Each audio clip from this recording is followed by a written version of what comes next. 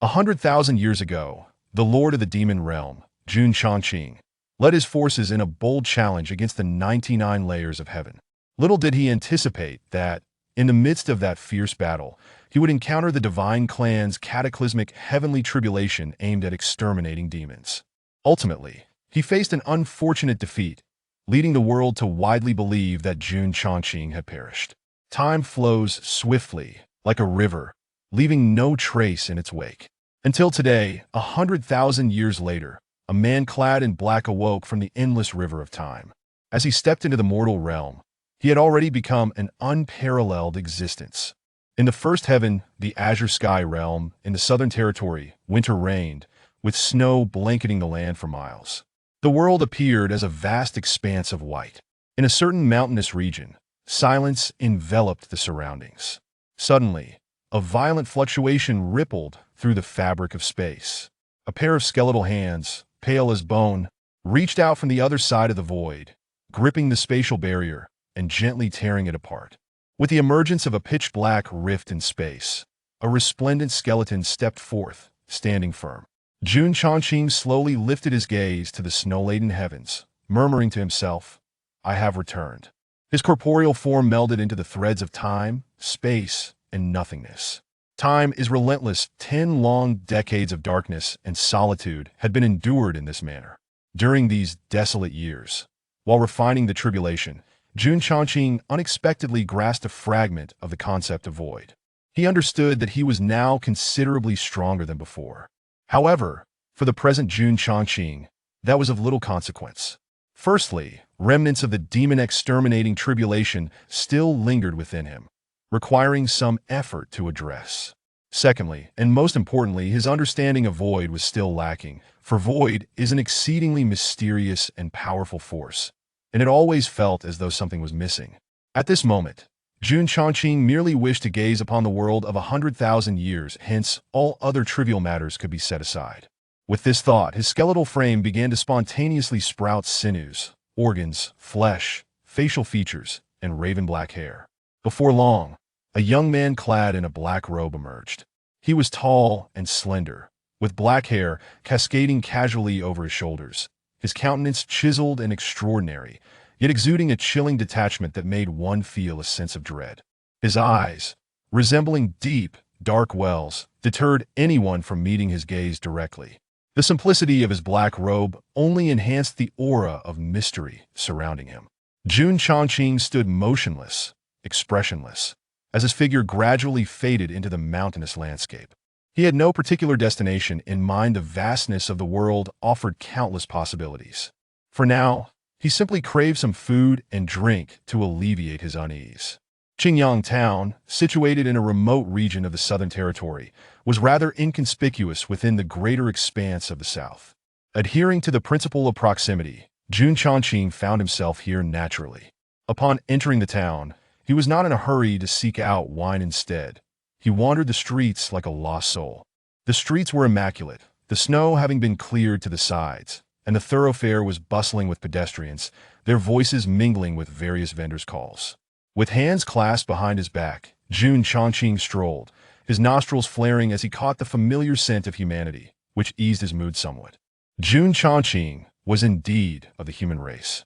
Once, due to various circumstances, he had become the sole human demon sovereign in the history of the demon realm, a figure unparalleled in both past and future. 100,000 years ago, he had presided over the demon realm, fostering a relatively amicable relationship with humanity. Conversely, the lofty divine clan bore a resemblance more akin to demons. Calmly, Jun Chongqing continued his walk, and those who passed nearby instinctively recoiled, a sense of discomfort overtaking them. This black-robed youth evoked an inexplicable unease, a chilling aura that seemed to lower the temperature around him, making the already cold winter unbearable. "That person is rather strange. I felt quite anxious as I passed by him," one passerby remarked. "Did you feel it too? Like a shiver running down your spine?" Another replied, "Yes, exactly. Let's not discuss it further. That person is definitely an outsider, and he looks difficult to approach. Best to keep our distance." Although the murmurs of the crowd were hushed, they did not escape Jun Chongqing's perception. However, he paid them no heed. As long as they did not speak ill of him in secret, he had no intention of engaging with mortals. Of course, should anyone dare to speak disparagingly, he would treat them all alakib, they mortal or celestial, crushing them as one would a mere insect. After a brief moment, Jun Chongqing paused outside an unnamed tavern. Throughout his journey, only the aroma of this tavern's wine had piqued his interest. Other establishments he had passed bore the scent of spoiled liquor, which was repugnant even to inhale, let alone consume. Jun Chongqing was particular about his drink. He would not settle for inferior wine. As he entered the tavern, a youthful attendant with a cherubic face approached him with a smile, inquiring, "Might the esteemed guest be here for a drink?" However, as soon as he spoke, the attendant's expression shifted, and he involuntarily took a step back, his body trembling. What was this sudden chill he felt? "Why come here if not to drink?" Jun Chongqing asked, fixing his gaze upon the attendant with an air of indifference. "Ahem, indeed," the attendant stammered, feeling awkward. He quickly bowed, saying, "Please, esteemed guest, take a seat." He led Jun Chongqing to a window-side table, wiping it down with a cloth before gesturing to a menu affixed to the wall. "Esteemed guest, please see what food or drink you desire." Without a glance at the menu, Jun Chongqing replied, "Any side dish will suffice, but I want your tavern's finest wine." The attendant, eager to please, exclaimed, "Certainly, I shall fetch the finest wine for you at once." With that, he hurried off. Seated at the table, Jun Chongqing surveyed his surroundings idly. It seemed it was not a bustling hour for drinking, as the tavern was empty. "Esteemed guest, here are your food and drink." The attendant soon returned, presenting a selection of dishes before Jun Chongqing. Observing the wine jug, Jun Chongqing remarked coldly, "This is not your tavern's finest, do not try to deceive me." The attendant was momentarily taken aback, his expression shifting as he quickly attempted to explain, "Esteemed guest, how could I possibly deceive you? This autumn moon brew is our tavern's signature drink, renowned throughout Qingyang town." Jun Chongqing remained silent, his gaze fixed steadily upon the attendant. Unable to withstand the scrutiny, the attendant lowered his head, breaking into a sweat as he stammered, "Esteemed guest, I am indeed short-sighted. You are clearly a connoisseur of fine wine, but that particular brew is treasured by the owner and is not for sale. I lack the authority to make such decisions." At that moment, an elderly man with white hair and a youthful visage strode in from the back room, stroking his beard with a smile. "Ah, it seems we have encountered a true connoisseur of wine in our humble Qingyang town. The finest wine is indeed here in the tavern as long as you can find it. Esteemed guest, you may drink to your heart's content." Jun Chongqing's expression remained unfazed as he subtly raised his hand, causing a stack of dusty wine jars to materialize beside him. The attendant's expression turned to one of shock, and he stumbled back several paces as if he had seen a ghost. The tavern owner's smile froze on his face, his hand still poised mid-stroke of his beard. In a soft voice, Jun Chongqing said, "Then I shall graciously accept it, words must be kept." Instantly, the tavern owner was in tears, rushing forward, "Esteemed guest, please, you mustn't." Chapter 2. "You are not even qualified to meet my gaze. I in the tavern." The shopkeeper sat across from Jun Chongqing, his face etched with worry as he pleaded, "Esteemed guest, I beseech you to spare a jar for this old man." Ouyang Zue was taken aback. He had never anticipated encountering such a formidable figure in this remote Qingyang town. Although the wine was concealed within his tavern and guarded by enchantments, it was no small feat for an ordinary person to even detect its aroma. Yet, this young man before him had effortlessly summoned it with a mere wave of his hand, truly astonishing. This enigmatic figure in the black robe was far from simple, and even Ouyang Zue felt a twinge of apprehension. Jun Chongqing, however, paid no heed to Ouyang Zue's plight. He closed his eyes and took a sip of the wine, his brow slightly relaxing. "Not bad. What is the name of this wine?" To receive such praise from Jun Chongqing indicated that the wine held some merit. Ouyang Zue raised an eyebrow, feeling somewhat indignant. It merely not bad. He could assert without exaggeration that his wine was unparalleled throughout the entire southern region. He, Ouyang Zue, was a man who cherished wine. And these few jars represented the labor of his entire life. However, out of respect for Jun Chongqing, he refrained from arguing and forced a smile, saying, "This wine is called the past." "The past?" Jun Chongqing nodded slightly, and suddenly, a jar of wine floated up from the ground and was presented to Ouyang Zue. "Then I shall gift you this jar." With that, Jun Chongqing waved his hand, and the other jars vanished without a trace. Ouyang Zue was momentarily stunned, his expression more sorrowful than one could imagine. "A gift? Are you serious?" He clutched the last remaining jar, forcing a bitter smile. "Esteemed guest, this past wine has consumed the greater part of my life's dedication." Jun Chongqing casually picked up a peanut and placed it in his mouth, stating, "A gentleman's word is as unyielding as a chariot's 4 horses. Do you intend to go back on your word?" Ouyang Zue felt a sense of reluctance, murmuring, "I have always been forthright and upright. I am not one to go back on my word. However, esteemed guest, you must allow me to be convinced upon hearing this." Jun Chongqing lifted his gaze and asked, "How would you like to be convinced?" Ouyang Zue stood up, his eyes probing and laden with a hint of challenge. "As long as you demonstrate that you are superior to me, I shall accept it wholeheartedly and refrain from further protest." With that, Ouyang Zue's gaze burned with intensity. He, Ouyang Zue, held a respectable title in the southern region.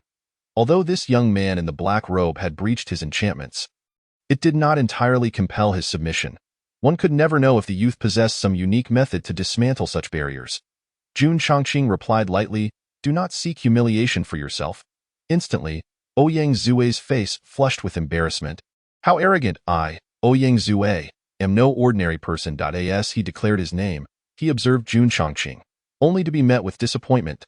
"As expected," Jun Chongqing responded, "I have not heard of you." With that, Jun Chongqing lifted his head and gazed directly at Ouyang Zue, stating, "Look at me." Ouyang Zue was momentarily taken aback, his defiance faltering as he met those deep, tranquil eyes. Suddenly, a jolt of fear coursed through him, and instinctively, he averted his gaze, his complexion paling and breath quickening. What manner of eyes were those?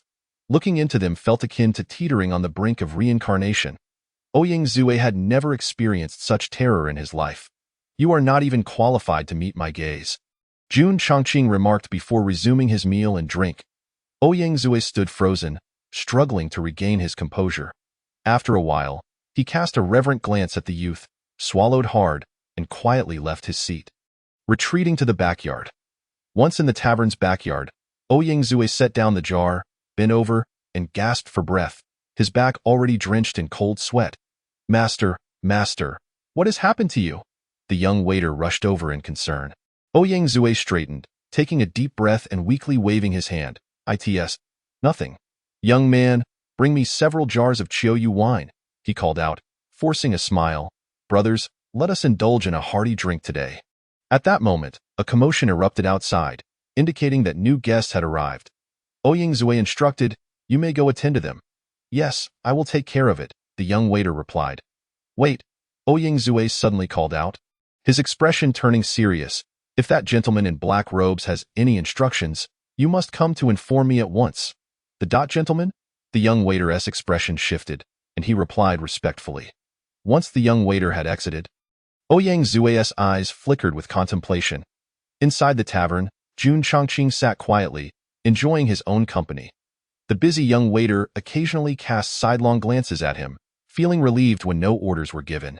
Meanwhile, 2 tables of patrons were present, consuming their food and drink, yet their expressions were far from content, their gazes frequently darting toward Jun Chongqing, noses twitching, eyes betraying suspicion.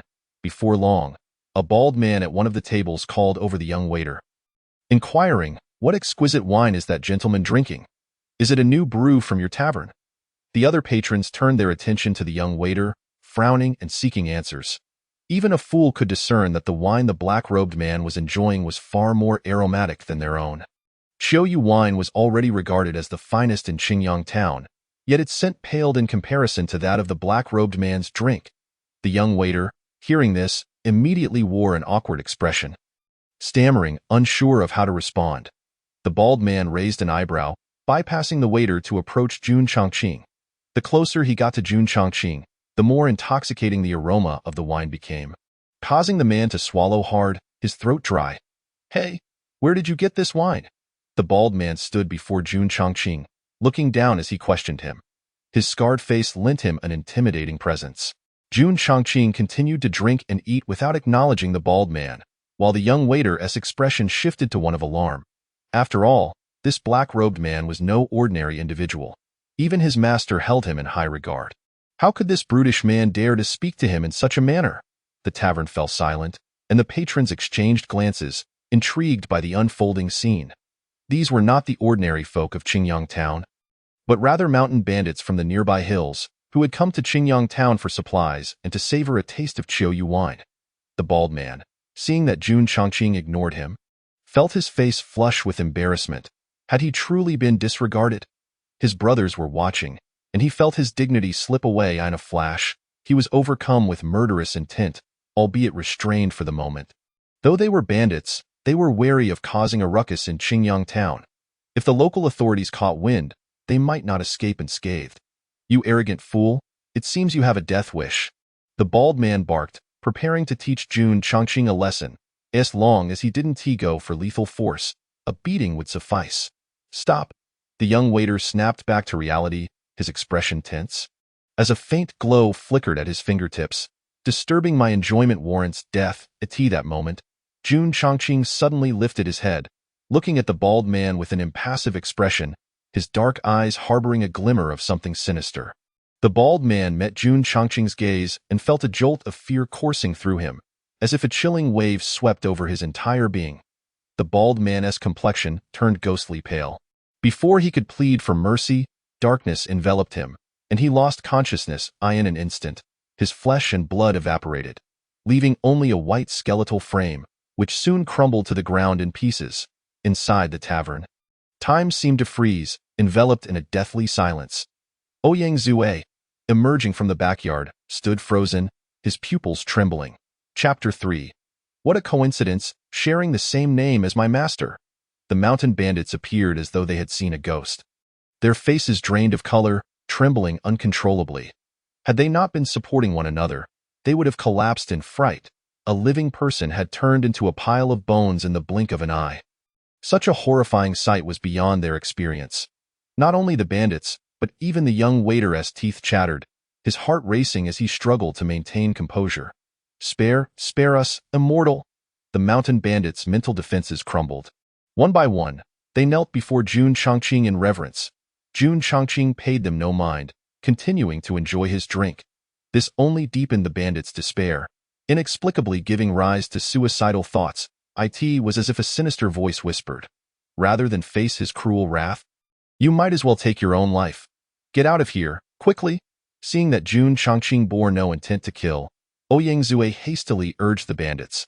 They jolted awake, glancing at Jun Chongqing before shakily helping one another to their feet and tremblingly exiting the tavern. "Clean this up," Ouyang Zue instructed the young waiter. Yes, the young waiter understood the order and hurried to fetch tools to clear the bones from the ground. Ouyang Zue approached Jun Chongqing, bowing apologetically. "My lord, I sincerely apologize." Jun Chongqing set down his wine cup, produced an unknown amount of money, and placed it on the table before rising and heading for the exit. Seeing Jun Chongqing prepare to leave, Ouyang Zue quickly called out, gathering his courage to inquire, "Might I have the honor of knowing your esteemed name?" Jun Chongqing did not pause, but, recalling the jars of the past, replied, "Jun Chongqing, Jun Chongqing." Ouyang Zue murmured in disbelief, hastening to follow him out of the tavern. Outside, amidst the bustling crowd, there was no sign of the black-robed figure. "Master, has that esteemed gentleman departed?" The young attendant emerged from the tavern and approached Ouyang Zue cautiously from behind. Inquiring softly, Ouyang Zue nodded silently, then sighed deeply before retreating back into the tavern. "Master, are you lamenting the loss of the past brew?" The attendant ventured, fully aware of the profound significance that the past brew held for his master. To his surprise, Ouyang Zue chuckled and shook his head, replying, "There is nothing to lament." The attendant was taken aback. Ouyang Zue, with his hands clasped behind his back, began to pace, saying, "Xiaoyu, although the past brew consumed a significant portion of my life's efforts, the opportunity to be acquainted with esteemed figures such as Jun Chong is indeed a great fortune. Besides, a gentleman's word is as unyielding as a team of horses. How could I possibly go back on it? What I truly lament is the inability to converse more with that esteemed elder." After saying this, Ouyang Zue furrowed his brow slightly, repeatedly pondering the name Jun Chongqing. It struck him as familiar.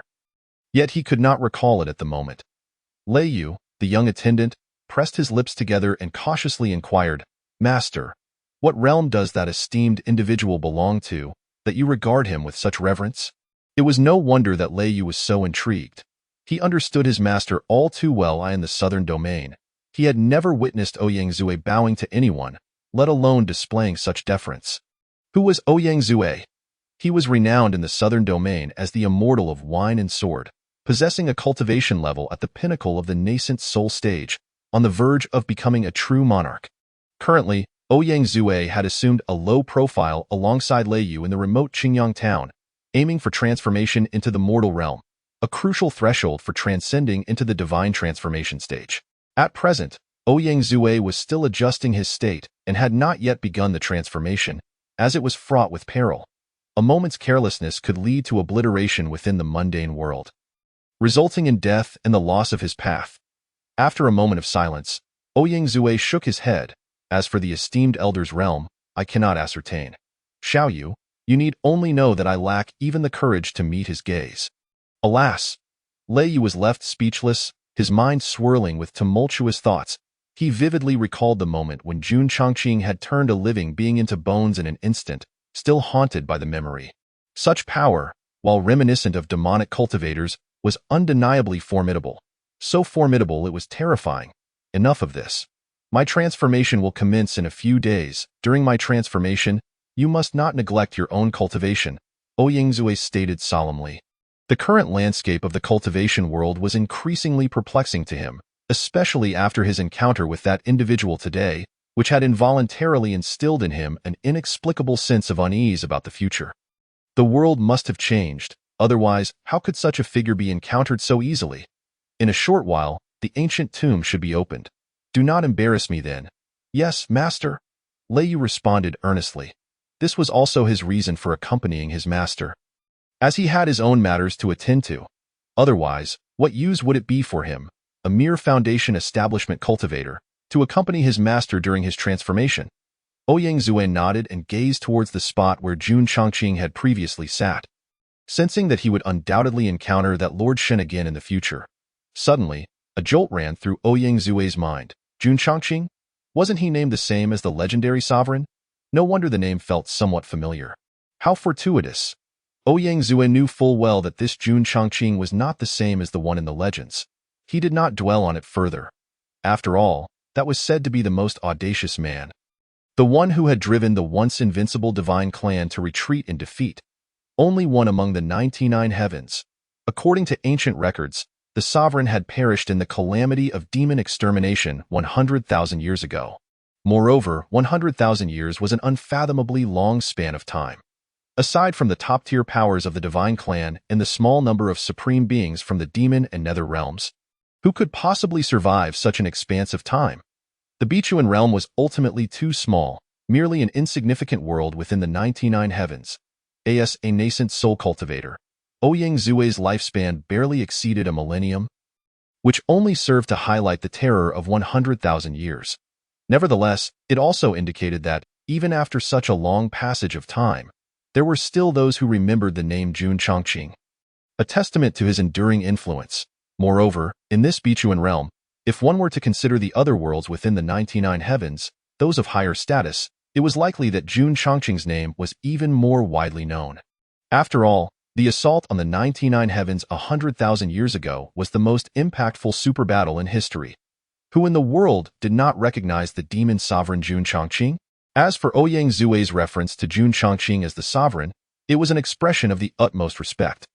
Anyone acquainted with Jun Chongqing's deeds, as well as the significant contributions he had made to humanity recorded in ancient texts, would willingly and reverently address him as sovereign. It was rumored that even the Emperor of Humanity would adopt a respectful demeanor in the presence of Jun Chongqing, akin to a student honoring their teacher. Jun Chongqing was not only the sovereign of the demon realm, but also the sovereign of the human race. Jun Chongqing had settled into an inn in Qingyang town.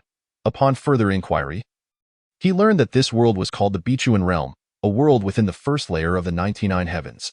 Jun Chongqing had a hunch that, aside from the strongest layers, from the 91st to 99th, the realms from 51 to 90 must already have a divine monarch or divine king in control. The situation in the 1st to 50th layers remained unclear, but there might also be divine generals stationed there. This was the ambition of the divine clan, seeking to consume and dominate the entire 99 heavens in this manner. Contemplating the divine clan, a glimmer of coldness flashed in Jun Changqing's eyes. The divine clan had descended from beyond the 99 heavens. Upon their arrival, they became the most powerful top-tier race within the 99 heavens, seizing control over the most resource-rich regions of the realm. They considered themselves divine, claiming superiority. Unsatisfied with their current status, they aspired to dominate and enslave the entirety of the 99 heavens. However, such a conquest was not without its challenges, as formidable races such as the demon realm, nether realm, beast realm, and human race posed significant resistance. For the divine clan to achieve supremacy, they must eliminate these obstacles. 100,000 years ago, the demon realm, led by Jun Changqing, was the first thorn in the divine clan side. For in the eyes of the divine clan, this demon sovereign represented the greatest threat within the 99 heavens. At this thought, Jun Changqing gently shook his head. After such a prolonged period, the entire 99 heavens must have already been infiltrated and controlled by the divine clan. Riddled with vulnerabilities, the Bichuan realm, situated in the lowest tier, might still be somewhat better off, yet it was likely that the divine clan had already quietly infiltrated it, with disputes poised to erupt at any moment. He wondered how the powerful races of the nether realm and beast realm fared under pressure, but Jun Changqing believed the odds were slim. Chapter 4. The Crow Ancestor of the Demon Realm. The demon realm. Dark clouds loomed overhead, demonic energy surged, and desolation stretched for miles. Countless demons gazed upward at the interwoven golden light above, resembling a spider's web, their eyes vacant, dim, and filled with resentment. For 100,000 years, they had been suppressed by the divine clan's sealing formation, never to see the light of day. Fortunately, they had long grown accustomed to the darkness. Generations of demons had perished and been reborn. An endless cycle, unaware of when this existence would come to an end. In such moments, they would look towards the colossal statue on Demon Ridge, that of their sovereign. They had not succumbed to despair. They strove to procreate, passing down their lineage, unwilling to disappoint their sovereign, unwilling to let the vitality he had fought for with his life be squandered. Looking at the statue of their sovereign, revered through generations, the demons felt a profound respect mingled with immense pain. They all knew that, had it not been for their sovereign bearing the brunt of the demon extermination calamity, their realm would have long ceased to exist. It could be said that their lives were purchased at the cost of their sovereign's own life. Caw! Suddenly, a sound akin to a crow's cry echoed throughout the demon realm, startling all demons. In the next moment, a colossal shadow obscured the heavens. It was a bird-like creature with outstretched wings. All demons, from demon kings and lords to the lowest-ranking spirits and soldiers, bowed in unison. We pay our respects to the Crow Ancestor. The demons were filled with trepidation, for it had been a long, long time since the Crow Ancestor had last appeared. The Crow Ancestor, much like the demon kings, was a being from 100,000 years ago. He had survived until now. After the sovereign's demise, the demon realm had not appointed a new sovereign, and the Crow Ancestor had been leading them ever since. The shadow of the crow loomed over them, transforming into a youth with an alluring countenance, standing high in the air. At that moment, the youth's expression was far from calm. His eyes burned red, his chest heaved wildly, and his entire being trembled. The chaotic aura surrounding the Crow Ancestor was imperceptible to the spirits and soldiers, but the demon kings, lords, and generals could sense it, and they were astonished before any of the demon kings could inquire. The youth said, voice trembling, "All demons, listen closely. Open a gap in this sealing formation. I must go out." Previously, he had no desire to leave, nor was there a need to do so, but now he had compelling reasons to venture forth. "What?" The demons gasped in shock. Crow Ancestor, striking the sealing formation may draw the attention of the divine clan. You could very well become their target. Indeed, Crow Ancestor, you. The demon king spoke anxiously, unable to comprehend why the Crow Ancestor suddenly wished to emerge. They, too, possessed the power to briefly tear open a gap in the sealing formation through collaboration. But there is no need for further discussion. My mind is made up. The youth waved his hand decisively. Having his own means of concealment, ASU command. Seeing the Crow Ancestor's resolute tone, the demons ceased their attempts at persuasion, recognizing its futility. Subsequently, The crow ancestor summoned the might of the entire demon realm and successfully created a gap within the vast golden formation. All demons watched in astonishment as the crow ancestor transformed into a streak of black light, vanishing into the gap. Immediately, the celestial sealing array was swiftly restored, imprisoning the entire demon realm once more. Why would Yazoo choose to leave the demon realm in the first place? He was unaware. Compared to the outside world, this realm, suppressed by the celestial sealing array, was perhaps the safest haven among the 99 heavens. A demon lord murmured. Perhaps Yazoo has his reasons, he thought, dismissing further contemplation. Instead, let us focus on our cultivation. With Yazoo's prowess, it would not be an easy task for the divine clan to locate him amidst the vastness of the 99 heavens. In recent days, Jun Chongqing had taken residence in Qingyang town, indulging in local delicacies and sipping fine wines, leading a rather comfortable life. However, the ever-shifting tides of the outside world did not escape Jun Chongqing's keen perception. In the past couple of days, an increasing number of cultivators had gathered in the wilderness outside Qingyang town, and sightings of cultivators within the town itself had become frequent. The emergence of such scenes in a remote area could only indicate the advent of treasures or hidden caverns. In the evening, while Jun Chongqing was enjoying a bowl of noodles by the roadside, 3 figures approached, 2 men and 1 woman, dressed in the attire of sect disciples. The leading young disciple clasped his hands in greeting and said, "Fellow Taoist, I am Guming, a disciple of the Tianyue sect. These are my junior brothers and sister, Songren and Ning Xiang." After speaking, Guming smiled at Jun Chongqing, who was engrossed in his meal. His eyes glinting with intrigue, Yi Ming and his companions had been observing Jun Chongqing for some time, contemplating their actions as the ancient tomb was set to open the following day. They sought to recruit an external ally, and the seemingly cold and mysterious Jun Chongqing seemed to fit the bill. Yet, Jun Chongqing continued to eat, displaying no inclination to engage. Ji Ming, taken aback, faltered. Songren frowned deeply, a sense of dissatisfaction washing over him. Their senior brother had been courteous, yet this individual was rather arrogant and discourteous. With patience, Guming clasped his hands again and said, "Fellow Taoist, our visit may be somewhat abrupt, but we wish to inquire if you are also here for the ancient tomb." He then candidly expressed their intentions. "The ancient tomb is perilous and rife with competition. I noticed you are alone. How about joining us in a team?" Jun Chongqing set down his chopsticks and replied nonchalantly, "Since I have nothing else to do, I suppose a stroll through the ancient tomb would be acceptable." "Ah?" Initially delighted by Jun Chongqing's agreement, Guming's expression faltered upon hearing the latter part of the statement. Song Ren and Ning Xiang were equally taken aback. Stroll. Surely, they had not misheard. That was a place where one could easily meet their demise. Not to mention, it was rumored that powerful foundational stage cultivators would also appear. Very well, fellow Taoist, let us meet outside Qingyang town at dawn." Guming scratched his head, feeling somewhat awkward. He sensed a hint of unreliability in the situation. Was Jun Chongqing's only response. Di Ming, noticing the silence, inquired, "By the way, in the rush, I did not catch your esteemed name." "Just Jun," Jun Chongqing replied, placing his payment on the table before rising and disappearing into the distance. "What an odd individual," Ning Xiang muttered softly. Song Ren, with a dismissive gaze, turned to Guming and said, "Senior brother, we have yet to witness this person's abilities, but his arrogance is quite apparent. Is he truly reliable?" Guming shook his head and replied, "The ancient tomb opens tomorrow. We must rest well tonight." They were left with no choice in seeking external aid. Although the Tianyue sect had a grand name, it was merely a small sect with only a handful of members, from the sect leader and elders down to the disciples. Due to age and cultivation restrictions for entering the ancient tomb, only the 3 of them were deemed suitable within the entire sect. They were also the most outstanding disciples, sent forth to seize the opportunity. Suddenly, Songren exclaimed, "Senior brother, junior sister, have you heard? The disciples of the Wine and Sword Immortal will also make an appearance at this ancient tomb." At this, Gu Ming and Ning Xiang's expressions grew grave, a sense of helplessness washing over them.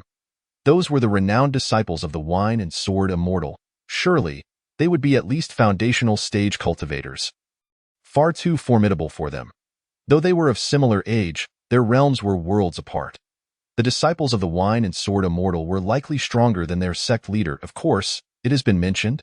But the ones engaging with the Wine and Sword Immortal's disciples will be others. We, as mere chi refinement stage cultivators, should strive to at least gain a few scraps, Gu Ming sighed resignedly. Having achieved full mastery in Qi refinement, Gu Ming's primary goal for this expedition to the ancient tomb was to acquire foundational pills. Even if he could not obtain them, securing some spiritual herbs for refining foundational pills would suffice. For small sects like theirs struggling in the cultivation world, merely obtaining foundational pills required exhausting all their efforts. Chapter 5. Journey to the ancient tomb. That night, within the tavern, the doors were firmly shut. Lei Yu sat alone inside, quietly polishing a sword by candlelight. Sighing, he finished polishing the sword, stowed it away, and scanned the surroundings, yet found no sign of Ouyang Zue. His master had transcended to the mortal realm. Should he succeed in returning, he would become a true deity, standing proudly in the azure skies. Being the only disciple of my master, I must strive harder, Lei Yu murmured to himself with a smile. I cannot allow myself to be outdone on this journey to the ancient tomb tomorrow. He had heard rumors of a 9-revolution pill being present in the ancient tomb. Lei Yu's goal was to secure this pill, laying a foundation for his future advancement to the golden core stage, thereby enhancing his chances of surviving the tribulation. Other prodigies were surely after the same, which would undoubtedly lead to fierce competition. Lost in thought, Lei Yu suddenly recalled the enigmatic man in black who had visited the tavern, his gaze flickering slightly. That individual, whom even his master held in deep regard, had likely departed this secluded place by now.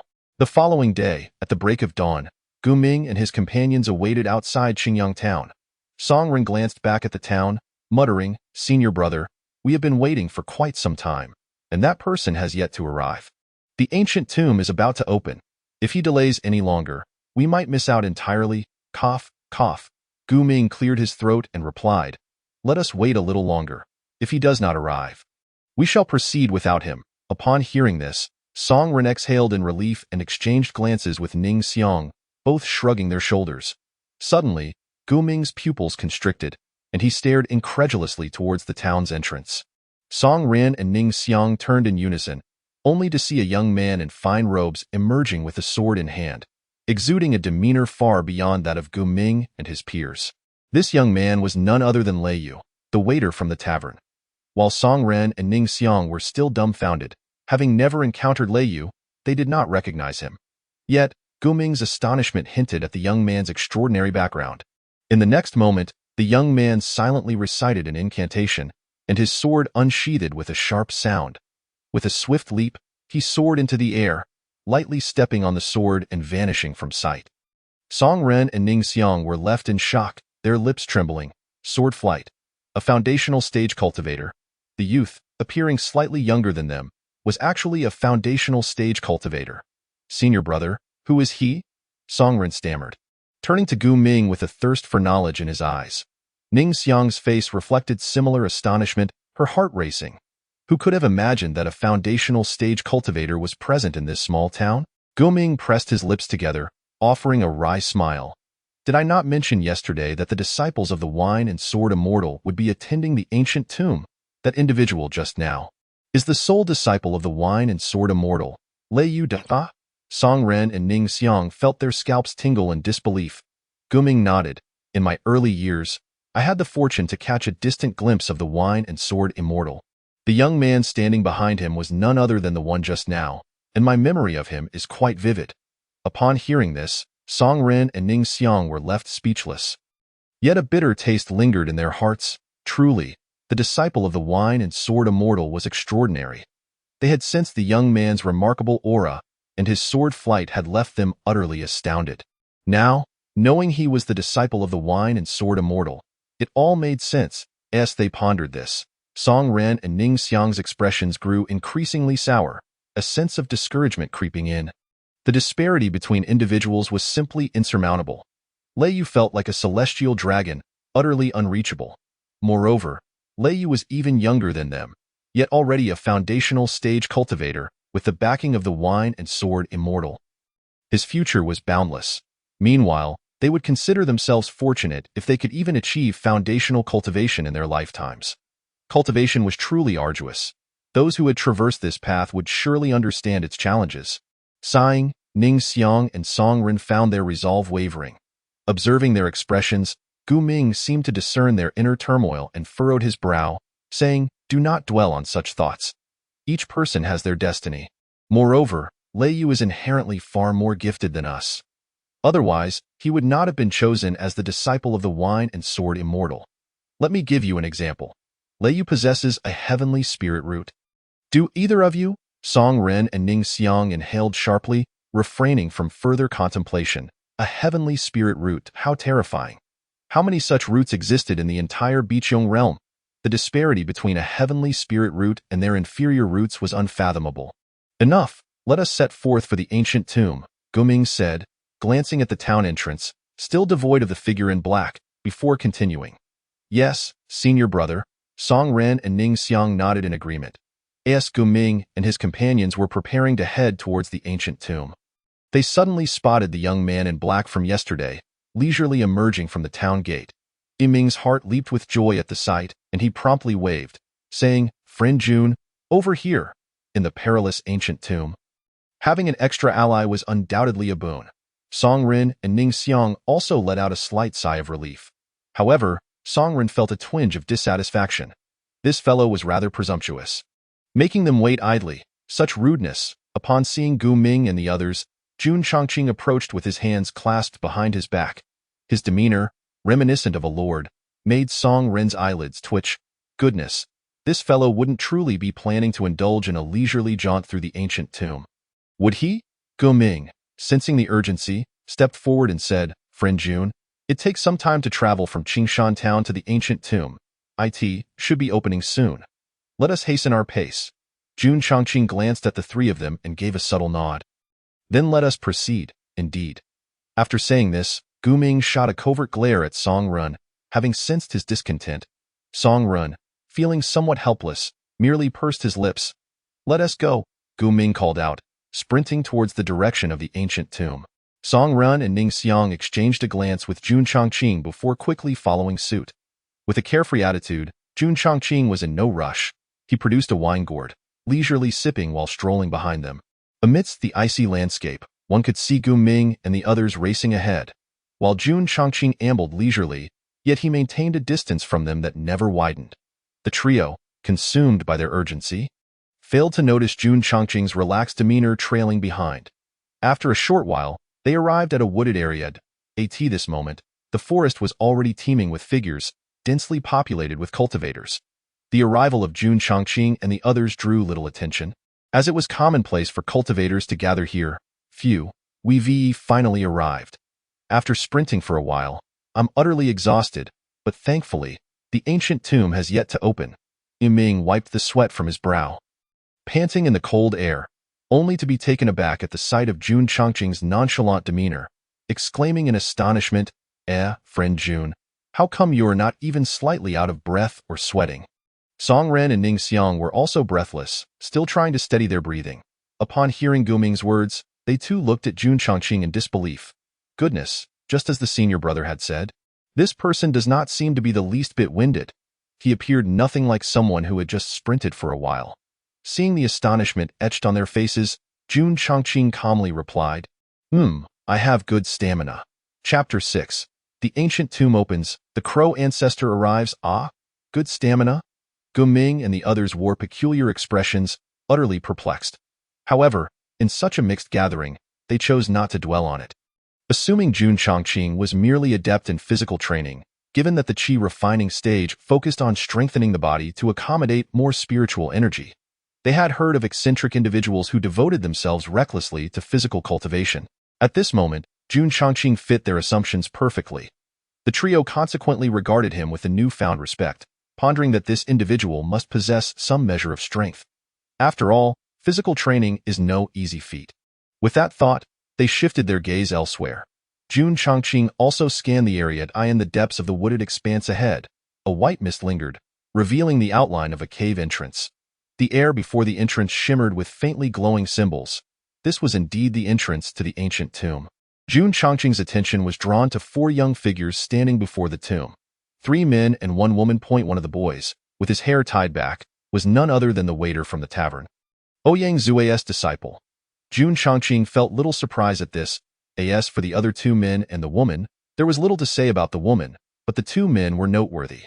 One carried a coffin on his back. while the other stood behind a towering puppet, its head drooping in silence. Like the other cultivators present, Gu Ming and his companions fixated their gazes on Lei Yu and his three companions, their eyes flickering with a mix of awe and trepidation. For these four were the most illustrious figures within the ancient tomb. All four were at the foundation establishment stage. Of course, it was not merely their cultivation that instilled fear. Many cultivators present were also at the foundation establishment stage. What truly instilled dread was their identities: Lei Yu, the sole disciple of the Wine Sword Immortal; Kong Hua, the direct disciple of the Yin Corpse sect's master; Zhao Dizhus, the grandson of the Grand Elder of the Heavenly Puppet sect; Li Sisi, the saintess of the Misty Palace. Each of their backgrounds was formidable, weighing heavily on the hearts of the cultivators present. With such prodigies in attendance, one could be certain that there were definitely hidden protectors at the Golden Core stage lurking in the shadows. Especially Lei Yu, being the only disciple of the scattered cultivator Wine Sword Immortal. It was entirely possible that the Wine Sword Immortal himself was providing covert protection, which was indeed terrifying. It was well known that the Wine Sword Immortal was a formidable figure among the Golden Core realm practitioners. 3. The 9 turns corpse-breaking pill is mine to obtain. Kong Hua cast a sidelong glance at Lei Yu and the others, a sinister smile creeping onto his face. Upon hearing the words of Kong Hua from the Yin Corpse sect, a hush fell over the gathering. The cultivators pressed their lips together, fully aware of what the 9 turns corpse-breaking pill entailed. Most of the Qi refining stage cultivators sought to enter the ancient tomb for the foundation establishment pill. While the 9 turns corpse-breaking pill was the coveted goal of those at the foundation establishment stage, the 9 turns corpse-breaking pill was exceedingly precious, significantly enhancing the success rate of foundation establishment cultivators during the tribulations of breaking into the Golden Core stage. Such pills were naturally available in major sects like the Yin Corpse sect, but generally, only core disciples or those with substantial merit could hope to partake in them. However, the efficacy of the 9 turns corpse-breaking pill produced in the ancient tomb's secret realm surpassed that of those refined by sections. Kong Hua and the top-tier prodigies would certainly opt for the superior option. Otherwise, they wouldn't have traveled such a distance to brave the perils of the ancient tomb. Upon hearing Kong Hua's words, Lei Yu and Li Sisi remained unfazed, while Zhao Dizhus retorted, "Kong Hua, don't speak too arrogantly. Be wary of tripping yourself up." Kong Hua scoffed dismissively, "Zhao Dizhus, if those words came from Lei Yu or Sisi, I might consider them, but I'm afraid I've never regarded you as a threat." Zhao Dizhus' anger flared. "You?" In front of so many people, Kong Hua showed him no respect at all. Zhao Dizhus' grandfather was the Grand Elder of the Heavenly Puppet sect, a blood relative. Kong Hua was merely the direct disciple of the Yin Corpse sect's master, not his son. What was he getting so high and mighty about? Observing this, Lei Yu and Li Sisi maintained their indifferent expressions, having grown accustomed to such exchanges. Given the historical enmity between the Yin Corpse sect and the Heavenly Puppet sect, Kong Hua and Zhao Dizhus had always been at odds. Each encounter punctuated by verbal sparring. The feud between the Yin Corpse sect and the Heavenly Puppet sect was quite amusing. The Yin Corpse sect's corpse control technique and the Heavenly Puppet sect's puppet manipulation bore striking similarities. The former believed their technique was superior, while the latter held the same conviction regarding their own. Thus, the two sects had engaged in rivalry for many years. "Kong Hua, I have no interest in a war of words with you now. Once we enter the ancient tomb, I shall see for myself how effective your corpse control technique truly is." "Humph," Zhao Dizhus coldly concluded, pulling out 2 sound-isolating talismans and placing them to his ears, immediately enveloping himself in silence. Out of sight, out of mind. Kong Hua's lips twitched at the sight, his eyes filled with increasing malice. He had made up his mind that this trip would make Zhao Dizhus regret his actions. The cultivators present felt a bitter sense of helplessness upon witnessing the conflict between Kong Hua and Zhao Dizhus. They could only hope that these two would keep their quarrels to themselves and not drag the innocent into their feud. Lei Yu stared impassively at the entrance of the ancient tomb, lost in thought. Due to his position in the throng of people, he had not noticed Jun Chongqing standing behind him. If Lei Yu were to catch sight of Jun Chongqing, he would likely be so startled that he might lose control of himself, horrified at the presence of this person whom even his master held in great esteem. Suddenly, a commotion erupted at the ancient tomb entrance, causing everyone present, except for Jun Chongqing, to snap to attention, their gazes fixated on the symbols at the tomb entrance that began to flicker rapidly. This is the ancient tomb is about to open. An exclamation rang out, and the cultivators immediately tensed, preparing for a rush. The swift have the advantage. The slow shall be left behind. Guming turned, his expression grave. Friend, it seems the ancient tomb is about to open. You must stay close to us. Losing your way could be perilous. This was directed at Jun Chongqing, who nodded calmly in response. With a rumble, the ground shook violently, and the cultivators struggled to steady themselves, their eyes burning with anticipation as they watched the symbols at the ancient tomb's entrance gradually fade. Once the symbols had completely vanished, the tremors ceased. The forest fell silent, the only sounds being the heavy breaths of the cultivators, which they strove to control as they fixated on Lei Yu and his companions. It was only when Lei Yu and the others dashed into the ancient tomb that the cultivators surged forward. Streaming into the tomb in a frenzy of friend, stay close, Guming shouted, racing ahead with Song Ran and Ning Xiang, fearing that if they lagged even a moment, they would miss their chance. Soon, the area outside the ancient tomb became desolate, leaving only Jun Chongqing standing there, calm and composed, seemingly lost in thought or perhaps waiting for something. At that moment, a strikingly handsome youth clad in black, appearing to be around 14 or 15 years old, materialized behind Jun Chongqing like a specter. By this time, the sun had risen high, casting fragmented rays through the canopy and illuminating the boy's dark robe, revealing that it was not merely black but rather a kaleidoscope of colors. The youth clad in black stood there, foolishly gazing at the figure etched deep within his mind, his pupils constricting violently, revealing his inner turmoil. Gradually, the boy began to tremble, his eyes glistening with moisture, and his gaze grew increasingly dazed. It was a kind of infatuation born from nostalgia, an infatuation steeped in profound respect, an adoration that penetrated to the very marrow, and an overwhelming disbelief. Just a single glance felt like an eternity of 10,000 years. Master, master? At last, the boy in black tentatively spoke, trembling with trepidation, fearful that this scene might dissolve into a mere dream. It was only when the young man slowly turned around, his tranquil visage capturing the boy's sight, that the reality solidified. The youth's lips quivered, and tears burst forth like a dam breaking, as he fell to his knees, pressing his noble brow firmly against the ground, and cried out, Master, oh Master! It truly is you. You have returned. Jun Chongqing looked at the kneeling boy before him, a hint of melancholy in his gaze, and surprisingly, a faint smile graced his lips. Xiaoya, I anticipated your arrival. It has been 100,000 years. This Xiaoya shared a master-servant bond with Jun Chongqing, allowing him to sense the latter's presence from across the 99 heavens, regardless of distance. For the past 100,000 years, although Jun Chongqing remained conscious, he had mostly existed in a state akin to death, compounded by his deliberate efforts to conceal his aura to erase the tribulations of calamity. Thus, Xiaoya had been unable to perceive him. Upon hearing that familiar voice and tone, the black-clad boy did not smile. Instead, his sorrow deepened, and he choked out, Woo-woo, Master. Xiaoya and the brothers from the demon realm have missed you dearly. For 100,000 years. You have been on our minds day and night. Who would believe it? This boy, now weeping uncontrollably, was none other than the esteemed ancestor of the demon realm. Chapter 7. The water has turned murky though deceived by the divine clan. How could a mere calamity of demon extermination possibly pose a threat to me, Jun Chongqing? Naturally, the might of the Master is unparalleled across the 9 heavens and 10 realms. For 100,000 years, Xiaoya has firmly believed that the Master would one day reappear. He has been waiting, and indeed, on a slope outside the ancient tomb. Jun Chongqing sat cross-legged on the ground, while Xiaoya stood before him, bowing, his face flushed, and his voice still trembling with excitement. Xiaoya laughed heartily, Master. If the brothers of the demon realm were to learn that you have returned, they would surely, however, before he could finish, Jun Chongqing interrupted him with a calm demeanor, there is no need to dwell on me. I am not a worthy master.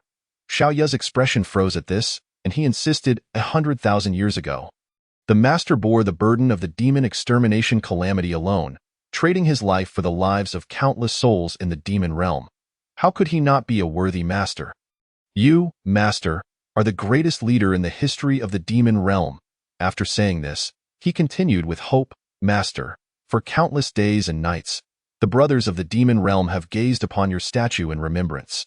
They miss you dearly. If they were to learn you have returned, they would be overwhelmed with joy. Jun Chongqing silently rose, clasping his hands behind his back. He slowly turned, saying, Do not inform them just yet. Xiaoya, lost in excitement, abruptly raised his head. Why? Yet he did not dare to inquire further. Jun Chongqing spoke softly, The world believes I am dead, and so does the divine clan. The current state of the demon realm is relatively safe. It is best to bide our time in obscurity. Upon hearing this, Xiaoya relaxed somewhat, but still could not help but voice anxiously, Since the master has returned, why not directly lead the demons, the underworld, beasts, and humans to attack the 99 heavens?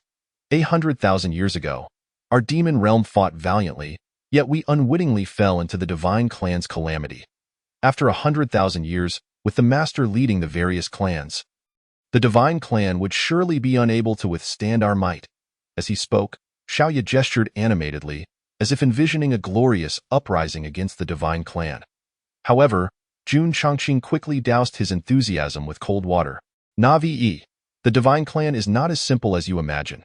Xiaoya, of course, did not dare to retort, but cautiously observed Jun Chongqing. Xiaoya, if you were the leader of the divine clan, how would you react after vanquishing the demon realm? Jun Chongqing asked thoughtfully. Without much contemplation, Xiaoya instinctively replied, Of course, we would continue to target them, to attack. As he spoke, his voice trailed off, and he fell silent. Realizing that having been isolated for 100,000 years, he had no knowledge of the changes that had transpired in the outside world. Given the divine clan's ambitions, it was impossible that they had remained idle during this time. Jun Chongqing continued, You need only understand this. The 99 heavens may appear peaceful on the surface, but beneath, it is riddled with the divine clan's numerous machinations. Aside from our demon realm, do you truly believe that the underworld, beasts and humans are still untainted? Xiaoya's eyes widened, his fist slowly clenching, nails digging into his palms without him feeling the pain. Moreover, Xiaoya paused, quickly asking, Master, moreover what? Jun Chongqing closed his eyes and shook his head gently. It is nothing that he wished to say that the calamity of demon extermination within him had yet to be thoroughly eradicated, and that he had not yet fully grasped the concept of void. Until he possessed absolute certainty, he could not recklessly reveal himself. This situation was unlike that of 100,000 years ago. The divine clan had firmly entrenched themselves within the 99 heavens, growing ever stronger. Furthermore, the divine clan should not be underestimated. Jun Chongqing did not wish to suffer another setback. This time, he aimed to ensure absolute success, preparing meticulously until the moment was right to emerge before the masses, crushing the divine clan with undeniable might. Very well, Xiaoya bowed, not daring to press further. Jun Chongqing produced a wine flask, took a sip, and said, There is no rush. Let us proceed slowly. Given the current dynamics of the 99 heavens, we cannot afford to act hastily. I have only just emerged into the light again and do not wish to overburden myself with trivial matters just yet. We shall discuss it later. Understood. Xiaoya responded respectfully, What plans does the master have next? No plans, Jun Chongqing replied calmly, his words simple yet thought-provoking. Xiaoya scratched his head and whispered, Master, may I stay by your side for the time being? The demon realm is currently safe, and there is nothing pressing to return to. Besides, I would have to break through the celestial barriers to return, which seems unnecessary. I am somewhat anxious about whether my departure has attracted the attention of the divine clan. It should be safer to follow the master. Right? With you by my side, even if the divine clan pursues us, I need not fear. Xiaoya mused happily. Jun Chongqing replied, As you wish. Yay. Xiaoya immediately beamed with joy, dancing with excitement. What could be more delightful than being at the side of the master? Jun Chongqing shot a sidelong glance at Xiaoya before turning to enter the ancient tomb, vanishing in the blink of an eye. Xiaoya watched the master's figure disappear into the cave entrance, but did not immediately follow. Instead, he turned, crossed his arms, and mockingly surveyed the surroundings like a spoiled aristocrat, laughing. 3 little ants, do you require this ancestor to invite you out personally? In the shadows, 3 cultivators, already frightened pale, suddenly jolted awake, their expressions filled with panic and dread. Their last shred of hope extinguished. The three trembled as they stepped out, stumbling towards Xiaoya, kneeling before him, their heads bowed low. Not daring to meet the gaze of the black-clad youth. Point two were elderly men at the peak of the core formation stage, and one was an old woman at the early stage of the nascent soul. Hailing from the In-Corpse sect, the Heavenly Puppet sect, and the Misty Palace, respectively, known as Kong Hua, Zhao Dizhu's, and Li Sisi's protectors. They had not entered the ancient tomb but had waited outside. Thus, they had overheard the unguarded exchange between Jun Chongqing and Xiaoya with perfect clarity. It was precisely because they heard everything so distinctly that they were now drenched in cold sweat and trembling uncontrollably. Their souls felt as though struck by lightning, their minds clouded and blank. In this azure realm, those at the core formation and nascent soul stages, like them, had certainly perused ancient texts and were aware of the cataclysmic demon-god war 100,000 years prior. The name of the demon lord, Jun Chongqing, resonated like thunder. Thus, the black-clad man who had just entered. The three felt their hair stand on end, horror escalating with each thought. The dread within their hearts had reached an unimaginable peak. According to ancient texts and legends, the demon lord perished during the cataclysmic battle 100,000 years ago, yet here he stood before them. They ought to have been skeptical, yet, deep down, they dared not disbelieve. The demon lord, Jun Chongqing, had truly returned to life. The three trembled, their minds racing, for the lifespan of a nascent soul cultivator barely reached 1,000 years, whereas he had already been a figure renowned throughout the 99 heavens 100,000 years ago. In comparison, they were nothing more than ants, even less than dust. Such a transcendent figure was beyond their reach, and even the thought of it felt sacrilegious. Xiaoya observed the dazed trio, crouching down to meet their gaze. A wicked smile gracing his youthful face. Hee, you heard everything from our earlier conversation, didn't you? Chapter 8. The kindness of the young master. This is a time stream that the three individuals, mere golden core and nascent soul cultivators with lifespans barely exceeding a millennium, could scarcely fathom. Without a moment's hesitation, they understood that the black-clad youth before them could likely cause tremors throughout the entire Biqiong realm, let alone the southern domain, with just a flick of his finger. Were Xiaoya to perceive their current thoughts, she would surely place her hands on her hips and laugh heartily, exuding an air of arrogance. Such a narrow perspective, with my ancestor's reputation, not only in this insignificant Biqiong realm within the first heaven, but even across the entirety of the 99 heavens. Cough, though it pales in comparison to the master. My renown is still formidable. What would be the fate of those who overheard what they ought not to? Pray tell. Xiaoya gazed down at the three, her sinister smile contrasting with her eyes, which were as still and lifeless as a stagnant pool, radiating a chilling terror. As a seasoned demon from the nether realms, Xiaoya was certainly not one to be trifled with. Upon hearing her words, the three trembled violently as though struck by an arc of electricity. Master. Ah, splendid.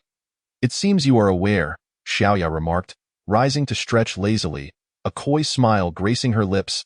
The esteemed master has just returned and would likely disapprove of any bloodshed. No sooner had she spoken than she casually struck down with her palm. A dull thud echoed through the air. The three, still paralyzed by fear, had no chance to react as their golden cores and nascent souls were instantaneously reduced to a mist of blood. Xiaoya waved her hand to disperse the sanguine haze, her expression as nonchalant as if she had merely crushed 3 ants. Indeed, to Xiaoya, the ancestor of the demon realm, those 3 lives were as inconsequential as ants. Not to mention the golden core and nascent soul cultivators, even those at the transformation stage, integration stage, or even the great ascension stage were mere ants in her eyes, easily crushed without effort. Having completed her grim task, Xiaoya turned to enter the ancient tomb, trotting off to catch up with Jun Chongqing. Observing her cheerful demeanor, one might mistake her for an innocent child, exuding an immense charm of deception. Meanwhile, at the distant Tiankaizong, Inshur sect, and Piaomiao Palace, unrest was brewing. Disheveled disciples rushed to report to their superiors, the soul lamp of elder so-and-so, or the protector has extinguished, like stones plummeting into the ocean. Their news stirred a tempest of panic. The fury surged. For the ones who had perished were no ordinary elders or protectors. They were elite members of their respective sects, the appointed guardians accompanying their prodigious talents. The bizarre demise of these guardians implied that their esteemed disciples might also be in peril. What on earth had transpired? Instantly, urgency gripped them. Within the ancient tomb, in stark contrast to the chill from the outside world, a fervent battle unfolded.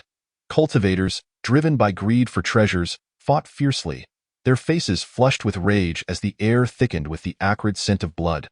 Cries of despair echoed, and corpses littered the ground, painting a grim picture of the brutal reality of the cultivation world. In this blood-soaked scene, two figures, one large and one small, strolled leisurely, seemingly unperturbed by the chaos surrounding them. The cultivators engaged in combat. Though they noticed the duo, chose not to provoke them. Perhaps it was due to the aura of intimidation they exuded, or perhaps it was simply because the pair appeared disinterested in the treasure hunt. Why initiate conflict when they weren't there to vie for riches? Respected young master. Xiaoya instinctively began to address the master but quickly corrected herself, realizing Jun Chongqing had halted his steps. Having traveled together in the past, she had once referred to him as young master, and despite the passage of 100,000 years, the familiarity still rolled off her tongue. Indeed, Jun Chongqing replied, continuing his stride. Xiaoya exhaled in relief and quietly followed, her eyes darting around as she whispered, "Young master, why have you come to a place filled with mere qi-refining cultivators competing for treasures?" No sooner had she posed her question than she regretted it. She was well aware of the master's intentions. After all, he simply wished to bask in the world once more, indulging in some amusement. There are 3 qi-refining cultivators who extended an invitation for me to join them. Yes, I am part of their team. Xiaoya was taken aback. Is it possible these 3 insignificant ants realize who they have invited? Impressive, indeed. Xiaoya fell silent, obediently trailing behind Jun Chongqing, though her gaze occasionally lingered on the battling cultivators. Her thoughts caught in a whirlwind of nostalgia. It had been countless years since she had witnessed such levels of combat. One could almost envision 2 ants, filled with rage, brandishing their claws and shouting threats of violence. Many were casting rudimentary spells, like fireballs and water spheres. From Xiaoya's perspective, these skirmishes appeared rather endearing. Particularly amusing were the angry expressions of the cultivators, which struck Xiaoya as downright hilarious. How pathetically weak. For someone like Xiaoya, who had begun her existence as a nascent soul, the struggles of lower-tier cultivators were utterly incomprehensible. "Did you eliminate those 3 outside the tomb?" Jun Chongqing suddenly inquired. Xiaoya hesitated. "I did," Jun Chongqing replied coolly. "You, my dear, have blood on your hands.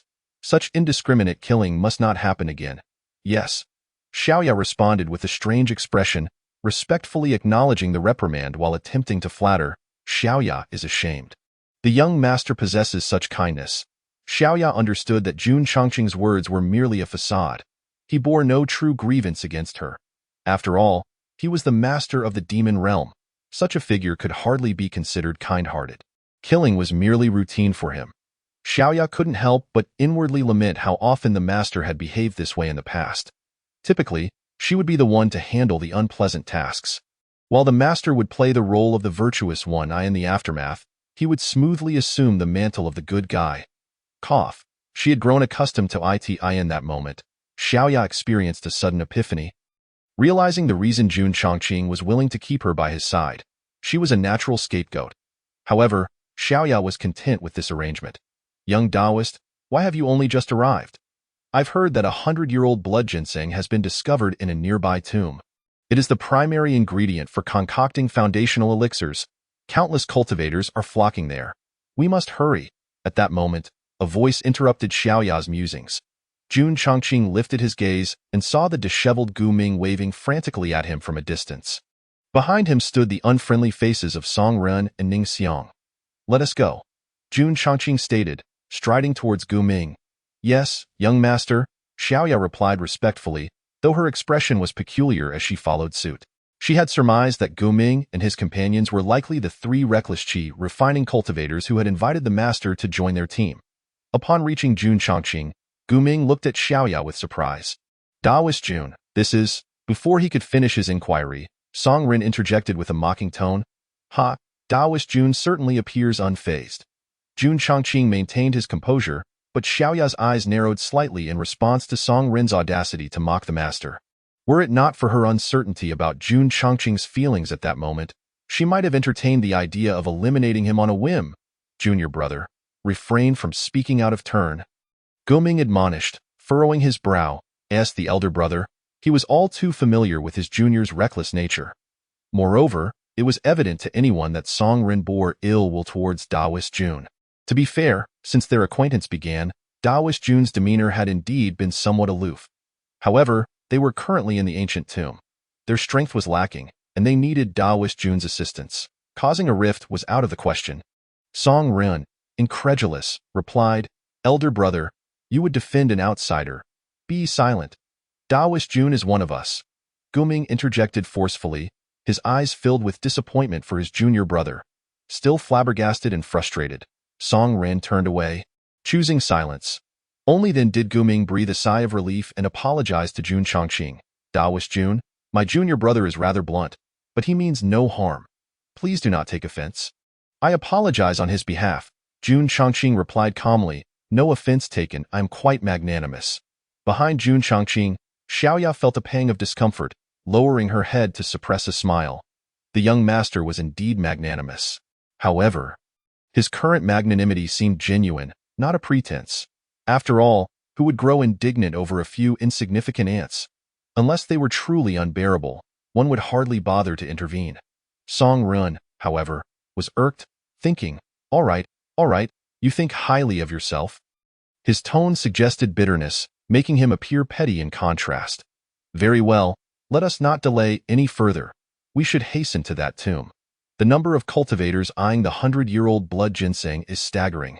Guming exclaimed cheerfully. With Song Rin's interruption, Guming lost interest in inquiring further about Xiaoya. After all, there was nothing of note to discuss, merely a strikingly handsome and enigmatic youth, presumably at the mid-stage of qi refining, as those at the early stage would not dare to venture into such perilous territory. Observing their positioning, it was clear that he could not possibly be at the late stage of qi refining. Otherwise, he would not have deferred to Daoist Ju and I in a mere moment. Xiaoya was mentally categorized as a mid-stage qi refining cultivator. With that, Guming and his companions dashed ahead, while Jun Chongqing and Xiaoya followed at a leisurely pace. In the southern domain, at the ethereal palace, it is perched atop a snow-capped mountain, perpetually blanketed in snow. At this moment, the atmosphere within the main hall of the ethereal palace is somber and grave. Flanking the throne, a dozen or so women stand, some in the prime of their lives, others aged and frail. These individuals are the esteemed elders of the ethereal palace, due to the unique nature of their cultivation. The entire sect, from the palace master down to the disciples, comprises solely of women. At this time, the elders cast furtive glances towards the ample figure seated in the main chair, their hearts trembling with trepidation. The recent incident concerning Elderly, who accompanied the saintess, has surely incensed the palace master. Simultaneously, a wave of sorrow and unease envelopes the elders. Sorrow stems from the fact that Elderly had worked alongside them for many years. It is unfathomable that a single outing could lead to her demise, severing her from the realm of the living, as a cultivator at the nascent soul stage. Her death is a significant loss not only for the ethereal palace, but for the entire southern domain. The unease is tied to the well-being of the saintess, Li Sisi. With Elderly, the protector, having met with misfortune, they cannot help but worry for her safety. Fortunately, the flame of the saintess's soul lamp still burns brightly, showing no signs of extinguishing, indicating that she remains unharmed. Seated upon the throne, Chu Yanxio's countenance is frigid, her voluptuous form undulating slightly with suppressed emotion. She surveys the gathered elders and speaks in a low, grave tone. "Li Nan, a cultivator in the early stages of the nascent soul. Though there are those in the southern domain capable of slaying her, they are few. Which faction dares to assail an elder of my ethereal palace?" In truth, as the palace master, Chu Yanxio is not overly concerned for the safety of the saintess, given that the flame of her soul lamp continues to burn fiercely, signifying her safety. Rather, it is the death of Li Nan that incites her anger and grief. After all, she was an elder at the nascent soul stage. How many nascent soul cultivators exist in the southern domain? It is no exaggeration to say that Li Nan's death has shaken the very foundation of the ethereal palace. Indeed, it is a fundamental loss. The elders, upon hearing Chu Yinxiu's words, exchange glances and lower their heads in silence. They too are at a loss, grappling with thoughts that are difficult to articulate. However, one thing is certain. The force behind Elder Li's assassination is formidable. To have slain Elder Li and prevented her from even escaping with her nascent soul is no small feat. Such methods could not arise from a single individual. Considering this, it may well signify a long-planned assassination aimed at the ethereal palace. Seeing the elders remain silent, Chu Yinxiu's gaze turns icy, and she suddenly commands, "Speak." The elders, startled, tremble slightly, and after a moment of silent communication, an elderly woman steps forward. She is the Grand Elder, Lu Feng. After a brief contemplation, Lu Feng bows and states, "Palace Master, I suspect that Elder Li's death is closely tied to the Heavenly Puppet Sect and the Yin Corpse Sect." As her words resonate, a hush falls over the main hall. The elders' expressions sharpen, revealing no surprise. It is clear that Lu Feng's assertion aligns with their own thoughts in the Southern Domain. The Ethereal Palace, Heavenly Puppet Sect, and Yin Corpse Sect stand in a tripartite balance of power. Seemingly harmonious on the surface, yet rife with underlying tensions and conflicts. Chu Yinxiu's eyes flicker, and she queries. Then, in the Grand Elder's opinion, is it the Heavenly Puppet Sect or the Yin Corpse Sect? Lu Feng's heart skips a beat, and she hastily replies, "Palace Master, I am merely speculating. Currently, there is no evidence to support my claims, and I do not dare to elaborate further." Chu Yinxiu coldly retorts, "What are you afraid of? Grand Elder, we are all allies here. Speak freely without reservation." Lu Feng bites her lip, struggling to continue. "Surely, Palace Master has an answer in mind. Not long ago, our ethereal palace had a dispute with the Yin Corpse Sect over a spiritual vein, nearly leading to open conflict, and now, shortly after that, Elder Li Nan encounters misfortune. What are the odds of such coincidence?" Bang! Chu Yinxiu slams her palm on the table, slowly rising to her feet, her voice as frigid as ice. "The fourth elder is to immediately take 2 protectors to the ancient tomb to assist the Saintess and conduct an investigation. The Grand Elder and Second Elder shall accompany me to the Yin Corpse Sect. I demand an explanation from Jiang Shou. If the Yin Corpse Sect is indeed responsible for Li Nan's death, then they shall pay for it dearly. For every elder of my ethereal palace they slay, one of theirs must fall in retribution."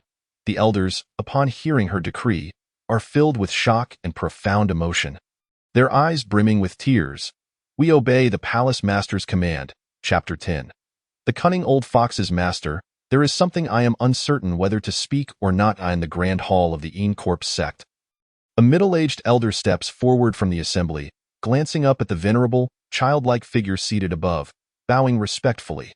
The figure, a diminutive elder with white hair, is none other than Jiang Shou, the sect master of the Yin Corpse Sect. Jiang Shou squints, stroking his beard, and replies, "Do not hesitate. Speak your mind, Grand Elder." "Indeed." Chun Xing responds, then boldly states, "Sect Master, not long ago, our Yin Corpse Sect nearly came to blows with the Ethereal Palace over the matter of the spiritual vein.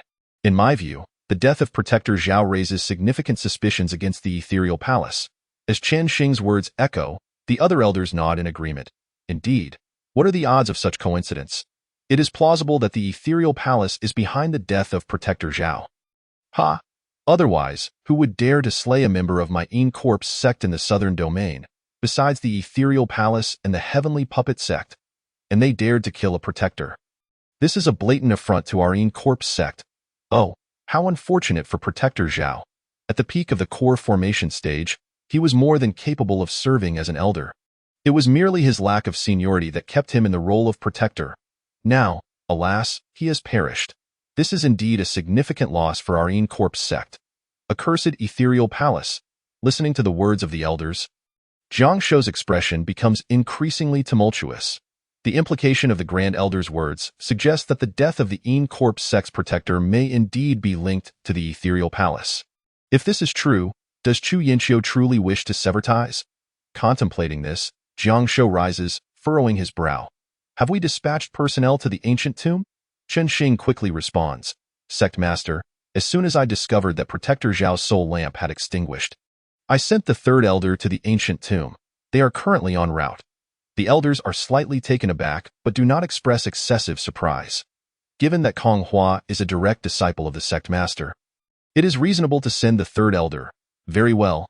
Jiang Shou's gaze turns icy as he states, Protector Zhao must not have died in vain. The Grand Elder and Second Elder shall accompany me to the Ethereal Palace. I demand an explanation from that old harpy. Understood. Just as Kong Hua and the Second Elder bow in agreement, an urgent report from a protector interrupts. Report. The assembly is left in confusion, wondering what could be so urgent at this moment. Jiang Shou's eyes flicker with curiosity. Speak. The protector outside replies. Sect Master, the Palace Master of the Ethereal Palace, accompanied by her Grand Elder and Second Elder, is here to pay a visit, expressly requesting to see you. They are on their way to the main hall, and I could not stop them. Silence envelopes the hall, the elders exchanging incredulous glances, shock evident on their faces. Smash!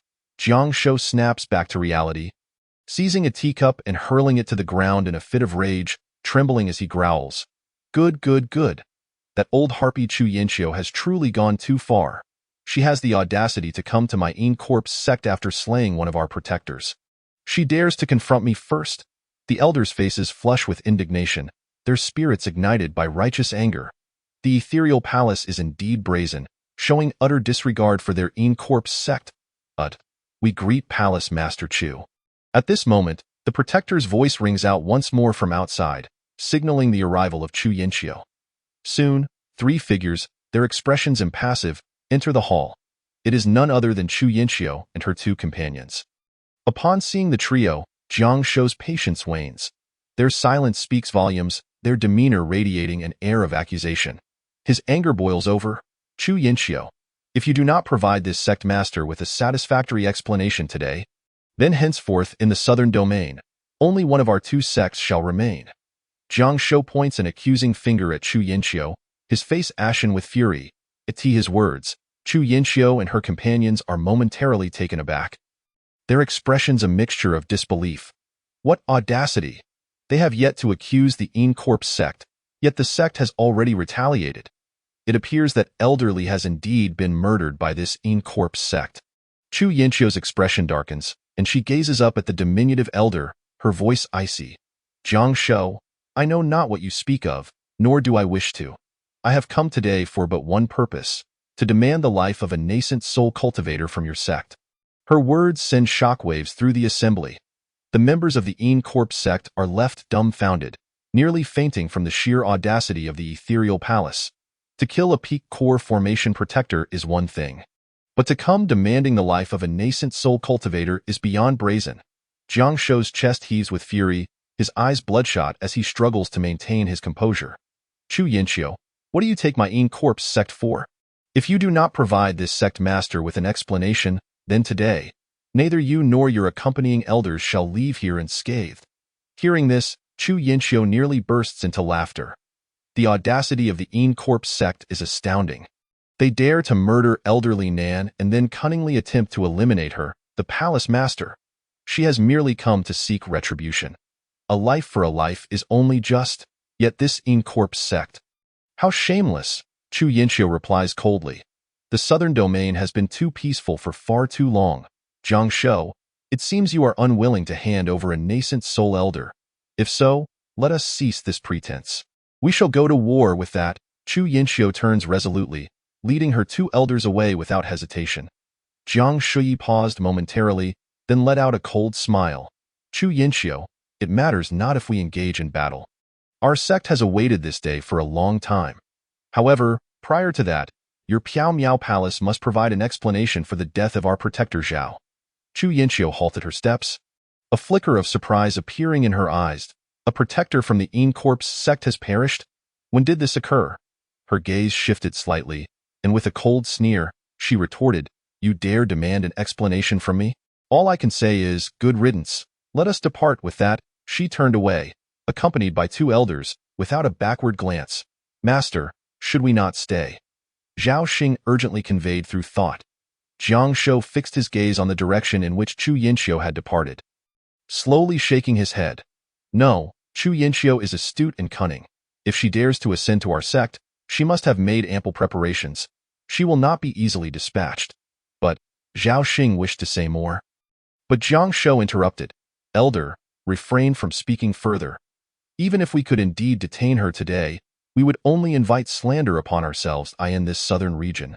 I, as the sect leader, still value my reputation.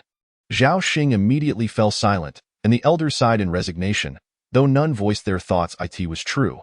At the level of the sect leader, one often cared for their public image. If that old hag desires war, then let there be an open and just battle. Is it possible that my in-corpse sect cannot contend with a palace full of women? Jiang Shou smirked coldly. Previously, due to the matter of the spiritual vein, tensions had already reached a boiling point, and now, the flames of conflict had been further stoked, rendering reconciliation nearly impossible. Yet, Jiang Shou felt a sense of unease, as though something were amiss, though he could not quite articulate it. Forget it, regardless, we shall fight. I have harbored too much anger. A battle is necessary for my satisfaction. Moreover, this conflict was destined to occur. It was merely a matter of time. Jiang Shou's eyes flickered with determination as he pondered. Elder, you shall personally visit the Tiankue sect and inform their leader that I wish to have tea with him. Outsiders were well aware of the discord between the Tiankue sect and the Incorp sect. Yet that animosity was limited to the disciples. The higher echelons of both sects knew that their leaders often shared tea together, maintaining a semblance of camaraderie, at least on the surface. Understood. Zhao Xing bowed in acknowledgement, then hesitated. Master, I observed Chu Yinxiu's reaction closely just now, and after further contemplation, I can't shake the feeling that something is amiss. Could it be that our protector Zhao was not actually killed by Piao Miao Palace? Zhao Xing sensed the magnitude of the conflict that was about to unfold between the two sections. Jiang Shou smiled faintly, narrowing his eyes. Elder, Chu Yinxiu spoke a truth just now. The southern region has indeed been too peaceful for far too long. Thus, a battle is inevitable. It is merely a question of timing. Remember this, you and all the elders. Zhao's death was indeed orchestrated by Piao Miao Palace. Upon hearing this, the elders shivered, instantly grasping the implications. The identity of the perpetrator was of little consequence, even if the Tiankue sect were to be implicated. What of it? Very well. Jiang Shou waved his hand dismissively. Go now, and swiftly invite the leader of the Tiankue sect to Incorp's sect for tea. Chapter 11. An unjust distribution. A streak of light traversed the sky. Upon closer inspection, it was revealed that Chu Yinxiu and her two companions were meditating atop a flying artifact, presumably returning home. Master, the Grand Elder Lu Feng suddenly called out, Speak. Chu Yinxiu kept her eyes closed, her tone indifferent. After a moment's hesitation, Lu Feng said, Master, a protector from the Incorp sect has also perished. Their emotional intensity does not appear to be feigned. Might there be a misunderstanding regarding Elder Li's death? The second elder remained silent, his gaze contemplative. It seemed as though an invisible hand were stirring discord between Piao Miao Palace and the Incorp sect. Grand Elder, do you perceive me as foolish? Chu Yinxiu opened her eyes, fixing her gaze on Lu Feng. Lu Feng quickly lowered his head, pressing his lips together. I dare not. A glimmer of frost appeared in Chu Yinxiu's eyes as she spoke softly. Let us not dwell on past grievances. In the recent dispute over the spiritual vein, our Piao Miao Palace suffered the loss of over 100 disciples at the hands of the Incorp sect. A conflict between our two sects is thus unavoidable. Therefore, remember this. Li Nan was murdered by the Incorp sect. The expressions of the two elders shifted dramatically. Chu Yinxiu continued. Upon our return, keep a vigilant watch on the movements of the Tiankue sect. I suspect that Jiang Shou will seek out Su Mu. Lu Feng spoke with a bitter smile. Master, are you suggesting that the Incorp sect and Tiankue sect will form an alliance against us? If that is the case, they will act in concert, leaving our Piao Miao Palace isolated and vulnerable. Chu Yinxiu waved her hand dismissively. There is no need for concern. Since I have declared war, I have made ample preparations. This time, our Piao Miao Palace shall undoubtedly unify the southern region. The time has come. Upon hearing this, the two elders inhaled sharply, their eyes betraying a hint of excitement. Suddenly, Chu Yinxiu furrowed her brow. However, there remains one individual who lies beyond my control. Lu Feng paused in realization and quickly inquired. You mean the wine sword immortal? Chu Yinxiu nodded. Indeed, Ouyang Zue. He is the only variable in our endeavor to unify the southern region. Lu Feng expressed his confusion. Master, Are you not being overly cautious? The wine sword immortal is a free spirit and has always maintained neutrality. He should not involve himself in the struggle for power. Chu Yinxiu closed her eyes. Let us hope so, but there is no need to worry excessively. The ancient tomb, outside a burial chamber. A throng of eager cultivators awaited, ready to spring into action. Their eyes were fixated on the tomb, filled with greed. Inside, there was a strong possibility of a medicinal herb required for crafting foundation-building pills, the century-old blood ginseng. The door to the chamber stood slightly ajar, yet none of the cultivators dared to act recklessly. This was, of course, for good reason. Why had the century-old blood ginseng not been claimed by any cultivator? And instead, word had spread, attracting so many competitors. It was precisely because this burial chamber harbored deadly dangers. Since ancient times, treasures of heaven and earth have always been accompanied by peril. This is a well-known principle. Many of the cultivators who first discovered the century-old blood ginseng met with calamity within the tomb, perishing on the spot. However, a few managed to escape, their lives hanging by a thread. After some deliberation, they reluctantly decided to reveal the news, not out of generosity, but to ensure even the slightest chance of obtaining the blood ginseng. At this moment, Jun Chongqing and others stood at the back of the crowd. Senior brother, there are so many people. Do you think we can seize the century-old blood ginseng? Song Ren's face bore an expression of despair as he gazed at the multitude of cultivators. Feeling that their chances were slim, Ji Ming cleared his throat, surveying the surrounding cultivators, his heart filled with trepidation, though he reassured, Junior brother, do not be disheartened. We still do not know how many century-old blood ginseng are within the chamber. Having said that, Guming turned to Jun and urged, Friend Jun, you must give it your all.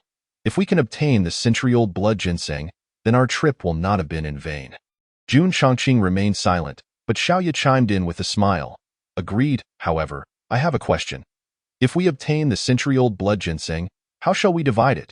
Guming faltered, taken aback that it was common knowledge that a single century-old blood ginseng could yield enough to craft 5 foundation-building pills.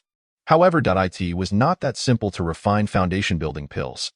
Typically, one could expect to produce only 1 pill from a single century-old blood ginseng, considering the numerous factors involved, including the alchemist's skill, the herb's age, the temperature, and so forth. Song Ren cast a glance at the reticent Jun Chongqing, then turned to Xiaoya, stating flatly, the division of the century-old blood ginseng is no easy task. Here's the deal. If we manage to obtain 2, we each take 1. If we can only secure 1, it will belong to us for you. We won't let you work for nothing. At worst, we can offer you some spirit stones as compensation. How does that sound? Guming's brow furrowed slightly.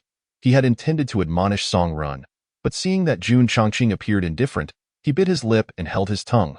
When it came to matters of profit, Guming was at a loss on how to allocate the gains. What Song Ren proposed was indeed feasible, but that it felt excessively unfair. Why should they receive the entirety of a single ginseng? The value of the blood ginseng far surpassed that of spirit stones. Even if they offered spirit stones, how many would suffice? Xiaoya's voice was soft and contemplative. You, however, Jun Chongqing suddenly stated calmly, let it be as you say.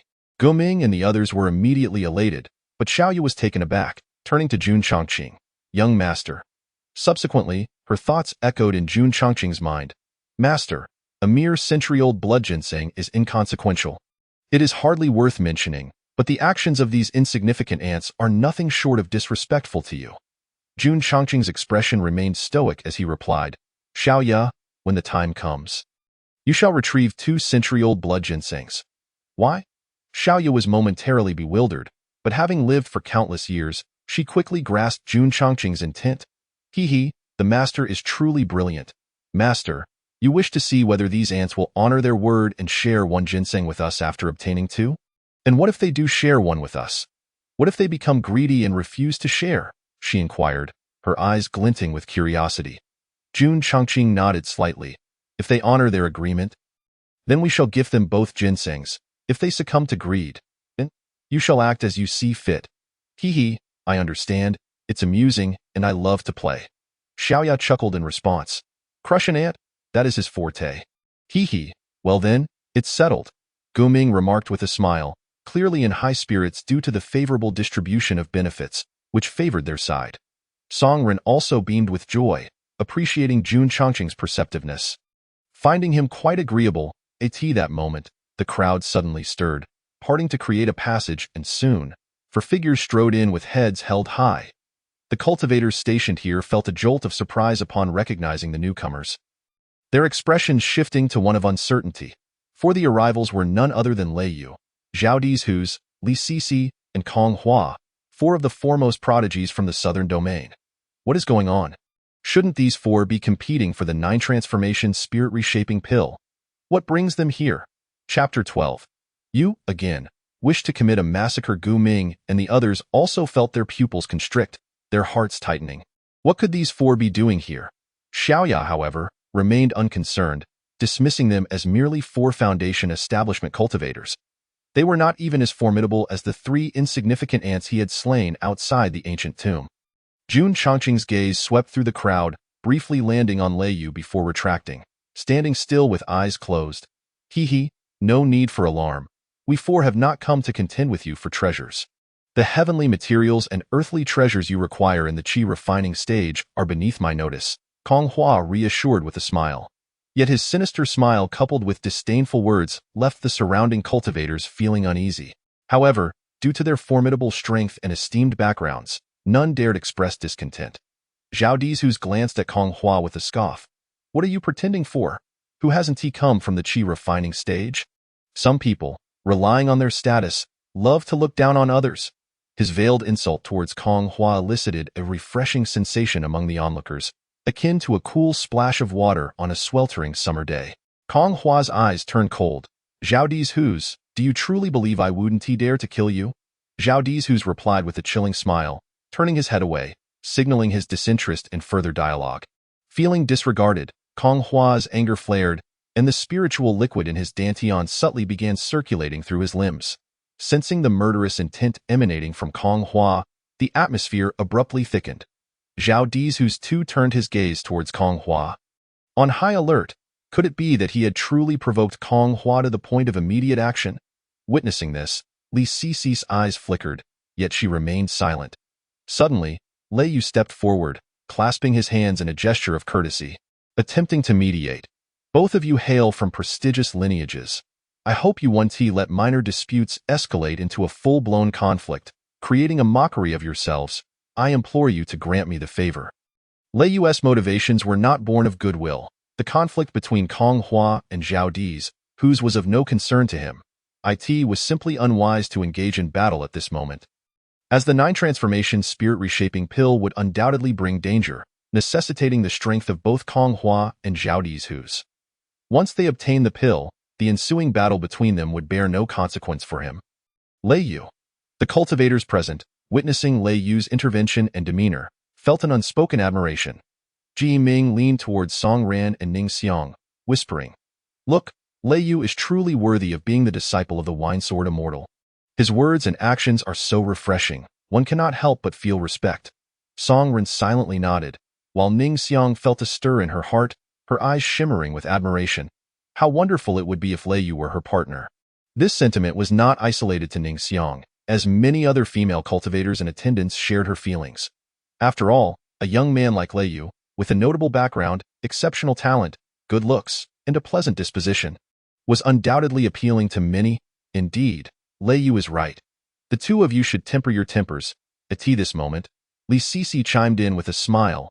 As the saintess of the Misty Palace, her beauty was undeniable, captivating many male cultivators present with her every expression. I shall grant Lei Yu and Sisi this favor, Kong Hua declared, though inwardly he sighed in relief, realizing that the 9 transformation spirit reshaping pill was the priority of this venture. Nearly losing his composure due to Zhao Dizhus' provocations. Humph! Zhao Dizhus also snorted coldly, refraining from further provoking Kong Hua. Observing this, Lei Yu nodded slightly and proceeded to explain to the gathered cultivators. Rest assured, we do not covet other treasures. We 4 have come here because the 9 transformation spirit reshaping pill is very likely hidden within this tomb. Upon hearing this, the cultivators relaxed, bowing to Lei Yu in respect. Witnessing this scene, Li Sisi and Zhao Dizhus felt little of particular note, while Kong Hua's eyes flickered with discontent, seeing Lei Yu receive such favor from the other cultivators.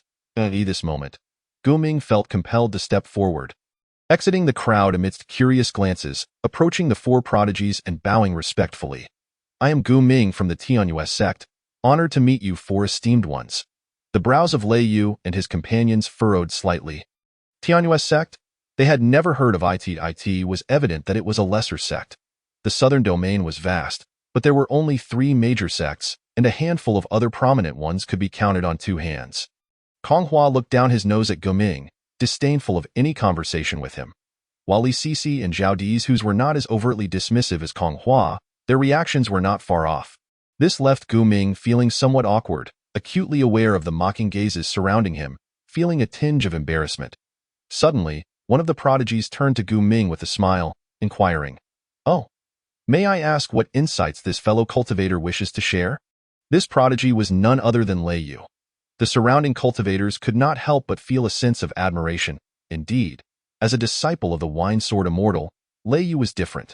He was humble and treated even those in the qi refining stage with such kindness. In contrast, the prodigies from the 3 major sects appeared somewhat arrogant, yet that was to be expected. "Not at all. Your words are too kind, Lei Yu," Ming stammered, his face turning pale with fright as sweat poured down. Good heavens, for a top prodigy from the southern domain to offer him advice. This was simply overwhelming. "Lei Yu, the matter is this. Some cultivators escaped from this tomb, and it is said that there are some corrupted beasts among them." Ming then respectfully conveyed his thoughts, which were already known to the other cultivators, merely cautioning about the dangers within the tomb, namely, the corrupted beasts.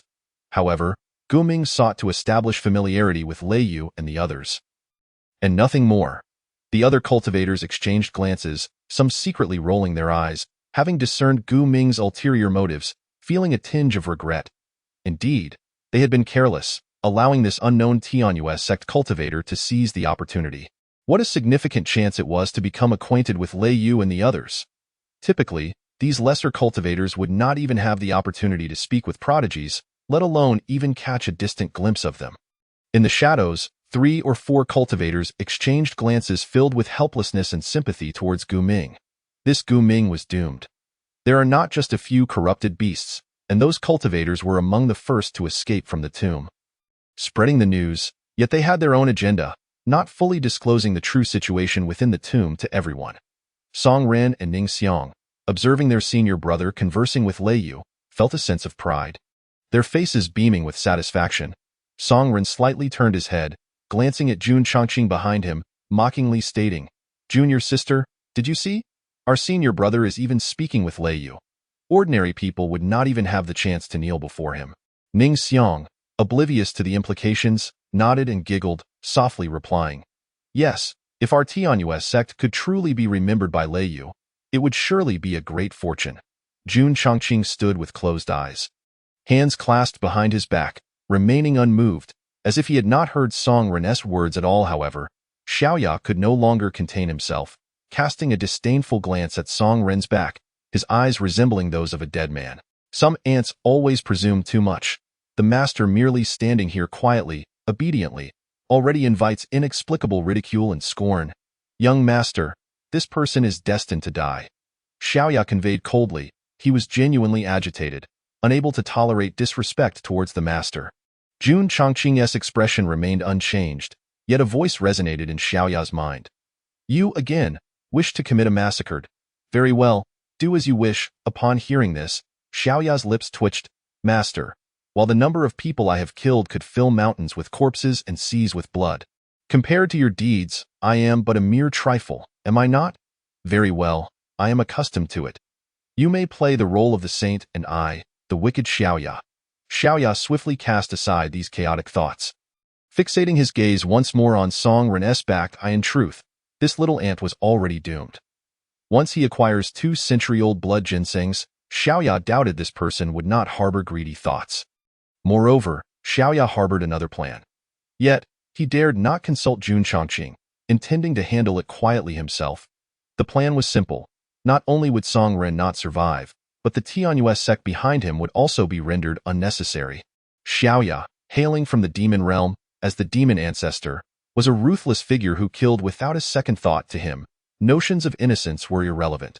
eradicating an entire clan due to one person's misdeeds was merely a routine affair. The rules and principles lay in the hands of the strong. One could only blame it on the harsh reality of a world where the weak are preyed upon by the strong. Chapter 13. The white-haired zombie. Once Gu Ming had bowed and retreated, Kong Hua's eyes revealed disdain. Lei Yu waved his hand dismissively and looked at the eager cultivators around him with a smile, saying, "Wherever there are heavenly materials and earthly treasures, dangers are sure to follow. Rest assured, this formation shall be led by the four of us." Upon hearing this, the cultivators erupted in cheers, expressing their heartfelt gratitude to Lei Yu and his companions. The tomb chamber was fraught with peril, and having four prodigies take the lead was indeed the most prudent course of action. As Lei Yu spoke, Kong Hua and the others exchanged glances, their eyes flickering with understanding, yet offering no objections. They all recognized the wisdom of Lei Yu's words. The 9-turn soul-consolidating pill lay within the tomb, and it was indeed most secure for the four of them to spearhead the effort. Otherwise, the pill might easily fall into the hands of others. Lei Yu turned his head to signal Kong Hua and the others, "3 of you die in." The next moment, the four of them soared into the tomb. Swiftly vanishing from sight, Ming and the other cultivators inhaled deeply, waiting with bated breath. With four prodigies at the helm, success seemed imminent. "Young master, shall Xiaoya go explore the tomb first?" Xiaoya suddenly transmitted a thought to Jun Chongqing. Jun Chongqing nodded, showing no inclination to inquire further. "Very well."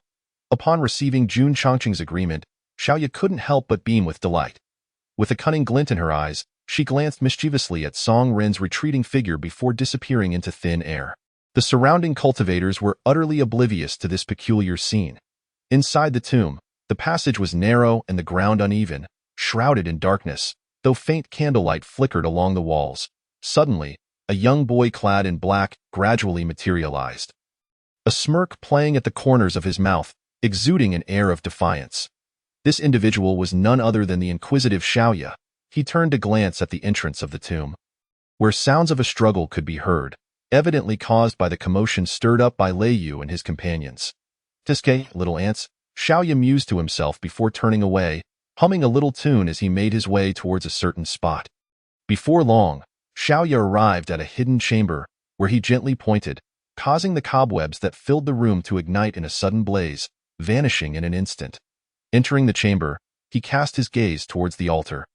His eyes glimmering with interest, upon the altar rested an ancient-looking redwood coffin, thickly coated in dust. Surrounding the coffin were tightly bound black ropes, suggesting a seal of some sort, as if something malevolent lay within. What puzzled him most was that the coffin was positioned upright. Xiaoya approached swiftly, casually dragging a finger across the surface of the coffin, his fingertip slicing through the black ropes with the ease of a razor. At the moment the ropes were severed, thick smoke billowed forth from the coffin's seams. Faced with this bizarre scene, any other cultivators within the ancient tomb would have surely been terrified, perhaps even fleeing in panic. Yet Xiaoya remained unfazed, a grin spreading across his face, resembling the triumphant smirk of one who had just succeeded in a clever ploy. Suddenly, the coffin lid burst open with a loud bang, and a white-haired zombie emerged, fixing its unblinking gaze upon Xiaoya. Though the white-haired zombie was gaunt, it towered over Xiaoya, standing a full head taller. Xiaoya regarded the zombie for a moment, taking in its sunken eyes, pockmarked face, and the oozing substances that clung to it, before wrinkling his nose in distaste. What a revolting sight it reeks to high heaven. With a chilling roar, the white-haired zombie lunged forward, intent on seizing Xiaoya by the throat. "Little zombie, you would do well to behave." Xiaoya made no attempt to evade or retaliate. Instead, he fixed the zombie with an icy stare, laden with warning. The white-haired zombie froze mid-lunge, its body trembling slightly, revealing its palpable fear. This was not due to any immobilization technique employed by Xiaoya, but rather the innate fear of a stronger being.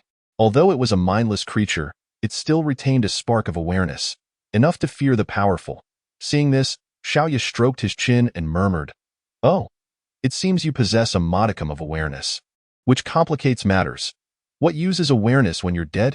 With that, he pointed a finger, instantly extinguishing the last vestige of the zombie's consciousness. Without that awareness, the white-haired zombie transformed into a grotesque creature. Its face contorted in a savage grin, consumed by an insatiable thirst for bloodshed. Its only thought was to kill, kill, kill, hee. Xiaoya chuckled softly, easily subduing the violently thrashing white-haired zombie. He then produced a handful of hair. Presenting it before the zombie's nose, he murmured something under his breath. The hair was swiftly inhaled by the white-haired zombie, after which he teasingly instructed, "Off you go, little zombie." With a roar, the white-haired zombie bolted from the hidden chamber like a runaway stallion. Xiaoya exited the chamber, mindful of Jun Chongqing's earlier instructions, and casually collected 2 centuries-old blood ginseng before departing the tomb. He couldn't help but anticipate the delightful spectacle that would unfold for the owner of the hair that the white-haired zombie had just consumed. Meanwhile, Lei Yu and his companions were embroiled in a fierce battle, struggling against the relentless onslaught of decayed beasts. Each wielded their weapons or unleashed their spells, clashing with the ever-increasing tide of these vile creatures. The decayed beasts, spawned within the ancient tomb, were akin to mid-stage qi refinement cultivators in strength, easily dispatched by the 4 prodigies. Yet, the sheer number of the beasts was overwhelming. Time and again, they fell only to be replaced by more.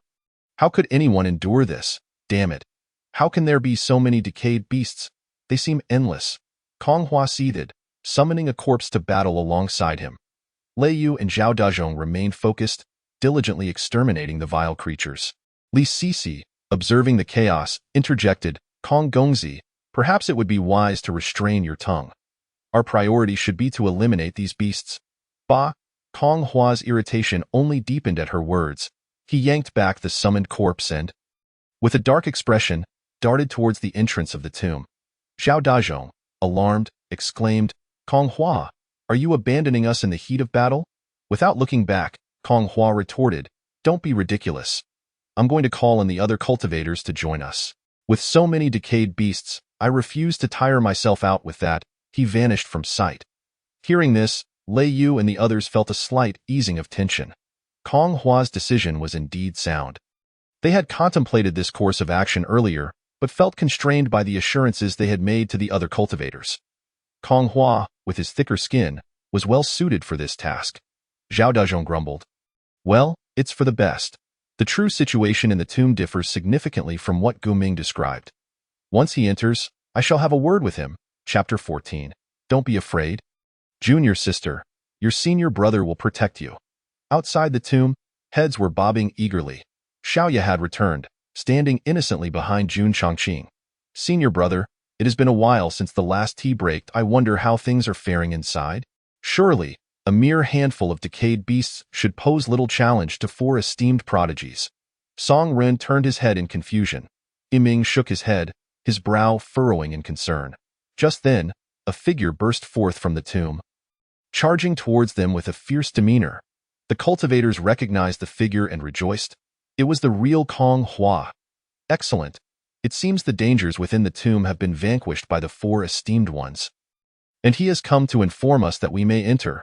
Yet, something about Kong Hua's expression seemed off. The cultivators soon noticed the fury etched across Kong Hua's face, and a sense of dread settled over them, causing their smiles to fade into silence. Sure enough, the next moment, Kong Hua's icy voice rang out. "The decayed beasts within the tomb are not a mere few, but an unending tide. The 4 of us will require considerable time to eradicate them. Listen to my command. All of you, enter and assist in exterminating these beasts." The faces of the gathered cultivators paled. "This, senior brother." Song Ren and Ning Xiang exchanged anxious glances, seeking Gu Ming's assurance, only to find his face drained of color. Yiming looked at Kong Hua in fear, and indeed, Kong Hua's gaze was fixated on him with a piercing intensity. "You wretched spawn, how dare you misreport? Once we deal with the decayed beasts, I shall settle the score with you." Yiming trembled in terror, realizing he was in deep trouble, just as the cultivators steeled themselves to enter the tomb. 3 more figures stumbled out in a panic, glancing back as if pursued by something terrifying. The 3 were none other than Lei Yu, Zhao Dazhong, and Li Sisi, looking utterly disheveled. The cultivators halted, taken aback and bewildered. Kong Hua frowned, displeased.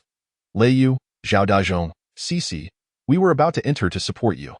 Have you not been able to hold your ground?"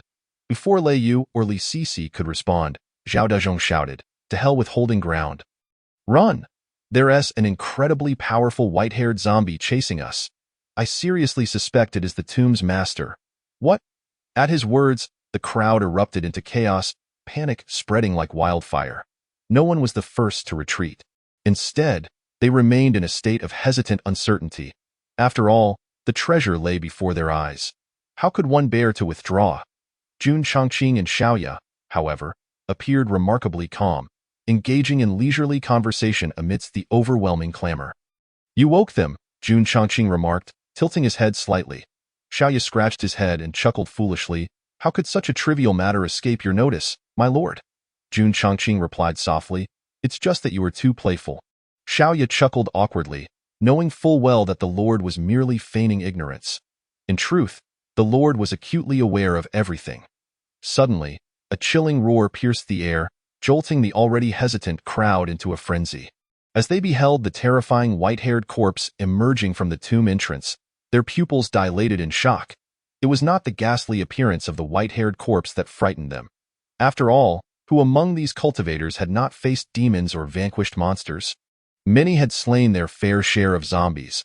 What struck fear into the hearts of the cultivators was the overwhelming aura of death emanating from the white-haired corpse. The miasma of death was so dense that it was unlike anything they had ever encountered. Just one glance revealed that this corpse was formidable beyond measure. Run! The cultivators fled in desperation, and chaos erupted in an instant. At such a moment, the treasure lost its significance. Preserving one's life took precedence. Even Lei Yu and his companions dared not linger, hastily producing communication talismans to contact the elders guarding the tomb outside. Only they possessed the power to vanquish this white-haired corpse. Yet, soon their expressions changed as they realized that there was no response from the other end after sending their messages. The white-haired corpse relentlessly pursued the fleeing crowd, and in the narrow passage, its speed quickly overtook many slower cultivators. Those who were caught felt their faces drain of color, their minds momentarily paralyzed with fear. Just when they thought death was imminent, they were astonished to find that the white-haired corpse paid them no mind, surging ahead through the suffocating aura of death. What is happening? This bizarre scene quickly dawned on the cultivators, and several bold individuals even halted, wide-eyed in disbelief as they observed the white-haired corpse. Why is it ignoring us? They whispered. Indeed, it looks fierce, yet it does not attack us. How peculiar. It seems as though it is searching for something. Am I mistaken? A sense of curiosity enveloped the cultivators as they paused, engaging in hushed discussions.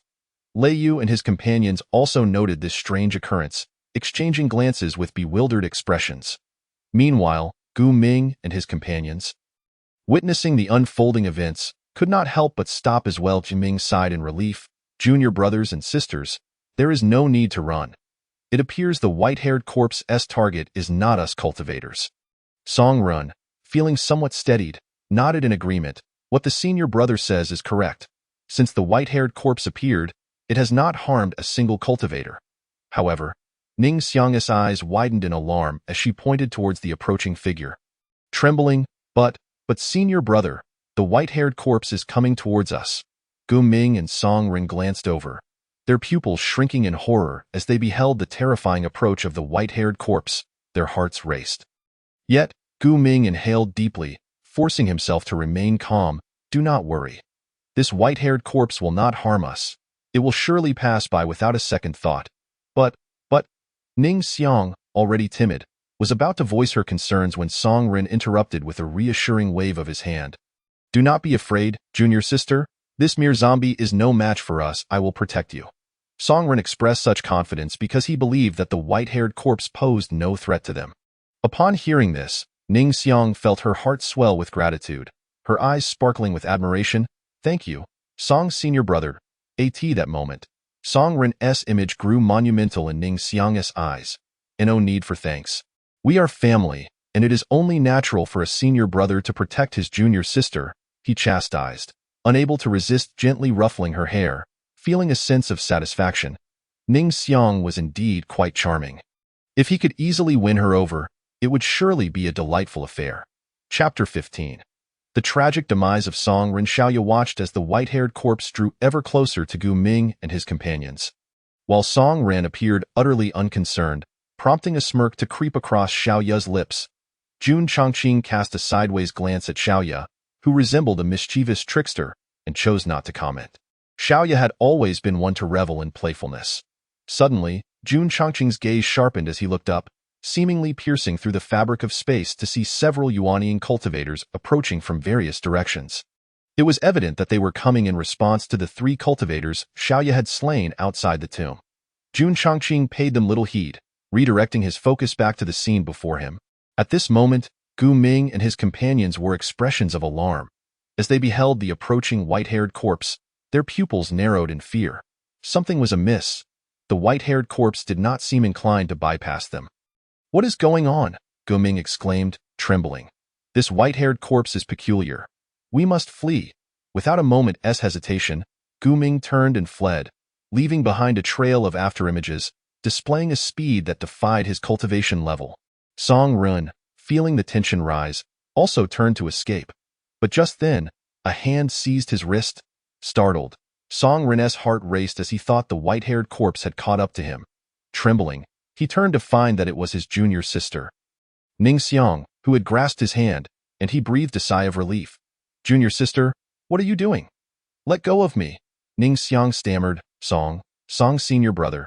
I can't move. It turned out that Ning Xiang, already timid, had been rendered paralyzed with terror by the white-haired corpse's dreadful presence. Song Ren furrowed his brow, attempting to break free, but Ning Xiang held on tightly. Song's senior brother, you promised to protect me," she pleaded, tears streaming down her face. Frustration welled up within Song Ren as he glanced at the rapidly approaching white-haired corpse, realizing it was mere moments away. Panic surged through him, and he shouted, "Let go!" Ning Xiang sobbed, Song's senior brother, please don't abandon me." But before she could finish, Song Ren, in a moment of desperation, swung his sword, severing her entire arm. "Fool! If you want to die, don't drag me down with you," he cursed, turning to flee. In a life-or-death situation, it was foolish to linger for the sake of a mere girl. Ning Xiang fell to the ground, utterly despondent, staring blankly at her severed arm as if in disbelief. How could the gentle and caring Song's senior brother turn so heartless? She shut her eyes in agony, awaiting the arrival of death, feeling the cold, murderous intent emanating from the white-haired corpse. The other cultivators witnessed this scene with a certain detachment, for such occurrences were all too common. Yet they too were puzzled as to why the white-haired corpse did not attack them, even as it radiated such intense malice. It appeared that the female cultivator was doomed. Just as the cultivators concluded that Ning Xiang was destined for demise, the white-haired corpse seemingly ignored her, hurtling past her and continuing its pursuit of Song Ren. The cultivators exchanged bewildered glances.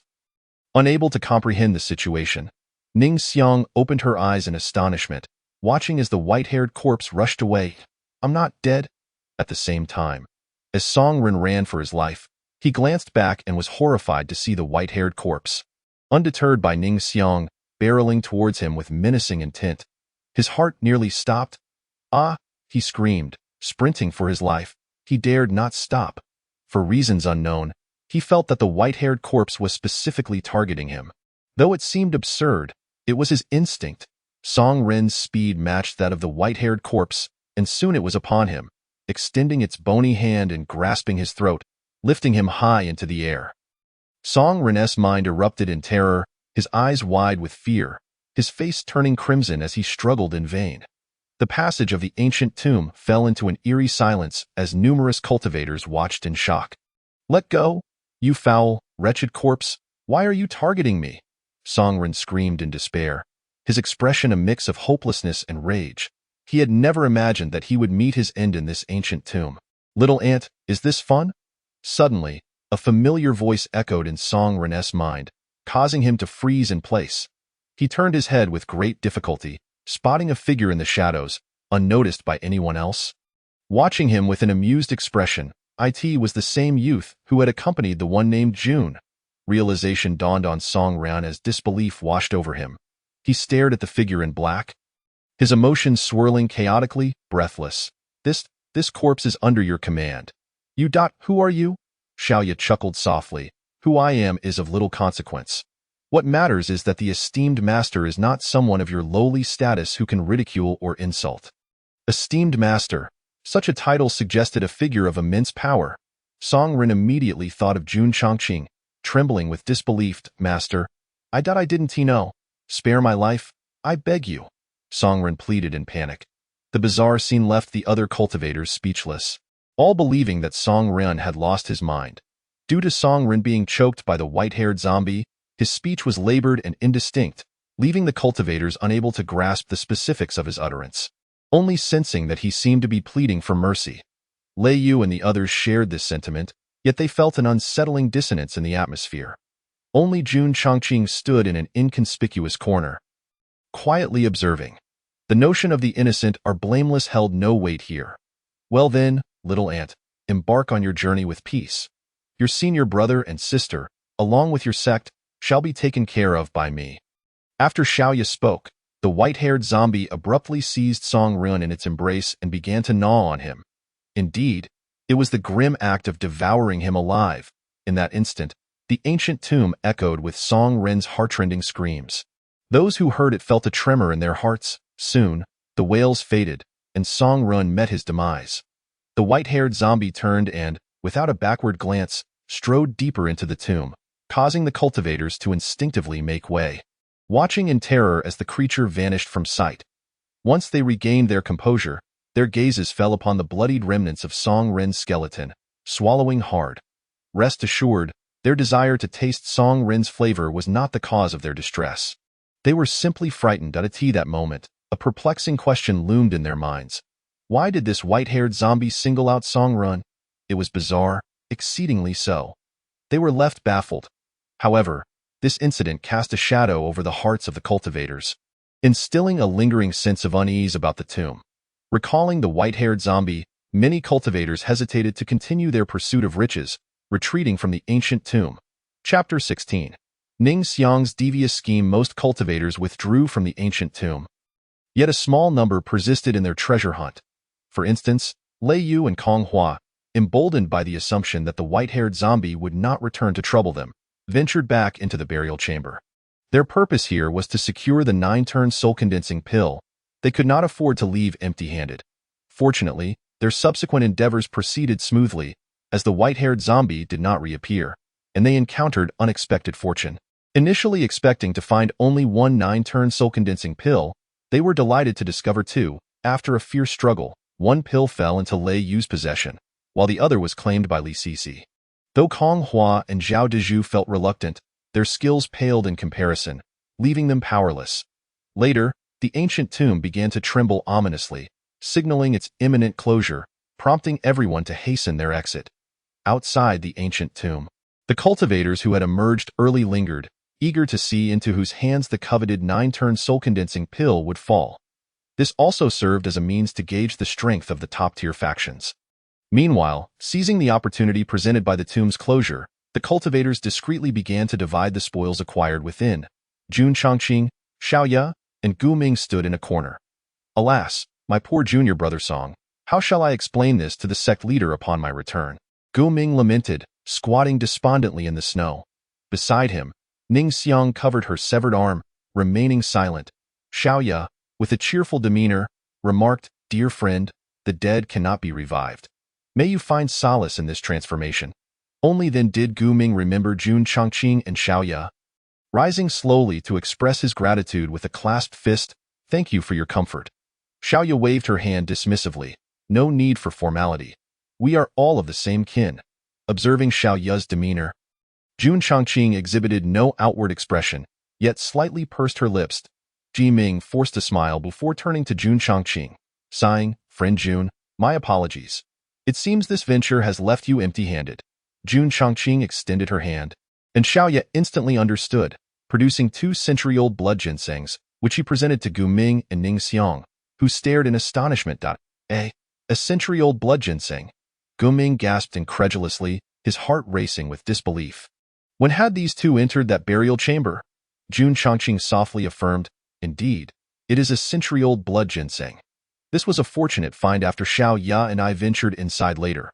As per our agreement, I shall share one with you, so it was like this," Yiming murmured, elated, momentarily pushing aside his grief over Song Ren's death, his eyes now gleaming with the allure of the ginseng.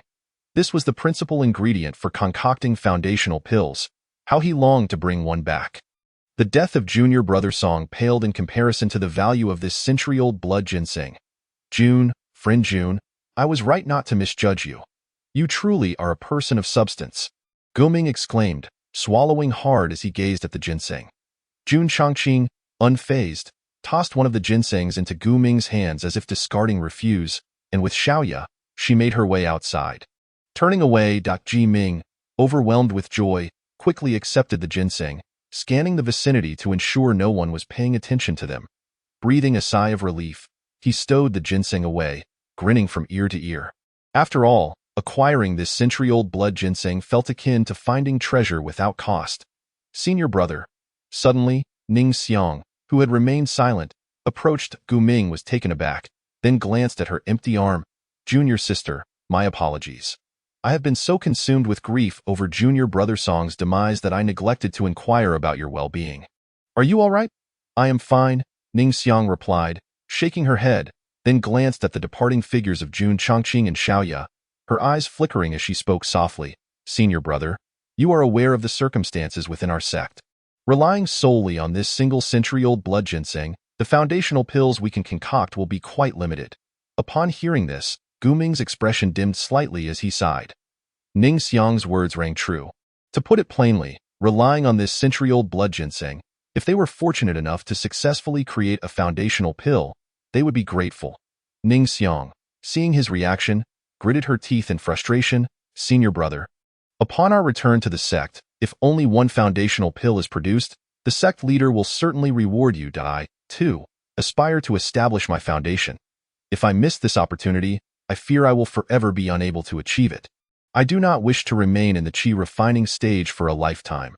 I dream of soaring through the skies on a sword. As she spoke, tears welled in her eyes. For those of their small sect, ascending to foundational stature truly felt as daunting as climbing to the heavens. Yiming's heart trembled, as if he understood Ning Xiang's intentions, causing him to avert his gaze. Junior sister, I understand your feelings and your aspirations. But if we were to proceed in such a manner, would it not be too inhumane? The path of cultivation is inherently cruel, rife with deception. This is merely the way of the world. Ning Xiang grasped Gu Ming's arm, pleading, Senior brother, please help me. Had it been at another time, Ning Xiang might not have entertained such thoughts, but after the incident with Song Run, she had changed. Yiming's expression contorted with indecision as he said, if junior brother Song were still here, perhaps we could plot something, but now, relying solely on the two of us, it may prove challenging. In truth, Gu Ming harbored some trepidation regarding June Chongqing. She was stern and enigmatic, giving Gu Ming the impression that she was not to be trifled with. Ning Xiang, hearing Gu Ming mention the despicable Song Ren once more, frowned. Senior brother, you know the allure of the century-old blood ginseng. I have a plan. Ji Ming was taken aback. Do elaborate. Ning Xiang surveyed the surrounding cultivators and said, it's quite simple.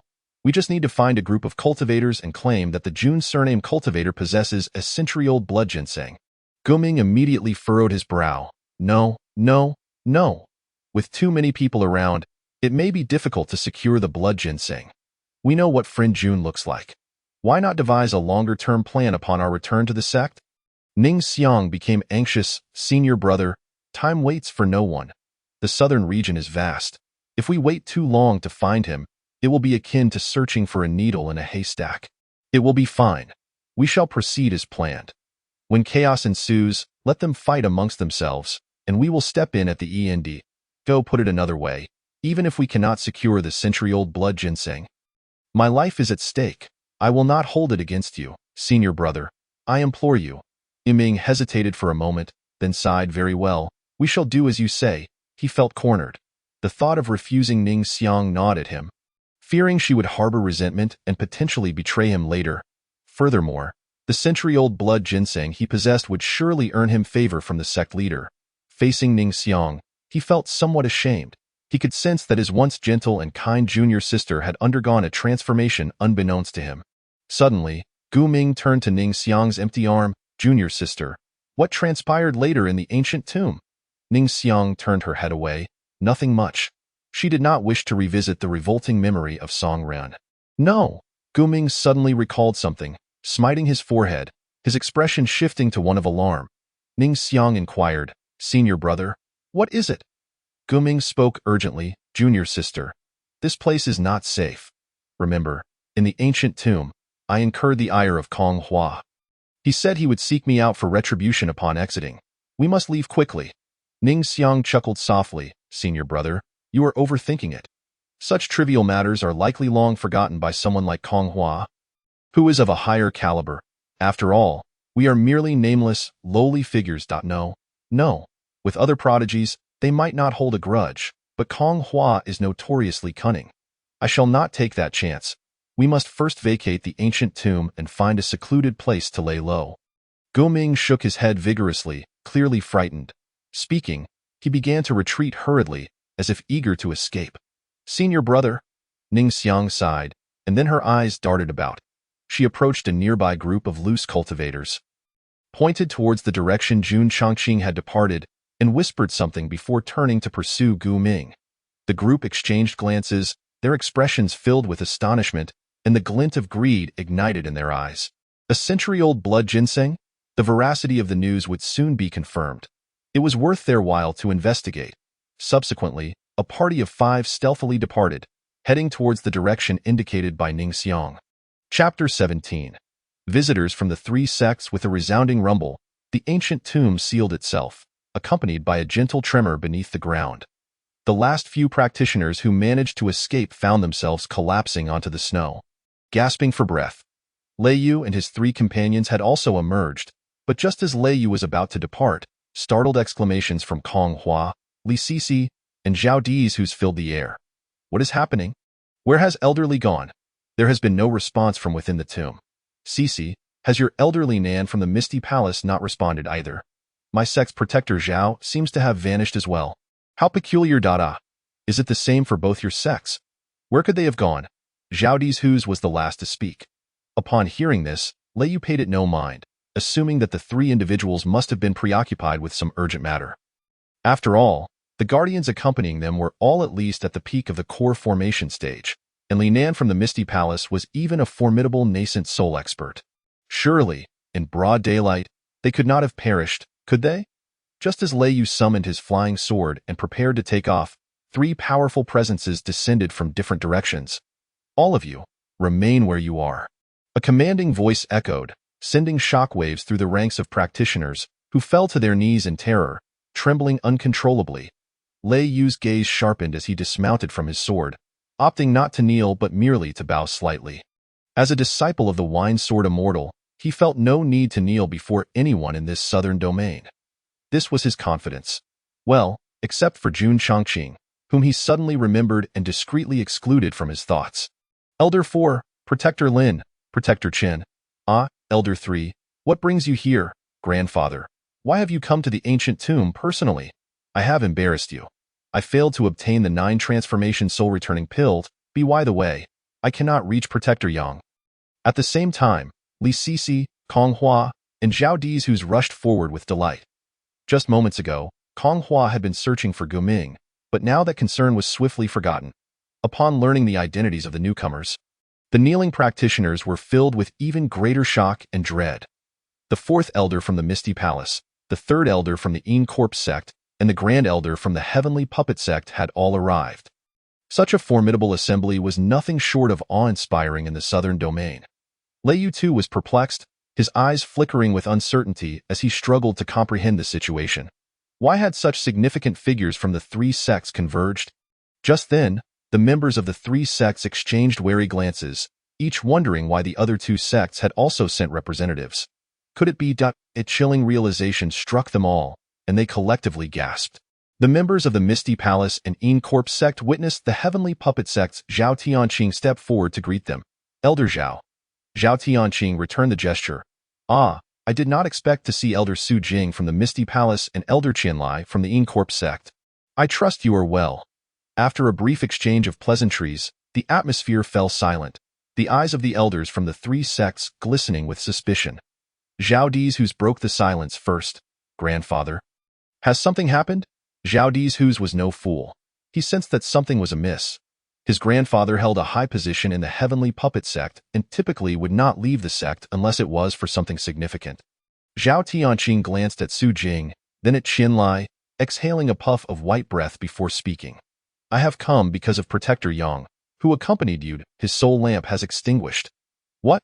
The revelation sent shockwaves through the crowd, stirring a tempest of emotions within each individual. Only Su Jing and Qianlai exchanged furtive glances, acknowledging the truth of the matter. They quickly added fuel to the fire. The soul lamp of elderly Nan from the Misty Palace, who accompanied Cece, has also gone out. I too have lost our protector Zhao, Qianlai confirmed. As their words fell, silence enveloped the scene, the tension palpable as the practitioners dared not even breathe. None knew what had transpired, but a foreboding sense loomed. The skies of the southern domain were about to change. Meanwhile, Lei Yu's pupils constricted in disbelief. The protectors from the Yin Corpse sect and Heavenly Puppet sect, who had been sent to safeguard Kong Hua and Zhao Dizhu's, were no less than late-stage core formation experts. The death of Li Nan, a recognized nascent soul cultivator, was a cataclysmic event capable of altering the very fabric of the southern domain. What on earth had happened?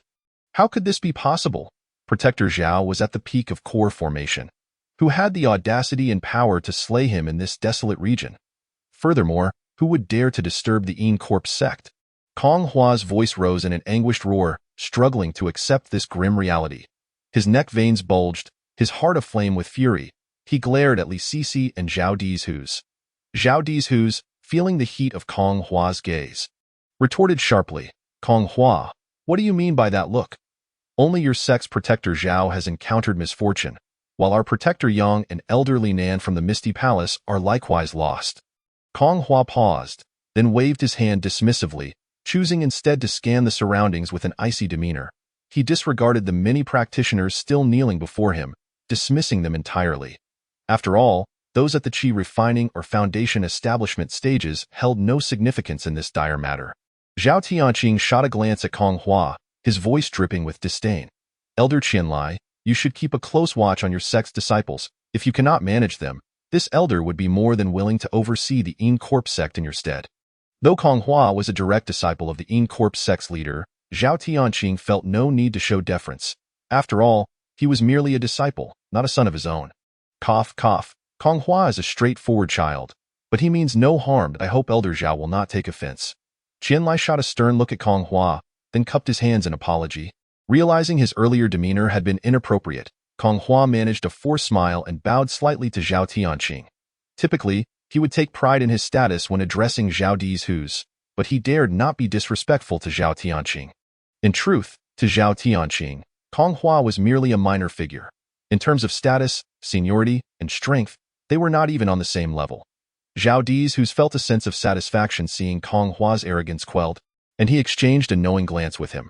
Kong Hua felt a surge of frustration but dared not voice it, thinking it would be best to rely on the support of the Grand Elder or the sect leader in this moment. Now, the priority is to uncover the culprit.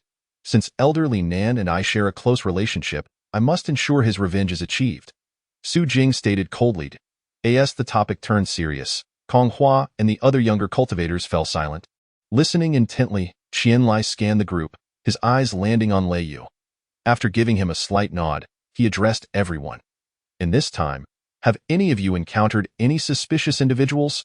The kneeling practitioners shook their heads in unison, their faces etched with anxiety and confusion. They not only had no knowledge of the situation, but even if they did know the culprit, they would not dare speak out. Who among them was foolish enough to provoke someone capable of killing powerhouses from 3 sects? Seeing their response, Zhao Tianqing declared, everyone, spread out and search the surrounding area. Those who find any clues will be generously rewarded. Yes, the practitioners, feeling as if a heavy burden had been lifted, promptly dispersed. Zhao Tianqing then turned to his grandson, furrowing his brow as he asked, Dizhu's, when was the last time you communicated with Protector Yang? Upon hearing this, Su Jing and Qianlai hurriedly inquired of Li Cixi and Kong Hua as well. Grandfather, it was like this. After Zhao Dizhu's relayed the details, Zhao Tianqing pursed his lips, concluding, it seems that the incident occurred during the time you entered the ancient tomb. It has been some time. Let's try to ascertain the facts. With that, Zhao Tianqing settled himself on the ground, closed his eyes, and assumed a meditative posture. his powerful nascent soul consciousness spreading outwards like an overwhelming tide. Chapter 18. Lei Yu's frustration in the icy expanse. Two figures, one large, one small, trudged onward, one following the other. Young master, we have 5 ants trailing us, reported Xiaoya, her hands clasped behind her head, a smile on her lips, though her eyes betrayed a hint of coldness. Jun Chongqing, hands behind his back, gazed into the distance and murmured, "Truly, human greed is insatiable." "Indeed, young master," Xiaoya replied, bowing slightly, then grinning mischievously, "it's rather strange. While most beings cherish their lives, some seem hell-bent on seeking their demise." Jun Chongqing paused, halting in his tracks. Noticing this, Xiaoya quickly followed suit. Meanwhile, the 5 individuals trailing them realized they had been discovered and, having not concealed themselves effectively, decided to drop their pretense. They boldly stepped forward, encircling Jun Chongqing and Xiaoya from all sides, their expressions menacing. Xiaoya nearly burst into laughter, bowing slightly as she quipped, "Young master, we've been surrounded." Jun Chongqing closed his eyes, offering no response. The 5 practitioners, taken aback by the calm demeanor of their prey, exchanged glances, recognizing that these two were not to be trifled with. "Listen, we have no desire to complicate matters. Simply hand over the century-old blood ginseng, and we shall take our leave," the lead practitioner, a middle-aged man, stated, his eyes fixed on Jun Chongqing. The middle-aged man quickly discerned that the black-clad figure was the one in charge. Just then, Xiaoya produced a blood-red ginseng from behind her. Raising it triumphantly, "Here it is, the century-old blood ginseng. By the heavens, it's true." Their eyes lit up with greed, the sight of the ginseng captivating them like a stunning beauty. Yet before they could react, Xiaoya tossed the ginseng towards them nonchalantly. "Here, it's yours now." The middle-aged cultivator, regaining his composure, hurriedly caught the precious item as if it were a long-lost treasure. He glanced at the century-old blood ginseng and then at Jun Chongqing and the others, incredulously exclaiming, "Is this truly for us?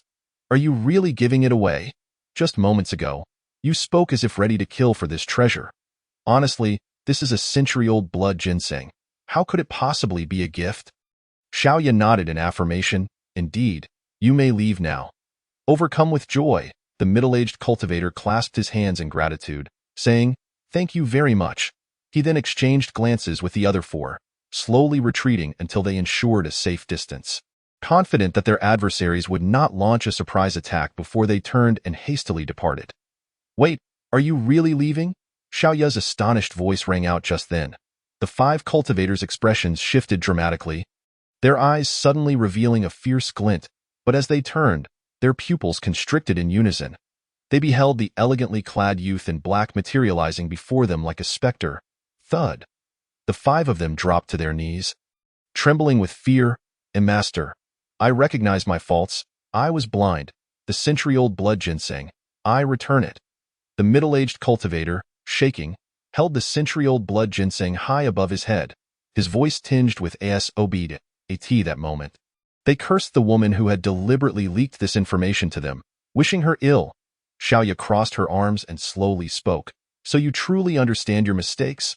"I do, woo-woo, master. I shall never dare again."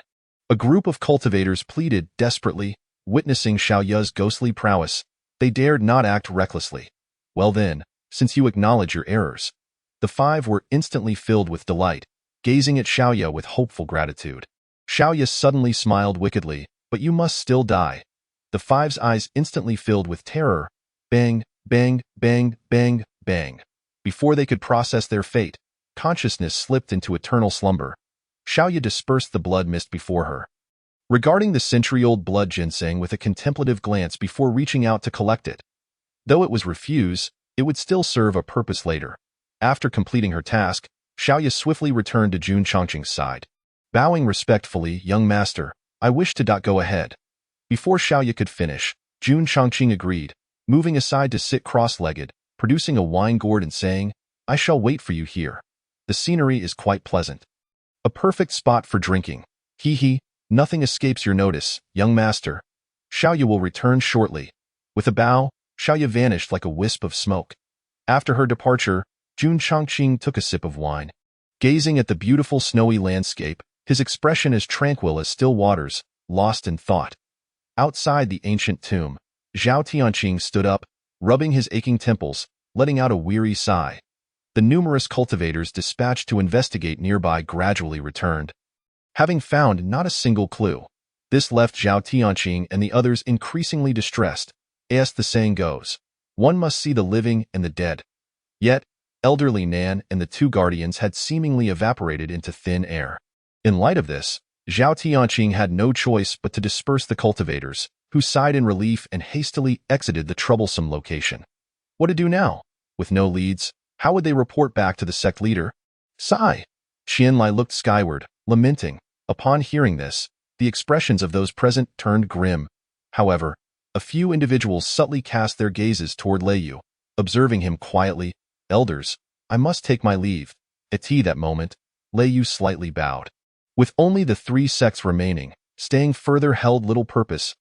My dear nephew, why the haste? I have long wished to meet the wine-sword immortal. I wonder if I might have the pleasure of an audience? Su Jing suddenly smiled. Lei Yu's brow furrowed sharply before relaxing again, lifting his head with a smile. My master is currently preoccupied. I have come to this ancient tomb alone.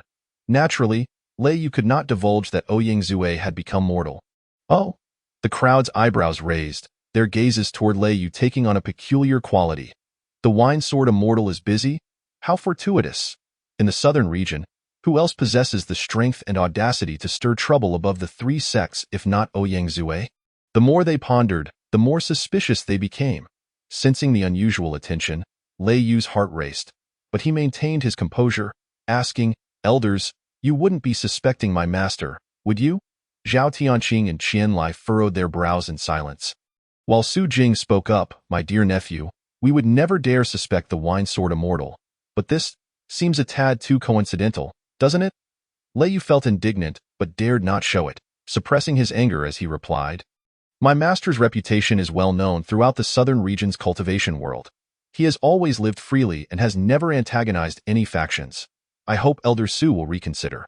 Upon hearing this, the others exchanged glances, rendered speechless. Lei Yu's words were clear.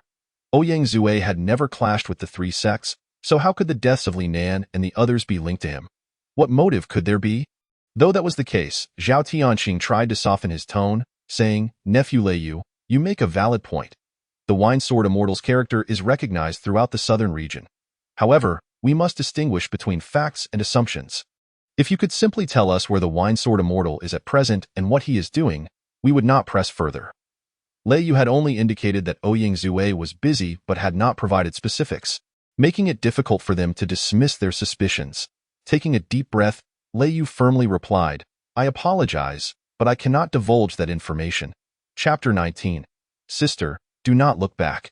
Outside the ancient tomb, everyone regarded Lei Yu with cold stares. His response left them unsatisfied. Under normal circumstances, they would treat Lei Yu with utmost courtesy, for in the southern region, even the three sects would not dare to slight Ouyang Zue. However, with the deaths of the three sects members, they now found themselves united against him. Sensing the tense atmosphere, Lei Yu's palms grew clammy with sweat. After all, he was merely a foundation-building cultivator. The elders present were revered figures in the southern region. Would they truly resort to bullying a junior? Lei Yu's voice trembled slightly with anxiety. Su Jing coldly stated, Rest assured, nephew Lei Yu, we will not make things difficult for you, however, until the wine-sword immortal appears. You must accompany us. Zhao Tianqing and Qianlai did not intervene. They understood that this was the only way to bring Ouyang Zue forth. Once he appeared, the truth would be revealed, and even if it turned out he was not the culprit, they could simply apologize. They had to bring Lei Yu back, for returning empty-handed would leave them unable to report to their sect leader. Lei Yu forced a bitter smile. In truth, you are simply afraid of how you will explain this to your leader. Aren't you? I, Lei Yu, am utterly innocent. Zhao Tianqing and the others' expressions shifted. They had not expected Lei Yu to be so astute. Nephew Lei Yu, you are mistaken. We have already given you a chance. If you tell us where the wine-sword immortal currently is, we shall not trouble you further, Su Jing replied coolly. The others gazed at Lei Yu, awaiting his revelation of Ouyang Zue's whereabouts. However, to their surprise, Lei Yu forced a smile, clasped his hands together, and declared, Elders, bind me. Yet, Not a single elder stepped forward.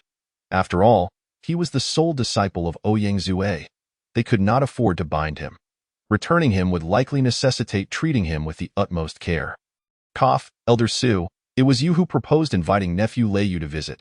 Thus, let us arrange for him to stay at your Piamiao Palace. Please ensure he is well taken care of. Zhao Tianqing coughed lightly. Qian Lai's eyes darted, and he quickly chimed in, Yes, yes, I think that is an excellent idea. Su Jing's expression was intricate, inwardly cursing the two old foxes. However, she had indeed been the one to propose this. Regrettably careless of her words, taking a deep breath, she approached Lei Yu, grasped his hand, and donned a gentle smile, saying, Nephew Lei Yu, you speak nonsense. We are merely inviting you as a guest. How could we treat you as a prisoner? Come, let us return to Piamiao Palace. As she spoke, a miniature spirit boat appeared in her palm. Chanting a spell, the boat glowed and swiftly transformed into a massive vessel capable of carrying hundreds. Come, nephew, let us board the spirit boat, Su Jing said. Elder Su, may I accompany you for part of the journey? It would be an excellent opportunity for us to discuss this matter together, Zhao Tianqing suggested. I share the same sentiment, Qian Lai added with a chuckle. Su Jing pursed her lips. Very well, then. Everyone, follow me aboard the spirit boat.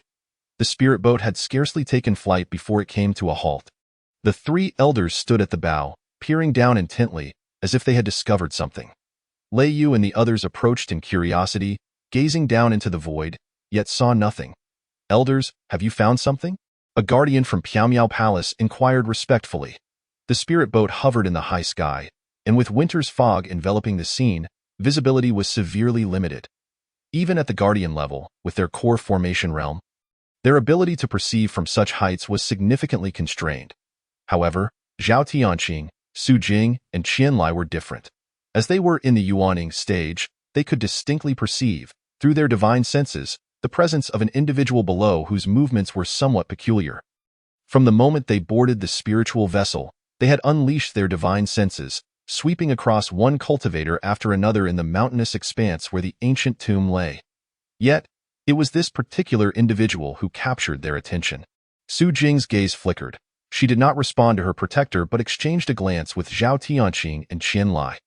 After the two subtly nodded, she silently recited a mantra, then turned to Lei Yu and the others, saying, You juniors, brace yourselves. Before Lei Yu and the others could react, the spiritual vessel suddenly plunged downwards, startling several young cultivators who quickly grasped the railing, beads of cold sweat forming on their brows. Junior sister, let us forget about that century-old blood ginseng. It is likely already in the hands of those people, Guming said with lingering trepidation. He had departed rather swiftly, but had learned about the arrival of the other three sects from encounters with other cultivators. This made Guming reflect with relief, grateful for his quick escape. Now that we know, senior brother, it is truly their gain. Humph, Ning Xiang said, her expression filled with reluctance. Let us return to the sect first and report the events surrounding the ancient tomb to the sect master. After Guming spoke, he buried his head in the journey. Ning Xiang, trailing slightly behind, occasionally cast furtive glances at Guming, her eyes a tumult of emotions. Struggle, murderous intent, struggle, murderous intent. She understood that once they returned to the sect, the century-old blood ginseng in senior brother's possession would have no relation to her whatsoever. This trip had left her with a severed connection to her fellow disciples and no gains. With the loss of her connection, her status upon returning to the sect might plummet drastically.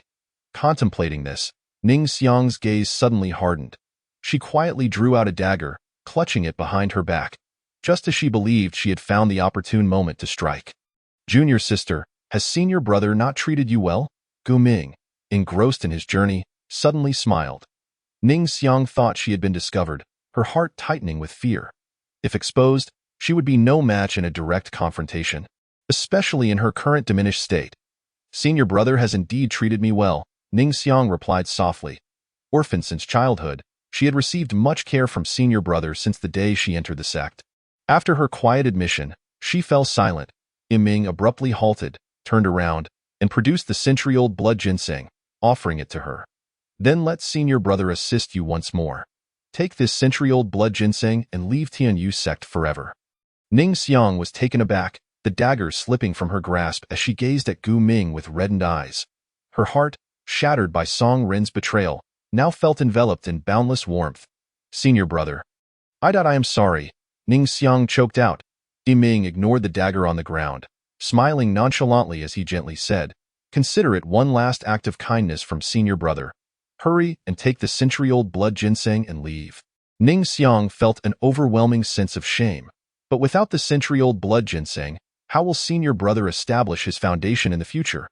You need not worry, as the eldest disciple of Tianyu sect. I will undoubtedly have opportunities to establish my foundation in the future. Now, go. Gu Ming waved his hand weakly, as if all his strength had been drained. Only then did Ning Xiang tremble as she accepted the century-old blood ginseng, her heart heavy with sorrow and regret. Observing her, Gu Ming urged, hurry, we are not far from the sect. We must avoid any mishaps. Then take care, senior brother. A tear slipped from the corner of Ning Xiang's eye as she resolutely turned and walked away. In that very moment, as she turned, Gu Ming's eyes flared with a fierce light. He slowly drew a long sword from his storage bag and approached Ning Xiang, thinking, Junior sister, do not look back. Senior brother will escort you part of the way. Chapter 20. Are you in search of the murderer? Just as Gu Ming's murderous intent reached its zenith, an untimely voice resonated. I finally found you. The moment Gu Ming's expression shifted, he swiftly sheathed his sword. Ning Xiang also turned back in astonishment, spotting a youth clad in exquisite black attire emerging from the nearby thicket, wiping sweat from his brow and exhaling white puffs of breath. It's you? Gu Ming and Ning Xiang exclaimed in unison, astonished. This youth was none other than the one who had accompanied that Taoist friend, and he was still alive.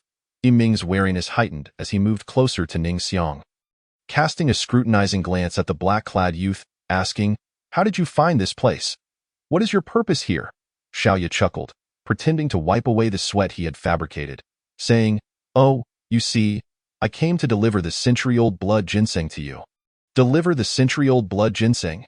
Gu Ming and Ning Xiang exchanged glances, their shock palpable, yet their wariness remained unyielding. There was undoubtedly some scheme afoot. Noticing their stance, Xiaoya spread his arms, saying, I traveled a great distance to bring you warmth. Is it not impolite to treat me this way? Gu Ming fixed a penetrating gaze on Xiaoya, stating, Where in the world does such kindness exist? Do not assume we are naive children. Gu Ming even suspected that the youth's century-old blood ginseng had been stolen, and that he had come to seek vengeance against them. Xiaoya, appearing helpless, produced the century-old blood ginseng and waved it before them, saying, I truly came to deliver the century-old blood ginseng. Why do you not believe me? By the heavens, it truly is the century-old blood ginseng. Gu Ming and Ning Xiang's eyes widened in astonishment. Fixated on the precious item, Ji Ming suppressed his greed and cautiously inquired, Why would you give us the century-old blood ginseng? Surely you understand its immense value. Xiaoya sighed with a wry smile, saying, A gentleman is not guilty of possessing treasures, yet those who do face peril, as mere rogue cultivators without any backing, we are unworthy of such a treasure. You have no idea how many times we have been robbed along the way. But fortunately, we escaped unharmed. I wanted to rid myself of this hot potato, yet I was reluctant, so I thought of you, considering we are somewhat familiar. However, heed my words, it is not a gift. I hope to exchange the century-old blood ginseng for some spirit stones. Xiaoya's words, combined with his innocent and youthful visage, painted an exceptionally vivid picture. Ji Ming and Ning Xiang exchanged glances, their tense expressions visibly easing.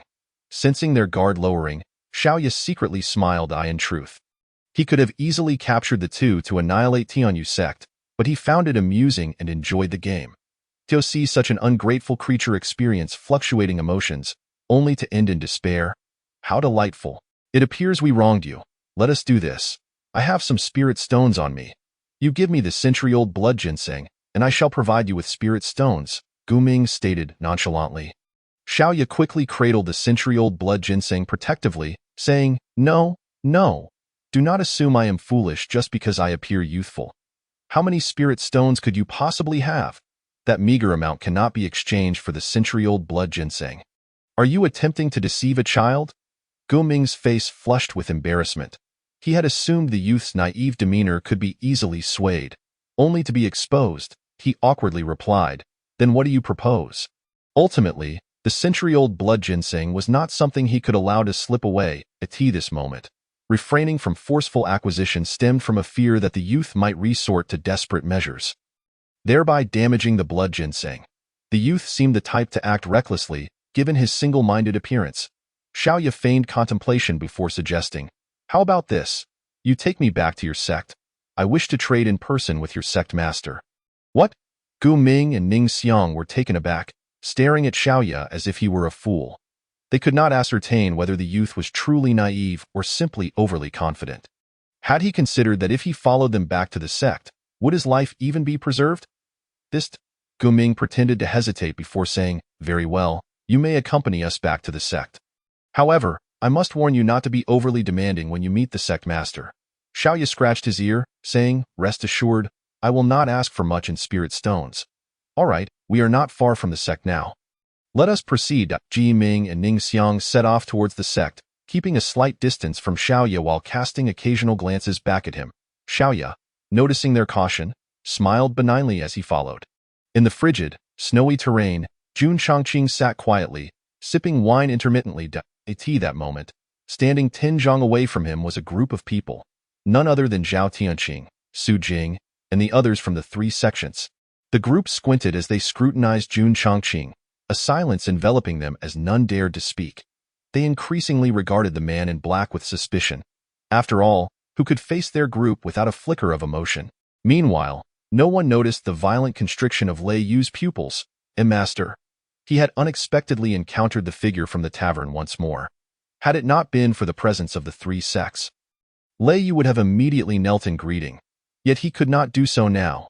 At this crucial moment, when the 3 sects had just suffered losses, such an act would surely raise suspicions and place his master in a precarious situation. Of course, Lei Yu did not believe that the individuals before him posed any threat to his master. After all, even his own master held profound respect for this figure. Just then, Jun Chongqing suddenly spoke, his words resonating with an unsettling calm. "Are you in search of the murderer?" The crowd's expressions shifted dramatically, their gazes sharp. Su Jing stepped forward, pressing for answers as she asked, "Do you know who the murderer is?" In that instant, the group was beyond caring about the identity of the man in black. Their hearts raced with the thrill of potentially discovering the murderer. Jun Chongqing cast a fleeting glance at Lei Yu, stating, "Yes, I know." That single glance sent a shiver down Lei Yu's spine. "Speak quickly. Who was the murderer?" Su Jing demanded coldly, her gaze fixed on Jun Chongqing. Su Jing, as an elder of the Piaomiao Palace, had long been accustomed to her haughty demeanor, unaware that her current tone had already led her into an abyss of despair. Suddenly, Jun Chongqing cast a glance at Su Jing, and a sinister gleam flickered in the depths of his dark eyes. Bang! Before Su Jing could react, she exploded into a mist of blood. This abrupt scene left everyone momentarily stunned, only to be followed by heart-wrenching grief. Elder Su. Time seemed to freeze for an instant before the piercing screams of the 2 guardians of the Piaomiao Palace and Li Sisi echoed throughout the area. As they collapsed to the ground, their eyes trembling as they gazed at the dissipating blood mist. Lei Yu, Kong Hua, and Zhao Dizhus had already crumpled to the ground, their expressions filled with terror. What had they just witnessed? The Yuaning elder of the Piaomiao Palace, a top-tier combatant of the southern region, had simply exploded without warning. Zhao Tianqing and Qianlai were no better off. Their faces pale and drained of blood, their hearts racing with fear. Though their legs felt weak, they still forced themselves to stand. Being of the same Yuaning stage, none could empathize more than these 2. They were terrified beyond measure, yearning to escape this place of calamity. After all, it was a Yuaning elder who had perished in such a manner. What had transpired? Why had this happened? Even now, no one dared to associate this incident with the man in black, whether it was ignorance or a subconscious refusal to confront the reality. Until Jun Chongqing's voice rang out once more. "This individual's tone displeases me. I shall not tolerate it." The crowd froze momentarily, their scalps tingling with dread.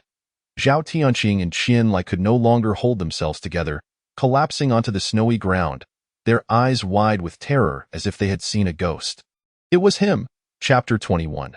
Meeting me is like meeting the clear sky. A chilling wind suddenly swept through, stirring up the falling snow and chilling them to the bone.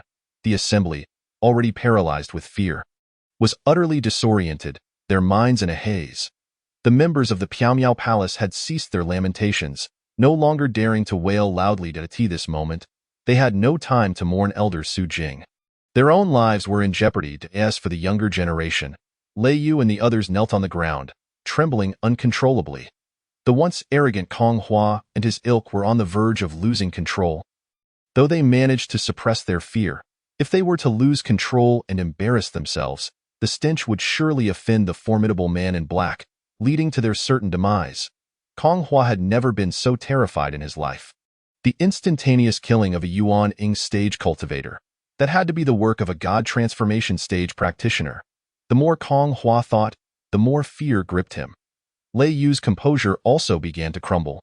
Despite having witnessed Jun Chongqing's prowess in the tavern, that mountain bandit was merely immortal. Su Jing was a different story.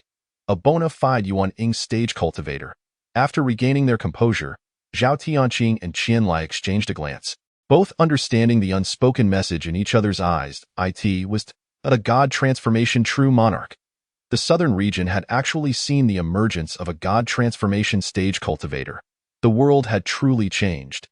Yet, they had never before heard of such a figure. His sudden appearance was genuinely shocking to them. After a moment of silence, Zhao Tianqing knelt on the ground, gritting his teeth to suppress his fear as he took a few steps toward Jun Chongqing, then bowed deeply, trembling as he spoke. Great sir, we meant no offense. Please, great sir, forgive us. Behind him, Zhao Dizhus looked with disbelief at his once revered grandfather, now in such a humble posture, feeling as if the sky itself was collapsing. Today, he truly witnessed the meaning of there are people beyond people and heavens beyond heavens. No offense taken. Jun Chongqing waved his hand dismissively, speaking softly. You were looking for the murderer, were you not? I shall tell you now. However, before Jun Chongqing could finish his sentence, Zhao Tianqing interjected in a panic. No, we are not looking for any murderer. There is no such matter. You have misunderstood, great sir. What a jest, to seek a murderer? Continuing down that path would surely lead to our demise. At this point, it was obvious to anyone with common sense who had killed the 3 sect's elder guardians. Though they did not know what had provoked such a God transformation figure, it hardly mattered anymore. It was a foregone conclusion that they would die in vain. If the 3 sects had the audacity to pursue the matter, their days would be numbered. After all, in the southern region, there was only one God transformation stage cultivator. Jun Chongqing, noticing the commotion, raised an eyebrow and remarked, What? You don't think I am the murderer, do you? Zhao Tianqing, frightened, felt his wrinkles smooth out as he hurriedly shook his head, exclaiming, No, heavens bear witness, I have never thought such a thing. You could never be the murderer, great sir, Jun Chongqing replied indifferently. I am not the murderer. I can assure you, the murderer is. No, I shall not listen. Zhao Tianqing, terrified, quickly covered his ears. The others followed suit, hastily blocking their ears, too frightened to hear. Who would dare to listen?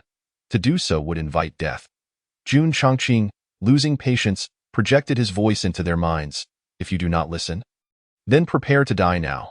The thought that he was the murderer unsettled Jun Chongqing. He reasoned that he truly was not the killer. Although he believed that killing was a matter of mood, if he hadn't done it, he simply hadn't done it. The crowd trembled, swiftly lowering their hands from their ears, eyeing the snowy ground. The wind ceased.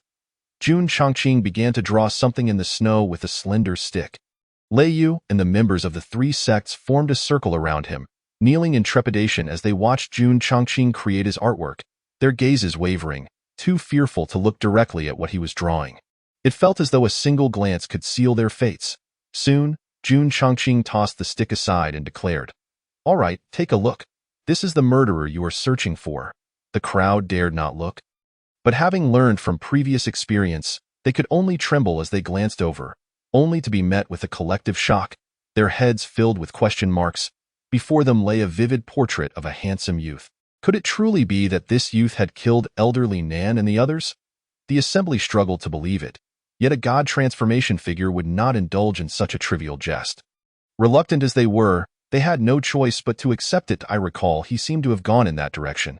You might want to search there, suggested Jun Chongqing, pointing in the direction that Xiaoya had departed. Should Xiaoya learn of these events, she would surely mutter, Master, thank you. Thank you, great sir. We shall take our leave now, Zhao Tianqing said respectfully, feeling he could not linger for even a moment longer. Very well. Upon receiving a nod from Jun Chongqing, the others felt as if a great weight had been lifted from their shoulders, trembling as they rose and slowly retreated. Wait. Suddenly, Jun Chongqing spoke again. The crowd's hearts skipped a beat, and they hurriedly turned back, anxiously standing before him in a respectful manner. Jun Chongqing looked at Lei Yu and said, "He stays." Lei Yu's heart jolted at once. Zhao Tianqing and the others, though unaware of what Lei Yu had done to incur the ire of this formidable figure, thought nothing of it. Strong individuals were often unpredictable, which was normal. They cast a sympathetic glance at Lei Yu. Believing his fate was sealed, even his master, Ouyang Zue, would be powerless to save him. Yes, we shall take our leave, Zhao Tianqing said, leading the others as they slowly withdrew. After the members of the three sects had departed, Jun Chongqing calmly remarked, "You may go." Kneeling, Lei Yu initially felt tense, but upon hearing this, he sighed in relief and hurriedly replied, "Thank you, great sir, no need." Jun Chongqing took a sip from his gourd, closing his eyes as he said, "If you encounter your master, please convey my regards. That past lady was truly remarkable." "Understood," Lei Yu responded, bowing deeply. "Great sir, take care." As Lei Yu rose and turned to summon his flying sword, he suddenly spun around, bent down and respectfully stammered, Great sir, there is something I do not understand, if I may be so bold." Jun Chongqing glanced at him sideways. "Speak." After hesitating for a moment, Lei Yu mustered his courage and asked, "Since you have killed Elder Su Jing of the Piamiao Palace, why did you let those members of the three sects go? Why not eliminate them all to silence them? With your power, it would be effortless." Ultimately, Lei Yu's intent was to remind Jun Chongqing that with his strength, the members of the three sects had not gone far, and if he pursued them, it would not be too late. Jun Chongqing regarded Lei Yu for a while, then a slight smile crept onto his face as he replied, neither pleased nor saddened, "Eliminate them? A splendid idea. I could also kill you in the process, leaving no one the wiser." Lei Yu was taken aback, his complexion paling as he staggered back several steps, stammering, I. Lei Yu was indeed frightened, realizing he had spoken recklessly. Jun Chongqing brushed the snow off his clothes and slowly rose, his tall figure towering over Lei Yu by a head. As he turned away, Jun Chongqing softly remarked, "Just ants. Seeing me is akin to seeing the clear sky." Hardly worth mentioning. Xiaoya has always relished playing with others' misfortunes. Should those ants harbor any ill intentions, let them serve as his playthings. Just ants. Seeing me is akin to seeing the clear sky. Aside from this phrase, Lei Yu comprehended nothing else. He stared dumbfounded at the back of the man in black, his mind in turmoil. How domineering. Perhaps this was the true mindset of a powerful being. God transformation, true monarch. Terrifying indeed. How intriguing that Lei Yu had come to regard Jun Chongqing as a God transformation stage cultivator. Little did he know that a being of the God transformation stage would not possess such a mentality and perspective reserved for true power. Yet, it was not surprising, given that the God transformation stage was already incomprehensibly strong in Lei Yu's eyes. His perspective was limited. If he were to learn that the man in black before him was the demon realm's sovereign from 100,000 years ago, he could only imagine what his reaction would be. Chapter 22. "Master, save me!" With labored breaths, Zhao Tianqing and his companions sat slumped upon the flying vessel, their bodies trembling uncontrollably, as if they had narrowly escaped the clutches of death. Kong Hua, glancing back intermittently, was visibly anxious, his voice tinged with an almost imperceptible quaver as he queried, "Elder, do you think that esteemed individual will pursue us?" Upon hearing Kong Hua's words, a palpable tension gripped the hearts of the group once more. Zhao Tianqing inhaled deeply and reassured them, life and death are matters of fate. There is no need for excessive worry. Tio, speak frankly. If that divine cultivator truly wished for our demise, escaping the southern region would be futile unless we could somehow flee the confines of the Biqiong realm. Indeed, Qianlai echoed with a sense of resignation. You, who are still in the foundation and core formation stages, may not fully grasp the magnitude of the transformation realm, but as elders in the Yuan-Ing stage, we possess a clearer understanding. The transformation realm is immensely powerful, a pinnacle that we Yuan-Ing cultivators may only aspire to throughout our lifetimes. Upon hearing the two elders' solemn reflections, The group fell into a contemplative silence. Their understanding of the transformation realms might deepening. Gradually, they began to relax, realizing that fretting would yield no benefit. In essence, it was an acceptance of fate. Should that divine cultivator desire their deaths, resistance would be futile, leaving them to await their inevitable end. Although the tension had somewhat subsided, a lingering weight pressed upon their hearts. The mere mention of the transformation realm felt like an insurmountable mountain, suffocating their spirits. Akin to a guillotine poised to descend at any moment. In the realm of cultivation, where the weak are preyed upon by the strong, they had grown accustomed to being the apex predators within the southern region. Yet now, a true force capable of subjugating them had emerged in the form of that transformation cultivator. Observing the group's emotional stabilization, Zhao Tianqing turned to the three from the Miao Miao Palace and spoke earnestly. Regarding the passing of Elder Su Jing, I express my deepest sorrow. It is imperative that you harbor no thoughts of vengeance. Even a hint of such would lead your Miao Miao Palace to calamity. Qianlai nodded in agreement, adding, Elder Zhao speaks wisely. Upon your return, relay the events to your palace lord. She will know how to proceed. In truth, both Zhao Tianqing and Qianlai felt a sense of relief and quiet triumph. The three sects had always been rivals, and the losses incurred by the Miao Miao Palace were the most significant in this instance, a development they welcomed. They were certain that upon learning the details, Chu Yanxia would be struck with fear and would dare not utter a word. One of the Miao Miao Palace's protectors hastily interjected. Thank you for your wise counsel, esteemed elders. We understand. What a jest. Who would dare harbor thoughts of revenge? Who values their life so lightly? Li Sisi's eyes flashed with indignation as she suddenly leaned forward, lowering her voice in reverence. It is likely that Lei Yu has also perished. He was the favored disciple of the Wine Sword Immortal. A jolt of shock coursed through the group. Zhao Tianqing narrowed his eyes, demanding, What are you implying? Li Sisi trembled as she stammered. If our three sects were to ally with the Wine Sword Immortal, could we resist that esteemed individual? Crack! In the next moment, Zhao Tianqing's palm struck Li Sisi's face with force, his voice booming, preposterous. Li Sisi was sent sprawling backward, nearly tumbling out of the vessel, only to be caught by her two protectors. Saintess! The others fell silent, sensing the tension. Li Sisi cradled her face, her head lowered, obscuring her expression. The two protectors from the Miao Miao Palace felt a rush of anger, yet dared not voice it. Zhao Tianqing cast a glance at Li Sisi and the two protectors, coldly stating, If you do not discipline your saintess, I shall take it upon myself to educate her. Elder Zhao is right. Qianlai stood, pointing an accusatory finger at Li Sisi, exclaiming, Himph! An uncultured junior. The one who has fallen is your Miao Miao Palace's Elder Su Jing. That esteemed individual bears no grudge against my Yin Corpse sect or the Tian Puppet sect. Do not speak recklessly in an attempt to drag us into the flames. Previously, Kong Hua and Zhao Dizhus had been somewhat bewildered, but now their expressions turned to anger as they cast scornful glances at Li Sisi. This wretched girl, Qianlai continued frostily, furthermore, I warn you, even if there were 10 or 100 Wine Sword Immortals, they could never be a match for the transformation cultivator. Zhao Tianqing added, Indeed, if your Miao Miao Palace seeks its own demise, we will not intervene. But do not bring the flames of conflict upon our two sects. Otherwise, before the transformation elder even lifts a finger, we shall unite to obliterate your Miao Miao Palace. As these words fell, despair washed over the three from the Miao Miao Palace. Observing their despondence, Zhao Tianqing and Qianlai exchanged glances, communicating silently. Elder Zhao, as the saying goes, disaster comes from the mouth. In my view, the Miao Miao Palace's fortunes have reached their end. You speak wisely. We cannot fathom the extent of the transformation realm's consciousness.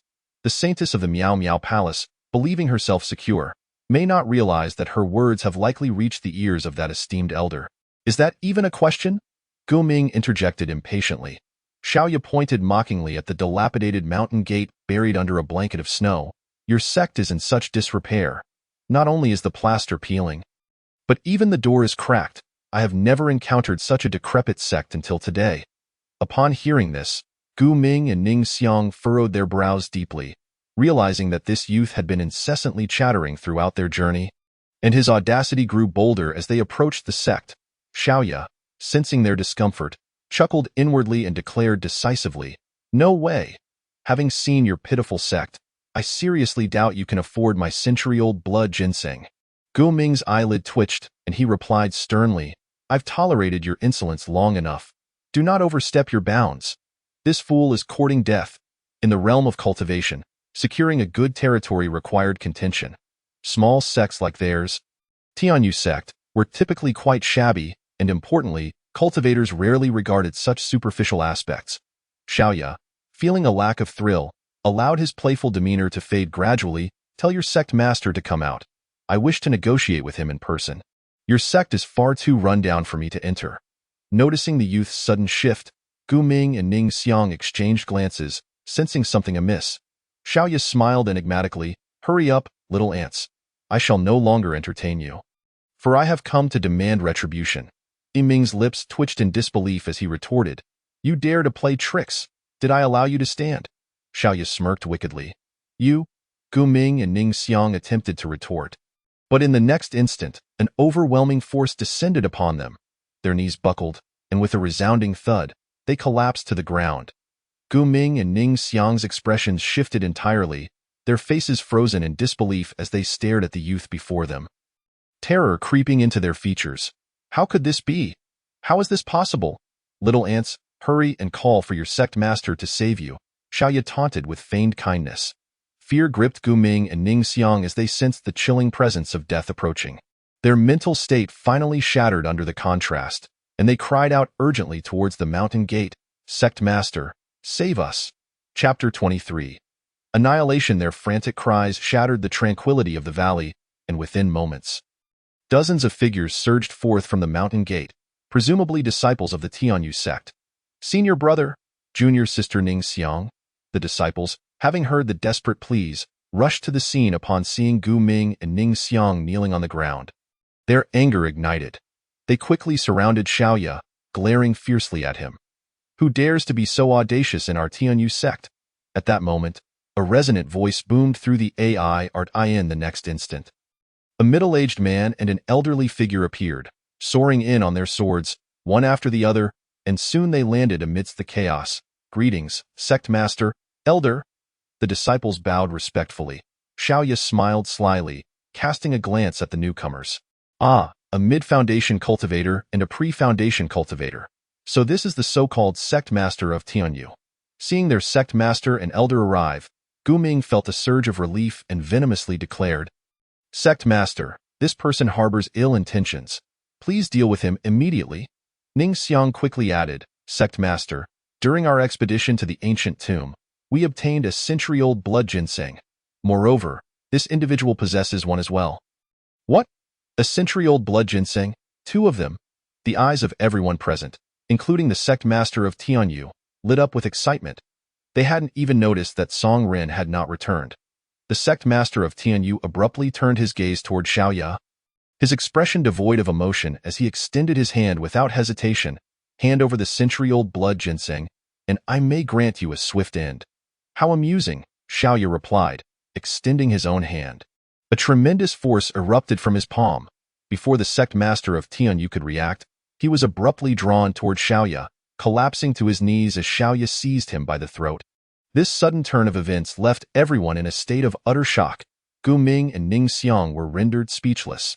The mid-foundation sect master had been subdued without even a single exchange. Gazing into the sect master's eyes, which had shrunk to pinpricks, Xiaoya asked, So now, do you still desire the century-old blood ginseng? The sect master shook his head frantically, stammering, No need. I was blind to your worth. Please, senior, show mercy. Beside them, the Tianyu elder, having regained his composure, began to retreat cautiously, preparing to flee. Dare you run? Xiaoya turned his gaze toward the Tianyu elder, releasing a hint of pressure. Aha! Please spare me. Great one! A blood-curdling scream suddenly erupted, only to cease abruptly. Before the horrified eyes of the crowd, the elder in the foundational stage was crushed into a mere pulp by an irresistible force, falling lifelessly to the ground. This sight sent shivers through the ranks of the Tianyu sect disciples, causing them to collapse in terror, their gazes fixed upon the young crow with an expression of sheer horror. As if they were beholding a demon, the master of the Tianyu sect was left in a state of utter despair, his heart torn asunder. Teetering on the brink of death, his mental fortitude began to crumble. In that moment, he harbored a deep-seated hatred for Gu Ming and Ning Xiang, these two wretches who had unwittingly drawn such a formidable adversary to their very doorstep. He could only lament, "Do not blame this ancestor for the indiscriminate slaughter. Blame those among you who are greedily insatiable, akin to a snake attempting to swallow an elephant." The tone of the young crow turned icy. Though he embodied a fiendish aura, he harbored an intense disdain for those who not only failed to repay kindness, but also bit the hand that fed them. Gu Ming and Ning Xiang were left pallid, fully aware as the parties involved of the implications of the young one's words.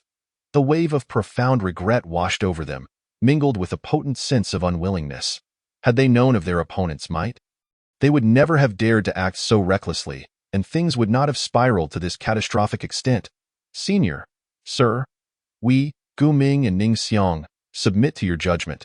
We implore you to spare us innocent souls." The master of the Tianyue sect gasped, his face flushed with agitation, unable to move. The young crow chuckled, casting a mocking glance at the master of Tianyue. "Were you not just intent on eliminating this ancestor to seize his treasures?" The master of the Tianyue sect faltered. "Do you even grasp who you have betrayed?" The young crow regarded Gu Ming and Ning Xiang with a serene smile. They shook their heads frantically, their mental state unraveling. "You have betrayed none other than the demon lord of the demon realm. What a farce! In this day and age, even ants dare to defy the heavens," disregarding the dazed expressions of Gu Ming and Ning Xiang. As well as the bewildered members of the Tianyue sect, the young crow released the master of the Tianyue sect and soared into the sky, pointing towards the valley below. A resonant hum echoed as a beam of black light erupted from his fingertip. Hurtling downwards with great ferocity, the disciples of the Tianyue sect snapped back to reality, looking upwards just in time for their consciousness to fade. Boom. When the black beam struck the ground, it unleashed a deafening roar. The entire valley was instantaneously obliterated and pierced through. Yet, this was merely the beginning. From the aerial perspective, one could witness the terrifying shockwaves radiating outward from the center of the original valley, sweeping in all directions like undulating waves of grain. For 100 miles around, the earth trembled, mountains collapsed, and a tempest arose, sending snow swirling through the air. The young crow observed this scene with indifference, for the power he had just wielded was but a fraction of his true strength, akin to a mere strike from a Yuan-Ing stage cultivator. He then retrieved a century-old blood ginseng, ground it into powder with his bare hands, and scattered it into the vast pit below. Suddenly, the young crow turned his gaze towards the direction from whence he came. 50 miles away, he sensed a group of powerful auras approaching. Though surprised, he gave it little thought, having no intention of exterminating that group, for he was not one to slay indiscriminately. With that, the young crow transformed into a raven and soared away, vanishing into the vast sky in the blink of an eye. Meanwhile, 50 miles distant, a flying artifact hovered in midair. Zhao Tianqing and Qian Lai gazed solemnly at the scene below. The terrifying spectacle extended from their location, seemingly boundless. What in the world has occurred? This destructive force, the younger generation swallowed hard. The two guardians of the Miao Miao Palace wore grave expressions. Both being in the Jedon stage, they recognized that even united, they could not induce such widespread devastation. You needn't ponder further. This scene is likely the result of a Yuan-Ing stage cultivator. Such a grand display must certainly be for some purpose, Qian Lai stated gravely. Zhao Tianqing nodded in agreement. It could also be that a fierce battle had just taken place. However, I find it curious where this Yuan-Ing cultivator has emerged from in our southern domain. Aside from the Wine Sword Immortal, there are scarcely 5 such rogue cultivators. Wait, grandfather. Is it possible that the one responsible for this destruction is the very youth described by that transformation stage elder? Zhao Di's, who suddenly exclaimed. The crowd was momentarily taken aback. Zhao Tianqing quickly responded, I must admit, you have a point. Quick, pursue him. We cannot let him escape. They then directed their flying artifact swiftly towards the area. Chapter 24. Not like longevity, yet greater than longevity. Jun Chongqing strolled through the snowy expanse when a raven suddenly appeared from afar, gracefully landing upon his shoulder. Has the family been annihilated? Jun Chongqing remarked, gazing ahead with a calm demeanor. Indeed, they have been wiped out, the raven, which was none other than the young crow, replied. Though Jun Chongqing had covered considerable ground, their master-servant bond allowed the young crow to pinpoint his location with ease. A faint smile tugged at the corners of Jun Chongqing's mouth. You, with all the havoc you've wrought, will surely suffer greatly in the soul rebirth realm when your time comes. The young crow, feigning indifference, retorted, If I strive diligently, wouldn't I achieve longevity? Jun Chongqing countered, Is longevity truly that simple? Moreover, even those who attain longevity will eventually face death, will they not? The young crow fell silent. His eyes spinning contemplatively, longevity was indeed no simple feat. It was extraordinarily difficult. Currently, across the entire 99 heavens, no living being had achieved true longevity, none, including the detestable divine clan. No, wait. What of their enigmatic leader? Has he attained longevity? The young crow suddenly inquired with curiosity. Jun Chongqing's gaze flickered slightly. Why do you ask? The young crow scratched his head with his wing. Unsure, I don't know. It's just that the feeling the young master gives me now is different from that of 100,000 years ago. After a moment of silence, Jun Chongqing uttered a cryptic phrase that left the young crow bewildered. Not like longevity, yet greater than longevity. Initially perplexed, the young crow repeated the phrase in his mind several times until a spark of understanding ignited within him. Jun Chongqing interrupted his thoughts, saying, Even when you die, it matters not that I have certain connections in the soul rebirth realm that will ensure your comfort. Young master, I shall never die. I will forever follow in your footsteps. And I too shall achieve longevity, the young crow murmured, only to suddenly realize, wait, the young master has connections in the soul rebirth realm? How impressive! How could it not be impressive? The soul rebirth realm is an extraordinarily unique existence, often referred to as the realm that governs the dead. Many top-tier beings are aware of its existence, yet none have ever ventured there. After all, how can the living enter the realm of the dead? If you have connections there, it implies you must have visited, does it not? One cannot forge connections without having been there, he reasoned logically. Jun Chongqing cast a sidelong glance at the young crow. Do I still need to explain this to you? The young crow's expression stiffened, and he chuckled sheepishly. I wouldn't dare, ahem. Though deeply curious, the young crow dared not press further. In this world, the only being capable of instilling such trepidation in the defiant young crow was his master, Jun Chongqing, who had not been lenient during his childhood. Jun Chongqing's eyes glinted as he inquired, Do you suppose the divine clan has a presence in the first heaven? With Jun Chongqing broaching serious matters, the young crow adopted a more solemn demeanor. Surely not. The first heaven is relatively weak and lacks abundant resources. The divine clan would likely look down upon it. Jun Chongqing shook his head. You are mistaken. This world is on the brink of chaos. The young crow was taken aback. Young master, during my journey to the first heaven in search of you, I did not detect any traces of the divine clan. Upon saying this, the young crow felt a bit awkward. Indeed, why would the divine clan openly reveal themselves in this meager realm? They were likely lurking in the shadows, manipulating events from behind the scenes. Just watch. Within 5 days, the southern domain will descend into chaos, Jun Chongqing said as he walked into the distance.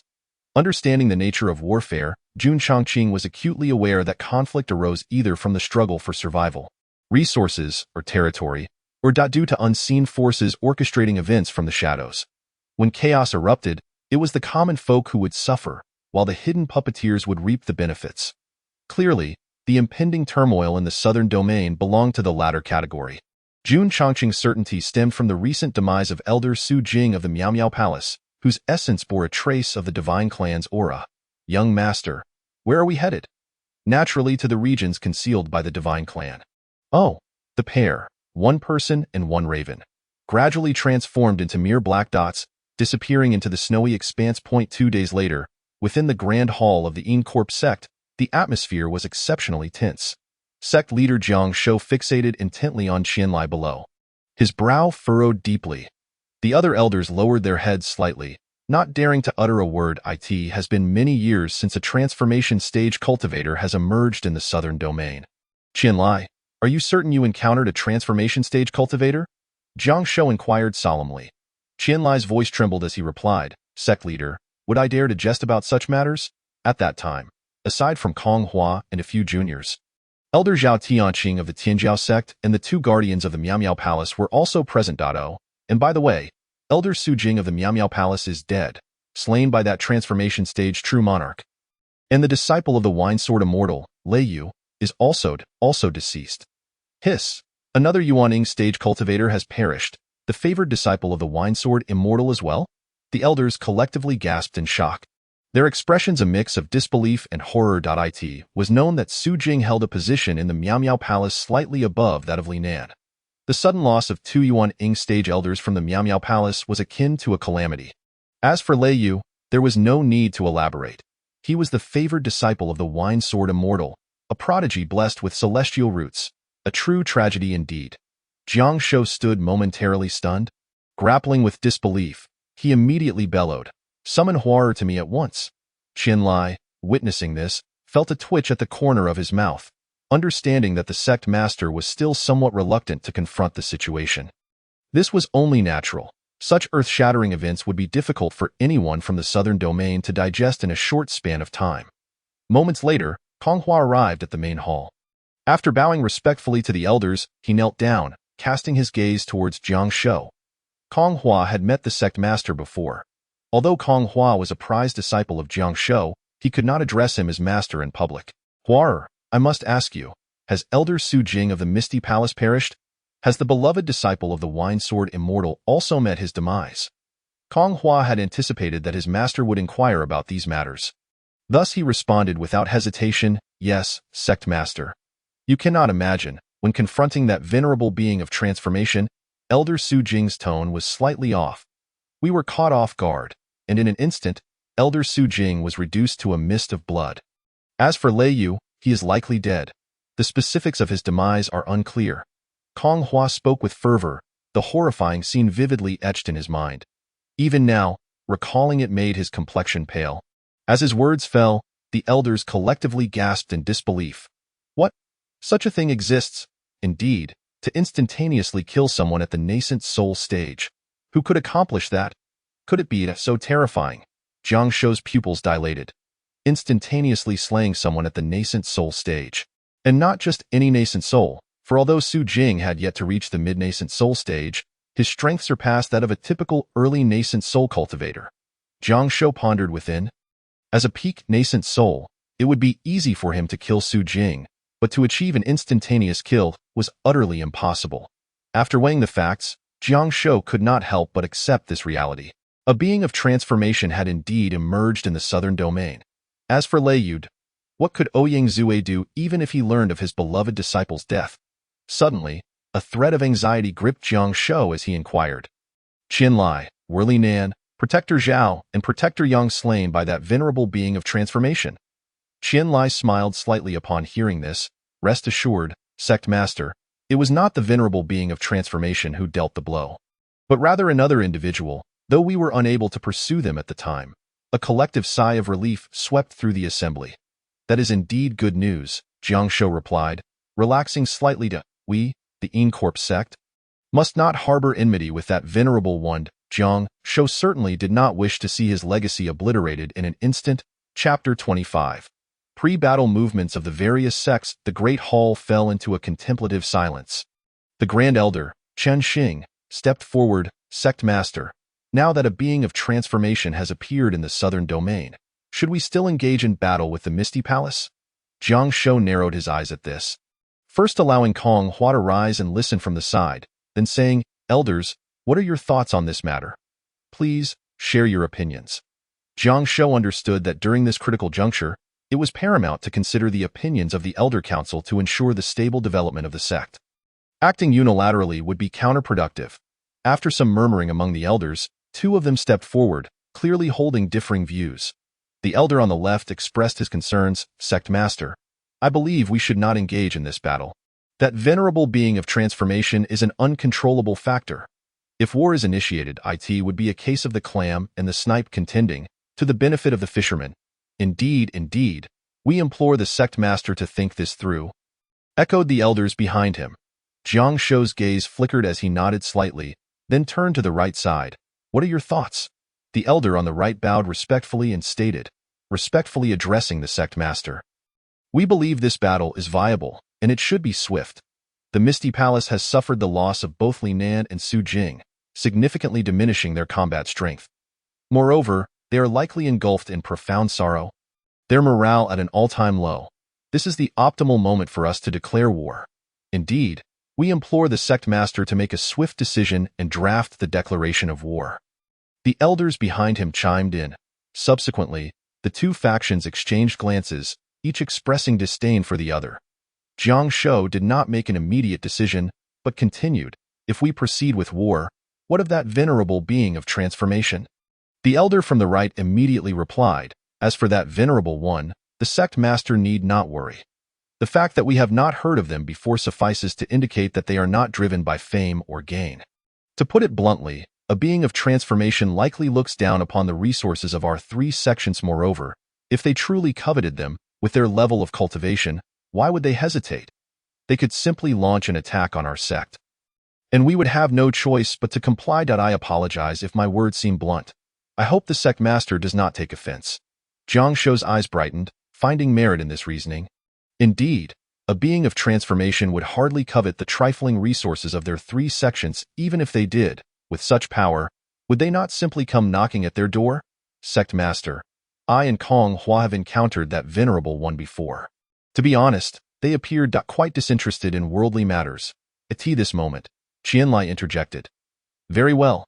Jiang Shou waved his hand, tossing a bamboo slip to Qianlai, stating, "Elder Qian, you are capable, so hasten to deliver this declaration of war to the Misty Palace." The elders were taken aback. The declaration of war has long been prepared, so why ask such a question? This was a misunderstanding among the elders. Jiang Shou had originally intended to engage in battle, and drafting the declaration in advance was entirely reasonable. Understood. Qianlai accepted the bamboo slip with a bow and departed the great hall. This battle is practically assured. Everyone may disperse. Jiang Shou waved his hand and also left. He needed to relay a message to the Tiankue sect's Su Mu, as preparations could commence at the same time. The Tiankue sect learned of Jun Chongqing's existence from the Grand Elder, leaving all the high-ranking members in a state of shock. "Sect master, shall we proceed with this battle?" Zhao Tianqing asked gravely. The elders of the Tiankue sect understood the implication of the Grand Elder's words, which revolved around that being of transformation. Thus, they turned their gazes towards Su Mu. Su Mu, the sect master of the Tiankue sect, was a middle-aged man with a robust physique and a light stubble. "Yes, we shall engage, and I estimate that Jiang Shou will soon send word to our sect." Su Mu replied calmly. As expected, no sooner had he spoken than the communication talisman began to heat up. Su Mu retrieved the talisman, and after listening to its contents, it burned to ashes. Su Mu instructed, "Elders, please gather disciples at the Foundation establishment stage and above, prepare supplies and other necessary matters. We shall set out for Heijiao Mountain tonight, aiming to rendezvous with the Yin Corps sect by dawn tomorrow." The elders were taken aback. Everyone knew that Heijiao Mountain was a range in close proximity to the Misty Palace. They could hardly fathom such haste. Understood. On the summit of the snow-capped mountains, the Misty Palace was adorned with fluttering white silks, casting a pall of despair over the entire palace. The loss of two nascent soul elders was an incredibly painful blow. In the main hall, the palace master, Chu Yinxiu, sat with a cold gaze, while below her were the saintess, Li Sisi, and a host of elders. The atmosphere was oppressive. "Palace master, with the loss of elders Li Nan and Su Jing, the morale of our disciples is at an all-time low. We cannot afford to engage in battle." Another elder lamented. "Moreover, that venerable being of transformation has a grudge against our palace. Who knows when they may come to settle the score?" "I urge the palace master to reconsider." The Grand Elder, Lu Feng, bowed in sorrow. "We implore the palace master to think this through." The majority of the elders echoed this sentiment. However, a few remained composed, their expressions unreadable. Lu Feng continued, "If possible, I believe it would be best to temporarily close the palace and retreat from the world. Our situation is perilously dangerous. Such a lack of ambition." Chu Yinxiu slowly rose, sweeping her sleeves aside. "Now that we have lost Li Nan and Su Jing, do you think Jiang Shou and Su Mu will let this golden opportunity slip by?" Lu Feng hastily replied, "Palace master, that is precisely why we should close the palace and retreat." Chu Yinxiu coldly retorted, "Grand Elder, do not be naive. Even if we were to close the palace, the In Corpse sect and the Tiankue sect would have ways to locate us. With that, Chu Yinxiu rose slowly, declaring, "This battle is inevitable. I have made ample preparations for this, so you need not worry too much. Our palace will undoubtedly unify the southern domain." "Palace Master," Lu Feng wished to say more. But Chu Yinxiu waved her hand. "The Grand Elder need not speak further. My decision is made." "Understood." Lu Feng dared not press any further. She understood that if she continued to persuade, the Palace Master would surely become incensed. In the end, she thought, "You are the Palace Master. I am but a Palace Master." Yet, given the current circumstances of the Misty Palace, this battle is almost certain to end in defeat. Lu Feng could not fathom why the Palace Master remained so insistent. Alas, the Misty Palace was in grave peril. The Palace Master, with such ambition, was a harbinger of disaster. If I am not mistaken, the declaration of war will soon arrive, and battle will commence within the next few days. Elders, you must swiftly prepare, gather the disciples, and deliver a battle proclamation to bolster morale, assuring them that with our palace, victory is assured." "Understood." The elders could only comply, hastily departing. Lu Feng suddenly realized something and turned back. "Palace Master, should we not send disciples to the surrounding towns? Those are the lifeblood and resources of our Misty Palace, and the In Corpse sect and Tiankue sect will certainly send disciples to seize them." "Along with the towns and their territories," Chu Yinxiu replied nonchalantly, "you may arrange that as you see fit." Lu Feng finally exhaled a sigh of relief and turned to take her leave. Once the elders departed, Li Sisi, who had remained silent, suddenly voiced her concern. "Palace Master, what shall we do about that transformation stage expert? That formidable and overbearing man in black has been a haunting nightmare for me in recent days. My cultivation has nearly faltered multiple times." Chu Yinxiu narrowed her eyes and replied, "As for the transformation stage, anyone who dares to kill an elder of my palace shall face my wrath. If he dares to come, I shall ensure he returns empty-handed." Li Sisi's pupils contracted, her gaze filled with disbelief. Chapter 26. The Young Master Bestows Names Night. Heijiao Mountain. On this frigid winter night, the biting wind howled, occasionally pierced by the roars of beasts echoing from the mountain, sending chills through the air. The scene shifted to an old wooden cottage, where steaming dishes emanated warmth and flickering candlelight. "Hee, esteemed guests. Our conditions are humble. I hope you do not find them lacking." A village woman, clad in tattered clothing, placed a bowl of hot soup on the table and shyly smiled while wiping her sleeve. Around the rickety wooden table sat 5 individuals: a middle-aged man with dark skin and a hearty smile named Han Heizi, a young girl with braided hair, and a bashful young boy with a darker complexion. The girl appeared to be around 4 or 5 years old, while the boy seemed to be about 11 or 12. The other 2 individuals at the table were, of course, Jun Chongqing and Xiaoya. They had recently wandered to Heijiao Mountain and found lodging in a nearby village called Hanjiakin, which was quite small, home to only a dozen families. The standing village woman was named Su Chui. "No need for such formality, dear aunt. This is already quite a feast. It makes my mouth water. Please, have a seat," Xiaoya said with a smile as she stood up to pull Su Chui into a chair. It was hard to reconcile the current Xiaoya with the cold-blooded figure from a few days prior, yet they were indeed the same person. Han Heizi filled bowls with soup for Jun Chongqing and Xiaoya, cheerfully saying, "On such a cold day, let us warm ourselves with some soup." Jun Chongqing and Xiaoya gratefully accepted the bowls. Han Heizi then served soup for Su Chui and his 2 children. After sipping the hot soup, Jun Chongqing expressed, "We are grateful for your hospitality as we pass through this place." Han Heizi chuckled, "Young master is too courteous. It is only natural to help one another when traveling. Heijiao Mountain can be perilous at night." "Uncle, this soup is delightful. I finished it in just a few gulps," Xiaoya exclaimed, rising to refill her bowl with a grin. Su Chui smiled kindly. "Child, if you find it tasty, do have more." Upon hearing the word child, Xiaoya paused, contemplating that it was not entirely incorrect. She then returned Su Chui's smile while continuing to enjoy her soup.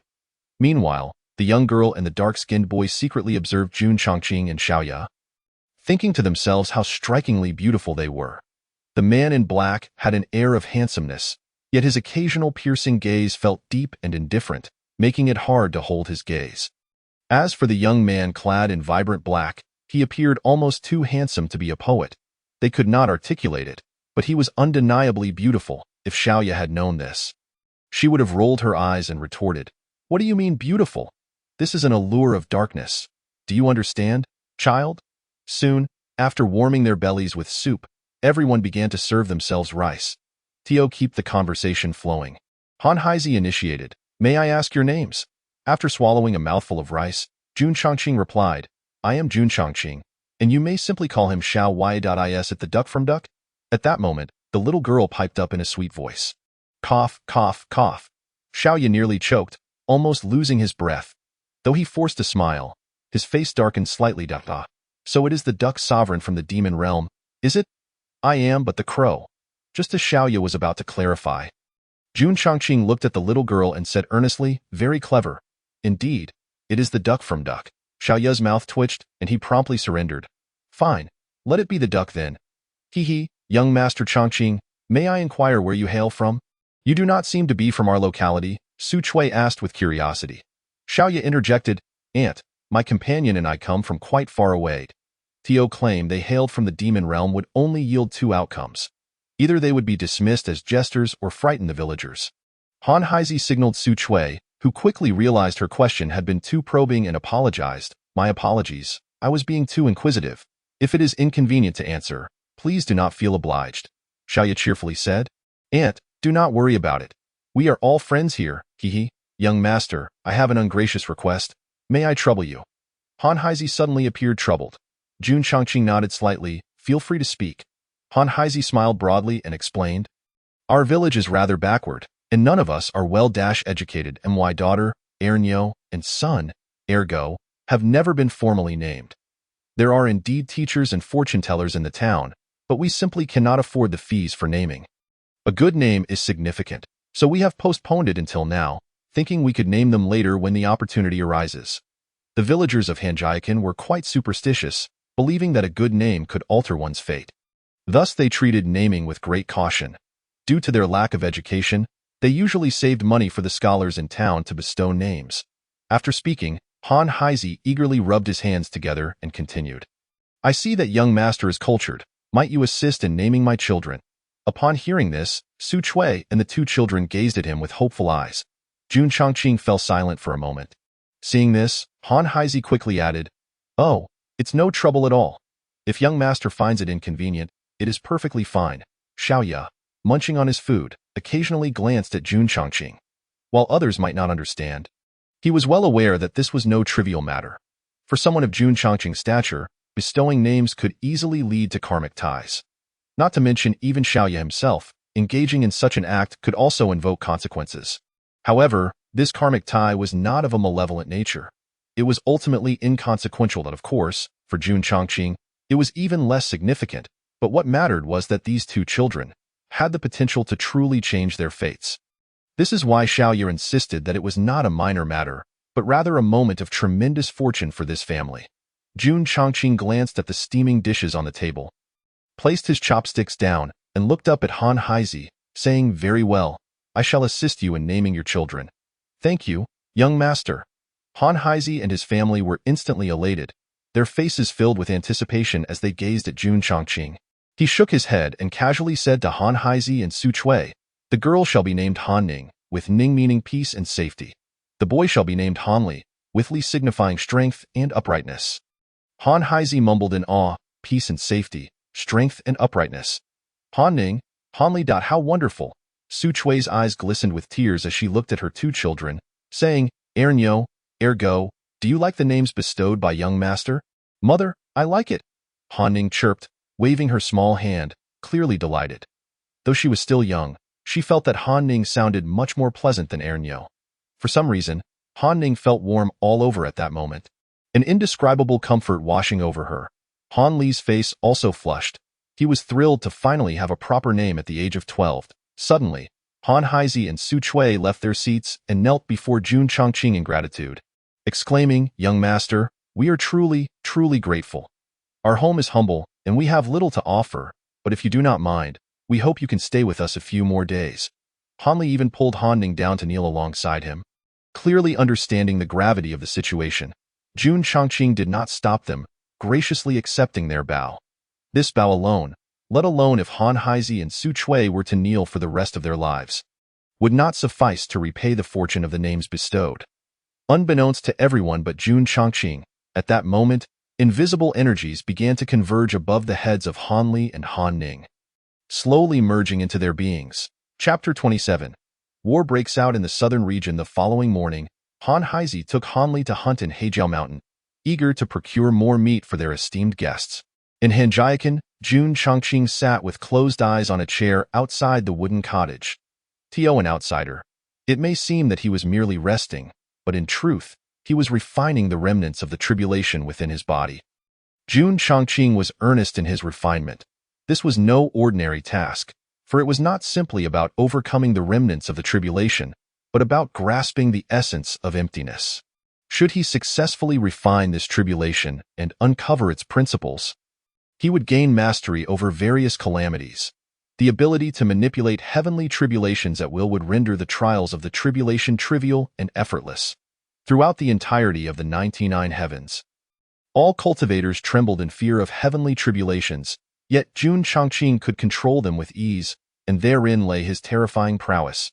Brother Xiaoya, over here. Oh dear, I simply cannot manage you.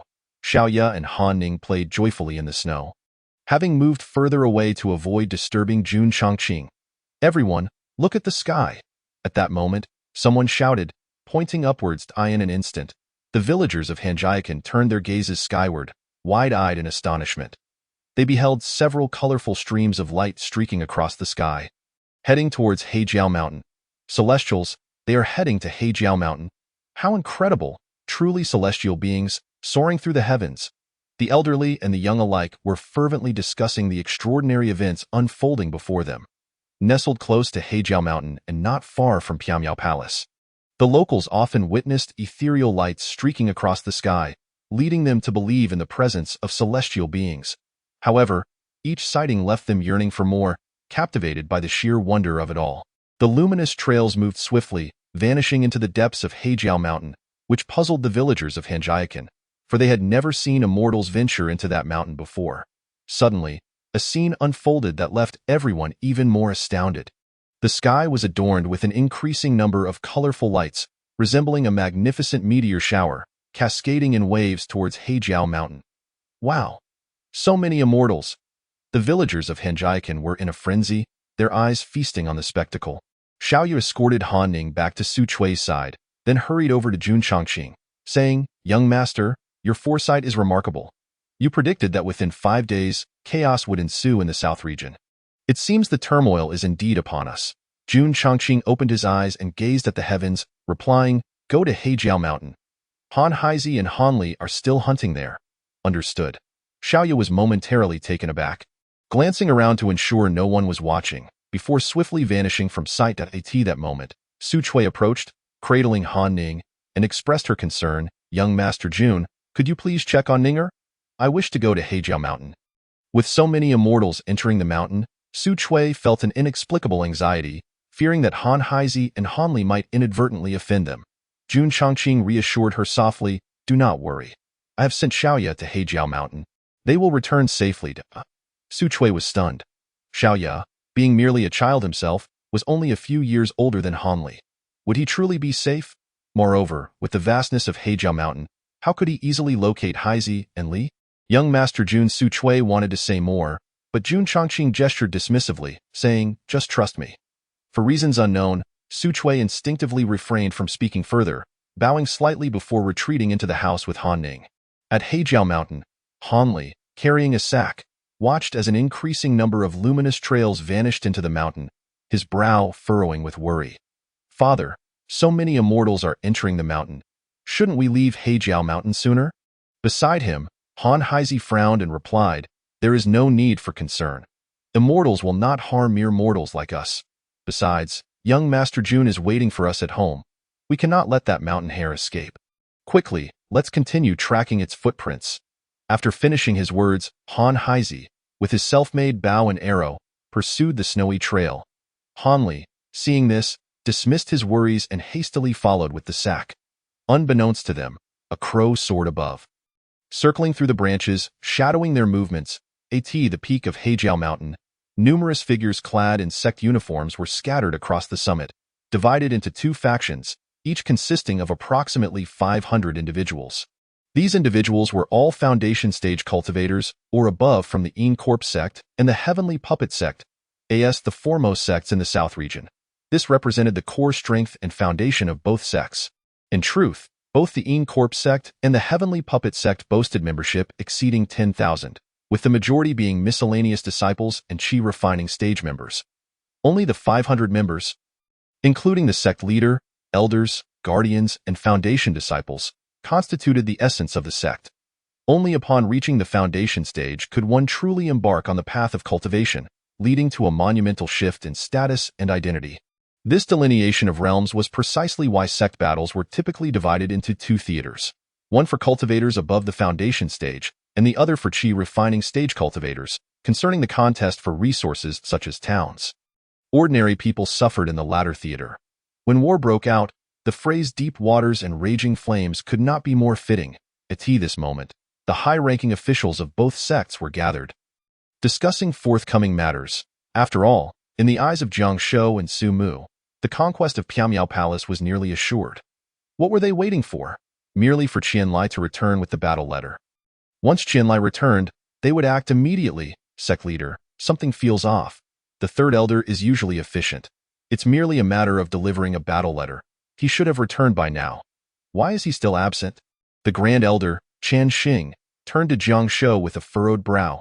Upon hearing this, both sects' upper echelons also frowned, sensing something amiss. Could it be that Piamiao Palace, realizing its imminent demise, had decided to abandon its reputation and plunge into chaos? Jiang Shou gazed in the direction of Piamiao Palace, a smile that did not reach his eyes forming on his lips. Let us wait for half a stick of incense. If the third elder has not returned by then, our sect shall surely raise Piamiao Palace to the ground. A chill ran through everyone present. Su Mu squinted, remaining silent. Given the current situation, it seemed the third elder of the Corp sect was likely imprisoned. Meanwhile, Han Haizi and Han Li had finally captured the mountain hare, their joy uncontainable as they hurriedly made their way down the mountain. The circling Xiaoyu escorted them safely to the foot of Heijiao Mountain before soaring back up. At the summit of Heijiao Mountain, as time passed, half a stick of incense had elapsed, yet Qianlai was still nowhere to be seen. Jiang Shou's gaze turned icy, filled with a desire to devour the wretched Chu Yinxiu. Su sect leader, it's time to act. Let us make our move, Jiang Shou declared coldly, his eyes fixed on Piamiao Palace. Instantly, everyone at the summit tensed, a murderous intent gradually surfacing in their eyes. Su Mu nodded, then let us proceed. Let us topple Piamiao Palace. With that, the Grand Elder of the Corp sect, Chan Xing, and the Grand Elder of the Heavenly Puppet sect, Zhao Tianqing, simultaneously produced a communication talisman, signaling the initiation of the secondary battlefield. They then recited the incantation, igniting the talisman. In an instant, chaos erupted across the territories of the three sects in the South region, encompassing nearly all major areas. Jiang Shou glanced at Su Mu, who gave a slight nod in acknowledgement. Jiang Shou's eyes gleamed with ferocity as he brandished the command flag, shouting, "All listen. Move out. Uphold justice for the heavens. Annihilate Piamiao Palace." In the next moment, vibrant trails of light shot forth from the peak of Heijiao Mountain, filling the sky as they surged towards Piamiao Palace, the resonating battle cries echoing, "Uphold justice for the heavens. Annihilate Piamiao Palace." Chapter 28. Chaos across the lands. Ouyang Zue's failure to transform into a mortal father. Han Li gazed at the luminous trails above, his heart pounding in confusion as he listened to the resounding battle cries. Han Haizi was equally shaken. They had never witnessed such a spectacle before. Annihilate Piamiao Palace. They were well aware of Piamiao Palace, a sacred haven for immortals.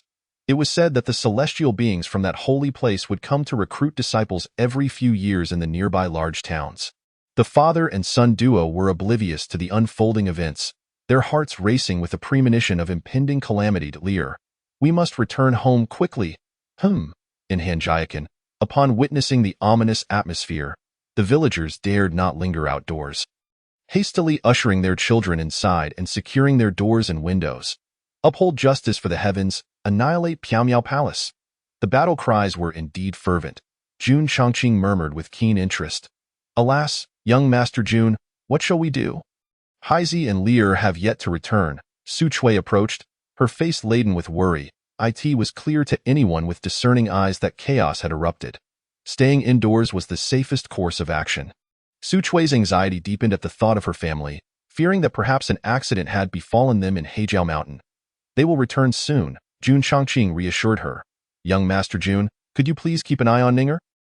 Su Chui's anxious words were abruptly interrupted by a surge of joy as she exclaimed, Heizi, Lear.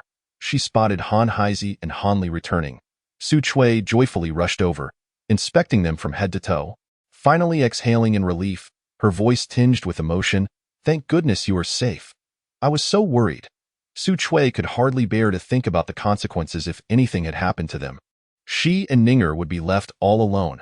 Han Heizi glanced up at the sky, noting that tranquility had returned above, and quickly urged, Let us go inside, quickly, if a war breaks out among the cultivators. It might get chaotic outside. As they made their way towards their wooden home, Han Heizi turned to Jun Chongqing, saying earnestly, Young Master Jun, please come inside. It's not safe out here at tea that moment. Su Chui suddenly looked around and said, Wait a moment. Where is Xiaoya? Did he not return with you? Xiaoya? Han Heizi and Han Li exchanged bewildered glances. Han Heizi, puzzled, replied, Isn't Xiaoya inside the house?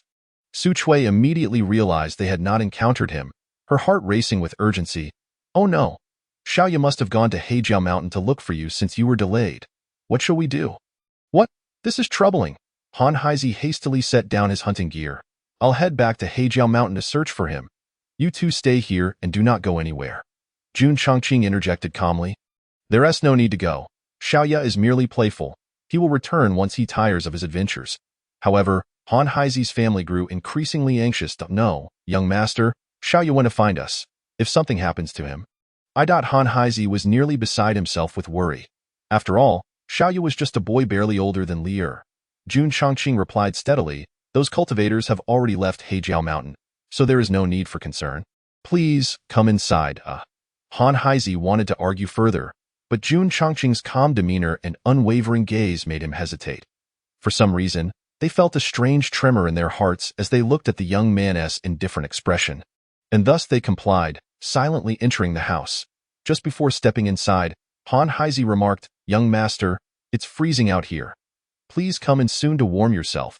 Jun Chongqing nodded in acknowledgement. Subsequently, Jun Chongqing closed his eyes once more. Engrossed in his own matters, at the same moment, chaos erupted in the southern region. The news of the conflict among the three sects spread like wildfire, reaching nearly every sect and wandering cultivator, leaving the practitioners both startled and apprehensive. The impending battle promised utter disorder across various locales, presenting an opportune moment for them to exploit the turmoil. Thus, numerous minor sects and scattered cultivators flocked to the battlefield. Though most found themselves in secondary skirmishes, only a handful of Golden Core and a few nascent soul cultivators dared to approach the main battlefield at the Miao Miao Palace. As a result, towns and even villages in the southern region descended into extreme chaos, rife with arson, murder, and plunder. Cultivators clashed while mortals suffered greatly. Even in the early stages, many innocents lost their lives. What was most horrifying was that many of these deaths were not at the hands of cultivators, but rather at the hands of other mortals. In times of turmoil, it is not the world that is chaotic, but the hearts of men. Though towns and villages are typically governed in such times, one should not hope for protection from authorities. Merely avoiding their ire would be a cause for relief. In the midst of this upheaval, all laws and morals disintegrated in an instant. In the 99th heaven, mortals are regarded as the lowest of beings. In the higher realms, they might still receive some protection, with cultivators restrained from harming them. But in the first heaven, such limitations are non-existent, relying solely on the self-discipline of cultivators. Generally, most practitioners refrain from indiscriminately attacking mortals, understanding that they are the foundation of their existence. Yet in times of war, the true nature is laid bare in Qingshan Town, due to its remote geography and scarce visits from cultivators. A semblance of stability remained. However, the news of the southern region's upheaval had already reached Qingshan Town. The townsfolk felt a flicker of luck. Although Qingshan Town was somewhat isolated and less prosperous than other towns, it was relatively safe during this critical time. Yet, they speculated that in the coming days, people from other towns would likely flee here to escape the chaos. At that moment, in a tavern, Lei Yu sat cross-legged in meditation. Since returning from the ancient tomb, he had devoted himself to his cultivation within the tavern. His master had mentioned that he would return once his transformation was complete. With Ouyang Zui absent, the tavern was currently closed, which suited Lei Yu just fine as it allowed him peace and quiet. Just then, an elderly man with white hair and a youthful visage pushed the door open. Who else could it be but Ouyang Zui? Hearing the noise, Lei Yu's eyes flew open, and upon seeing Ouyang Zui, he rushed forward in delight. Master, have you succeeded in your transformation? That was fast. How long has it been? Lei Yu felt an overwhelming shock. Ouyang Zui paused for a moment, then sighed with a wry smile. I failed. Otherwise, how could I have returned so soon? The path to divinity is fraught with difficulty. He had believed that after successfully transforming, he could return and overcome the lightning tribulation to break through to the divine realm. Yet, he had faltered at the very beginning of his transformation. His resolve was still not sufficiently steadfast. During the transformation process, he nearly lost himself in familial ties, but thankfully, he fought his way back to reality. Otherwise, he might have perished in the process. Reflecting on it now, Ouyang Zui felt a profound sense of dread. Lei Yu swallowed hard, wishing to offer words of comfort, but not knowing how to express them. In contrast, he came to realize just how formidable that figure in black was. The divine realm truly was not to be underestimated. Chapter 29. Cultivators enter the village. Ouyang Zui noticed Lei Yu's silence and feigned a light-hearted demeanor, saying, "It's nothing to worry about. It is quite normal for a master to experience failure. Otherwise, why would there be so many reasons for cultivators to remain stagnant at the nascent soul stage? This experience will serve as a lesson, and I am confident that next time, I shall succeed in my transformation." Yes, Lei Yu replied, feeling somewhat reassured. Yet, a peculiar thought crossed his mind. It seemed somewhat absurd that, despite his master's failure, it was Ouyang Zui who was comforting him.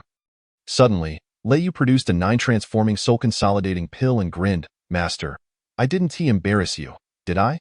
I managed to acquire 2 of them." However, Ouyang Zui, preoccupied with more pressing matters, grabbed the bewildered Lei Yu and urged him outside.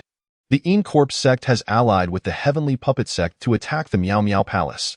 The southern region is in chaos. Come, let us take a look. What? Lei Yu exclaimed in shock. When did the fighting begin? It dawned on him that his relentless cultivation in the tavern must have caused him to miss such a significant event. Upon exiting the tavern, Ouyang Zui led Lei Yu into the sky, disappearing into the horizon. Along the way, Lei Yu recounted the events that transpired in the ancient tomb during Ouyang Zui's transformation. Initially, Ouyang Zui was taken aback upon hearing that 1 nascent soul and 2 guardians from the 3 sects had perished. His anger flared when he learned that the sects were suspicious of him and intended to take Lei Yu back.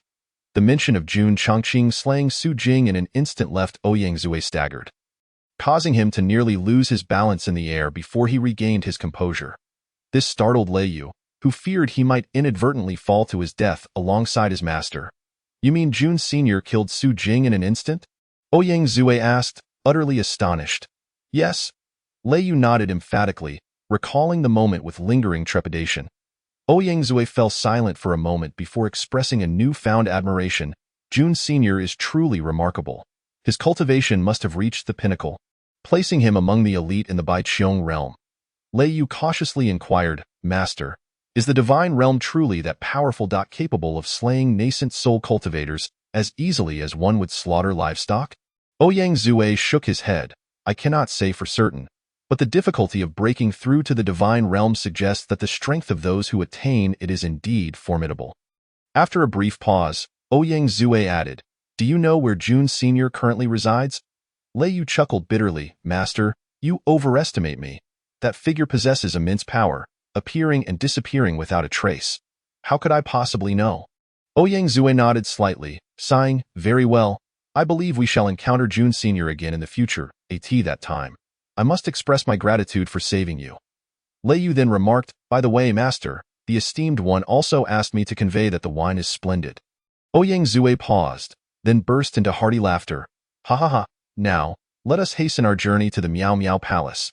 The 3 sects must be at a standoff by now." Yes, in Han Family Village, an uninvited group had arrived. "Where are the mortals of this village? Are they all dead? If not, come out." The sudden shout sent the villagers of Han Family Village scurrying into their homes, trembling with fear. It was evident from the tone that these were cultivators. Heaven above, why would even our humble Han family village be caught in this turmoil? The villagers lamented their poverty. What could these cultivators possibly want from them? Little did they know, these cultivators were not here for any particular gain. They had initially intended to witness the commotion at the Meow Meow Palace, but stumbled upon this village, and were drawn by the thrill of exerting their dominance. Under normal circumstances, this village, situated near the Meow Meow Palace, would not attract cultivators seeking trouble. However, with the southern region in chaos, even the Meow Meow Palace was too preoccupied to intervene. In Han Haizi's home, his face was ashen. Han Li's expression was equally grim, a hint of fear lurking beneath. Su Chui clutched Han Ning, whose eyes glistened with tears, clearly frightened. This is bad. Young Master Jun is still outside, Han Haizi suddenly recalled. 5 breaths. If you mortals do not come out, I shall raze your village to the ground. The voice echoed once more at the village entrance. This terrified the villagers even more, and despite their fear, they began to emerge, albeit trembling, leaving their children behind in the safety of their homes. Lear, Ninger, stay inside and do not come out, Han Haizi instructed as he and Su Chui prepared to step outside. Dad, Mom, Han Li stammered. They won't act recklessly, will they? Han Haizi hesitated, forcing a smile. Of course not. We are mere mortals. What reason would cultivators have to bully us? With that, he and Su Chui quickly opened the door and stepped out, shutting it behind them. Han Li, filled with worry, peeked through the door crack to observe the situation outside. He saw a group of 7 individuals standing at the village entrance, each exuding an air of arrogance. These are not cultivators. They resemble bandits more than anything else. Han Li muttered to himself. In his mind, true cultivators were graceful beings who soared through the skies, vanquishing evil without stooping to the level of mortals. Suddenly, Han Li's gaze shifted to Jun Chongqing, who sat calmly on a stool in front of the house, momentarily dazed. Compared to the ruffians outside, Jun's demeanor was far more reminiscent of a true cultivator. Soon, the villagers of Han Family Village gathered at the entrance, kneeling in fear, trembling as they dared not meet the eyes of the fierce cultivators before them. The 7 cultivators, witnessing this, erupted into boisterous laughter, their arrogance swelling even further, bearing a striking resemblance to mountain bandits. Suddenly, the leader of the group scanned the gathered villagers and frowned. No children? Has your village been wiped out? A cultivator sneered. Heh, I suspect these mortals have hidden the children away in their homes. How cunning of them! A shiver ran through the villagers as they gritted their teeth in silence. Heh, I'll go find those little brats. I do enjoy a game of hide and seek. One cultivator said, a sinister smile spreading across his face as he strode toward the village's wooden homes. The villagers, upon witnessing the scene, overcame their inner fears and resolved to resist fiercely. Heh, I never said I would do anything to you. But should you mere mortals act recklessly and disobey, do not blame us for being ruthless, the leading cultivator reminded calmly. This reignited a flicker of hope within the villagers, who fell silent yet occasionally glanced back towards the village. There's actually someone sitting there? Came the astonished voice of the cultivator who had entered the village. The other cultivators immediately turned to look, and indeed, they discovered a young man in black sitting there like a ghost, wondering how they had failed to notice him before. Han Haizi and Su Chui recalled Jun Chongqing and, filled with urgency, desperately gestured towards him from a distance, hoping he would rise and adopt a proper demeanor to save his life. Yet, no matter how they signaled, Jun Chongqing appeared oblivious, causing Han Haizi and Su Chui to breathe increasingly rapidly. Their faces paling. It was over. This moment, the cultivator temporarily abandoned his search for the child and directly approached Jun Chongqing with a cold gaze, stating, you lowly mortal, are you tired of living or simply lacking in brain power? I will grant you one chance. Kneel and pay your respects. At this juncture, apart from the other 6 cultivators who casually observed, all the villagers, including Han Li and Han Ning, who peeked through the crack of the door, held their breath, watching with immense tension. Jun Chongqing finally slowly opened his eyes and regarded the cultivator before him. When the cultivator met Jun Chongqing's gaze, a chill ran down his spine, and he retreated 2 steps, lowering his head amidst numerous astonished stares. Ants must behave like ants, Jun Chongqing remarked indifferently. The cultivator bowed his head. Unable to meet those eyes, his heart pounding as he struggled to suppress his terror, suddenly, the cultivator exploded into a mist of blood. A deathly silence enveloped Han family village. The expressions of the other 6 cultivators froze in place, and terror surged upon them like a tidal wave, frantically sweeping through their limbs and bones. The villagers covered their mouths, their faces ashen, pupils constricting violently. Just moments ago, they had witnessed that cultivator burst into a blood mist. The horrifying and surreal scene was profoundly shocking. As for Han Li, hiding behind the door, he firmly covered Han Ning's eyes, already in a state of shock. At this moment, apart from the 6 cultivators, no one dared to think of Jun Chongqing, or rather, no one dared to imagine. Until the 6 cultivators at the village entrance suddenly collapsed to their knees, frantically bowing their heads, crying out in panic. "Master, spare us. We meant no offense. That man spoke recklessly before you. He deserved to die, and good riddance." The 6 cultivators felt their minds go numb, lamenting their misfortune. They had never imagined that a powerful being resided in this village. Had they known, even with the courage of a bear, they would not have dared to enter. They had only sought to entertain themselves by bullying mortals, and now they had provoked a master. However, these cultivators were not too panicked, as they had not yet offended this dark-clad master. Thus, this dark-clad master likely would not take their lives. Moreover, being fellow cultivators, they subconsciously believed that the dark-clad master would not lower himself to deal with mere mortals. At this point, the villagers were astounded. Their eyes filled with disbelief. They could hardly imagine that the young man, who had arrived the previous night and kindly inquired if he could stay for a night, was also a cultivator. Given the current situation, he was even more formidable than the invading cultivators. In comparison, both in strength and character, there was a world of difference. Han Haizi and Su Chui exchanged a difficult glance, their hearts racing as they realized the extraordinary status of the young man, Jun, who had stayed at their home. Indeed, although their time together had been brief, they had picked up on subtle details that hinted at Jun's exceptional nature. Surely, that playful and cheerful young master was not an ordinary individual.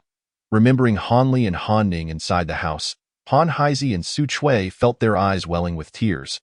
Their family had truly experienced a stroke of immense fortune to have been graced by such a personage as Jun. At this moment, Jun Chongqing slowly rose from his chair, hands clasped behind his back, and strolled leisurely towards them.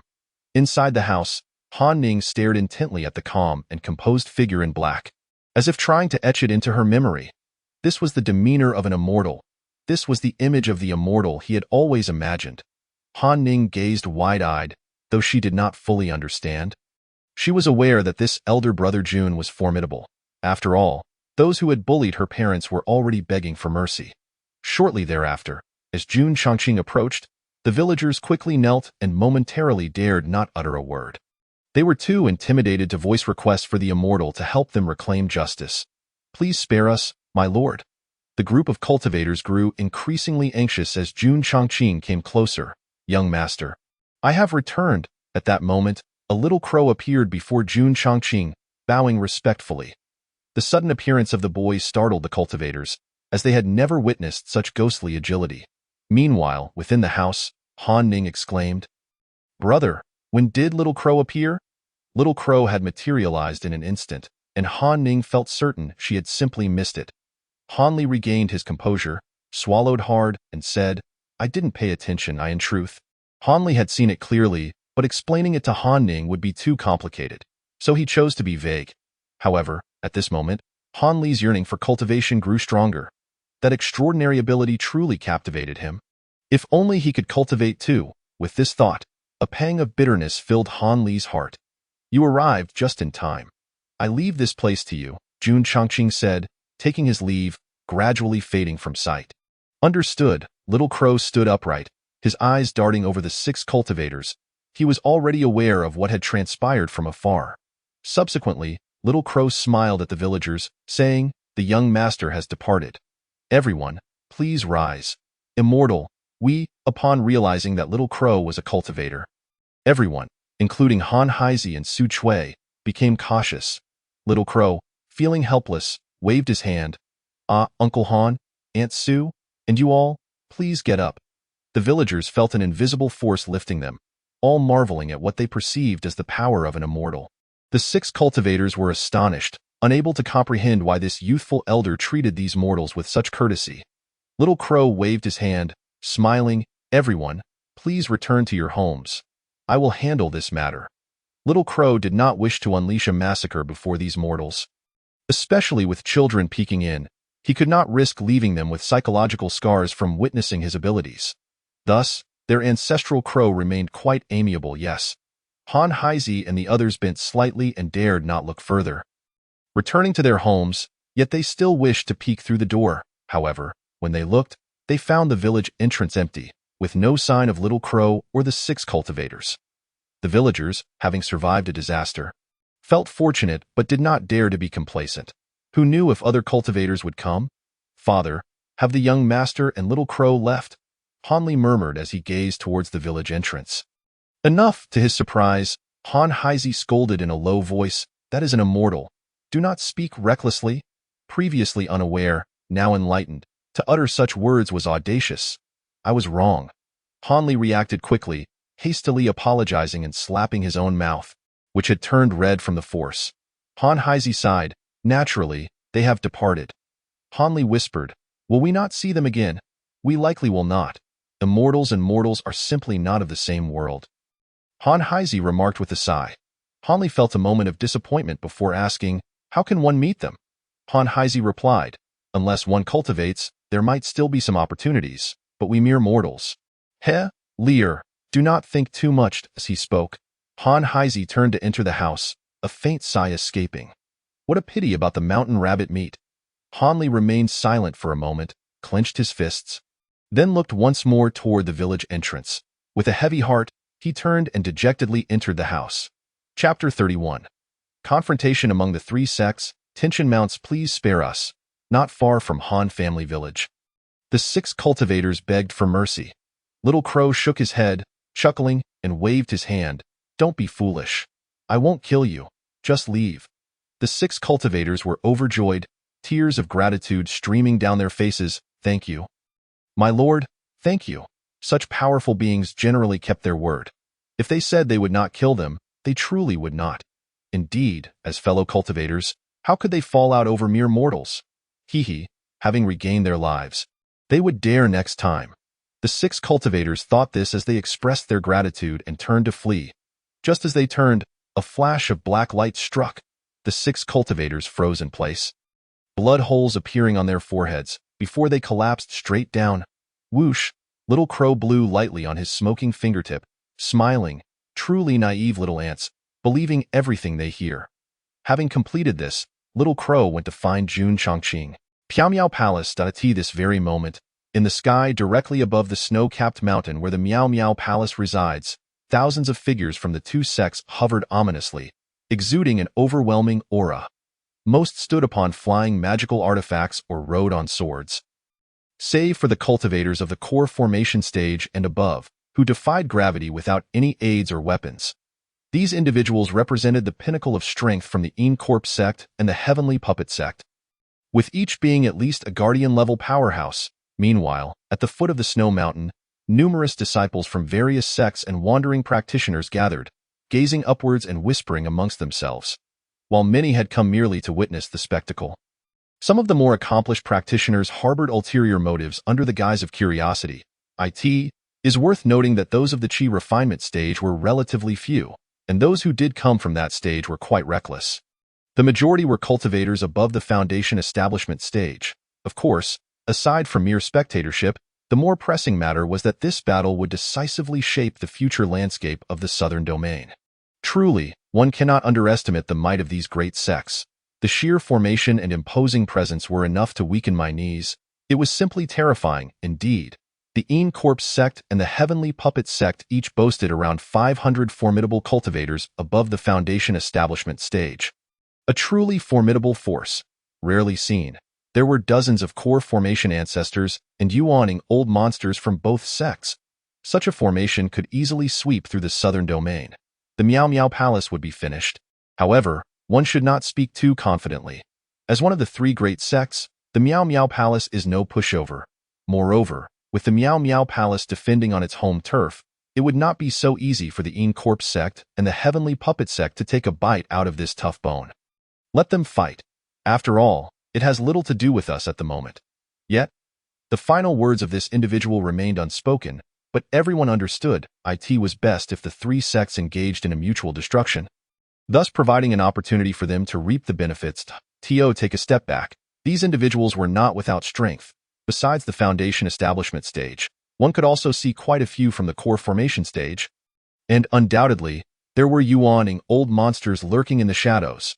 Their only weakness lay in their lack of unity. They could not possibly be as cohesive as the three sections yet, should the three sects indeed descend into chaotic strife. Suffering heavy casualties, there might be a fleeting chance for these individuals to supplant the three sects. Meanwhile, Jun Chongqing and Xiaoya had long since arrived, currently perched upon a branch of a tree. Observing the unfolding scene, "Young master, is the divine clan hiding among these three sects?" Xiaoya inquired curiously. She sensed the multitude in the sky, but gleaned nothing of significance. Jun Chongqing replied softly, "Just watch." Understood, Xiaoya comprehended. The young master chose not to intervene in the battle between the three sects, but should any divine clan interfere, he would not stand idly by. Furthermore, any faction that colluded with the divine clan would meet a grim fate. At that moment, Jiang Shou stepped forth into the air, bellowing, "Chu Yinxiu, come out. Your Miao Miao Palace first tortured and killed the guardians of my two sects, and then imprisoned our third elder. Such indignities cannot be tolerated. This time, my two sects shall act in righteousness." A profound silence enveloped the heavens and earth, as all eyes focused intently, knowing that the main event was about to commence. As for Jiang Shou's words, the cultivators present recognized them merely as a pretext for war. In the next instant, a dozen streaks of colorful light surged forth from the Miao Miao Palace, manifesting before the Corpse sect and the Heavenly Puppet sect. The newcomers were all women, ranging from mature matriarchs to elderly crones, and even young maidens. These few were the true high-ranking members of the Miao Miao Palace, each at least an elder. Leading them was the matriarch. "Chu Yinxiu, Jiang Shou, spare me the pleasantries. You and Sumu have been waiting for this battle for quite some time. Haven't you?" Chu Yinxiu said coolly. Jiang Shou narrowed his eyes. "Where is my sect's third elder?" "We know he is still alive. Zhao, the guardian, is dead, and while it is indeed unfortunate, there is nothing to be done. However, the position of our third elder, Qianlai, holds great significance in the Corpse sect. He cannot meet with misfortune," Jiang Shou exclaimed. "Ha ha ha!" Chu Yinxiu laughed heartily, then fixed a penetrating gaze upon Jiang Shou and Su Mu, replying, "Where is your third elder? You will find out once you invade my Miao Miao Palace." With that, Chu Yinxiu and her group of elders transformed into streaks of light and returned to the Miao Miao Palace, activating the protective formation. Waves of shimmering silver light began to ripple around the Miao Miao Palace. "Wretched woman," Jiang Shou muttered under his breath. Sumu regarded the protective formation with a grave expression. "Sect Master Jiang, this protective array is no trivial matter." Jiang Shou sneered coldly. "No matter how formidable it is, it cannot withstand our relentless assault. Even if we must grind it down, this sect shall carve a hole through it." Sumu nodded slightly, feeling a bit more at ease. Clearly, Chu Yinxiu was still wary of them. Otherwise, she would not have activated the protective formation right away. It could be said that this battle had already been stripped of all suspense. Sumu carefully observed the formation, stating, "We should deliberate on how to breach the array." "Agreed. Palace Master, they are numerous and formidable, each a top-tier force of their sect. The protective formation may not endure for long," sighed Lu Feng, gazing at the array of the two sects outside. Many other elders also wore solemn expressions, contemplating strategies. To be frank, had it not been for the limitations of the Miao Miao Palace's cultivation methods, and the fact they were rooted in this location, they would have seriously considered abandoning the palace. Encountering such a palace master was indeed a stroke of ill fortune. If only the former palace master were still here. Lu Feng lamented. "We shall endure as long as we can," Chu Yinxiu replied. Lu Feng and the other elders fell silent. "And after we endure? What then? Await death. Is this what the palace master means by having faith in her?" Lu Feng could no longer contain her anger. "I have long suggested closing the palace and retreating from the world. Why do you refuse to listen? Once the protective array is breached, what shall we do? Even if you do not care for your own safety." You must consider the lives of so many disciples within the palace. You are playing with lives. You are unworthy to be palace master. Slap. Chu Yinqiu suddenly struck Lu Feng across the face, knocking her to the ground, her voice cold. Lu Feng, you dare speak to me in such a tone? You are simply rebelling. The other elders fell into a hushed silence. Lu Feng, dazed, covered her cheek, and after a long moment, closed her eyes in despair. The palace master had truly changed, becoming even more unreasonable than before. Perhaps this was the fate of the Miao Miao Palace. Old palace master, I am sorry for failing your trust. Chapter 32. The Array Master. Jiang Shou and Su Mu conferred for a time, yet found themselves at a loss. Though assembling a force for a furious onslaught could indeed breach the array, that was merely empty bravado. If they acted recklessly, they would only exhaust the spiritual energy of the two sects, resulting in a decline in their conditions, preventing them from swiftly taking the Miao Miao Palace. It might even lead to unforeseen complications. It appeared that this was likely Chu Yinqiu's scheme. In a wonder, she activated the protective formation right at the outset. It must be understood that the protective array was not solely defensive. If it could lure the enemy in before activation, it could also serve as a potent offensive weapon. Alas, the Miao Miao Palace was indeed a tough nut to crack. We are in a bind. Jiang Shou lamented. Su Mu replied, this is their stronghold. It is only to be expected. Jiang Shou and Su Mu then summoned their respective elders to discuss, seeking the least laborious method to breach the array. For with enough people, there would be ample strategies. At this moment, the disciples of the two sects looked upon the imposing array with eager anticipation, yet were baffled as to why their sect master had yet to issue the order. Sect master, as you said, only an array master can succeed. But our two sects are skilled in corpses and puppets, yet arrays. Cough. Indeed, sect master, if I may suggest, let us break the array directly with brute force. It may be laborious, yet without the protective formation, the Miao Miao Palace cannot withstand our assault and will surely crumble. The disciples were impatient, urging their sect master to command an attack. The elders from both sects exchanged comments. Yet none could propose a viable strategy. Jiang Shou and Su Mu's expressions darkened slightly. It seemed their arrival had been somewhat hasty, lacking adequate preparation. They had simply forgotten about the protective formation and had not anticipated that the Miao Miao Palace would launch with such a powerful move. Su Mu coldly remarked, I do not know what you all have in your minds. Yes, we can break the array and destroy the Miao Miao Palace, but can you trust those many spectators below? Jiang Shou nodded. Sect Master Su speaks wisely. While we must capture the Miao Miao Palace, we must also remain wary of the practitioners below. Should they unite, they pose a considerable threat. We cannot risk losing our footing while striving to annihilate the Miao Miao Palace. At this, the elders fell silent, glancing at the multitude of onlookers below, and silently acknowledged the truth of the matter. In a wonder you are the sect master, they thought. Indeed, he was astute and comprehensive in his considerations. Sect master, while your words hold merit, we cannot remain in this deadlock indefinitely. Otherwise, it will become a laughingstock for those below, who will see us as the Een Corpse sect and the Heavenly Puppet sect hesitating in fear against a single Miao Miao Palace. The Grand Elder, Chan Xing, awkwardly suggested.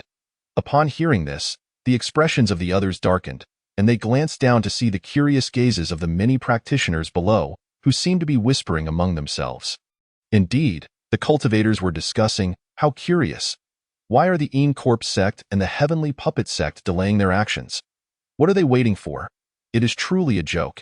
Even if the Miao Miao Palace's protective formation is formidable, can it withstand the assault of two sects? Indeed, if this drags on any longer, the second sect will inevitably become the subject of ridicule. The Miao Miao Palace remains as elusive as ever. Even the united second sect holds it in such high regard. At this moment, an elder of the core formation stage shook his head and chuckled. Ha ha, you young ones, I do not mean to scold you. But your horizons are still rather limited. Do you truly believe the second sect fears the Miao Miao Palace? Instantly, the group of Foundation Establishment cultivators fell silent, for after all, it was a core formation elder who spoke. One courageous Foundation Establishment cultivator asked, May I inquire, esteemed elder, given the current situation, is it not true that the second sect is indeed wary of the Miao Miao Palace? From my perspective, the second sect is merely concerned about exhausting too much energy on the grand formation. thus unable to contend with the Miao Miao Palace. The elder stroked his beard and smiled, saying, "You are mistaken. The second sect does not fear the Miao Miao Palace. Rather, they are cautious of US onlookers." Ha ha! Upon hearing this, the cultivators trembled in realization. So that is how it is. Upon further contemplation, it seemed to hold some truth. Meanwhile, Ouyang Zue and his disciple arrived at an uninhabited mountain foot. Unnoticed by others, Ouyang Zue first scanned the surroundings and, upon seeing no sign of Jun Chongqing, lifted his gaze to the silver light shield atop the mountain, murmuring, "The protective formation of the sect." Lei Yu curiously asked, "Master, why hasn't the second sect launched an attack yet?" To be honest, after the last encounter at the ancient tomb, he held a rather poor impression of the Miao Miao Palace. It would be better if it were destroyed. Ouyang Zue shook his head, indicating that he had only just arrived, then remarked, "Perhaps they are discussing strategies to break the formation. Let us observe for now." As a distinguished figure of the nascent soul stage, Ouyang Zue certainly understood the strength of the Miao Miao Palace's formation. Just then, a streak of light shot into the sky, appearing before the second sect's camp in the blink of an eye, causing an uproar. Upon recognizing the individual, Ouyang Zue squinted. "Tu Chiu.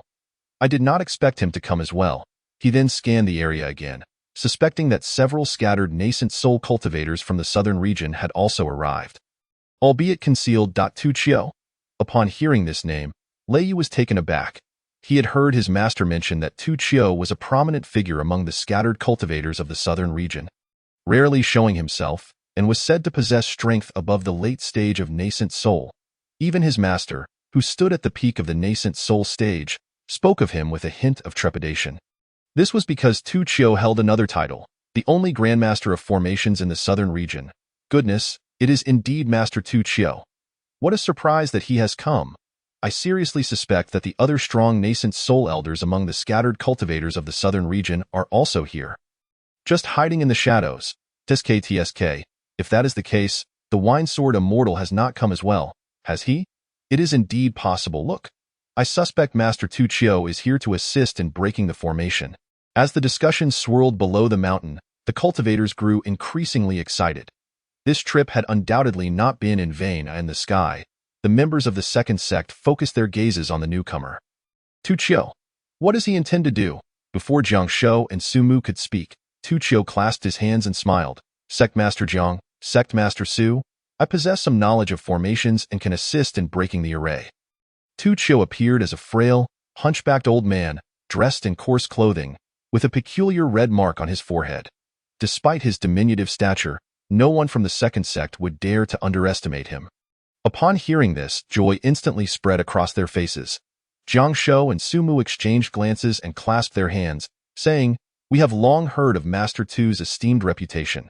It would be a tremendous boon for us if Master Tu could assist in breaking the formation.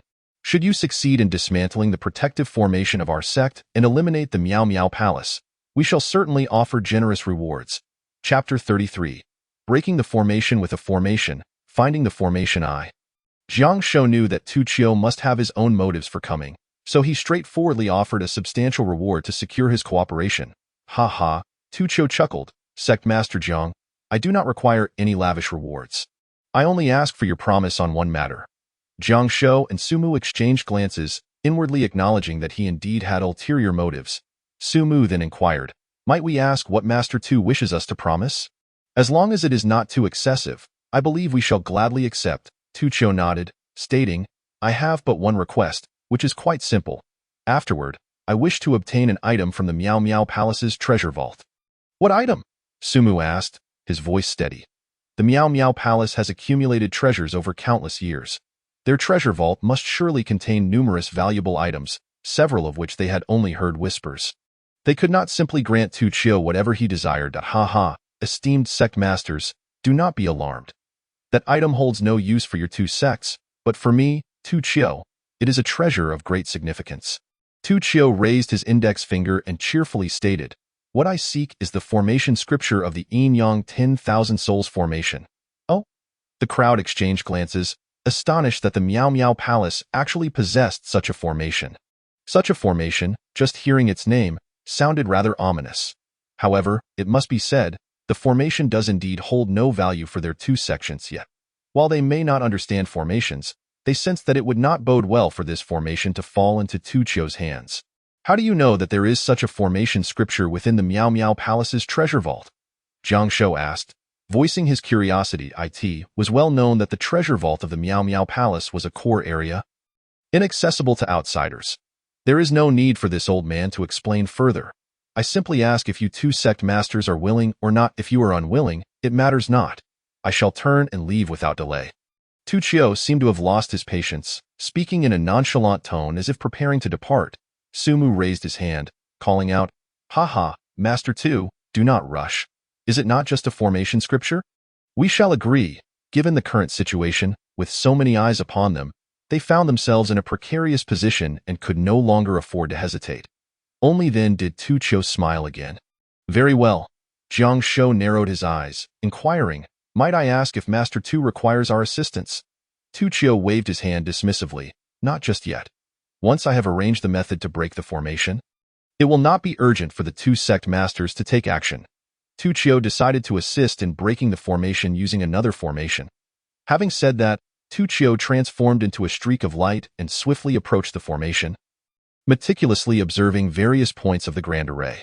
Moments later, under the gaze of many, he produced a series of formation flags and began to plant them at different positions on the snow-capped mountain. The formation master is indeed impressive. I cannot comprehend what Master Tu is doing, yet it feels extraordinarily profound. Of course, unless you have studied or witnessed formation arts, it is impossible for you to understand. And to be blunt, even if you have studied, you might still struggle to grasp Master Tu's methods, as they are of an entirely different caliber. What this friend says is true. I have humbly studied formation arts for several years and can merely arrange some simple formations.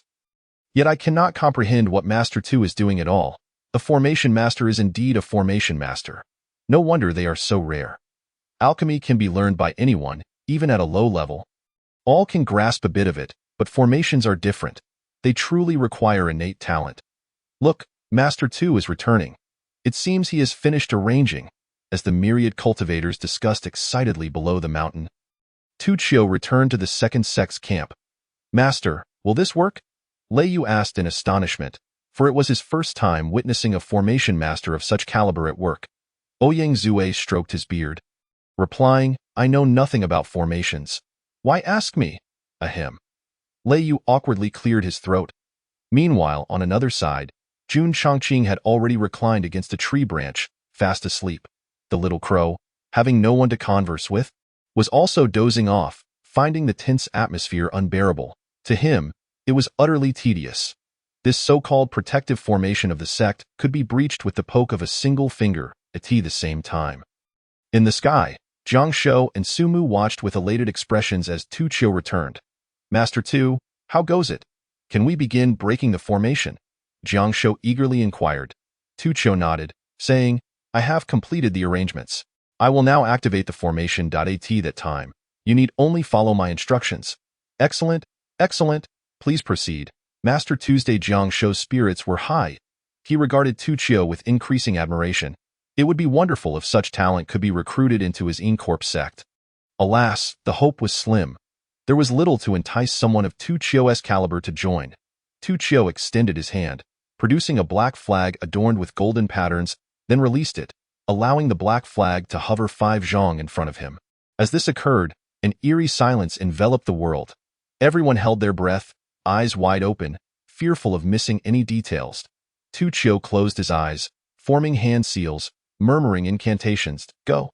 Tu Chio suddenly shouted, his eyes snapping open. The black flag trembled violently, transforming into a streak of black light that shot towards the protective formation of the Miao Miao Palace. The spectators beheld the black light moving with astonishing speed around the silver shield, seemingly patrolling, before swiftly halting at a specific location. Suddenly, waves of golden light flickered around the protective formation, and beams of golden light shot out in diagonal directions, connecting. The onlookers discovered that these golden lights emanated from the positions of the formation flags that Tu Chio had previously arranged. The central connection point of the golden beams was precisely that black flag. The cultivators were filled with awe, marveling at the wonders of formation arts. Remarkable, truly remarkable. although most did not understand formations. Discerning eyes recognized that Tu Chio had located the formation eye of the Miao Miao Palace's protective array, the location where the black flag hovered, along with the numerous formation flags emitting golden light, formed the very nucleus of the protective formation. At this moment, within the Miao Miao Palace, the elders watched in dismay as the formation eye of the protective array was unveiled, their hearts thrown into turmoil. The core of the formation has been discovered. With so many from the second sect joining forces to assault it, a mere confrontation could shatter the protective array of the sect. It would hardly require much effort. The disciples of the Misty Palace were also visibly shaken, each one gripped by despair. What is there to panic about? Let them come in. With this palace here, I assure you, you shall be unharmed. Chu Yinchio cast a cold glance at the elders. Apart from a few who remained composed, the others were pale. Yet they were all formidable individuals, forcing themselves to steady their nerves at this juncture. The only option was to prepare for a desperate fight. Quickly. The protective array of the Misty Palace possesses certain intricacies. The core will shift randomly. I cannot hold on much longer. Now is the time to strike at the core. Hurry! A low growl erupted from outside, accompanied by the raucous laughter of Jiang Shou. Ha ha ha! Master Tu, truly worthy of being a master of formations. Let us assault the core to execute heaven's will and eradicate the Misty Palace. Yes, in the next moment, spiritual energy surged from the outside. A tempest arose, and the disciples of the Misty Palace could only watch in stunned silence as numerous ferocious spells ignited, rushing forth like a tidal wave towards the protective array. Chapter 34. The three sects engage in battle. Look, it seems they are about to breach the array. The great battle is about to commence. Hiss, this terrifying fluctuation is utterly dreadful. The combined force of 1,000 from the second sect could level a great city. Indeed, just look at the caliber of individuals involved. I suspect those in the nascent soul stage have yet to unleash their full potential. The cultivators widened their eyes in excitement, for such a spectacle was rare in the southern region. To call it a once-in-a-millennium occurrence would not be an exaggeration. This was truly worth witnessing in a lifetime. Master, they are about to breach the array. Lei exclaimed in shock. Shush. What are you making such a racket for? Ouyang Zue, engrossed in the unfolding scene, swatted his disciple's head in annoyance. Oh? Lei fell silent. Boom. In the next instant, various offensive techniques struck at the core, producing a thunderous explosion that resonated throughout the realm, sending waves of spiritual energy rippling outward like a spider's web. The snow-capped mountains housing the Misty Palace trembled violently under the impact, triggering an avalanche. The raging avalanche surged downwards like a ferocious beast. If mortals were present, they would surely perish beneath the onslaught of spiritual energy and the avalanche. But most of those present were cultivators of some strength and thus remained unafraid. Foundation establishment cultivators soared into the air on their swords, while those at the core formation stage and above ascended directly into the skies. However, many onlookers at the Qi refinement stage fared poorly. Even before the waves of spiritual energy hit, they were already sent sprawling, blood spurting from their mouths, grievously wounded. Faced with the sudden avalanche, they were terrified, their faces drained of color, and they fled in panic. Regret gnawed at their hearts. Had they known, they would not have come to spectate. Indeed, how dared these lowly cultivators show up to witness such a spectacle? Yet, the speed of the fleeing Qi refinement cultivators could not compare to that of the descending avalanche in the blink of an eye. Most of them were swallowed whole, unable to even let out a scream. Only a handful of those with some resources managed to reluctantly produce fleeting talismans to escape this calamity, after narrowly escaping. These Qi refinement cultivators dared not linger. They did not even wish to watch the chaos any longer and hurriedly fled the treacherous ground, desperate to distance themselves as far as possible. They had already been grievously injured by the waves of spiritual energy. If they remained, they would surely be crushed to death. Curiosity had indeed proven fatal, and they had finally come to understand it. At this moment, no one noticed that at the foot of the mountain, Jun Chongqing and Xiaoya were peacefully asleep against a tree branch, with Xiaoya's tiny nose blowing out dream bubbles, each varying in size, indicating a steady breath. It seemed Xiaoya had anticipated the chaos, having erected a defensive barrier that kept the snow at bay. Crack. At this moment, The protective array of the Misty Palace displayed several fissures. Upon seeing this, Tu Qiu, whose complexion had turned pale, rejoiced loudly. Quickly, strike again. This array shall surely fall. Hurry. The second sect, initially exhilarated, noticed that Tu Qiu seemed on the verge of collapse and did not dare to be negligent. Immediately launching a second wave of attacks, boom, crack, as a myriad of colorful spells struck once more. The protective array finally could not withstand the assault and shattered with a resounding crash. The Misty Palace, previously shielded from view, now stood revealed before all. Ha ha ha ha. All disciples of the protective law, obey my command. Annihilate the Misty Palace and leave no trace. Jiang Shou laughed heartily. Sumu waved his hand, laughing as well. Advance. Yes. The Foundation Establishment disciples and Protective Law disciples of the second sect surged toward the Misty Palace en masse.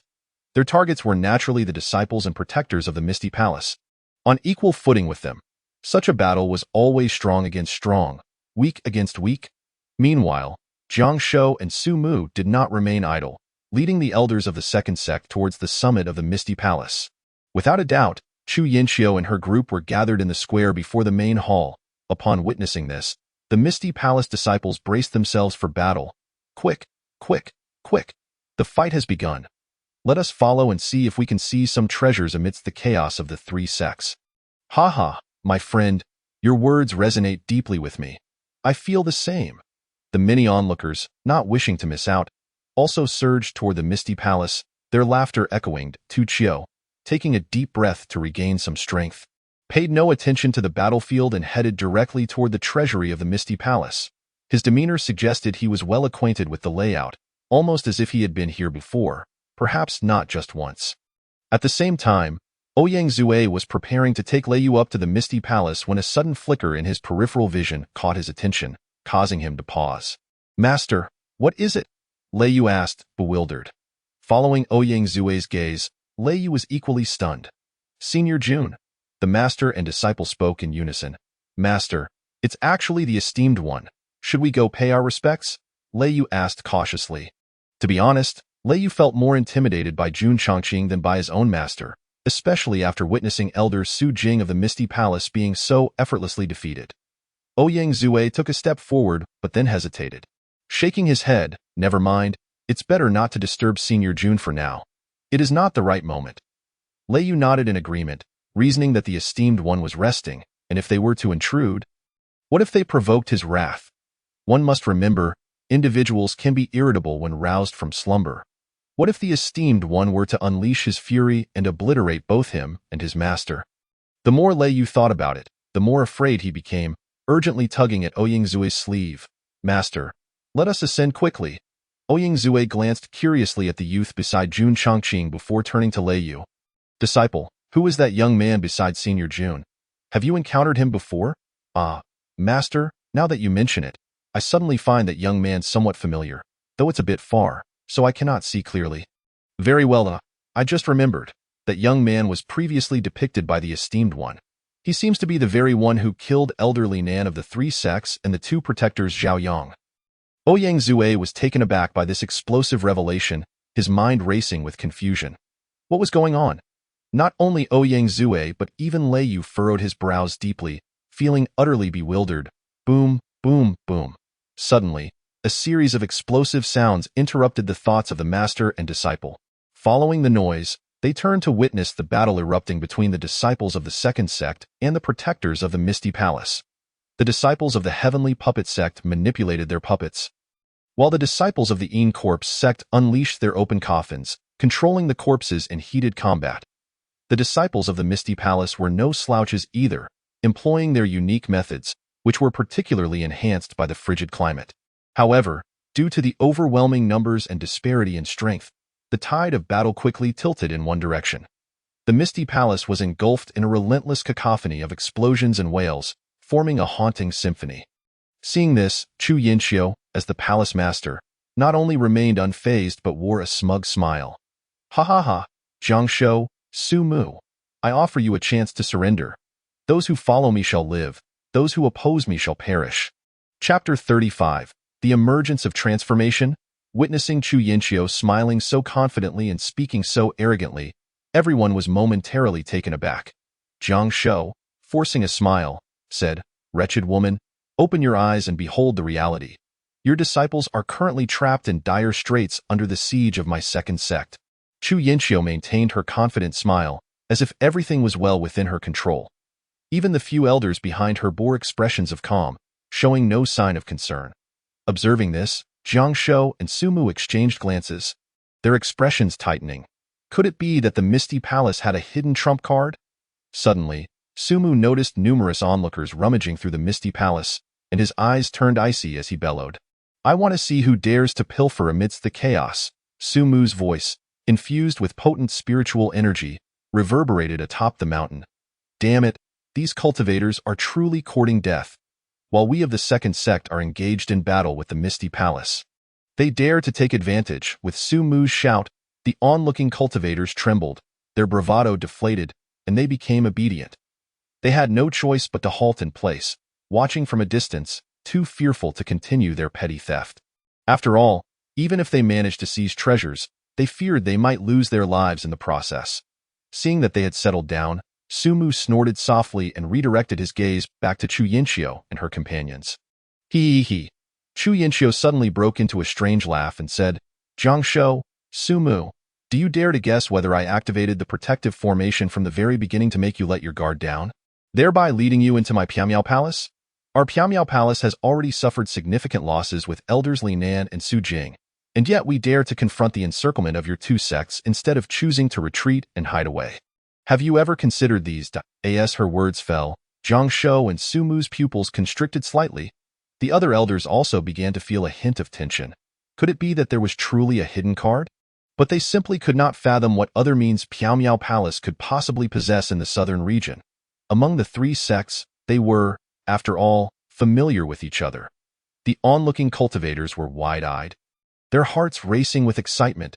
If this were the case, the outcome was indeed uncertain. Many of them had thought that Piamiao Palace would be directly crushed. Good. A mutual destruction would be splendid. Not only these individuals, even the likes of Lu Feng and the other elders of Piamiao Palace exchanged glances, bewildered about what hidden cards their own palace master had.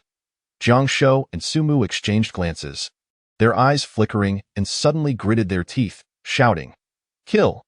Although they were unsure whether Chu Yinxiu was merely putting on a brave front, it was imperative to resolve the matter swiftly, lest changes arise.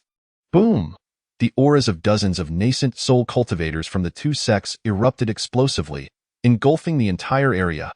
The blue stones covering the ground were instantly sent flying, and the violent shockwaves stirred up snow and wind, transforming the mountaintop into a scene reminiscent of the apocalypse.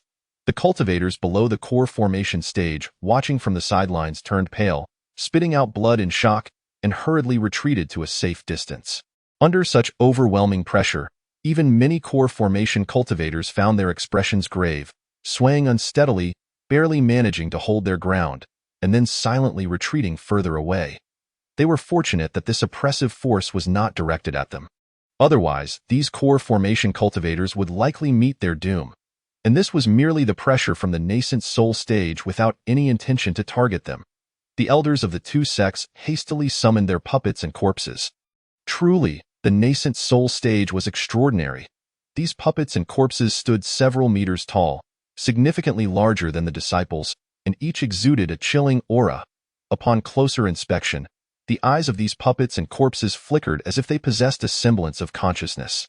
This scene sent shivers down the spines of the surrounding cultivators, who sensed that once the full force of these nascent soul cultivators was unleashed, not only Piamiao Palace, but even within a radius of hundreds or even thousands of miles would descend into a cataclysm.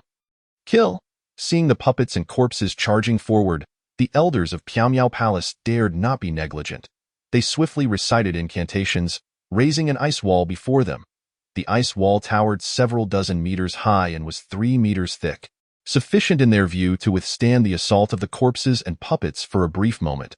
Just as the elders were preparing to activate their magical treasures to counter the attack, Chu Yinxiu gestured for them to stop. The elders stared blankly at Chu Yinxiu, perplexed. "You are all the upper echelon of my Piamiao Palace. There is no need for you to engage them, lest it leads to unnecessary casualties," Chu Yinxiu said coolly.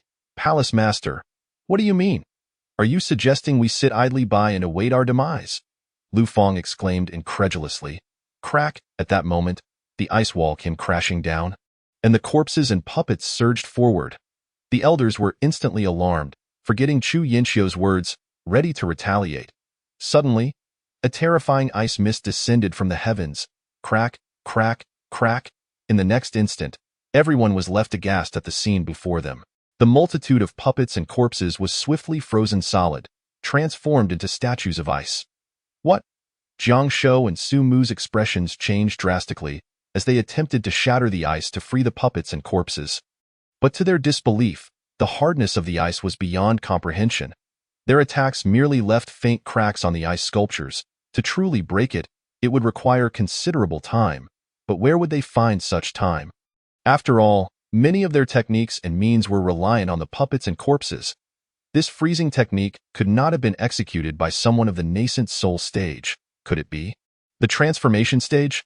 Currently, there was only one transformation stage cultivator in the southern region.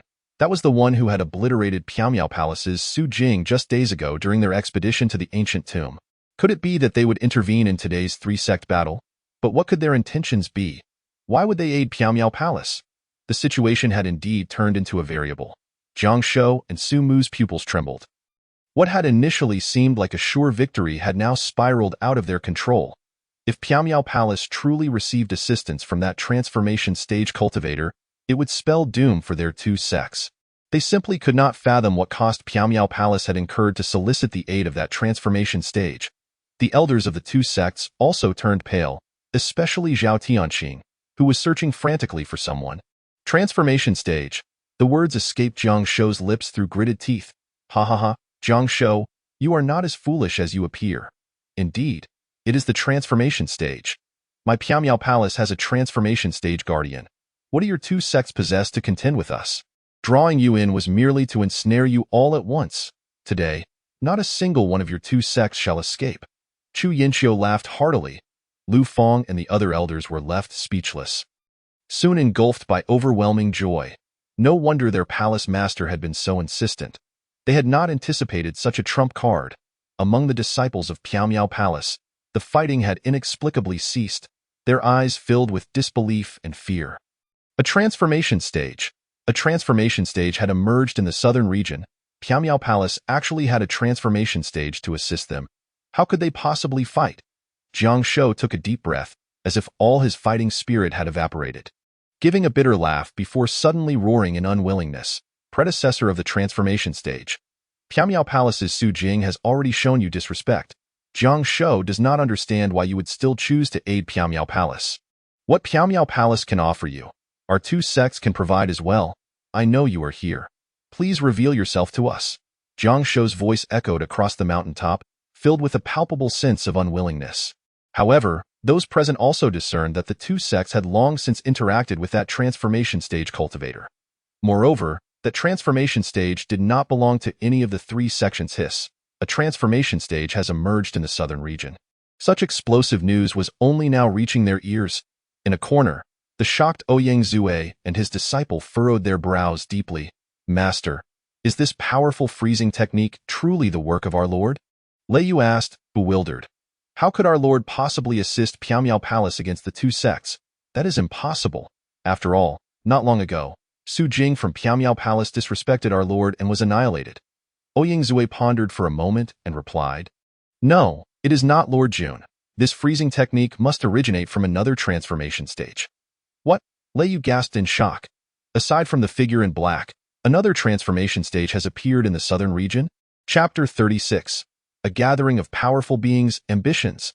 Chu Yinxiu observed the dazed expressions of the two sects, a stark contrast to their earlier arrogance, and could not help but smirk with mockery, tauntingly saying, Jiang Shou, Su Mu, do not be foolish. This transformation stage is not what you imagine. He should be grateful he did not arrive today. Otherwise, even as a transformation stage, he would find eternal rest within my Piaomiao Palace. Upon hearing this, Jiang Shou and Su Mu's expressions turned rigid. Despair gradually seeped into the hearts of the elder council. Meanwhile, many cultivators present gasped in shock, overwhelmed by the magnitude of the revelation. There are actually more than one transformation stage in the southern region. Heaven above. Where did this transformation stage come from? Logically, the tribulation for breaking through to the transformation stage must be exceptionally terrifying, creating a significant commotion. How could there be no news at all? Jiang Shou, Sumu, allow me to make it clear to you. This is the gap between your two sects and my Piamiao palace. Chu Yinxiu concluded, slightly bowing, and then commanded, all elders, guardians, and disciples of Piamiao Palace, follow my lead and welcome the old palace master. The faces of everyone in Piamiao Palace changed dramatically, their eyes filled with profound disbelief. The elders gaped, bewildered. The old palace master? Wasn't the old palace master supposed to have perished years ago? The members of the two sects were equally incredulous. The previous generation's palace master was actually still alive? However, they had no time to ponder further. They knelt uncertainly, trembling as they called out, "We welcome the old palace master." As the words fell, a fierce wind suddenly swept across the mountaintop, the ice mist obscuring their vision. A hunched figure flickered into existence. When Jiang Shou and the others witnessed the figure's movement, they froze in shock. It was an elusive teleportation, the hallmark of the transformation stage. As the ice mist dissipated, an old crone, leaning on a cane and wearing a face etched with wrinkles, appeared before everyone's eyes. Upon recognizing that familiar visage, Jiang Shou and Sumu gasped, their legs trembling. It was indeed the previous palace master of Piamiao Palace. Good heavens, she had not died and had even broken through to the transformation stage. Today, the Incorp sect and the Heavenly Puppet sect were in grave danger. Ouying Zue stared fixedly at the old crone, his eyes flickering, unable to believe it. The former palace master, Long Shuang. Old palace master, is it truly you? At this moment, the elders were in tears. Lu Fang's gaze was dazed, struggling to comprehend, feeling as though she were in a dream. The old palace master had clearly perished, yet now she truly stood before them. This forced her to believe that the old palace master was indeed alive. Moreover, she had already reached the transformation stage. Piamiao Palace was saved, however. One thing puzzled Lu Fang. The old palace master had yet to glance at her, as if she did not recognize her at all. Their relationship had always been exceptionally good. At this moment, there was an unusual stillness within Piamiao Palace. The members of Piamiao Palace were filled with joy, while those from the two sects appeared as if they had lost their loved ones. Konghua and Zhao Dazhu felt their legs weaken, having witnessed the formidable strength of the transformation stage with their own eyes.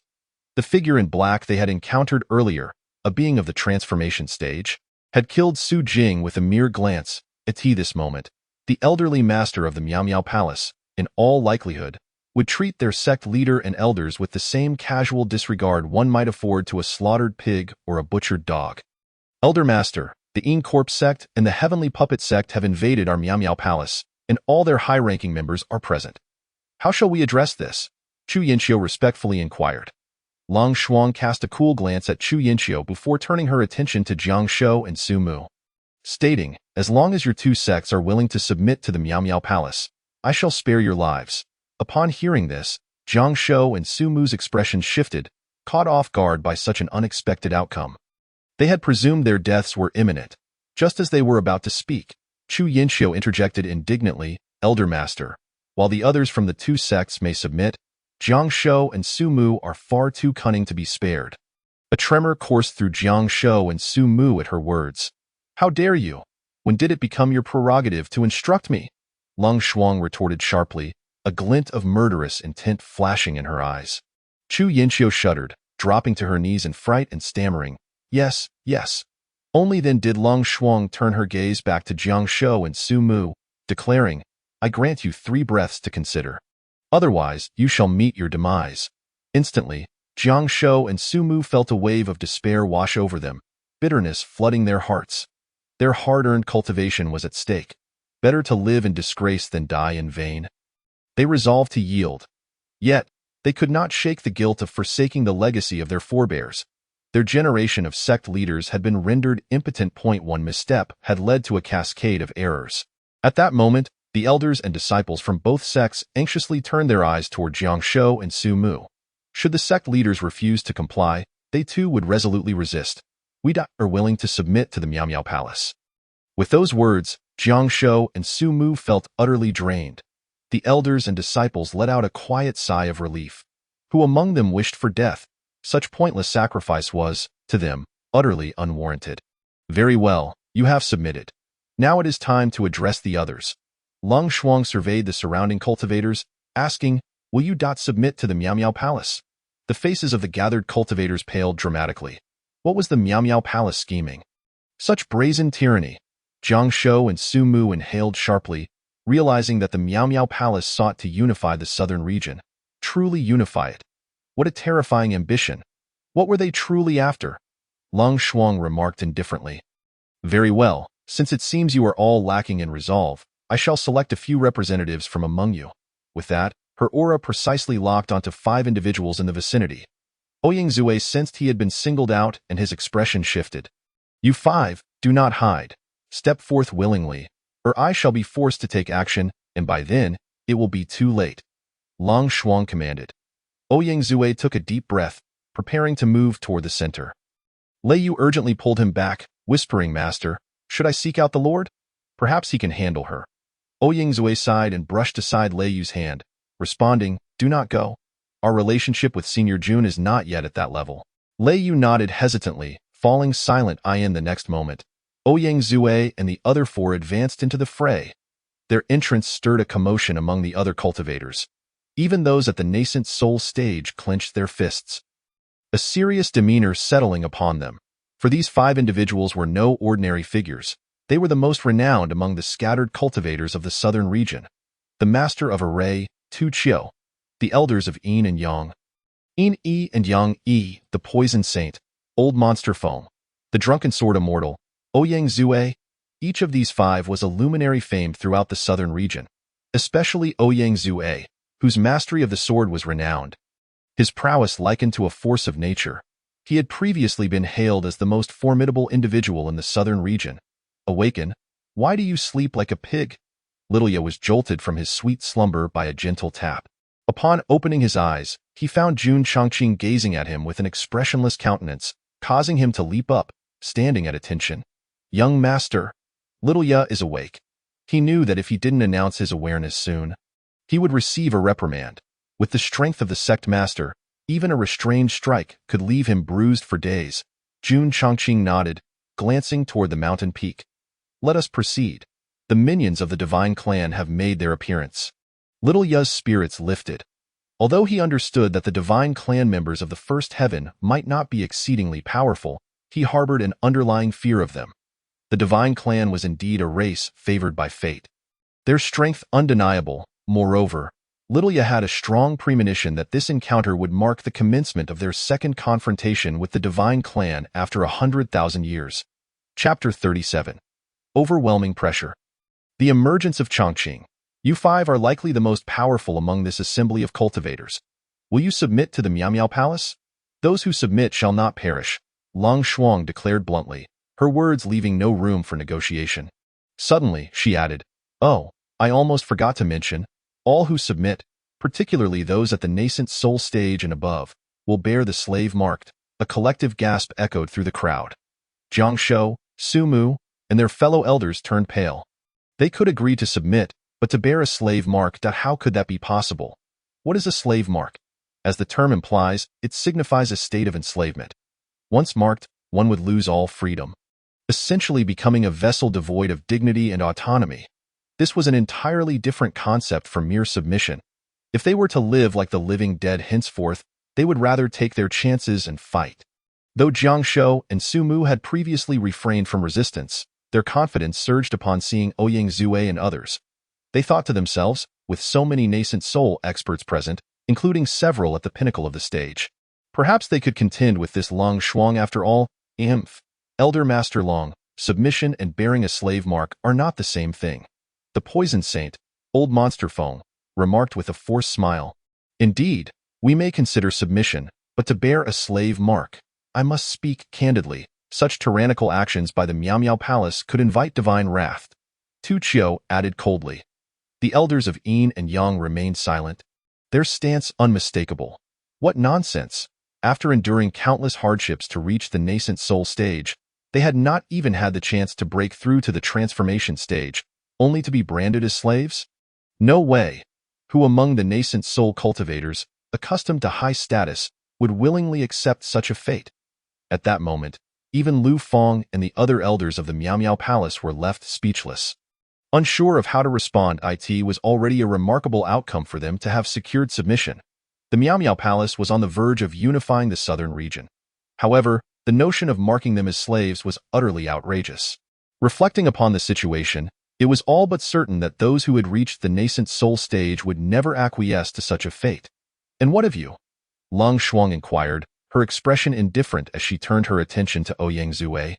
Seeking his response, feeling the weight of all eyes upon him, Ouyang Zue slowly raised his head and suddenly burst into laughter. "Ha ha ha, Elder Master Long, who among the southern region's cultivation community does not know that I have always lived freely like a wandering cloud? To be made a dog and lose my freedom and dignity, I would rather die than submit." As soon as Ouyang Zue finished speaking, Jiang Shou and Su Mu exchanged determined glances, gritting their teeth. They advanced alongside their elders toward Ouyang Zue's faction. This scene caused the Miao Miao Palace's members to narrow their eyes. "Lang Shuang, you have gone too far. To attempt to brand us with a slave mark is nothing short of a delusion," Jiang Shou declared coldly, directly addressing her by name, signaling a complete breakdown of pretense. "Indeed," Su Mu asserted loudly. "Together, we shall not be intimidated by the transformation stage." The elder council from both sects, along with several core formation cultivators, voiced their support. The tyranny of the Miao Miao Palace cannot be tolerated any longer. The elders speak the truth. If it comes to blows, then so be it. We shall not cower before the transformation stage. One core formation cultivator declared, "We have enough nascent soul experts here. If the Miao Miao Palace wishes to challenge the entire southern region, we cannot stand idly by." Yes, the atmosphere grew tense, poised for conflict. Lu Fong and the other elders exchanged nervous glances, uncertain of how to proceed. Unlike them, Chu Yinxiu appeared unfazed, sneering, "Heh, I see you all are foolish enough to reject the elder master's authority. How dare you defy her?" With that, she bowed to Lang Shuang, saying, "Elder Master, please deal with them. These dogs only understand discipline." Upon hearing this, the opposing faction began to channel their spiritual energy, preparing for battle.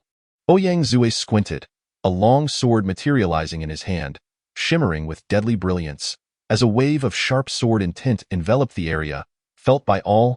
Meanwhile, old monster Feng produced a strange cage, its toxic miasma swirling ominously. Evoking a sense of discomfort, Tu Chio brandished a black-golden array flag, ready for action. As for the elders of Yin and Yang, Yin Yi wielded a short dagger, while Yang Yi held a staff, exuding an oppressive aura. Moreover, Yin Yi slowly faded from view, becoming invisible. A true assassin-type nascent soul. The elders of Yin and Yang had trained together since childhood. In combat, they were of one mind, with one in plain sight and the other concealed, making them exceedingly difficult to contend with. Even Ouyang Zue would find himself at a disadvantage against the two. Jiang Shou, Su Mu, and their followers cast a reluctant glance at the frozen puppets and corpses before them, then settled into a meditative posture, closing their eyes. With the loss of their puppets and corpses, their combat strength had diminished significantly. They could only summon their nascent souls to confront the enemy. Heh! Suddenly, Lang Shuang let out a laugh and said, "There is no need to engage in futile efforts. Since you wish to resist, I shall have no choice but to force a slave seal upon you."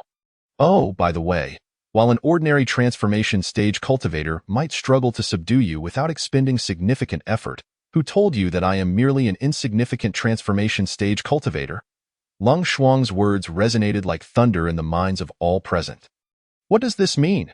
Before anyone could ponder further, an overwhelming pressure erupted from within Lang Shuang, instantly enveloping the entire mysterious palace.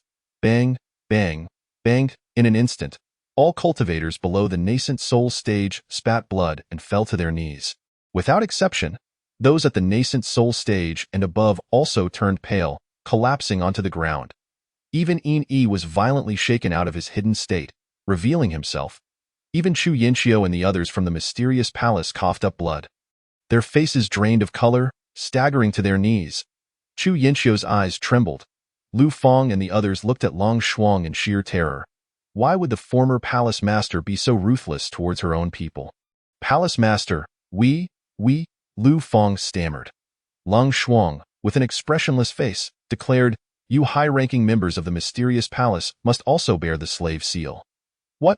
Lu Feng and the others turned pale, unable to comprehend. Chu Yinxiu, however, bowed her head, her lips twitching uncontrollably, but she dared not speak. Meanwhile, Ouyang Zue, Jiang Shou, Su Mu, and the others had become numb. The despair in their eyes was unmistakable. This Lang Shuang was terrifyingly powerful, far beyond what they could resist. They couldn't even withstand a single encounter. She was undoubtedly more than a mere transformation stage cultivator. Impossible, that cannot be. It is already so difficult for anyone in the southern region to reach the transformation stage. How could Lang Shuang have broken through to the next realm, the legendary integration stage?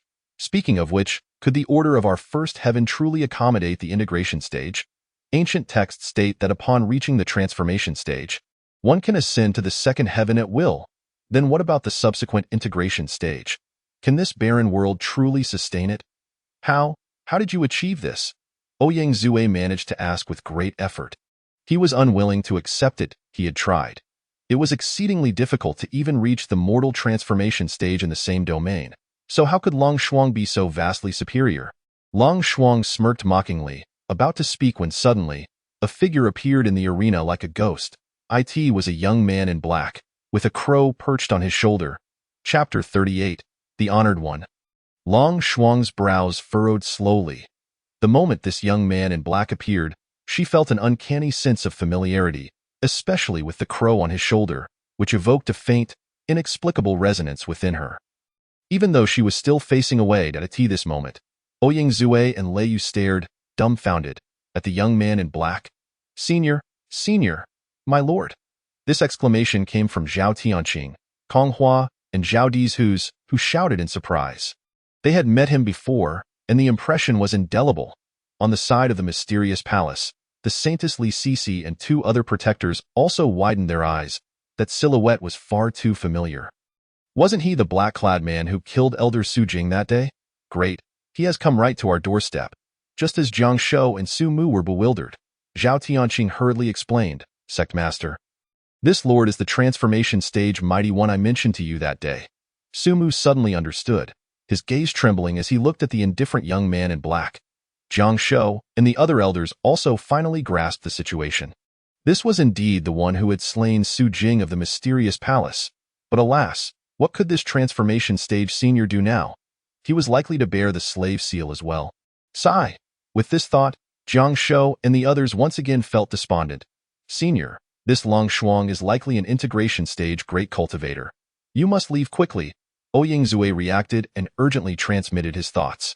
Jun Chongqing remained silent, merely casting a calm gaze over the assembled crowd. Others did not perceive it, but the little crow sensed the emotions of Jun Chongqing. After a lapse of 100,000 years, encountering the divine clan once more must have stirred the killing intent within the master. Palace Master. This person is the transformation stage who killed Elder Su Jing, Li Sisi exclaimed in rage. Chu Yinxiu gazed at the back of the young man in black, and even without Li Sisi's words, she had already anticipated it. She had never imagined that this foolhardy individual would dare to come to the mysterious palace. Well, it would be good. Once he bore the slave seal, she would certainly torment this transformation stage cultivator. The thought of being able to torture a transformation stage cultivator with her own nascent soul cultivation made Chu Yinxiu feel somewhat exhilarated. Divine Clan, Jun Chongqing suddenly looked slightly upwards, gazing at the distant horizon, and spoke softly. What Divine Clan? The crowd was momentarily startled, and then many cultivators who were somewhat knowledgeable froze in shock. The divine clan spoken of by the black-clad man was undoubtedly that clan which transcends all in the 99 heavens. Why mention such a race? No one noticed that when Jun Chongqing uttered this phrase, Lang Shuang's expression shifted dramatically, and she fixed her gaze intently on Jun Chongqing's silhouette. Meanwhile, Chu Yinxiu and a few elders also narrowed their pupils. Instinctively glancing at Lang Shuang. Who are you? Lang Shuang asked with a cold voice. Who I am, but you might as well take a good look. Jun Chongqing slowly turned around, hands clasped behind his back. The moment his indifferent face and well of a gaze fell upon Lang Shuang in that instant, Long Shuang's pupils seemed to tremble as if struck by an earthquake. She actually stumbled back several steps, and in front of countless gazes, she lost her footing and fell to the ground. This scene left everyone present dumbfounded, their minds in disarray, unable to comprehend what had transpired. The once formidable and domineering Long Shuang. What has happened? The members of the mysterious palace, including Chu Yinxiu, also stood agape, their expressions blank. Chu Yinxiu was aware of the true identity of the former palace master. She couldn't understand, truly could not comprehend. At this moment, Long Shuang's face was ashen, her breath quickening, her eyes filled with disbelief and terror, and she awkwardly retreated, propping herself up with her hands. This scene utterly shattered the perceptions of all those present. Gradually, they began to regain their senses and react, their nerves tightening. Anyone could see that Long Shuang seemed to be terrified of this transformation stage senior. No, it could not simply be fear. It could even be described as terror. True terror. Why would it be so? At this moment, Long Shuang trembled as she raised her hand, pointing at Jun Chongqing, her voice quaking with an overwhelming sense of dread as she lowly shouted, Longqing Demon Sovereign, Longqing Demon Sovereign? What is this Longqing Demon Sovereign? The crowd was bewildered. But soon, many cultivators who had perused ancient texts and were somewhat informed were struck by shock, their pupils narrowing to pinpricks. A legendary battle from 100,000 years ago slowly surfaced in their minds. A name long sealed away in the annals of time reverberated like thunder in their consciousness. The Honored One. Jun Chongqing? Other than the Honored One, who else in this world would dare to be called the Longqing Demon Sovereign? But wasn't the Honored One perished in the demon extermination catastrophe? And that was 100,000 years ago. For those present, 100,000 years represented an unfathomable span of time. It seemed to stretch back to the very dawn of creation. Everyone felt a wave of dizziness, caught in a whirlwind of disbelief and growing anxiety. There was no way. It was too terrifying to even imagine. No, that cannot be. According to the records of the divine clan, you were annihilated by my clan 100,000 years ago. Long Shuang's voice suddenly turned somewhat hysterical. The divine clan? The crowd felt their heads gradually spinning, unable to discern whether this was a dream or reality. Everything seemed so ludicrous and absurd. Jun Chongqing said calmly, "Reveal your true form. After all, it has been a long time since I've seen your divine clan's true appearance." With that, Jun Chongqing's eyes gleamed. Long Shuang was enveloped in white light, emitting chilling screams. Moments later, the white light dissipated, and Long Shuang was nowhere to be seen. In her place stood a being curled up on the ground, towering at around 10 feet. The being wore silver armor, resembling a human, yet was exceptionally tall and robust. Adorned with a head of beautiful purple hair, iridescent purple eyes, and purple horns on its forehead. Most notably, the being had glowing wings on its back. All these traits were emblematic of the divine clan. After Long Shuang revealed her true form, the cultivators present stared in astonishment, feeling an overwhelming aura of nobility. It was as if she exuded a natural superiority of her race. Once they regained their senses, they were horrified to discover that this grand human before them bore all the characteristics described in the records of the divine clan. This was the divine clan, undoubtedly the divine clan, which meant that everything she had just said was true. With this realization, their nerves instantaneously jolted with pain. Their hearts raced wildly. They couldn't help but rigidly shift their gaze to the young man in black, only to quickly avert their eyes in terror. Every one of them felt their hair stand on end, their minds throbbing as if struck by thunder from the heavens, their nerves taut to an unimaginable degree. This emotional experience was unprecedented in their lives. They felt an overwhelming sense of unease, an intense panic, accompanied by a suffocating sensation as if they might faint at any moment. This so-called transformation stage senior was indeed the Honored One from 100,000 years ago. Chapter 39. Slaughtering Divine Soldiers. The Honored One who resisted the divine clan 100,000 years ago. Jun Chongqing. Ouyang Zue murmured this name, trembling in spirit. In their previous encounter at the tavern, Ouyang Zue had contemplated this notion, albeit initially dismissing it as mere coincidence. It was not just him. Any random individual would hardly draw a connection between this and the revered figure from 100 millennia past. After all, That was an inconceivable span of time, and that was the revered one. Yet now, he was confronted with the astonishing revelation that this eminent elder, indeed, was the very embodiment of the revered one. Lei Yu found himself in a daze, his lips pale and pressed tightly together. Suddenly, he comprehended the meaning of the phrase "to see me is to see the azure heavens." It dawned upon him. Jiang Shou, Su Mu, Zhao Tianqing, Chen Xing, and Tu Qiu, after recovering from their shock, gradually felt tears welling up, their eyes reflecting profound exhilaration and reverence. The revered one. It was truly the revered one. The revered one was alive and had appeared in the first heavenly layer. To witness the revered one firsthand was indeed a stroke of unparalleled fortune. They would willingly meet their demise at that very moment. Meanwhile, the members of the Miao Miao Palace, once overwhelmed by sheer astonishment, began to regain their senses, their faces drained of color, their expressions fraught with terror, as an indescribable emotion enveloped them.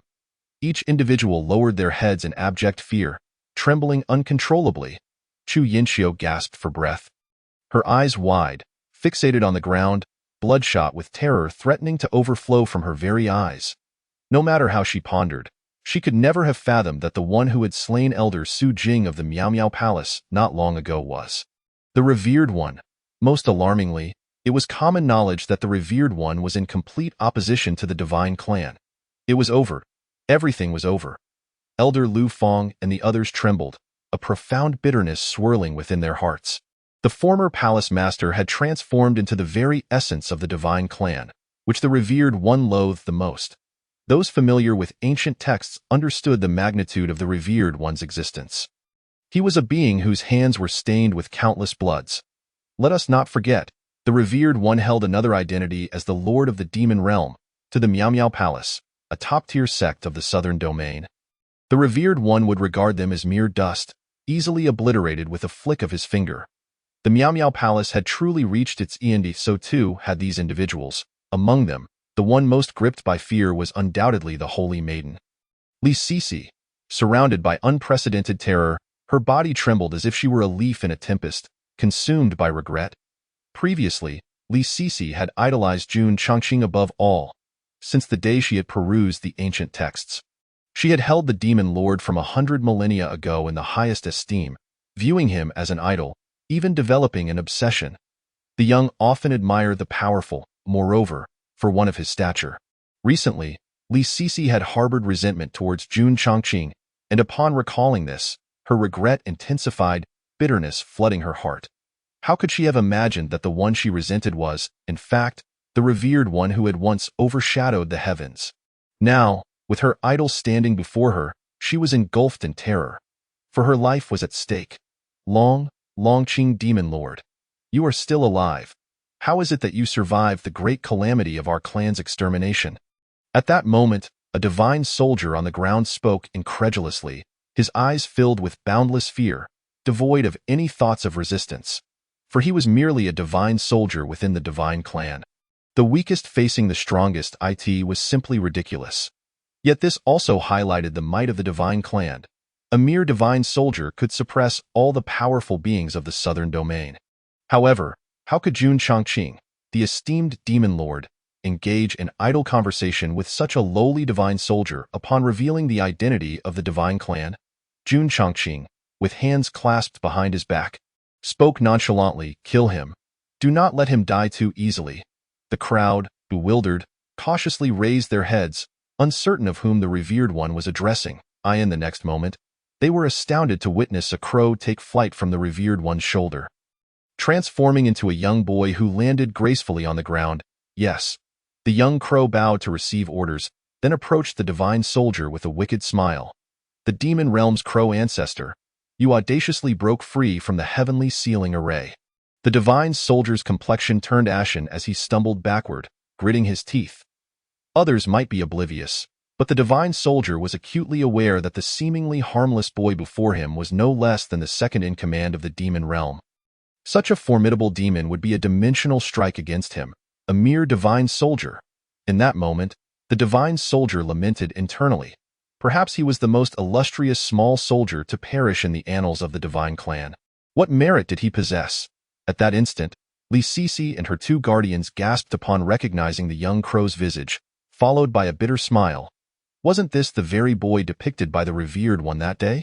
It turned out that this boy was a subordinate of the revered one, and indeed, great figures are inherently distinct. It was merely a matter of amusement for them. They, the insignificant ants, were perhaps nothing more than playthings to while away time. The ancestor had accompanied the revered one, having no idea how many divine beings had perished at their hands. Yet, it was indeed the first time to slay a divine soldier.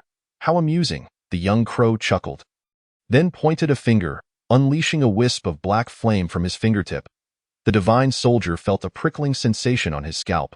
Unwilling to meet his demise, he instinctively sought to flee, only to discover that this space had long been sealed.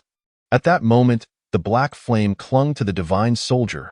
Terrified, the divine soldier flailed and struggled, but the black flame was exceedingly peculiar, akin to a parasitic entity.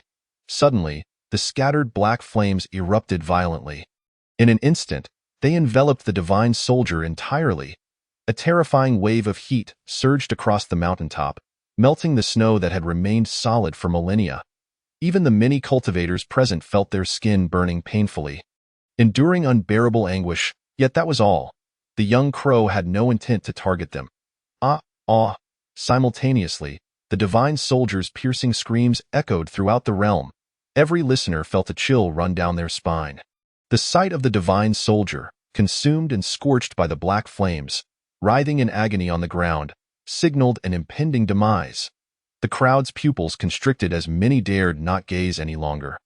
Their hearts gripped by dread. How overwhelming! The divine clan, which had once seemed insurmountable, now lay in such a pitiful state beneath a mere wisp of black flame from the revered one's subordinate. They could scarcely fathom the extent of this boy's strength. Even more unfathomable was the sheer magnitude of the revered one's power. Everything surpassed the imagination of the cultivators. It hurts so much. It hurts. It was unclear when the divine soldier's cries grew fainter, until they were extinguished entirely. The moment the divine soldier fell silent, the young crow intensified the flames, instantly reducing the divine soldier to ashes. Throughout this ordeal, the divine soldier never uttered a single plea for mercy. He could not, for every divine soldier and general bore a restriction within them. Only those above the rank of divine sovereign were free from such constraints. Revered Lord. The young crow turned and returned, bowing in deference before standing behind Jun Chongqing. The innocent demeanor struck fear into the hearts of all present. Zhao Tianqing, Kong Hua, and others trembled upon witnessing the young crow's appearance, quickly grasping many truths, lowering their heads in silence, afraid to utter a word. The hierarchy of the divine clan was as follows: Divine Soldier, Earth Divine General, Heaven Divine General, Earth Divine Sovereign, Heaven Divine Sovereign, Earth Divine King, Heaven Divine King, Divine Emperor, from lowest to highest, 1 to 9 stars, Divine Monarch. Chapter 40. The Destruction of the Miao Miao Palace. The Miao Miao Palace lay in utter silence. The surroundings were in disarray, with the air still thick with the post-battle chill of death. In the plaza before the grand hall of the Miao Miao Palace, countless individuals trembled, kneeling in hushed reverence, not daring to utter a sound. In the midst, the young crow stood bowed, his eyes darting about. Only Jun Chongqing remained poised, with an expression of tranquility that eluded all understanding. As time dragged on, the members of the Miao Miao Palace grew increasingly terrified. The sensation of teetering on the brink of death drove them to near madness. Yet none dared to speak. Upon learning the true identity of the young man in black, even if he stood there doing nothing, the terrifying aura emanating from him was sufficient to rend their hearts asunder. After all, the first heavenly layer was situated at such a low level. They were unaware of the divine clan's insidious ambitions. Jun Chongqing spoke calmly, causing every individual to shudder, pressing their heads firmly to the ground. He surveyed the crowd and declared, "The divine clan comes from beyond the 99 heavenly layers, seeking to dominate and enslave the entirety of the 99 layers. Do you comprehend?" The crowd's hearts quivered, their pupils constricting. Surely, they understood. Jun Chongqing pressed his lips together, stating, "Do not think this does not concern you. Once the divine clan fully subjugates the 99 layers, none shall escape. Even those with a modicum of strength will find it difficult to avoid the fate of bearing the slave mark. For 10 millennia, the divine clan had been operating in the shadows, and many places across the 99 layers had likely become riddled with wounds, the waters already muddied, in many other regions of the 99 layers. Numerous powerful beings from various races had probably already been marked as slaves, including our human race. The first heavenly layer, being at the bottom, was relatively better off, but I believe that many other layers and races have been covertly lying in wait, struggling against the divine clan. After all, who wishes to become a dog? As Jun Chongqing recounted, the eyes of the crowd gradually reddened. It was akin to children listening intently to the teachings and concerns of their elders. They began to grasp the severity of the situation and increasingly understood the terror of the divine clan. Chu Yinxiu's complexion drained as she felt that the revered one's words were akin to a death sentence. Moreover, the most crucial point was that she was not being coerced by the divine clan. They had promised to help her unify the southern domain. Human nature is perpetually greedy. At that moment, Chu Yinxiu realized that the divine clan had no intention of aiding her in unifying the southern domain. They were merely using her as a pawn. Now, in the Biyun realm, not just you from the southern domain, but the divine clan's actions had likely already begun elsewhere. The purpose of saying all this is not to instruct you on what to do. You are as weak as ants, and in the face of the divine clan, what can you accomplish? I merely hope that you can obediently comply, and I shall be satisfied, Jun Chongqing concluded. The hearts of the crowd surged with emotions. This final utterance was unmistakably directed at the ethereal palace. Respected one, revered one, Chu Yinxiu mustered her courage, yet fear rendered her speechless, as if an iron hand were tightening around her throat. Jun Chongqing did not cast a glance, turning instead to descend the mountain, commanding those unassociated, depart from this place. Lilia pondered briefly before hastily following suit. Ouyang Zue and the other cultivators, momentarily stunned, seemed to grasp the situation, casting a sympathetic glance at the denizens of the ethereal palace before cautiously rising and swiftly vacating the premises. The inhabitants of the ethereal palace knelt in place, paralyzed with fear, their hearts pounding as an oppressive aura of death enveloped each one, leaving them in utter despair. Though the respected one had departed, they felt no hope of survival. You are not a worthy palace master. We know nothing. We are innocent. Who do we turn to?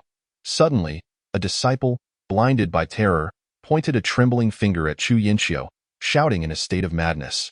In that instant, the hearts of the disciples shattered. What to do? What to do? I do not wish to die. Woo-woo-woo. Respected one, spare us. Chu Yinxiu shut her eyes tightly, her lips twitching. She was terrified for her own life and could not heed these words. As the palace master remained silent, the morale of the crowd gradually crumbled. Many guardians and disciples, overwhelmed by the specter of death, could no longer bear it and attempted to rise and flee the ethereal palace. Yet an unseen force bore down upon each shoulder, rendering them immobile. They could only kneel there, powerless. Everyone understood this was surely the respected one's doing, plunging them into complete hopelessness. A palpable aura of death spread slowly, shrouding the entire mountain peak.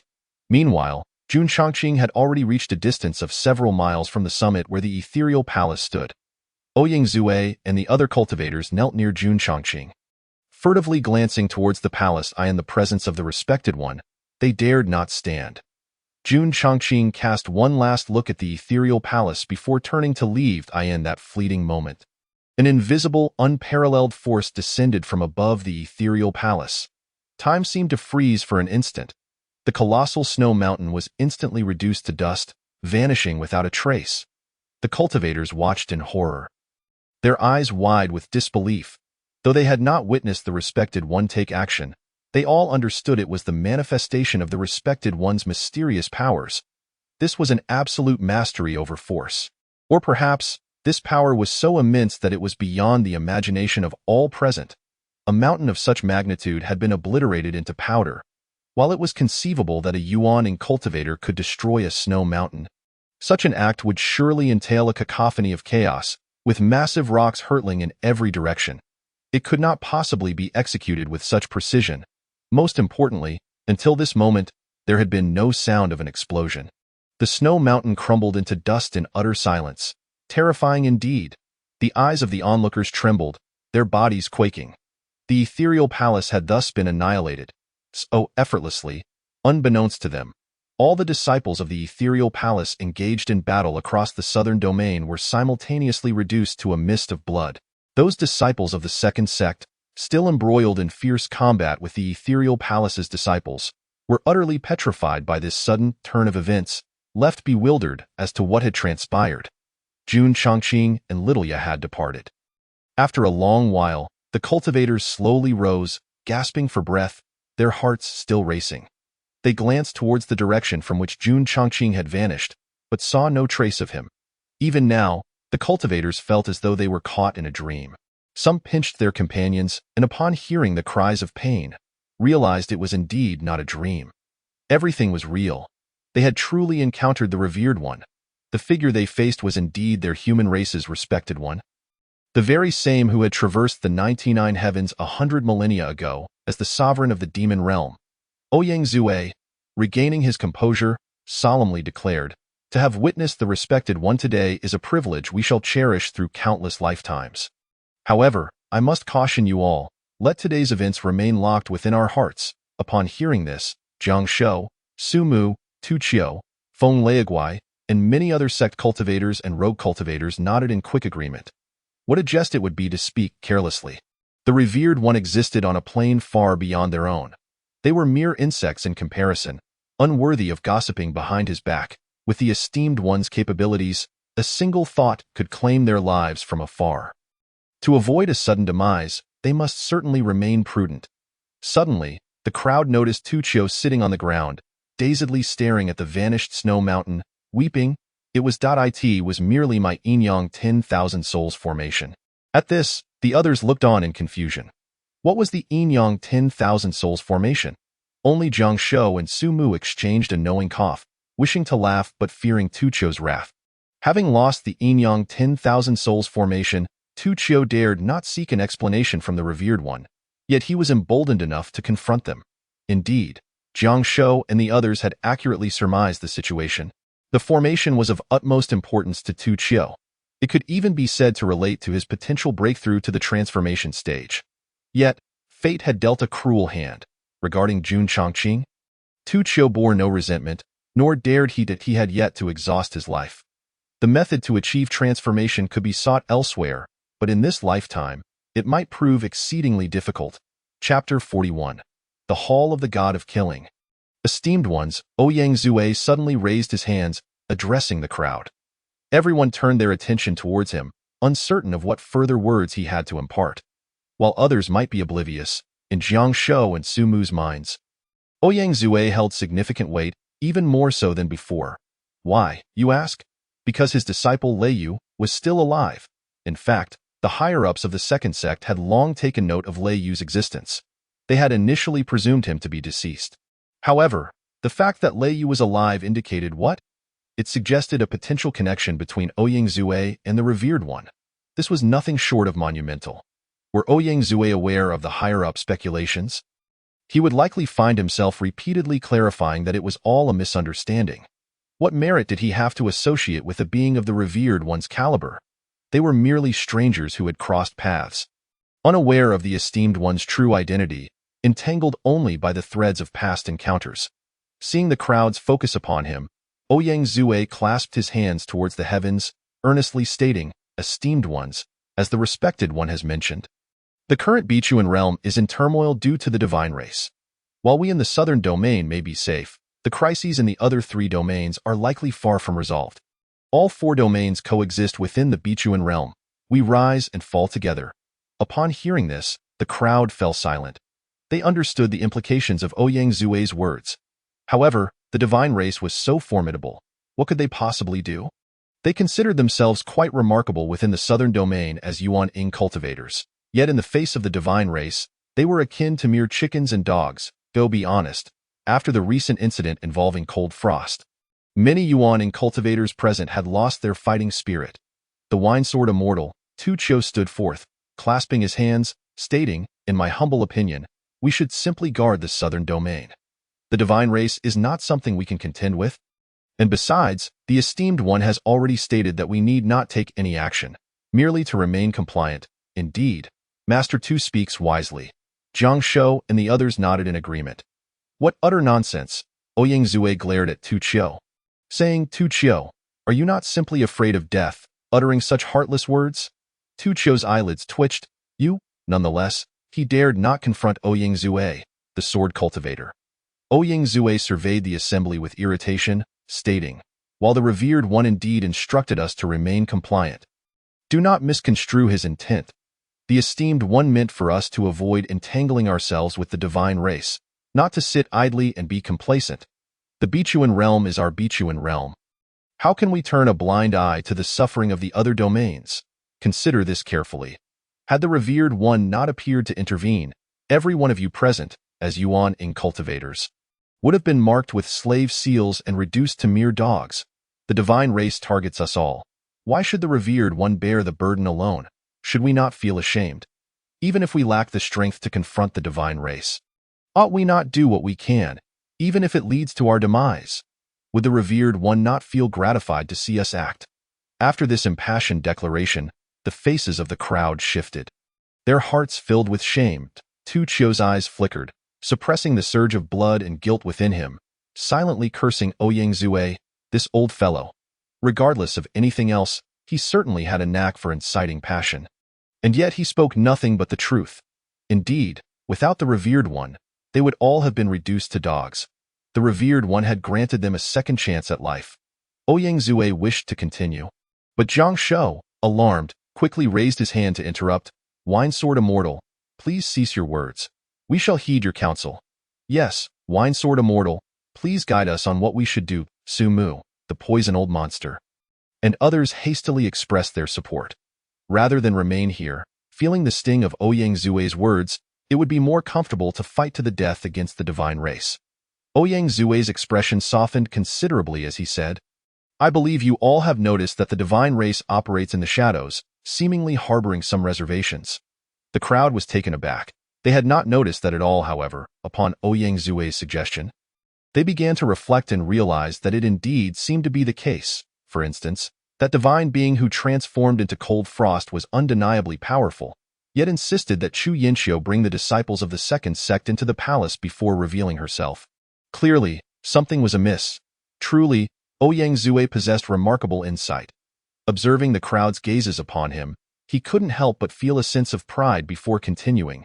Thus, we need not confront the divine race head-on. Instead, we can take this opportunity to discreetly undertake actions within our means. Young Master, Lilia has noticed that the divine race appears to be acting with some trepidation. On the other side, Xiaoyu inquired with a hint of confusion. Jun Chongqing remained non-committal. Noticing that Jun Chongqing appeared completely unfazed, Xiaoyu wondered why the master showed no signs of surprise. Jun Chongqing remarked, this is a contingency plan I devised 100,000 years ago. What? Xiaoyu exclaimed in astonishment. A trace of reminiscence flickered in Jun Chongqing's eyes as he calmly continued. 100,000 years ago. Shortly after the divine race entered the 99 heavens, various races had yet to grasp the gravity of the situation. Only I, Jun Chongqing, was aware of it, and as a result, I quickly became the prime target on the divine race's assassination list. Time waits for no one, and I had little opportunity for extensive preparation, such as rallying the various races. Even if I did, without concrete evidence, it would be of little use. Rather than waiting for doom, I opted to take the initiative and catch the divine race off guard, leading the demon realm to assault the 99 heavens. However, prior to the attack, I secretly began to establish a faction using my connections among the various races. The faction was named the Hall of Slaughter. As the name suggests, its original intention was to counter the divine race. Most members were top-tier or high-ranking powerhouses from various races. At its inception, due to time constraints and other factors, the membership was limited. Yet, I firmly believe that after the battle 100,000 years ago, and in the subsequent millennium, the races would surely awaken to the divine race's ambitions. I was confident that during these 10,000 years, this clandestine force had gradually grown stronger. Since the Hall of Slaughter operated secretly to undermine the divine race, all members who voluntarily joined the organization bore a confidentiality mark. Those who live as members of the Hall of Slaughter become their ghosts upon death. As long as the divine race remains, the hall of slaughter shall not dissolve. Only on the day the divine race is eradicated can the members of the hall of slaughter be freed from their marks and see the light of day again. Consequently, over the years, many races have discovered that powerful individuals within their ranks have mysteriously vanished. Aside from many genuinely taken by the divine race, a portion secretly joined the hall of slaughter. Members of the hall of slaughter are hidden throughout the 99 heavens, and because of this, the divine race's infiltration often occurs in secrecy.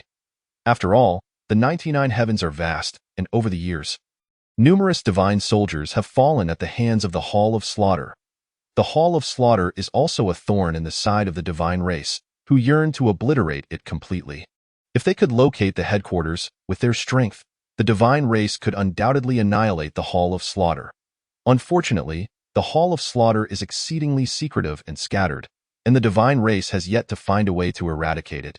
Unable to even uncover the mastermind behind the hall, for 100,000 years, the divine race and the hall of slaughter have engaged in countless secret skirmishes, each suffering losses. However, it is clear that the hall of slaughter has sustained greater damage. In other words, without the existence of the hall of slaughter, the 99 heavens would have undoubtedly fallen long ago. After listening, Xiaoyu was left dumbfounded. This was the contingency plan left by the master? Incredible! The groundwork had been laid 100,000 years ago. Xiaoyu's eyes brimmed with excitement and fervor as he stammered. So, my lord, you are. Jun Chongqing nodded gently, saying, the master of the hall of slaughter. Chapter 42. General Jiang Ji. Xiaoyu was utterly shocked, gazing at Jun Chongqing with profound admiration. The master was truly remarkable, possessing such a terrifying identity. It turned out that during the 100,000 years of his absence, he had been resisting the divine race all along, making him the savior of the 99 heavens. Observing Xiaoyu's reaction, Jun Chongqing chuckled softly, shaking his head. However, the smile came and went quickly, and his expression returned to calm in an instant. Once Xiaoyu processed the information, he asked, my lord, where shall we go next? Let us visit the northern region, replied Jun Chongqing. There, perhaps a divine general is hiding, and occasionally, I have sensed a leak of their aura. Gasp, a divine general? Xiaoyu's eyes brightened slightly, understanding that when the master said perhaps, it certainly meant definitely. It is noteworthy that divine generals are entirely different from divine soldiers. In the divine race, an average divine general commands the life and death of thousands of divine soldiers and possesses considerable strength. Moreover, divine generals have exceptionally strong racial talents, with formidable evasion and concealment capabilities, and their bodies often bear methods set by the higher echelons of the divine race. It was astonishing that such a small place could harbor a divine general. This indicated that the divine race was quite cautious, showing no signs of underestimation. However, it remained uncertain whether it was an Earth divine general or a Heaven divine general. Yet, it was likely an Earth divine general. After all, how could a Heaven divine general come to this first heaven? Based on the current situation, there was only one divine soldier in the southern region, which had just been eliminated.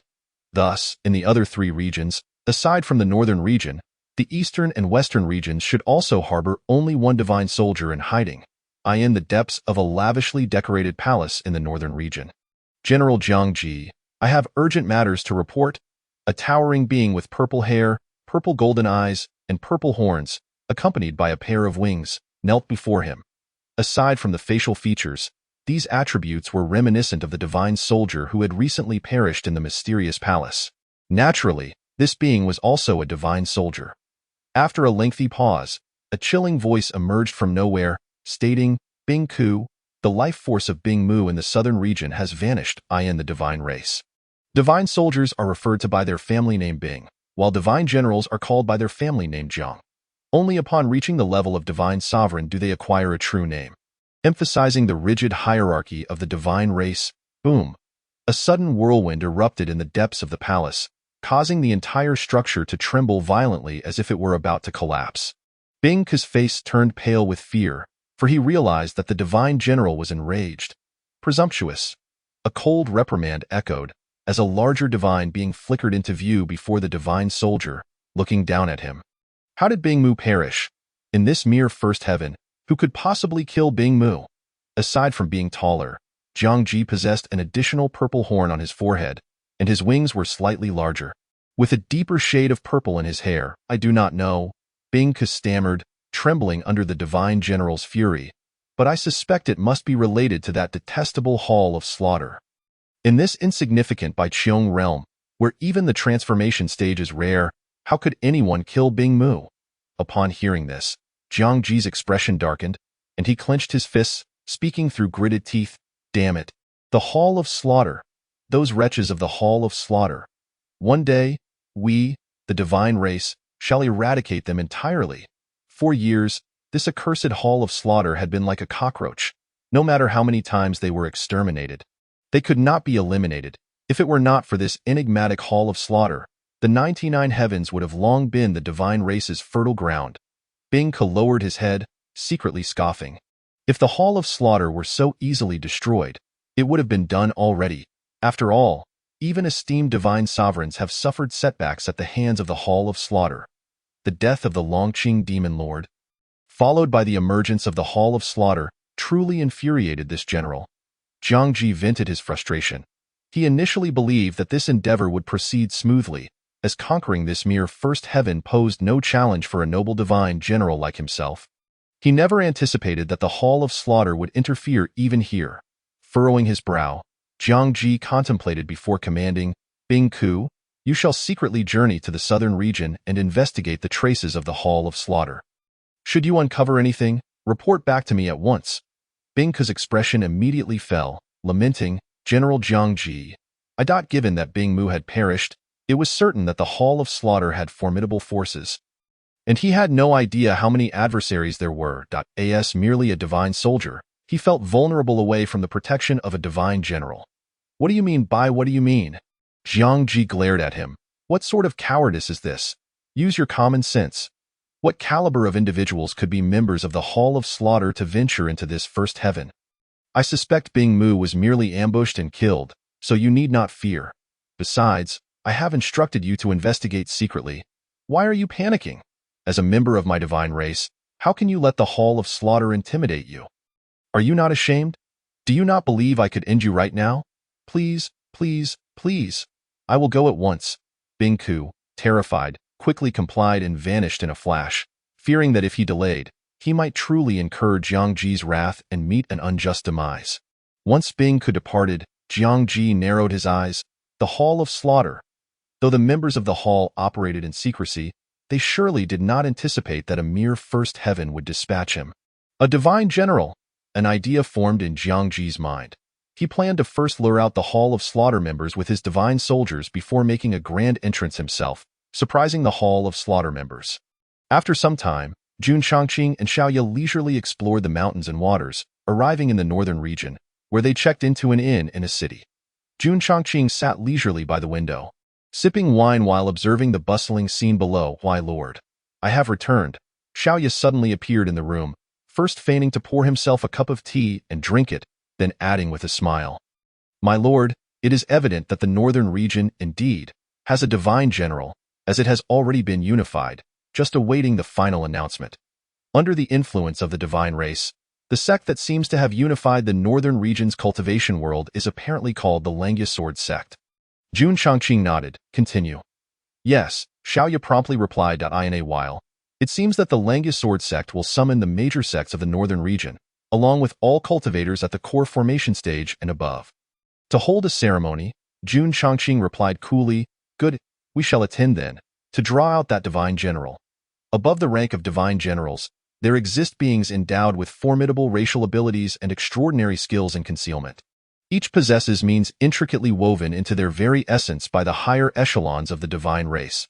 Should a divine general be granted even a fleeting moment to react, all that they perceive is instantaneously transmitted to the eyes of the divine hierarchy, which is of paramount significance.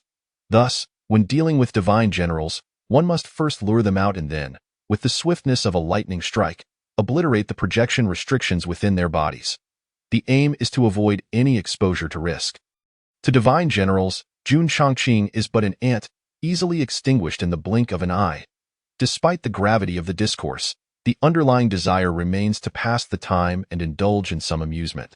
After a millennium of silence, Jun Changqing's mindset has undergone a profound transformation, with leisurely wanderings now taking precedence.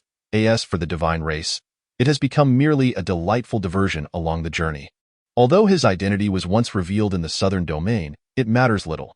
Disregarding the few who may have ascended, those cultivators are already bound by restrictions imposed by him, and should they be subjected to soul-searching, they would meet an immediate demise. The notion of speaking of such absurdities is hardly credible to anyone. Indeed, even when the divine weapon openly declared Jun Chongqing's identity, Ouyang Zue and the other cultivators were filled with skepticism. He, my lord, once you have dismantled the projection restrictions within the divine general, might that divine general be entrusted to Xiaoya for resolution? Xiaoya, clearly aware of this point, rubbed her hands together and grinned, expressing her eagerness to torment a divine general after such a long time. Jun Chongqing. Certainly. Chapter 43. The heart of Tao almost shattered simultaneously. The cultivators of the southern domain divided into 3 groups, making their way to the 3 domains, comprising primarily of those at the core formation stage and above. At this moment, a spiritual vessel soared through the skies, filled with cultivators who either meditated, gazed into the distance, or engaged in casual conversation. This cohort, led by Ouyang Zue, Tu Qiu, and Jiang Shou, was headed towards the northern domain. Master, at our current pace, when shall we arrive in the northern domain? Lei Yu, leaning against the railing, peered down at the rapidly retreating clouds with curiosity. Beside him, Ouyang Zue, clutching a wine jug and grinning foolishly, paused in surprise before responding cheerfully, "Fear not, the spiritual vessel is powered continuously by superior-grade spiritual stones. We shall arrive in no less than 10 days and no more than half a month." Oh. Lei Yu tilted his head, skepticism evident. "Master, we may have to confront the divine race upon arrival, which poses the risk of death. Why then, are you so cheerful these days?" Ouyang Zue, caressing his wine jug, replied with pride, "You know nothing. The wine I brewed in my past has been praised by the Venerable One." Lei Yu couldn't help but smirk. Although he abstained from alcohol, he understood and complimented, "Master speaks true. In the vast heavens, those fortunate enough to invite the Venerable One for a drink are few and far between. Truly, your life has been remarkable." Ouyang Zue felt a sense of satisfaction. "At least you know how to speak well." Suddenly, he recalled something, his expression turning serious. "Disciple, this journey to the northern domain is fraught with peril. Were it not for your persistent pleading, I would not have allowed you to accompany me. Remember, should danger arise, retreat behind the others. Do you understand?" Lei Yu responded earnestly, "Understood." At that moment, Tu Qiu and Jiang Shou approached, their faces grave. Upon noticing, Lei Yu instinctively shifted aside. "Wine Sword Immortal." Tu Qiu and Jiang Shou bowed towards Ouyang Zue. Ouyang Zue nodded slightly, returning the gesture. "What brings you two here?" He had noticed the solemn expressions on their faces. Jiang Shou shook his head, presenting an ancient tome before Ouyang Zue, and sighed. "Do you know the rank of the being from the mysterious palace that rendered us utterly defenseless that day within the divine race?" Ouyang Zue, perplexed, accepted the tome. That divine being was immensely powerful. They must hold some standing within the divine race, I presume. Based on Ouyang Zue's conjecture, it seemed reasonable for such a being to possess a modicum of status. Though not too lofty, for it is the divine race, beyond their comprehension. Tu Qiu indicated the tome. "This is something the two of us painstakingly uncovered. Do take your time to peruse it." After a glance, Ouyang Zue opened the ancient text and began to read. Soon, his expression grew increasingly grave, and as he continued, his face turned pale. The being he had assumed held some esteem within the divine race was merely the most rudimentary divine soldier. In essence, a lowly pawn within the divine hierarchy. Yet, this insignificant soldier had managed to suppress all the formidable forces of the southern domain. Even Lei Yu, who had been stealthily peering over, felt a chill run down his spine, his complexion turning ghastly. As they continued, Ouyang Zue and Lei Yu's breaths quickened. They could scarcely fathom the existence of divine generals, divine monarchs, divine kings, divine emperors, and even divine sovereigns beyond the divine soldier. With each revelation about the divine race, the sheer terror of it all began to dawn upon them, leaving them with a profound sense of their own insignificance. It was akin to a frog in a well gazing upon the vastness of the sky. After a lifetime of cultivation, they had not anticipated their own diminutiveness. At this moment, Lei Yu comprehended Jun Chongqing's remark, To see me is to see the azure heavens, in a new-found light. Suddenly, Lei Yu coughed up blood, collapsing limply onto the deck. This spectacle drew the astonished gazes of numerous cultivators on the deck, puzzled as to why the beloved disciple of the Wine-Sword Immortal was spitting blood for no apparent reason. Oh no! Tu Chio's expression sharpened as he hurried over to adjust Lei Yu's posture, placing his palms on his back to gently infuse him with soothing spiritual energy, helping Lei Yu stabilize his mind. Jiang Shou pursed his lips, sighing inwardly. Even they, at the nascent soul stage, found it difficult to maintain composure in light of such revelations. How much more challenging it must be for someone merely at the foundation establishment stage. Earlier, their focus had been solely on the Wine-Sword Immortal's demeanor, and they hadn't noticed that his disciple had been secretly observing. If this situation was mishandled, it could very well shatter the boy's heart of Tao. Halting his progress here, suddenly, Ouyang Zue snapped the ancient tome shut, tilting his head back, eyes tightly shut, his trembling brow betraying his distress. However, the clear-minded Ouyang Zue quickly regained his composure, inhaling deeply before glancing at Lei Yu, whose eyes were shut tight, blood trickling from his mouth, and face contorted in agony, stating, "It is time." Master Tu, allow me to... Tu Chio rose, while Ouyang Zue positioned himself behind Lei Yu, lightly tapping his spine, channeling strands of sword intent into Lei Yu's body. After a short while, Lei Yu's expression gradually relaxed. Tu Chio and Jiang Shou exchanged glances, quietly marveling, recognizing the potency of a sword cultivator's intent. Had Lei Yu been without his master, the sword cultivator, present today, he might have faced dire consequences. Seeing that Lei Yu was almost stabilized, Ouyang Zue withdrew the sword intent, letting out a cold snort. At this point, Lei Yu had indeed regained consciousness but dared not open his eyes, leaning against the railing, feigning sleep. Ouyang Zue, now preoccupied with Tu Chio and Jiang Shou, exchanged a knowing glance, both sighing in unison. Even they had nearly faltered upon discovering the truth about the divine race. It was simply too terrifying. Tu Chio shook his head with a bitter smile. Jiang Shou clasped his hands towards the heavens, expressing his sentiments. Indeed, it is unfathomable to conceive the grandeur of the venerable one leading the demon realm's assault on the divine race 100,000 years ago. Understanding the strength of the divine race only amplifies the recognition of the venerable one's might. Though the divine race is formidable, fortunately, there exists a legendary figure like the venerable one presiding over the 99 heavens. After a moment of silence, Ouyang Zue remarked, "After 100,000 years, the venerable one has returned. Without a doubt, one day in the future, a monumental conflict shall arise. Before that day comes, we must diligently cultivate and seek enlightenment, striving to ascend and leave this resource-poor first heaven. With our talents, we shall surely stand among the elite ranks, and in realms abundant with resources, our cultivation shall progress swifter. In the future, we shall possess the means for self-preservation, and even contribute a spark of strength in the impending conflict. This is our fight for survival.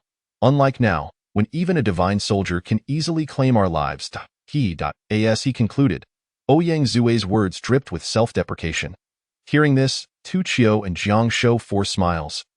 Deeply sighing, Ouyang Zue's sentiments were sound, yet there was one point on which they could not concur. Striving to cultivate and ascend for self-preservation in tumultuous times is commendable. However, contributing in a great battle, such matters are better left for someone of greater stature to handle. Most people are inherently selfish. Especially upon recognizing the terror of the divine race, a profound sense of powerlessness arose within them. Of course, Jiang Shou and Tu Chio would not engage in debate with Ouyang Zue or mock him for his far-reaching thoughts. It is merely a matter of personal ambition, devoid of right or wrong. Moreover, Jiang Shou and Tu Chio did not consider themselves qualified to argue with someone fighting for their homeland, nor to scoff at them. From a broader perspective, they were indeed in the wrong. Many thoughts are best kept within. Chapter 44. I quite enjoy climbing mountains morning. Jun Changqing sat at the street's edge, enjoying a bowl of noodles. Xiaoya sat beside him, resting her chin on her hands, either observing Jun Changqing or scrutinizing the passers-by, utterly bored. Watching the master relish his meal, Xiaoya found it incomprehensible how mortal food could be so delectable. For the past few days, Jun Changqing had scarcely missed a meal. Were it not for the knowledge that he was undoubtedly the supreme demon lord, Xiaoya might have mistaken him for an ordinary mortal. Shouldn't a demon indulge in the fare befitting their kind?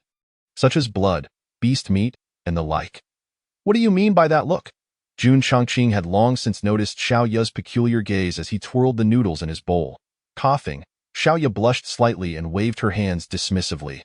No, it's nothing. With that, she awkwardly smiled and produced a small purple-red gourd from seemingly nowhere, opening it and taking a delightful sip. This is not a gourd for storing wine, but rather one that holds blood, which Xiaoya usually uses to satisfy cravings. After drinking it, one can distinctly see Xiaoya's lips turn a vibrant crimson. Jun Chongqing shook his head and said, "Do not forget, though I am the demon lord of your realm, I belong to the human race, and I consume only that which is suitable for humans." Xiaoya was momentarily taken aback, realizing her oversight. Jun Chongqing chose not to elaborate further and quietly savored his noodles. Not only Jun Chongqing, but even an ordinary cultivator at the stage of core formation could completely abstain from food, relying solely on the spiritual energy of heaven and earth for sustenance. This is because mundane food leaves behind many impurities detrimental to cultivation. As for Jun Chongqing, he had long since ceased eating, having already entered a state of abstinence 100,000 years ago. He had also practiced abstinence and had no habit of consuming worldly food, which is why Xiaoya harbored such confusion. However, times have changed. Jun Chongqing is both the same and yet different from his former self. Moments later, he set down his chopsticks and rose to leave. Upon seeing this, Xiaoya hurriedly placed some coins on the table and quickly followed him. The stall owner, witnessing this, came over to take a closer look. Utterly astonished. So much! A bowl of noodles costs merely 5 copper coins, yet there lay 3 gleaming gold coins on the table. 1 gold coin equals 100 silver coins, which in turn equals 10,000 copper coins. Good heavens! How many bowls of noodles would he need to sell to earn those 3 gold coins? The stall owner trembled, swiftly pocketing the gold coins, eager to pursue them, but Jun Chongqing and Xiaoya had already vanished. He glanced around, ensuring no one was watching, before shaking with excitement as he stashed away the substantial sum. What a windfall! He had truly encountered a benefactor. Tio even treats someone to noodles in such a lavish manner. It was simply beyond reason. With a deep breath, the stall owner looked at the customers still engrossed in their noodles and proclaimed, "Ladies and gentlemen, your meal this morning is on the house." The customers were taken aback, surprised at such generosity. "Boss, have you struck gold? You're treating us to noodles," they exclaimed. "Well, since you've done this, I shall frequent your establishment more often," the stall owner chuckled. "It's not me treating you, someone else has already paid." Hearing this, the customers paused, then suddenly turned to gaze at the now empty table. 10 days later, at the Langus Sword Sect. The Langus Sword Sect is situated on a sword-shaped mountain in the northern region. It is called a sword mountain because the peak resembles a long sword thrusting into the sky.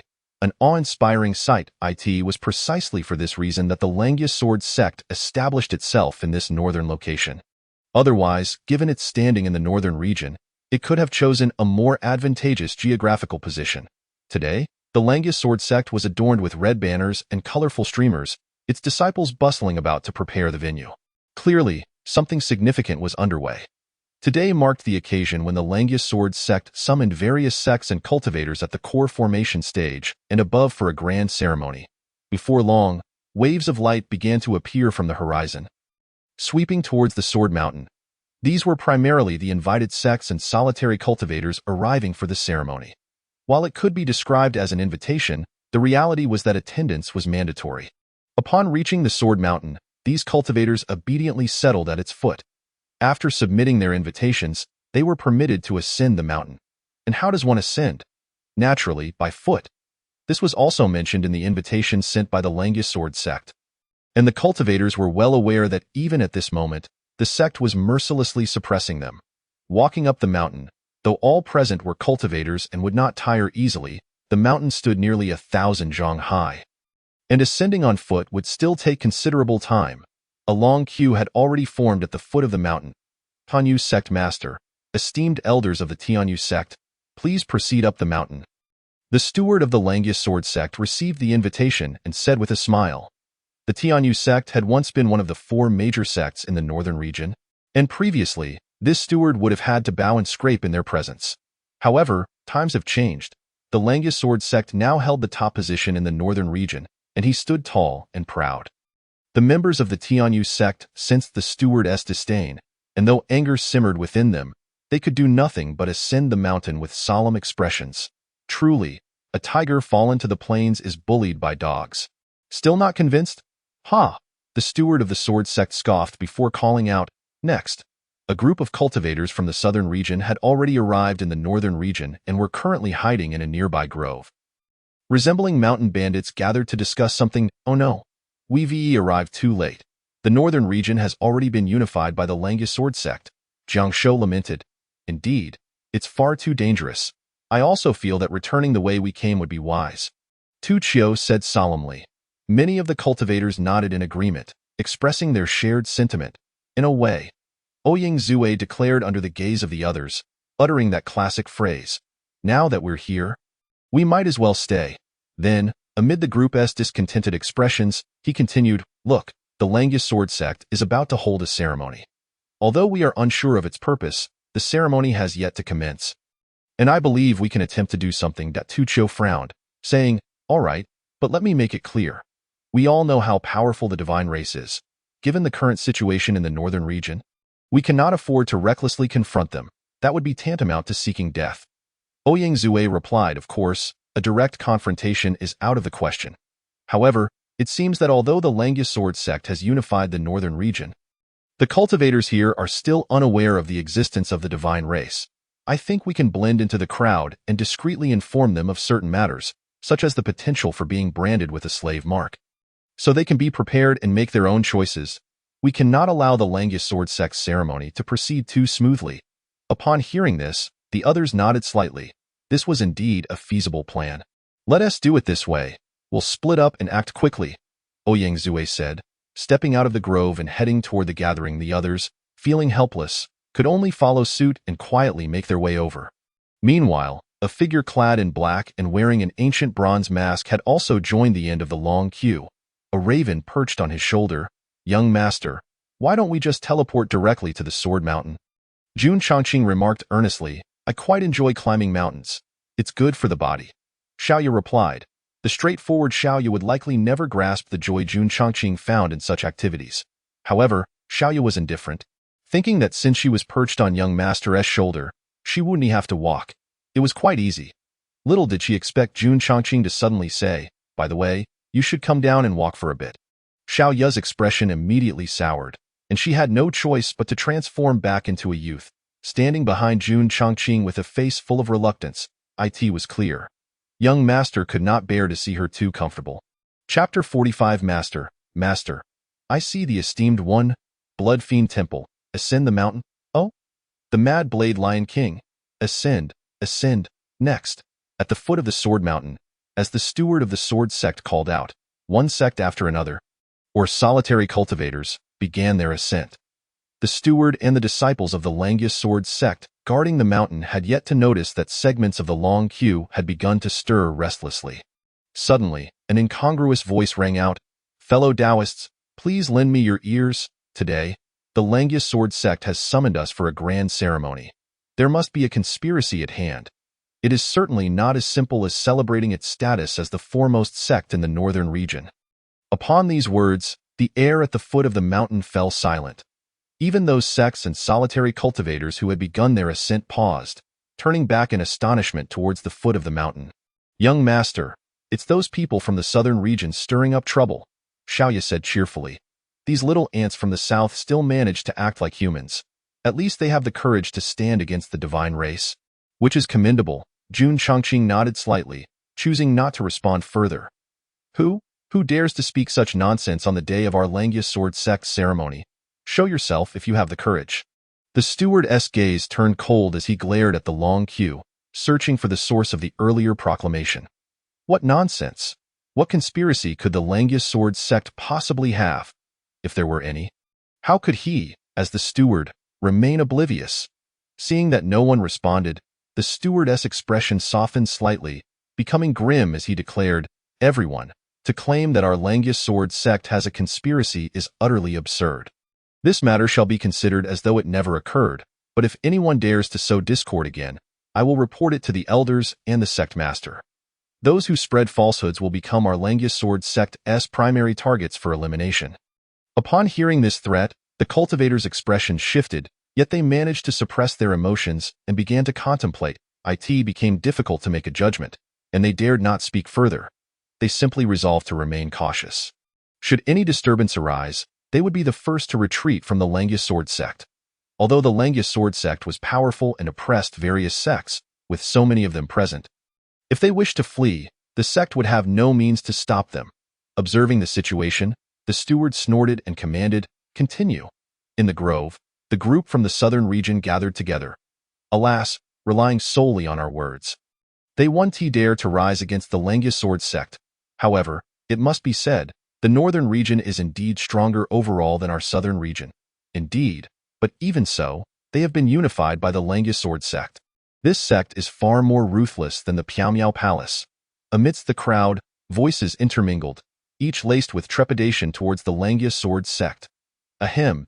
Tu Chio cleared his throat, noting the silence that fell over the assembly, before casting a glance at the furrowed brow of Ouyang Zue, and remarked, "Wine and sword immortal, we have done all that we could. In my humble opinion, it is best that we make our way back to the southern domain."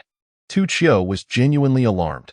Observing the imposing aura of the Langius Sword sect, he feared there might be a divine general lurking in the shadows. Though it was merely a conjecture, the possibility, however slim, sent shivers down his spine. If indeed a divine general were involved, it would spell utter doom for them. After all, divine weapons could easily crush them. Indeed, let's return home. Our sect is too delicate to meddle in such affairs. Jiang Shou chimed in. Upon hearing this, the others cast a sidelong glance at Jiang Shou, acknowledging the truth in his self-deprecating assessment. Return to the southern domain. And then what? Ouyang Zue inquired gravely. Tu Chio responded promptly. Once we return to the southern domain, we shall do what we must, each taking our own paths. Jiang Shou added, "Quite right, we have already squandered considerable time. There are pressing matters within our sect that require my attention." Ouyang Zue inhaled deeply, shaking his head. "You truly disappoint me. Our southern domain shares the azure skies with the other domains. You are all ancient beings who have lived for centuries. I cannot fathom how you fail to grasp the concept of the lips cannot survive without the teeth. Do not be lulled into a false sense of security by the current state of the southern domain." The expressions of the crowd shifted, for they understood the truth in his words. Under normal circumstances, they would never passively await doom. Yet the presence of a revered elder had lulled them into complacency. Ouyang Zue discerned their thoughts and posed a soul-searching question. "We reside in but a small world. Do you truly believe that such a formidable figure as the revered elder would waste excessive time here? Have you considered the possibility that the elder may have already departed from the azure skies?" His words shattered the psychological defenses of the assembly. They staggered, nearly losing their footing, as if their very essence had been siphoned away. Indeed, they had subconsciously believed the elder still lingered in the azure skies, that the elder would eradicate the divine race before taking his leave. Now, spurred by Ouyang Zue's words, they awakened to the harsh reality. Why had they held such beliefs? The revered elder was a figure of immense stature. Why would he squander time in the first tier, in this impoverished countryside known as the azure skies? What reason would he have to concern himself with the lives of those in these insignificant locales? If they possessed the elder's power, they would have long ascended to a higher realm. The elder's assistance in helping them navigate this calamity was already a display of unparalleled benevolence. Yet, what of the northern domain situation? It appeared nearly impregnable. What were they to do?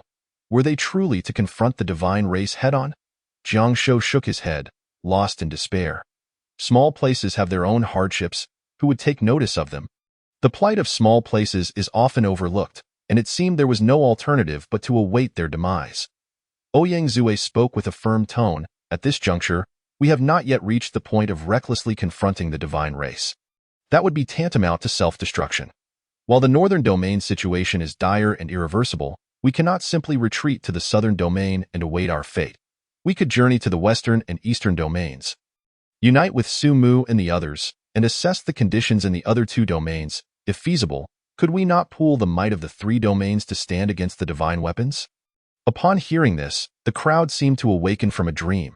It appeared to be the last, and perhaps the best course of action. There is a saying, action is preferable to waiting for death. Very well, wine and sword immortal, we shall heed your guidance. Direct us, and we shall follow. Jiang Shou was the first to declare it was evident that the wine and sword immortal's strategic vision surpassed their own. Tu Qiu remained silent, for with the elder absent, they were indeed in a precarious position.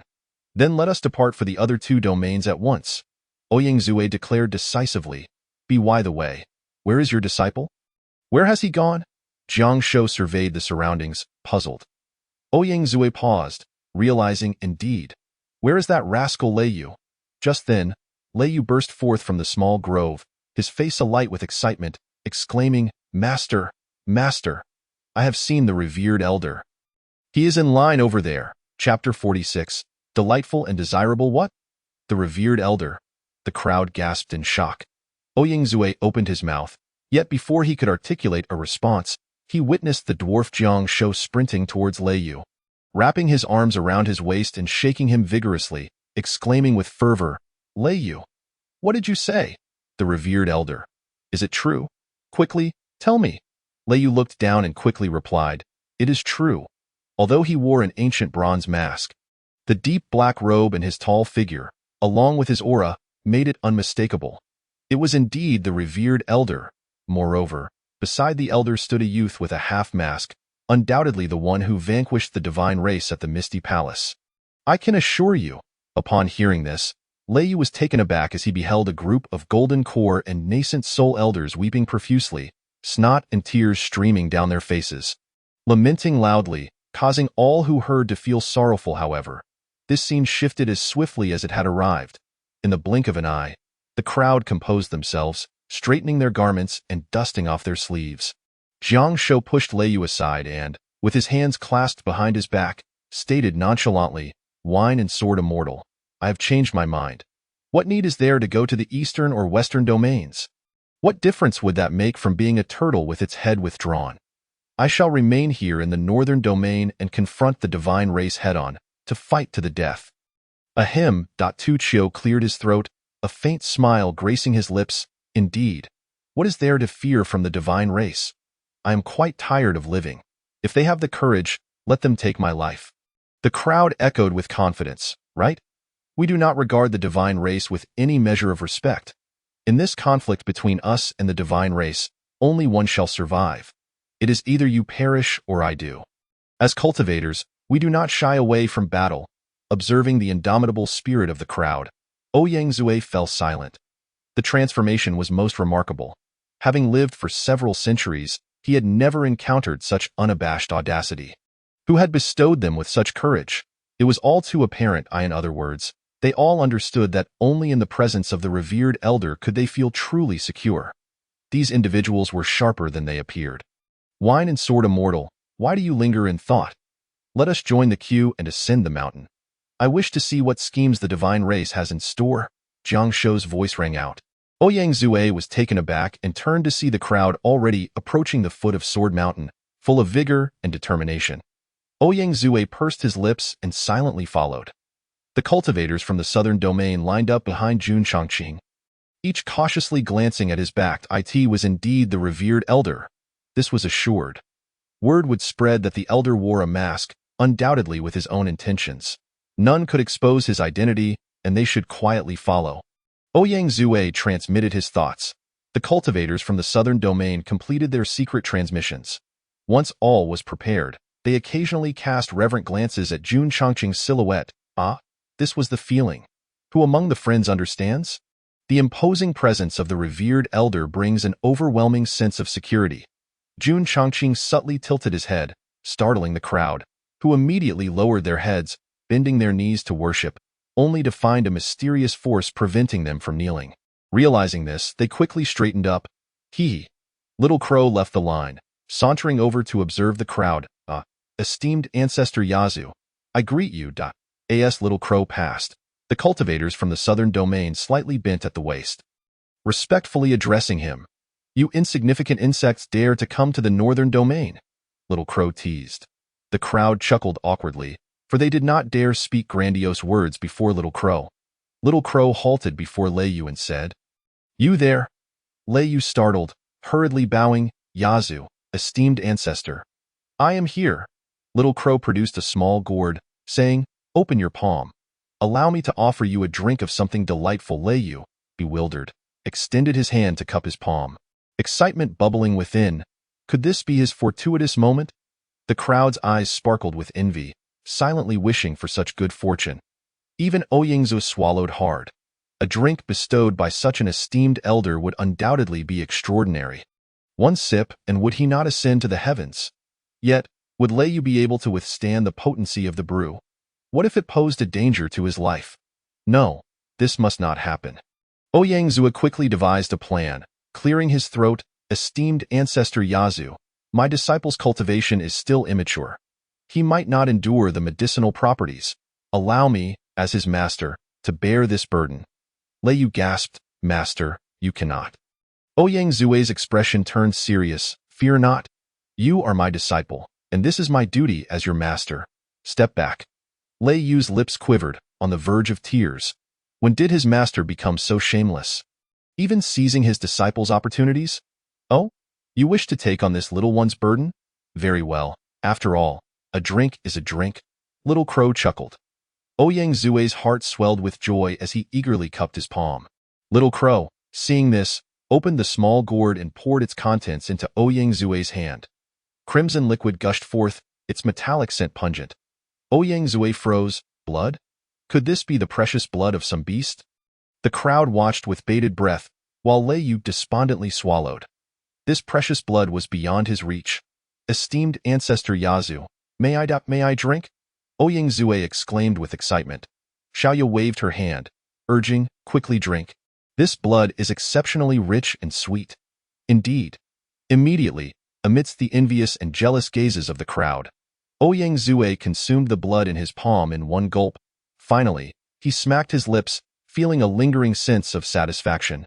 After finishing, Oyangzue promptly sat down cross-legged. Xiaoya raised an eyebrow and asked, What are you doing?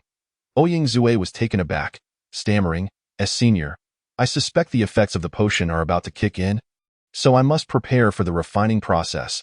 Xiaoya replied, somewhat speechless, This is just ordinary blood. Why would you need to refine it? Huh. Oyangzue was stunned. Is there no transformation within this blood? The crowd, upon hearing this, felt a sense of relief. Indeed, how could the revered ancestor of the Crow clan bestow such a transformation so casually? It makes sense. Is it delicious? Xiaoya suddenly asked with a mischievous smile. Oyangzue reluctantly stood up, savoring the taste before saying, Delicious, I love it. Although the blood lacked any transformation, it must be said that it was truly delightful. This is the blood of your kin. Of course, it would be delicious, ha ha ha. After having her fun, Xiaoya laughed and returned to the queue. Leaving Oyangzue standing there in a daze, his complexion pale, he suddenly bent over and retched, clutching his throat to channel his spiritual energy, trying to expel the blood he had just consumed. But to his despair, the blood had blended into his very being. Ugh, ugh. Oyangzue grasped his throat tightly, vomiting uncontrollably. The crowd looked on, equally stunned. Human blood? Meanwhile, Jun Chongqing noticed Xiaoya's return and remarked, You truly have a playful spirit. Jun Chongqing was well aware that this was nothing but ordinary blood. Xiaoya chuckled, rubbing her hands together, Hee, but I couldn't let him drink for free. The price is a bit of psychological trauma, which he has certainly earned. Amidst their playful banter, they eventually reached Jun Chongqing and the others. The steward of the sword sect narrowed his eyes, scrutinizing them for a moment before extending his hand, stating, Hand over the invitation. Chapter 47. Ascending Sword Mountain. At this moment, only Jun Chongqing and his companions remained at the foot of Sword Mountain. Upon seeing the steward of the sword sect demand the invitation, Oyangzue's eyes flickered, and he stepped forward with cupped hands, saying, Ha, esteemed steward of the sword sect, we have recently arrived from the southern region and, upon hearing of today's ceremony at the Langya sword sect, came to pay our respects. The steward of the sword sect scrutinized Jun Chongqing and the others. With his foundation-building stage cultivation, he could indeed see that each individual in this group possessed profound skills. Aside from a foundation-building boy, the others were all at least at the core formation stage.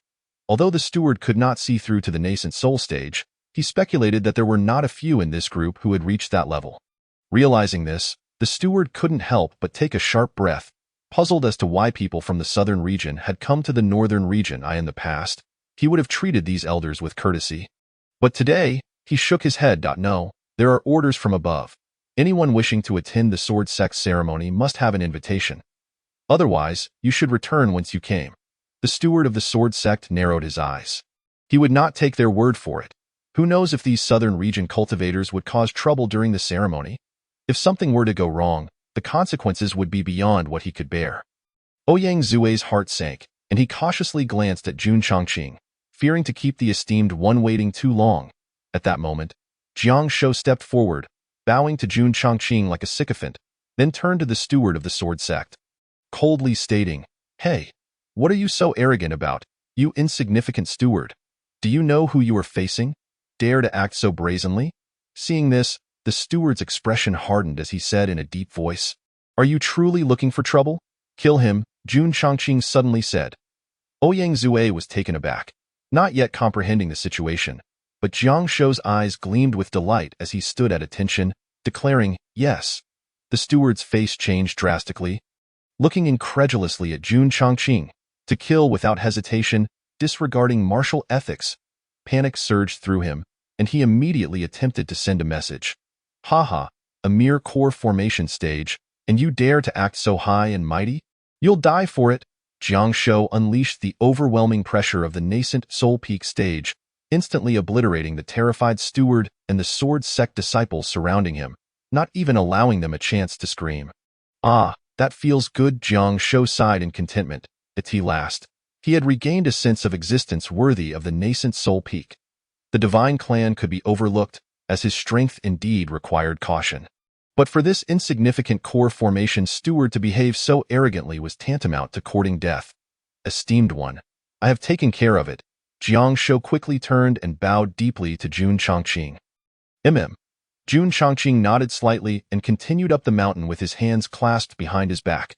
Xiaoya followed with a chuckled.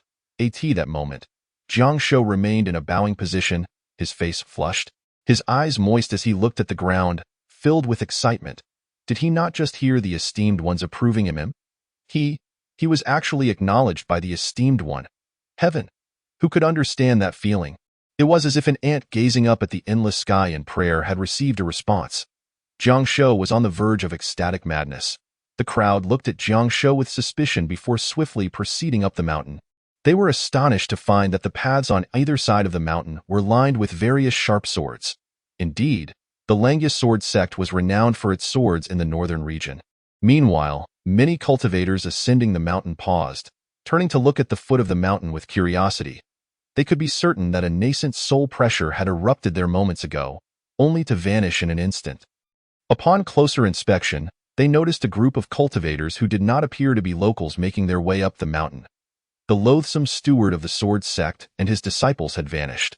The cultivators exchanged glances, their hearts racing with speculation. The steward of the sword sect and those disciples had been killed. Who were these individuals, to possess such audacity to kill on the day of the Langya sword sect's ceremony?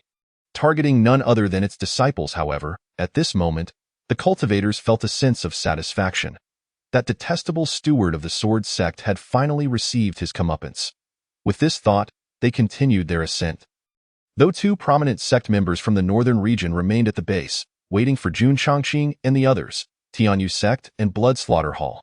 Moments later, the two sects spotted Jun Chongqing's group approaching. Initially puzzled, they exchanged glances, then their eyes widened in shock as they recognized familiar faces among the group. Ouyang Zue, Jiang Shou, Tu Qiu. These were all top-tier powerhouses from the southern region. How had they come to the northern region? It was not uncommon for first-rate nascent soul cultivators to cross paths. Zhu Jianxian, Sect Master Jiang, Master Tu? Exclaimed Lin Yu, the leader of Tianyu sect, in astonishment. Cheng Sha, the leader of Blood Slaughter Hall, also stared in disbelief. Oh? Sect Master Lin? Hall Master Cheng. Ouyang Zue and the others were equally taken aback. The two were. Lin Yu and Cheng Sha were just about to bow in greeting to Jun Chongqing and the others when they were taken aback to see Jun Chongqing and his companions bypassing them. Heading up the mountain without a glance, the elders from the two sects looked on with dissatisfaction. These two seemed far too arrogant. It was known that even the sect master of Langya would not so blatantly ignore their sect masters. Ahem, Sect Master Lin, Hall Master Chung, shall we discuss as we walk? Ouyang Zue said, hurriedly pulling the bewildered Lin Yu and Qing Shao along. As they ascended Sword Mountain, Lin Yu remarked, it's truly strange. The overall strength of Langya's sword sect used to be somewhat superior to my Tianyu sect and Blood Slaughter Hall. However, after the last war, we discovered that Langya's sword sect has been hiding its strength so deeply that we have no means to retaliate. Indeed, after today, the northern region will only have one voice. And that is Langya's sword sect. Chung Sha nodded in agreement. Upon hearing this, the hearts of the southern region cultivators felt a sense of melancholy. This situation was strikingly familiar. Suddenly, Tu Chio spoke up. Sect Master Lin, Hall Master Chung, is it possible that Langya's sword sect not only aims to incorporate you but may even seek to brand you with slave seals? What? The expressions of the two sects changed drastically. Slave seals? Impossible, absolutely impossible.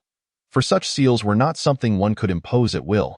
Not to mention that the techniques for placing slave seals had long been lost. Everyone knew that the strength and cultivation of the one imposing the seal must vastly exceed that of the one receiving it. Otherwise, if the recipient were to struggle, the seal would never take hold. Hey, don't be so disbelieving. It's not just in your northern region. Something similar happened in our southern region as well. We nearly fell victim to such enslavement ourselves. Jiang Shou continued, but don't look at me like that. Let me explain. Thus, as they walked, Jiang Shou recounted the tale. Gradually, the expressions of Lin Yu, Cheng Sha, and the others grew increasingly pale, their pupils trembling. They had heard a term once only found in ancient texts, the Divine Clan, Chapter 48. Where do we sit in the southern region? Upon learning that the previous head of the Piao Miao Palace had been a disguise of the Divine Clan, plotting behind the scenes, everyone was left astounded that in their remote little world of Baiqiong, the presence of the Divine Clan was truly terrifying to contemplate. What happened next? What happened next? Lin Yu asked eagerly. Cheng Sha and the others also looked on with urgency, as if they were living through the events themselves. The Divine Clan sought to suppress the many powerful beings in our southern region, wishing to place slave seals upon us, leaving us with no room for resistance whatsoever, Jiang Shou said, casting a reverent glance at the figure in black walking ahead. Taking a deep breath, later, a mysterious and powerful force emerged, annihilating the Divine Clan and obliterating the Piao Miao Palace. Lin Yu and Cheng Sha exchanged glances in astonishment. Initially, everything was proceeding smoothly, and all seemed well. However, upon reaching the final sentence, they found themselves utterly perplexed. Why did it sound so fantastical? What could this mysterious and formidable power possibly entail?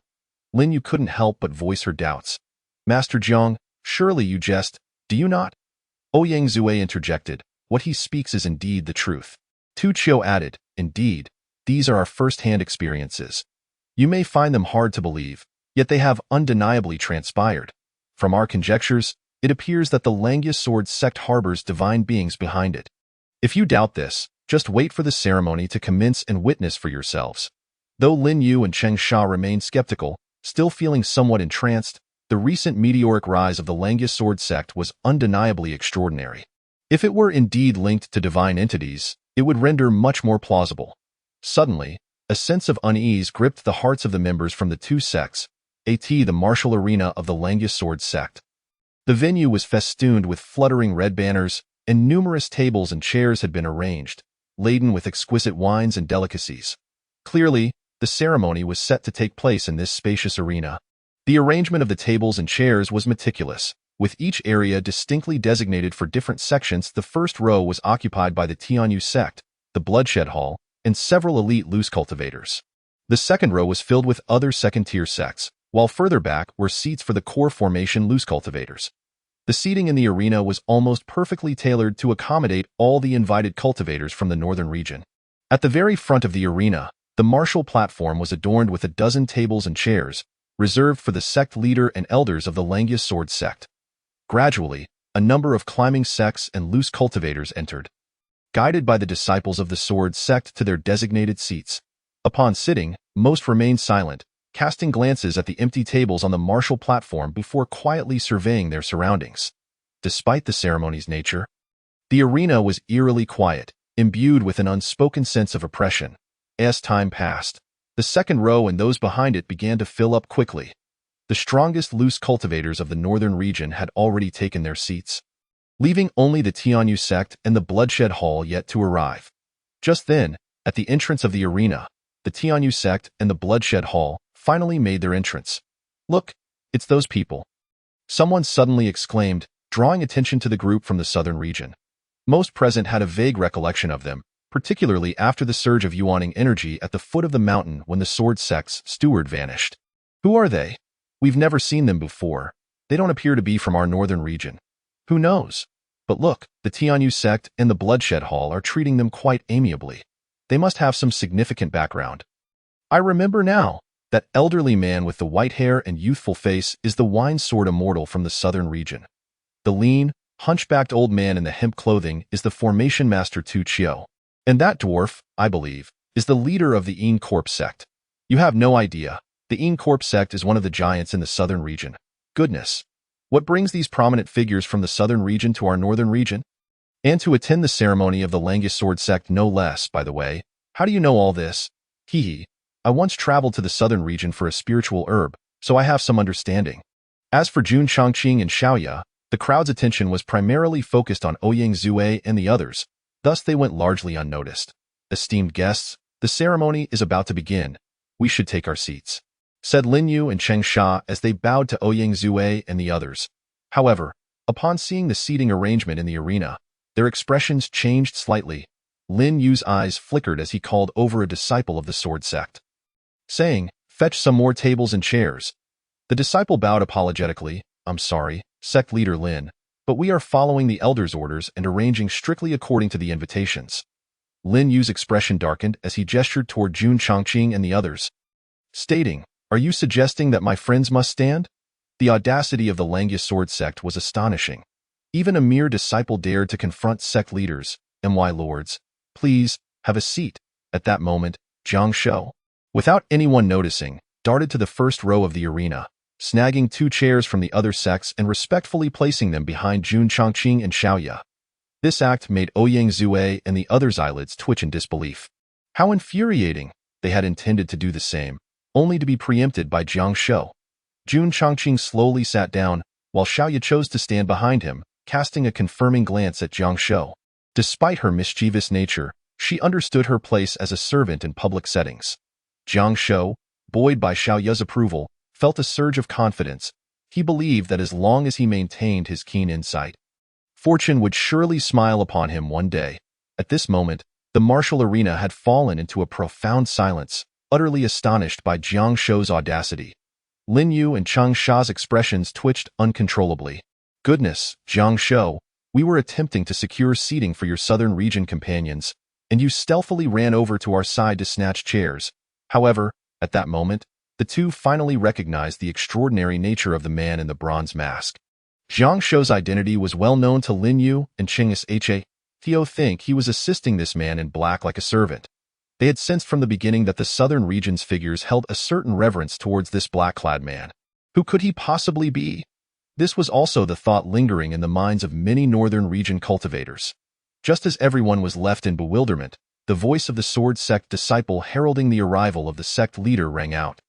"The sect leader has arrived." At the announcement, the crowd in the arena was taken aback, hastily rising from their seats to behold the high-ranking figures of the Langus Sword Sect making their way onto the martial platform. They clasped their hands and exclaimed, "We pay our respects to sect leader Kai Kuan." The sect leader of Langya, along with the council of elders, stepped onto the martial platform. A faint smile graced Kai Kuan's lips as he prepared to gesture for everyone to take their seats. But suddenly his gaze sharpened. He noticed the solitary black-clad man seated in the arena. The elder council of Langya also took note, their expressions shifting in shock before hardening with intensity. Who was this person? Such audacity! The air in the arena grew tense, and everyone felt their hearts race. Yet, the southern region cultivators remained unfazed, as if it were entirely natural. What was wrong with the elder sitting? Should he not be seated? Were they expected to rise and greet the Langus Sword Sect? Nonsense. The Langus Sword Sect ought to be the ones showing deference. No, that's not right. What merit did the Langus Sword Sect possess to warrant such reverence? They weren't even worthy of licking his shoes. Xiao Ye's eyes sparkled mischievously as she whispered to Jiang Shou, "Hey, you should go and question them. What does it mean that the Langus sword sect hasn't prepared enough chairs?" Jiang Shou paused for a moment, then eagerly agreed, "All right, let's stir things up." Under normal circumstances, he would never dare to confront the illustrious Langus sword sect, but now, emboldened by the support of his peers, he felt invincible. With a steely gaze, Jiang Shou stepped forward, extending his delicate hand and pointing at Kai Kuan, declaring, "Sect leader Kai, I must ask, with the Yuan Ying seated in one row and the core formation in another, where do we from the southern region sit? Is there even enough seating for anyone? One might think the Langus sword sect can't even afford a few chairs. How embarrassing!" After delivering his tirade, Jiang Shou felt invigorated. As the leader of the Ying Corp sect, he had previously shielded his disciples, yet now he was under their protection. Was this the exhilarating feeling of being supported? It was simply delightful. The martial arena fell into a profound silence, with the northern region cultivators rendered speechless by Jiang Shou's sudden outburst. Lin Yu and Cheng Sha regained their composure, their mouths twitching as they exchanged glances with Kai Kuan and the sword sect elders, witnessing their expressions darkening like storm clouds. Just as everyone anticipated a furious response from the Langus sword sect, Kai Kuan's demeanor inexplicably shifted from dark to bright, and he chuckled. "I did not expect the esteemed friends from the southern region to pay us a visit. I sincerely apologize for the oversight. However, Jiang sect leader's words are not entirely accurate. The Langus sword sect is indeed capable of affording a few chairs. Servants, please arrange seats for our esteemed guests from the southern region." "Yes." A steward promptly acknowledged the order and dispatched disciples to fetch additional chairs. Lin Yu and Cheng Sha were left in shock. Having dealt with Kai Kuan for years, they knew him well. When had he ever been so accommodating? To be scolded and yet respond with a smile. Had he turned over a new leaf? Jiang Shou was momentarily taken aback. He had a plethora of harsh words still bottled up inside him. This Kai Kuan was unexpected, so magnanimous. During the time the sword sect disciples were fetching chairs, Kai Kuan's gaze subtly swept over Jun Chongqing seated in the front row before scanning the southern region group, remarking, "It seems I overlooked the fact that, in addition to sect leader Jiang, the Wine Sword Immortal and Master Tu have also graced us with their presence." Kai Kuan clearly recognized Ouyang Zue and Tu Qiu. Ouyang Zue clasped his hands and replied, "We heard of the significant changes in the northern region and, in our astonishment, decided to visit." At this moment, the sword sect disciples returned, bringing forth numerous chairs to be placed in the martial arena. Kai Kuan nodded slightly, a smile that was neither fully a smile nor a frown gracing his features. "Very well, guests are always welcome. Our Langus sword sect has always prided itself on hospitality. Please, esteemed friends from the southern region, take your seats. Lin sect master, Chung palace master, you two should also join us." With that, Kai Kuan and the council of elders settled comfortably into their seats, seemingly unconcerned by the recent events. He did not cast another glance at Jun Chongqing, having little interest in the identity of this individual, as more pressing matters awaited his attention. Once those were addressed, he would deal with the southern region's contingent. Thus, Ouyang Zue and the others had no choice but to enter and take their seats, maintaining a calm demeanor regardless of what transpired next. As everyone settled in an orderly fashion, the arena regained its tranquility. Jun Chongqing sat apart from the crowd, distanced from the others, appearing almost like an observer, out of place. Kai Kuan glanced at the small crow behind Jun Chongqing and remarked with a smile, "Is this young brother not taking a seat?" The small crow grinned faintly and shook its head. Observing this, Kai Kuan's eyes flickered, and he chose not to press further, redirecting his attention to the assembly of cultivators. "There is no need for restraint, esteemed guests. Please enjoy the fine delicacies and exquisite wines upon the table. Is it not delightful to drink and converse freely?" He then raised a cup of wine, declaring as the host, "I shall toast to all of you first." With that, he tilted his head back and drained the cup. The cultivators present quickly raised their own cups in response, toasting back to Kai Kuan and downing their drinks. Yet, a sense of puzzlement lingered in their hearts, for Kai Kuan's demeanor was steeped in an air of peculiarity, entirely contrary to their expectations. As the guests drank, music unexpectedly filled the air, and a group of sword sect disciples entered. Demonstrating their synchronized sword techniques, the onlookers appreciated the display while sipping their drinks and engaging in lively conversation. The atmosphere became quite comfortable, and the tension in the room gradually dissipated. The southern region cultivators exchanged furtive glances, occasionally stealing glances at Jun Chongqing, who remained quietly sipping his drink, suppressing their thoughts. What exactly was the Langus sword sect up to? Though the southern region cultivators were filled with curiosity, they sensed that the situation ahead would undoubtedly be far from tranquil. "Young master, someone is watching us from the shadows," the small crow conveyed telepathically. Jun Chongqing nodded slightly, continuing to drink unperturbed in a palace deep within the Sword Mountain. Jiang Ji focused intently on a colorful screen before him. The scene depicted the arena at that moment. His gaze soon settled on Jun Chongqing, who was drinking off to the side, his eyes narrowing slightly. "Lord Jiangji, it appears those individuals are cultivators from the southern region." "Ha, what a pleasant surprise. Have they come to walk into a trap? This saves us the trouble of going to the southern region ourselves. Indeed, I've heard that the deployments in the eastern and western regions are nearing completion. It's almost time to cast our net," another replied. "Once we bind all cultivators above the nascent soul stage with slave seals, we can finally depart from the Biyun realm." "Exactly. I've grown quite weary of this first layer of heaven." Two divine soldiers exchanged banter cheerfully. "Silence. If you continue to chatter, I shall take your heads." Jiang Ji spoke coldly. The two divine soldiers immediately fell silent, cautiously following Jiang Ji's gaze to the screen. They quickly noticed the masked figure in black, the one who had captured Lord Jiang Ji's attention. Upon seeing the bronze mask, the two divine soldiers exchanged glances, as if a realization dawned on them. There was a clandestine organization that always wore masks or other disguises during missions. That organization was none other than the Shashindian, the nemesis of their divine clan. Could it be Lord Jiangji? Is this person, along with whoever stands behind him, a member of the Shashindian? One divine soldier hurriedly inquired. The resemblance is quite striking, coupled with the recent mysterious death of the southern region Bing Mu.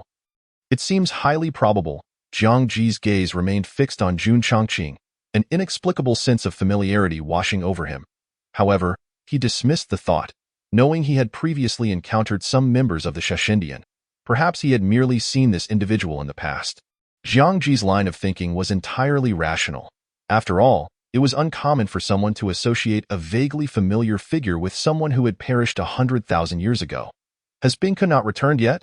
Jiang Ji inquired, his eyes unwavering. He was almost certain that the man in black was indeed a member of the Shashindian. The recent death of Bing Mu in the southern region could not be unrelated to this Shashindian member. It must be said that Jiang Ji's intuition was rather accurate. The only misjudgment lay in the fact that this black-clad figure was not merely a member of the Shashindian, but the very leader of the Shashindian. Reporting to Lord Jiangji, "Bing Ku has yet to return from the southern region," one divine soldier respectfully replied. Jiangji nodded, his gaze flickering as he commanded, "Bing Yun, you shall go to the arena. Remember, do not act impulsively. Find a way to test this Shashindian member's strength. Moreover, there may be other Shashindian members hiding within the Langus sword sect. This black-clad figure could merely be bait." Though he was confident that this was a Shashindian member, he knew that typically members of the Shashindian who appeared in the first layer of heaven were not overly powerful. Yet, Jiang Ji remained cautious. He understood well the adage that a cautious approach can lead to a long-lasting journey. Bing Yun understood. The divine soldier replied respectfully. In truth, he felt a bit anxious facing the Shashindian, but with Lord Jiangji's presence, he was not overly worried. "Bing Chong, you shall accompany Bing Yun to assist him. Do not reveal yourself, simply scout for any other Shashindian members in hiding." Jiang Ji instructed once more. "Understood." Chapter 50. The small crow takes action in the arena. The guests continued to drink and laugh, the tense atmosphere having completely evaporated. Just then, Kai Kuan raised his hand. Instantly, the music ceased, and the sword-wielding disciples of the sword sect quickly exited the arena. The crowd was momentarily taken aback, but not overly surprised. Assuming that Kai Kuan was about to speak as anticipated, Kai Kuan slowly rose from his seat and smiled. "Are you all enjoying your drinks?" Apart from the members of the Tianyu sect and the Shueisha Palace, along with a few top-tier loose cultivators and those from the southern region, the other second-tier sects and core formation loose cultivators all cupped their hands in praise. "Hee, Sect Master Kai, I have only heard of the sword sect's unparalleled swordsmanship. Today, I learned that your fine wines are also second to none. How delightful. The Langus sword sect is truly hospitable. I never expected such exquisite wines for our reception. We are humbled by your generosity. To speak truthfully, the wine offered by the Langus Sword sect was indeed remarkable. Among the finest in the northern region, it was surprising to see the Sword sect so magnanimous in hosting a banquet. This was no ordinary wine. It not only boasted a rich flavor but also invigorated and refreshed the minds of the cultivators, greatly beneficial for their cultivation. Many cultivators even noticed a slight increase in their strength after partaking in the wine. As long as you enjoy it, Kaikuin replied with a slight smile, then continued, this wine shall serve as my parting toast for your final moments of freedom. At this, the arena fell silent. Meanwhile, the elder council of the Langus Sword sect wore strange smiles. Lin Yu and Cheng Sha's pupils constricted, and they exchanged incredulous glances with Ouyang Zue and his companions. Ouyang Zue pursed his lips, revealing no surprise. Jiang Shou raised his head with a smug expression toward the two sects, clearly indicating, see, our sect did not deceive you. Lin Yu stood up, cupping his hands and asking, might I inquire what you mean by a parting toast for our final moments of freedom? Please, Sect Master Kai. Enlighten us. The multitude of cultivators laid down their cups, frowning as they gazed at Kaikuin, eager to hear how he would explain this. From the literal interpretation, it seemed the Langus Sword sect intended to imprison them. Such audacity was utterly absurd. Kaikuin glanced at Lin Yu and then addressed the assembly with a smile. Esteemed friends, there is no need for alarm. The purpose of inviting you here is rather straightforward. For those below the nascent soul stage, simply sign a subordinate agreement with my sword sect. As for those above the nascent soul stage, it is just as simple, merely receive a slave seal. With his words, the crowd erupted, standing in shock. A subordinate agreement? A slave seal? What kind of outrageous joke was this? It was utterly preposterous. The faces of the crowd turned ashen. Kaikuin, witnessing their reaction, not only remained unperturbed but burst into hearty laughter. Ha ha ha, do not be anxious, and as for you from the southern region, since you have arrived, it is only fitting that you receive a slave seal as well. Ouyang Zue and the others' expressions shifted, but not from fear.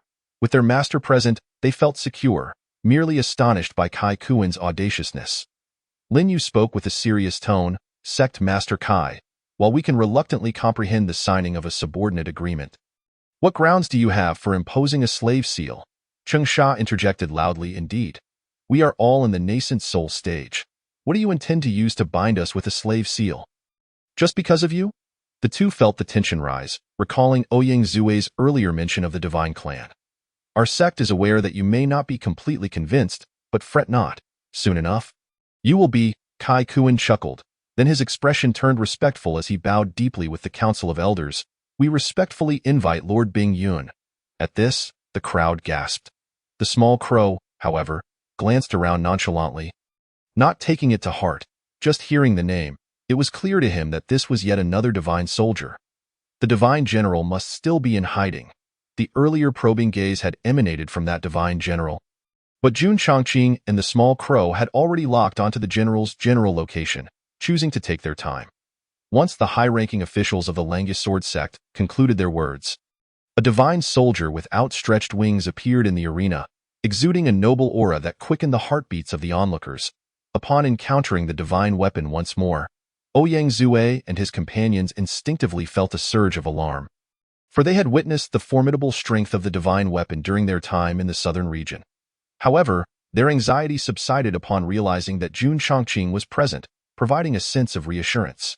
The numerous practitioners from the northern region, upon seeing the appearance of the divine weapon, were shaken to their very core.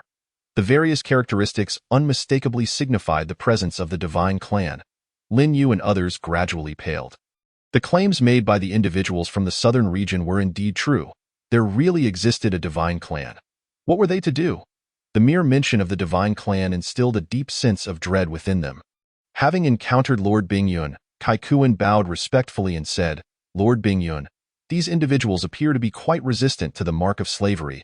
Witnessing this scene caused Ouyang Zue's eyelids to twitch. He felt an intense rage boiling within him. How shameful for Kaikuin, a sword cultivator, to adopt such a subservient demeanor. It was a disgrace to all sword cultivators. As a fellow sword cultivator, Ouyang Zue found himself profoundly uncomfortable, his face burning with indignation. Bing Yun nodded slightly, his gaze subtly sweeping over Jun Chongqing before scanning the crowd, and said coolly, "If anyone has objections, step forward." The faces of the northern region practitioners turned ashen. They averted their gaze from Bing Yun. Unable to meet his eyes, their lips moved as if to speak, but they lacked the courage. Heh, a bunch of ants who dare only to seethe in silence, powerless in their rage.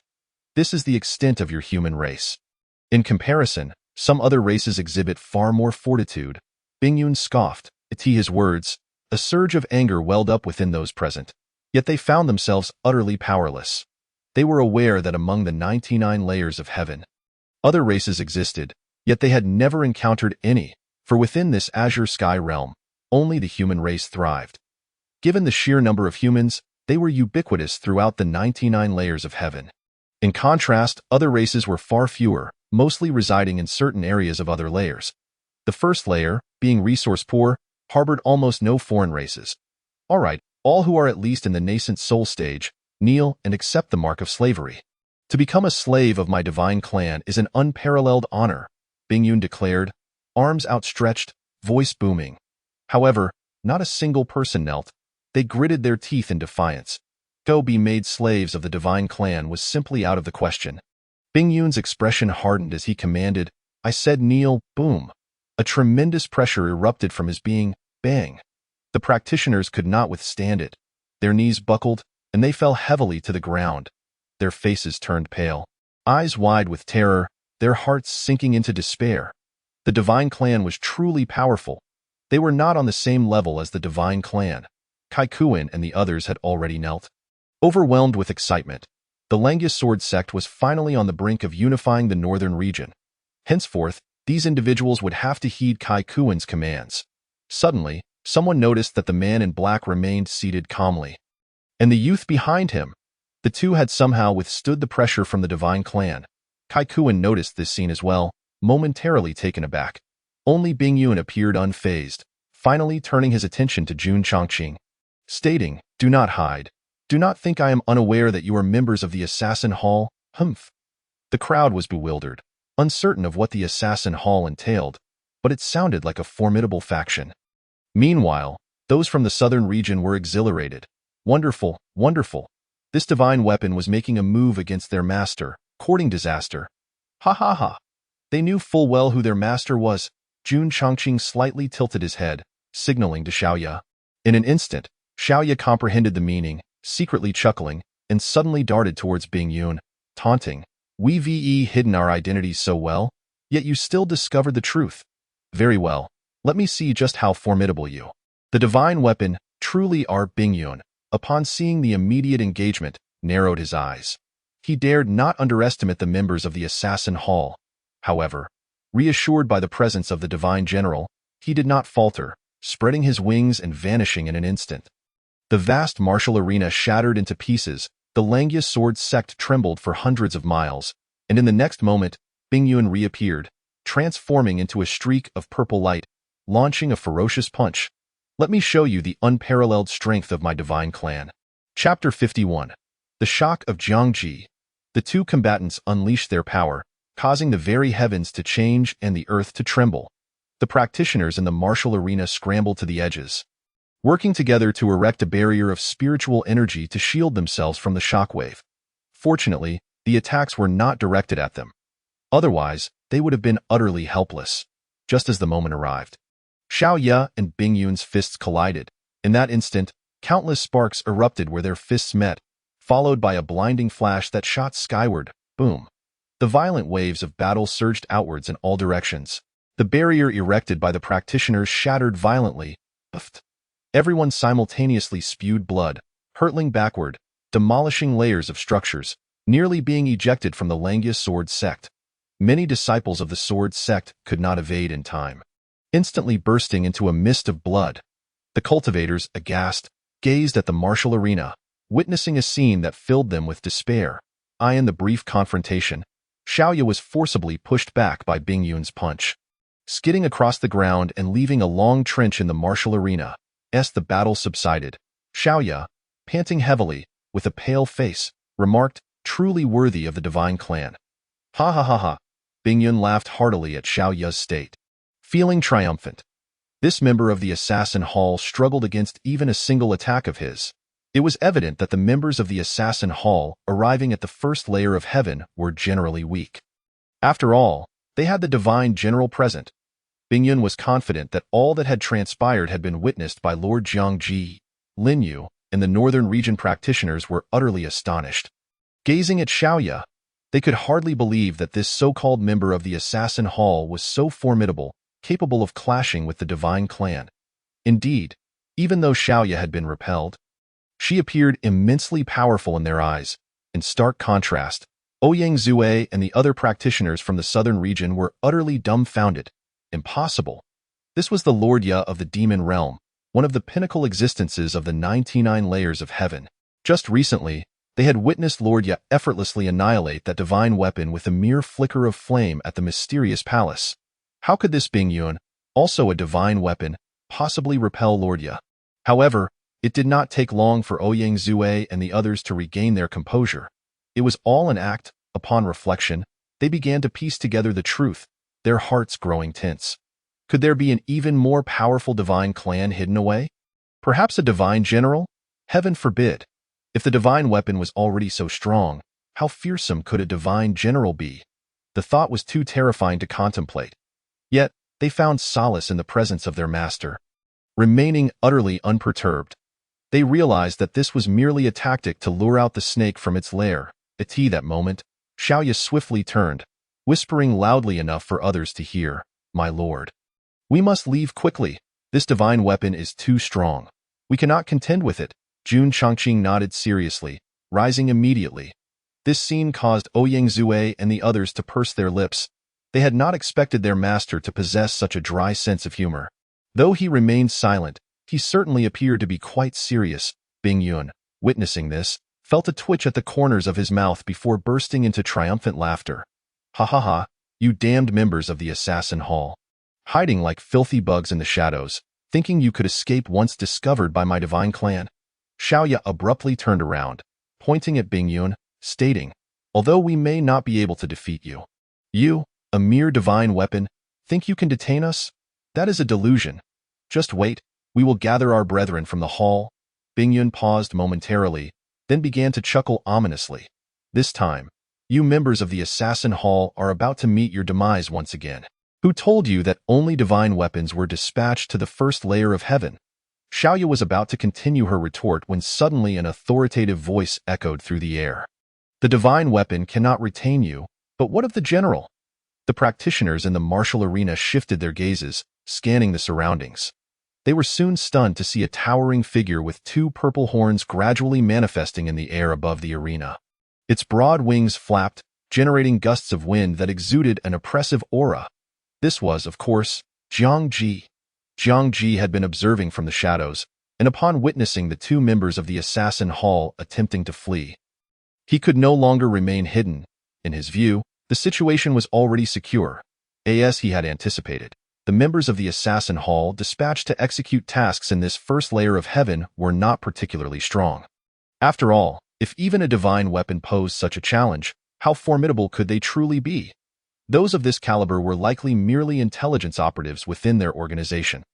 Ouyang Zue and the others from the southern region gazed up at the divine being in the air. Their faces ashen. It was truly the divine general. Such an entity was beyond their comprehension. Many practitioners from the northern region also began to tremble in fear, their hearts consumed by despair, the mark of slavery. It seemed inescapable. Resistance was futile in many ways. Losing their freedom was more unbearable than losing their lives. Kai Kuan's expression turned vacant as he exchanged glances with the elders of the sword sect.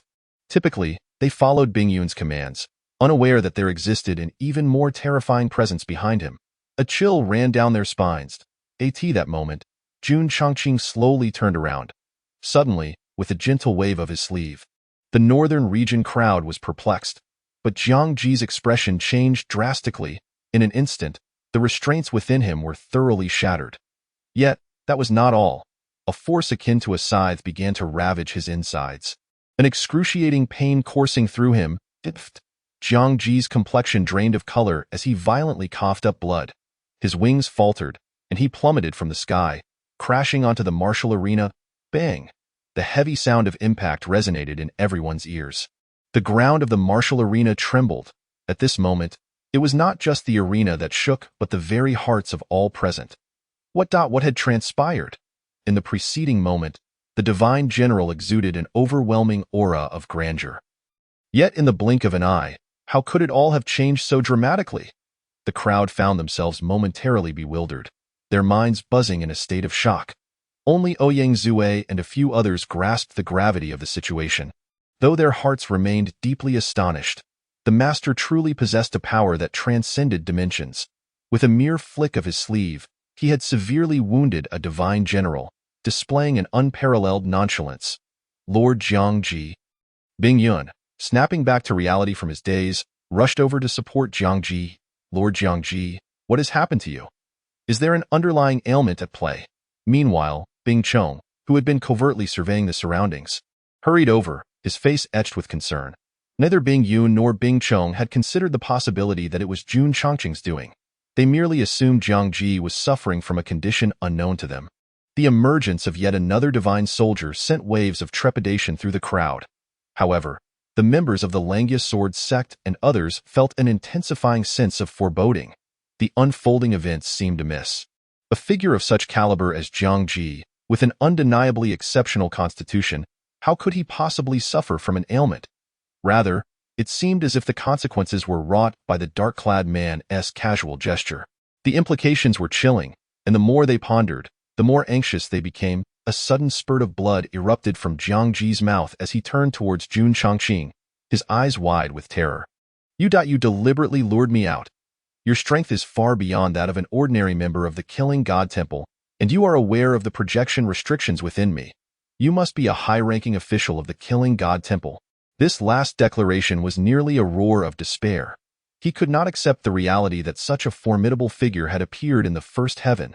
Historically, it had always been kings against kings, generals against generals, soldiers against soldiers, each faction adhering to an unwritten code. Yet now, the Killing God Temple was clearly playing by its own rules. Chapter 52. The Brutal Little Crow. What?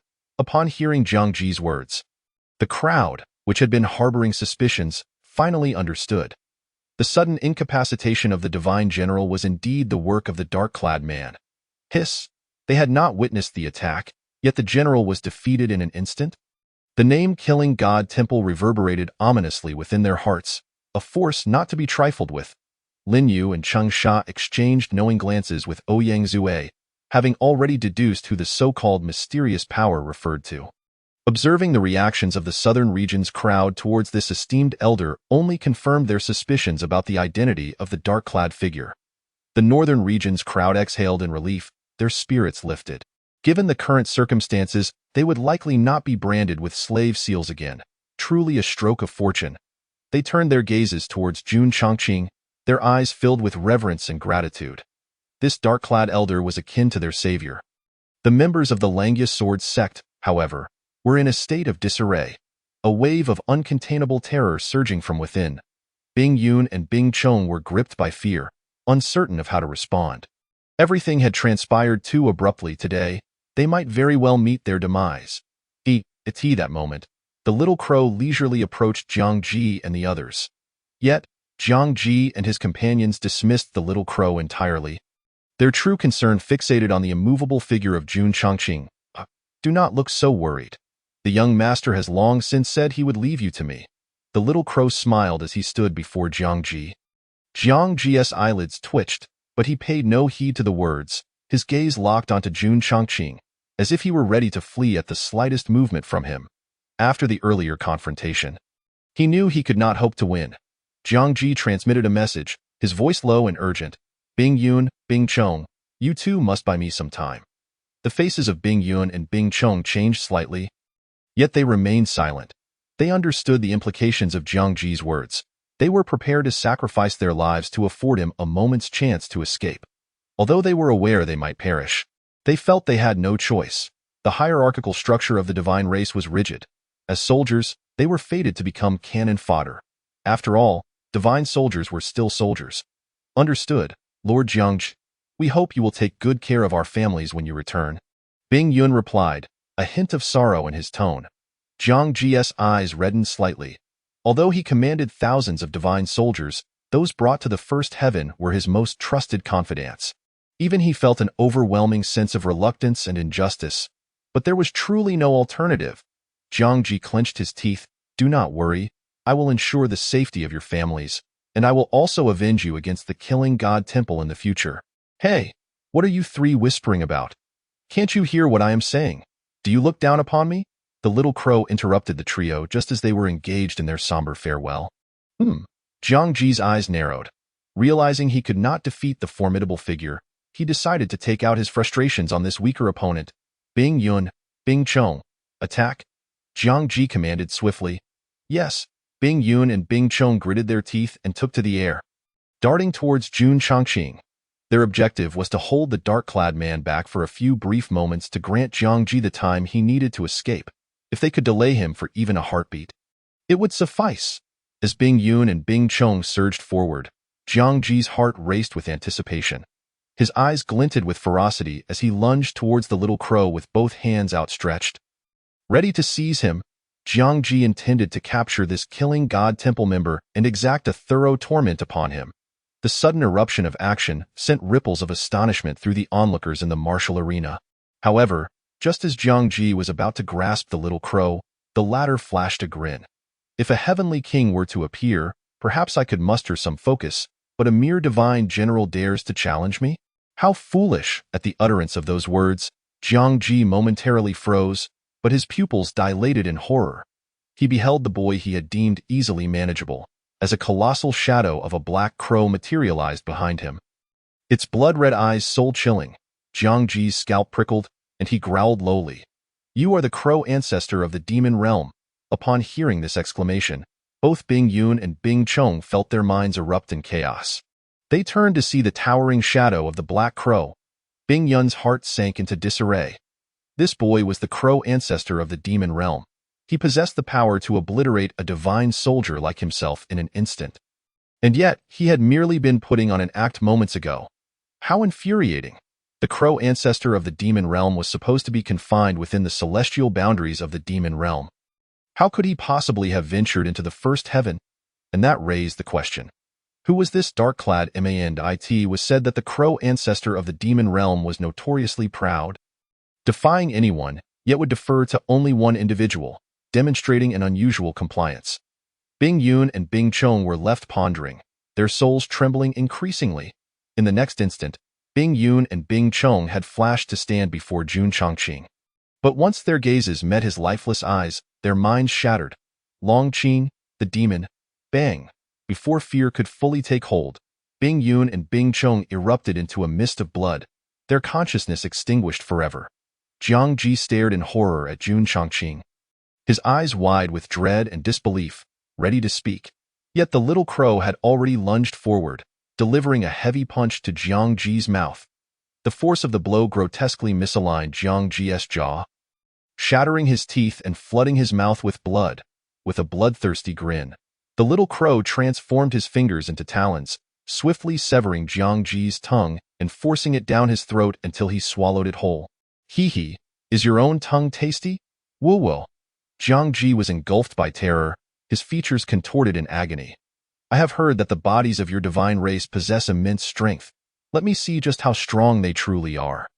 The little crow cackled with malevolence, vanishing behind Jiang Ji, seizing his massive wings, and with a forceful twist, he snapped them in two. As Jiang Ji's shrieks echoed, the little crow grew increasingly exhilarated, continuing his onslaught, methodically twisting each of Jiang Ji's limbs until he severed his skin, extracting his tendons in a gruesome display. For 100 miles around, centered on the Langus sword sect, Jiang Ji's harrowing cries resounded. The little crow's brutal acts bore the hallmark of a true demon, unrestrained and exceptionally savage. Jiang Ji writhed on the ground, convulsing, his eyes rolling back, blood frothing from his mouth.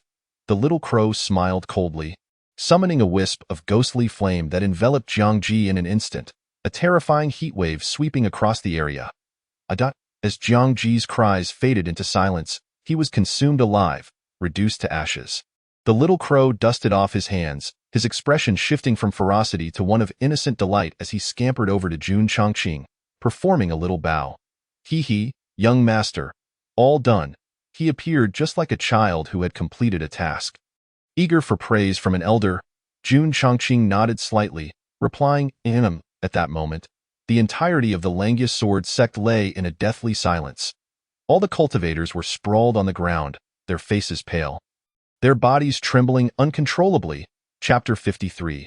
Members of the Killing God Temple, Qin and Yin the cultivators lay helplessly on the ground, their bodies quaking, their eyes filled with terror.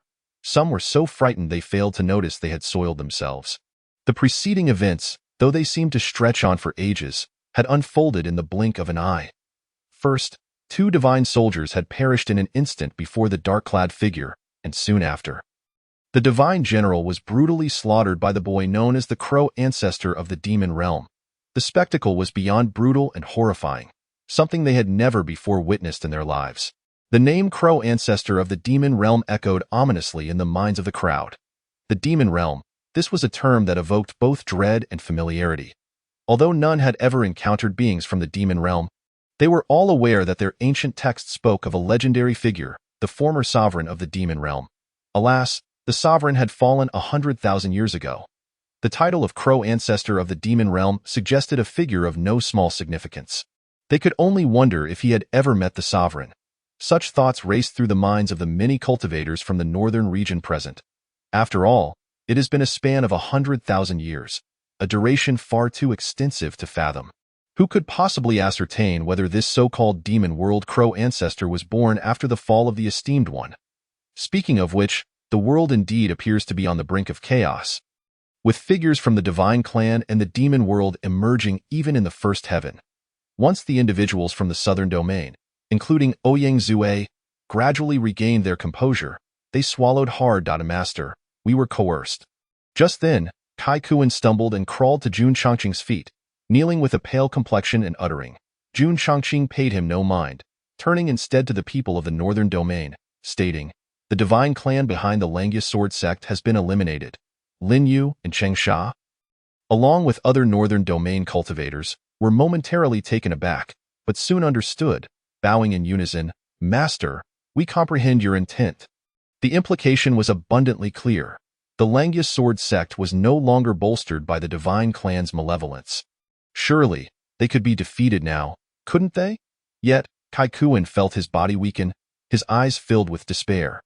The fate awaiting the Langius sword sect was nearly one of annihilation. A multitude of emotions swirled within Kai Kuan. With the divine clan's support, he had plotted for 2.5 years, believing that as the current sect master, he could lead the Langius sword sect to the pinnacle of the Azure Sky realm. Never anticipating such an ending, he was filled with regret. He was unwilling. He was desperate. Yet one thing perplexed Kai Kuan. What had happened to the divine clan? He merely wished for the sect to prosper and develop further. What was wrong with relying on the divine clan? Was there any fault in that? The fact that the Langius sword sect could be utilized by the divine clan implied that they were inherently stronger than the Tianyu sect and the Blood Slaughter Hall, possessing value for exploitation. The more he pondered, the more agitated he became, muttering incoherently, as if he had lost his senses. Everyone present understood the divine clan's ambition to enslave the 99 heavens, yet only Kai Kuan remained ensnared in his delusions. Fixated solely on his own empowerment without considering the broader implications, "It is time to depart," Jun Chongqing declared, disappearing abruptly. Seeing this, Xiaoya also prepared to leave. Ouyang Zue suddenly inquired respectfully, "Crow, Ancestor Crow, are you and the master heading to the other 2 domains?" The southern domain's people gazed earnestly. Xiaoya contemplated Jun Chongqing's earlier words and replied nonchalantly, "We shall not be going. This ancestor and the young master must depart from the first heaven now. You should take care of yourselves." With that, she transformed into a swirl of black mist, following Jun Chongqing's departure. Departing from the first heaven? The southern domain's people trembled internally. What about the eastern and western domains? The master has left. What shall we do about the other 2 domains? We cannot contend with the divine soldiers. Tu Chio voiced his concerns anxiously. Ouyang Zue remained silent for a moment before transmitting. "Perhaps this is the Master's test for us. Now that the most formidable divine general has been vanquished, If we unite the powers of the southern and northern domains, we might indeed stand a chance. Tu Qiu nodded, realizing there was no other option. The master had already eradicated the divine clan in both the southern and northern domains, which was sufficient. At present, they should first eliminate the Langus Sword sect. While keeping them alive could serve as a potential asset, it was challenging to ensure that, given Kai Kuen's disposition, he wouldn't betray them at a critical moment. Ouyang Zue then proclaimed loudly, Lin Sect Master, Chung Hall Master, and all fellow cultivators from the northern domain, let us swiftly eradicate the Langus Sword sect. There are urgent matters to discuss post-haste. Lin Yu and Cheng Sha had an inkling of what those matters entailed and inhaled deeply. Kai Kuen, sensing the murderous intent, quickly exclaimed, Everyone, as the sect master, I am aware that there are divine soldiers lurking in the western and eastern domains. You cannot annihilate my sword sect. My sword sect is an indispensable force in the forthcoming battle. Lin Yu scoffed, Ha, sect master Kai, we shall no longer be deceived by your fabrications. Having colluded with the divine clan, once is enough. The Langus Sword sect shall leave no trace. All fellow cultivators, follow this sect master and slay. With Lin Yu's command, the northern domain cultivators, who had long been poised for action, unleashed a torrent of spiritual power, charging forward. Kai Kuen, upon witnessing this, felt a surge of despair, yet he would not simply await his demise. He quickly rallied the Langus Sword sect to mount a defense. The battle erupted, however. The elders and disciples of the Langus Sword sect had already lost their fighting spirit. Without the support of the divine clan, how could they possibly stand against these individuals, especially with the southern domain's assistance? The outcome was all but certain in the southern domain. At the site where the once ethereal palace stood, the ground within a radius of several hundred miles had completely collapsed. Trees lay shattered, and thick smoke billowed from numerous locations, painting a scene of devastation. It was evident that a fierce battle had recently transpired here. Moreover, given the terrifying level of destruction, it was clear that the conflict had exceeded that of either the Foundation establishment or nascent soul stages. At this moment, within a massive pit, a divine being lay wounded, scorched, and barely clinging to life. Upon closer inspection, this divine being was none other than the military officer sent by Jiang Ji to investigate the southern domain. On the edge of the pit stood two figures cloaked in black robes, their wide-brimmed hats concealing their features, each wearing a menacing fanged mask, one casually tossing a fireball with elegant nonchalance, while the other quietly wielded a short dagger, resembling a reaper of the night. Humph, I was wondering how the military officer could fall in the southern domain without a cause. It seems the killing god Hall is indeed meddling behind the scenes. The military officer spat blood, managing a weak smile. Upon hearing this, the two members of the killing god Hall exchanged glances, each registering astonishment in their masked eyes. Had a divine soldier already perished in the southern domain? What was going on? Had other members from their organization infiltrated the Azure Sky Realm? Qin, has the upper echelons dispatched additional personnel to this Azure Sky Realm? Yin, the one tossing fireballs, transmitted in confusion. That cannot be. Only the two of us were sent to the first heaven.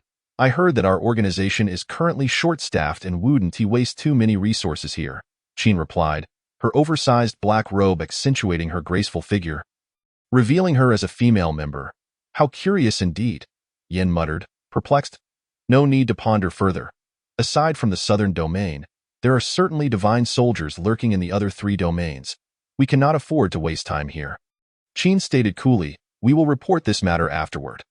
After some contemplation, Yin transmitted, Qin, do you think there might be divine generals in the Azure Sky Realm?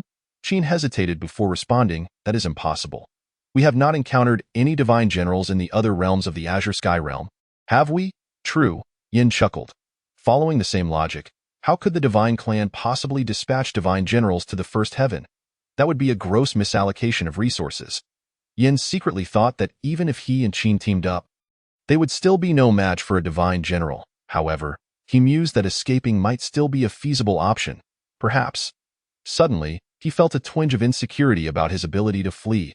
After all, those were divine generals they were dealing with, like the divine soldiers they had just subdued, each commanding 1,000 subordinates. Tell us the exact locations of the other divine soldiers, and if you do, we can make your death a more comfortable one, Qin coldly stated, twirling the dagger in her hand. The military officer's eyes flickered, and he grinned. The Northern Domain. I know where the Northern Domain is. It's at the Langia Sword Sect. Yan's eyes brightened, immediately pressing. What about the Eastern and Western Domains? The military officer chuckled. I am not privy to the locations of the Eastern and Western Domains. Yan attempted to retort, but Qin interjected. There's no need to waste time with him. Knowing the exact location of the Northern Domain is sufficient. We can interrogate him further later. Now, you may proceed. The military officer laughed heartily, knowing that soon these two members of the Killing God Hall would join him. Acquiring two members of the Killing God Hall would be a worthy end for him. Humph! Seeing the military officer's arrogance, Yen leaped into the pit with the fireball in hand. The sounds of screams echoed. And moments later, Yen reappeared, gazing back at the ashes in the pit with frustration. Damn the Divine Clan. I must admit, they are quite resilient. Everyone I encounter is the same, fearless in the face of death. It's truly a hassle to deal with. If only we could soul search them. Qin fell silent at this. Indeed, aside from their formidable strength, what troubled the Killing God Hall the most about the Divine Clan was their ability to conceal themselves. Their fearless spirit and their racial trait of being immune to soul searching.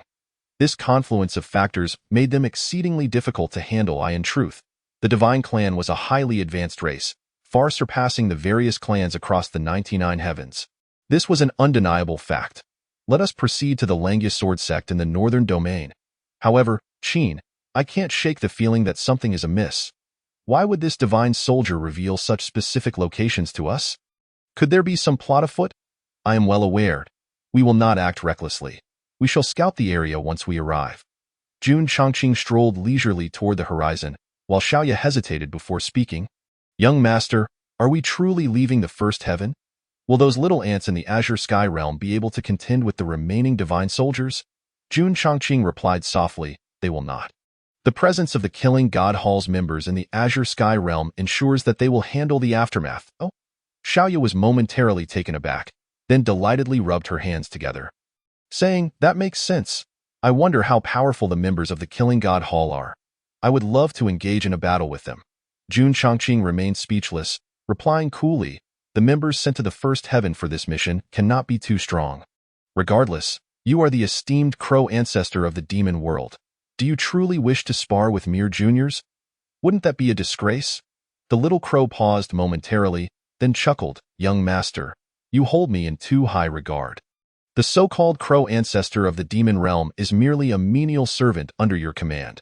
Despite these words, the little crow stood tall and proud, evidently buoyed by Jun Chongqing's praise. Noticing Jun Chongqing's silence, the little crow turned to gaze at the horizon and inquired, young master, are we to traverse the realm passage to the second heaven next? The realm passage, as it is known, serves as a conduit connecting the 99 heavens. Typically, it is through this passage that one moves between the various heavens. For instance, Qin and Yen of the Killing God Palace descended via such a route. Ascenders from various realms also traverse the passage after enduring heavenly tribulations, making their way to the upper realms. Meanwhile, powerful beings can bypass the passage entirely, tearing through the barriers of realms to move freely. However, such actions are usually reserved for emergencies. Otherwise, they risk attracting the attention of the heavenly Tao and facing retribution. Of course, Jun Chongqing would not harbor such concerns, yet he preferred not to take shortcuts. He casually remarked, let us see how it unfolds. Rather than eradicating the Divine Clan, I am more inclined to experience the diverse customs and cultures of the various races across the heavens. Dealing with the Divine Clan is merely secondary, truly worthy of the master. Upon his return, his demeanor appears even more serene and unburdened than before, as if everything were well within his grasp. Thought the little crow with a sense of a wit. Seemed that the master hardly regarded the Divine Clan at all. Contemplating this, after an indeterminate time, Jun Chongqing and the little crow suddenly passed through a translucent wall of air. On the other side, the scenery transformed dramatically, revealing a hidden paradise. As they gazed out, they saw swirling clouds and mist, with an ethereal ladder stretching heavenward, seemingly connecting the realms. At the summit of this ladder stood a massive, gleaming silver door, tightly shut. This door was, in fact, the entrance to the realm passage leading out of the Azure Sky Realm. This towering ladder was the path ascenders must take, laden with immense pressure, serving as a trial before ascending to the upper realms. Naturally, Jun Chongqing and the little crow disregarded it entirely, appearing instead at the top of the ladder, before the gigantic door, with a thunderous rumble. The door swung open of its own accord, a dimness enveloped them, obscuring their vision. Still a realm passage. It's so dark. In my view, it would be more appropriately termed a shadow passage, the little crow remarked. Young master, the little crow looked towards Jun Chongqing. He nodded, clasped his hands behind his back, and stepped forward, prompting the little crow to bounce in after him. With a thud, the door gradually closed behind them. In the northern domain, Qin and Yin stared blankly at the disheveled Langya sword sect, their surroundings in disarray. What's going on? They wondered. With the mysterious palace of the southern domain in front and the Langya sword sect of the northern domain behind. Both had been dealt with by someone else before them, who could possibly possess such clarity in locating the divine clan's whereabouts. This information was more astonishing than anything they had encountered at the Killing God Palace. Qin, something feels off. This is definitely not right. Shouldn't you inquire about it? Yin scratched his head. Qin shot him a glare. Inquire about what? Each use of the interrealm communication device is limited. Do you think I'd squander it? Ha ha ha, Yin chuckled awkwardly. Qin glanced at the Langya sword sect, then said, the battle here must have occurred not long ago. Let us search nearby for northern domain cultivators. They surely haven't gone far. Yin shrugged. All right, I'll follow your lead. Chapter 55. The shock of Yin and Qin Lin sect master. We shall take our leave here. Tomorrow morning, I, from the blood slaughter hall, will meet you at the Tianyu sect. Cheng Sha clasped his hands in farewell. Very well. Lin Yu returned the gesture. At this moment, the group appeared somewhat disheveled, having just engaged in a fierce battle with the Langya sword sect. Although they had an absolute numerical advantage, bolstered by allies from the southern domain, they were still in the enemy's territory. Furthermore, with Kai Kuan and others self-destructing one after another, many cultivators from the northern domain had also suffered losses. To eradicate the Langya sword sect, they had paid a considerable price. Now, the two sects planned to return for a brief respite and to address internal matters, regrouping to set off for the western domain at dawn. According to Ouyang Zue, they would strike from the west first. Just as the two sects were clasping hands in farewell, two shadowy figures suddenly flickered into view, blocking their path. Seeing the two mysterious individuals, Lin Yu and Cheng Sha exchanged glances, their expressions shifting, and instinctively drew closer together, on heightened alert. Might I inquire who you are? Why do you obstruct our path? Lin Yu steadied himself and asked with cupped hands. Meanwhile, the members of the two sects subtly channeled their spiritual energy, prepared to act at the slightest provocation. After the events concerning the divine clan, they had become exceedingly vigilant. Moreover, the sudden appearance of these two figures, imbued with a mysterious aura, indicated they were likely not from the northern domain but possibly outsiders. Yin waved his hand, smiling leisurely. There's no need to panic. We harbor no ill intentions. We merely wish to inquire about certain matters. The crowd exchanged puzzled glances. Lin Yu replied solemnly, feel free to ask. Yin got straight to the point. What is the situation with the Langya sword sect? Upon hearing this, the crowd exchanged glances of confusion. Cheng Sha's eyes flickered as he took over the conversation, chuckling. Well, you see, the Langya sword sect is one of the three major sects in the northern domain, alongside our two sects, and has long had conflicts with us. This time, we joined forces to eradicate them. Lin Yu nodded, agreeing with Cheng Sha's assessment. Caution was warranted. The identities of these mysterious individuals remained uncertain. Oh? Eradicated? Yin suddenly smiled. Then your two sects must possess considerable prowess. Did you also eliminate the divine weapons behind the Langya sword sect? At this, the expressions of the members of the two sects altered dramatically. Both Qin and Yin noted this change, exchanging glances that confirmed their suspicions. There were indeed other divine weapons hidden behind the Langya sword sect. The divine weapon that had been killed in the southern domain not long ago had not deceived them. How intriguing. Let us be frank. We don't have much patience. Yin's tone turned cold as he released a hint of pressure. The members of the two sects felt this pressure and their hearts tightened. How formidable. The Azure Sky realm had truly undergone a transformation. These were outsiders. We will tell you, Lin Yu quickly responded. After speaking, they sensed the pressure dissipate. They had a premonition that if these two truly wished to kill them, that mere hint of pressure could easily have claimed dozens of their lives. Lin Yu continued, however, "May I ask who you are?" Impatient, Yin produced a jade tablet, displaying it. "You need not worry. We are not from the Divine Clan. Just know that we belong to the archenemies of the Divine Clan." Regarding the jade tablet inscribed with the words "Killing God," Yin felt no need for further explanation. After all, he believed that the inhabitants of this small place would likely have never heard of the Killing God Palace's fame. To his surprise, the members of the two sects stared at the tablet in astonishment, exclaiming in unison, "Killing God Palace? HM?" Yin and Qin were taken aback, their expressions filled with disbelief. Goodness, even in this remote and impoverished region, they had knowledge of the Killing God Palace. This was unexpected. This was the first time members of the Killing God Palace had set foot in the Azure Sky Realm.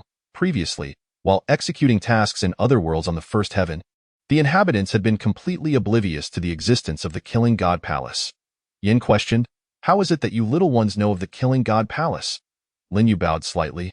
"We too only learned of this force not long ago. We never expected that you would belong to such a mysterious faction. We are deeply impressed. Indeed. You two are truly remarkable."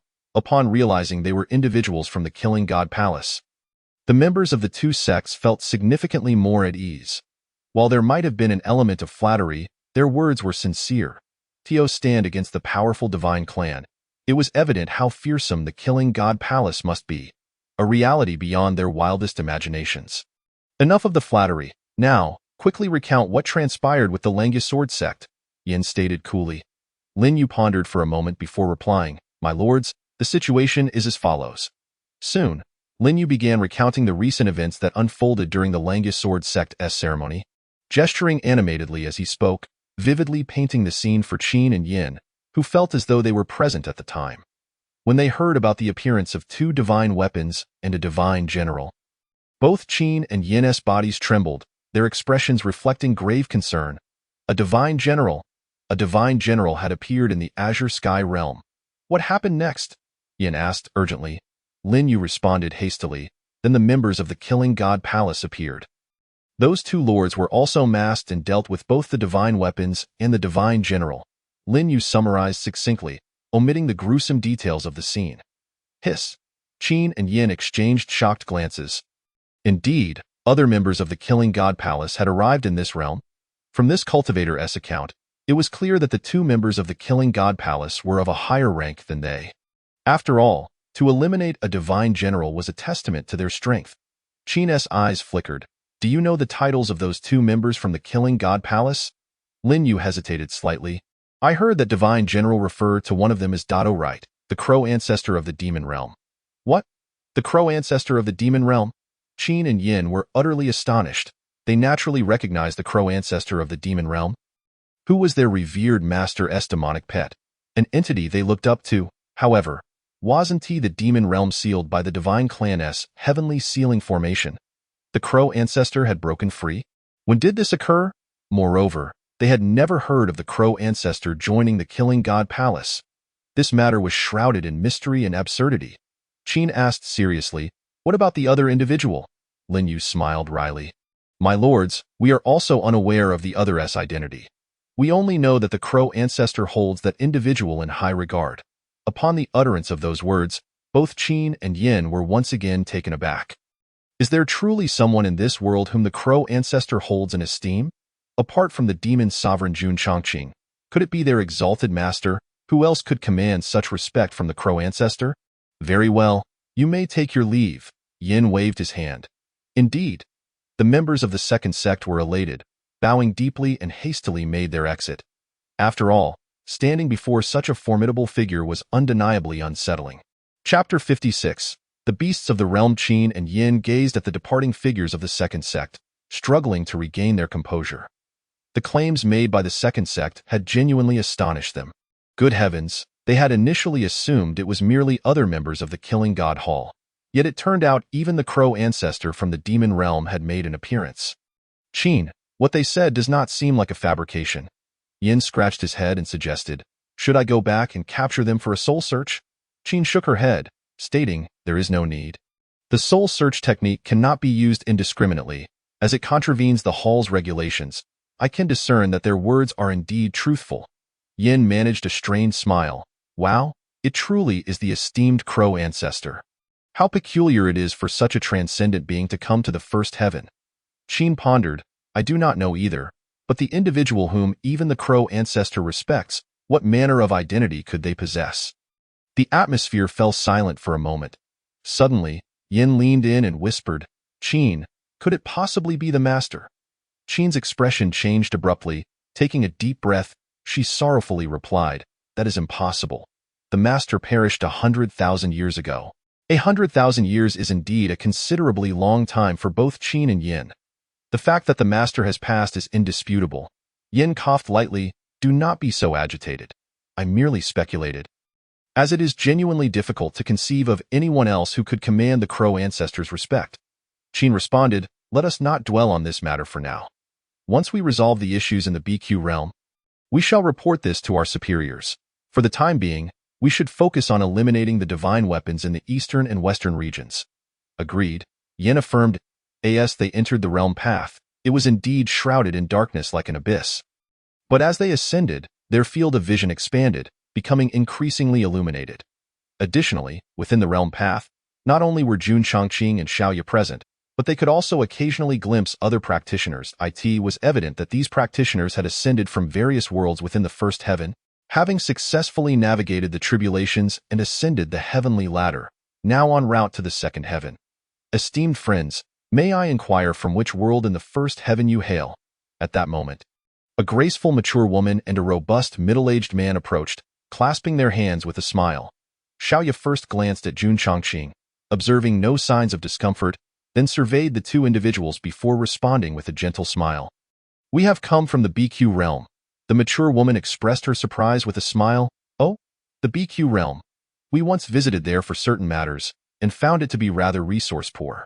For you two to ascend amidst such harsh conditions is indeed remarkable.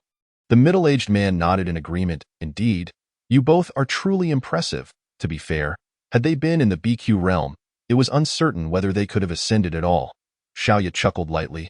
Choosing not to comment further, the middle-aged man glanced at the taciturn Jun Chongqing, then at Xiaoya, pursing his lips. Rest assured, we harbor no ill intentions, since we are all ascending for the first time. We were particularly curious about your intended direction. If we are heading to the same world, it would be advantageous to travel together, especially in unfamiliar territory. As he spoke, he introduced himself. I am Yang Ding, and this is my partner, Chu Yin. For all ascendants, the destination is not a matter of personal choice. Once one enters the realm path, a guiding direction is invariably bestowed. Xiaoya smiled. I see. In which direction are you headed? Yang Ding pointed upward, indicating that way. Xiaoya nodded, hesitating momentarily before looking at Jun Chongqing. My lord, are we also heading that way? The decision of where to go was not solely up to Xiaoya.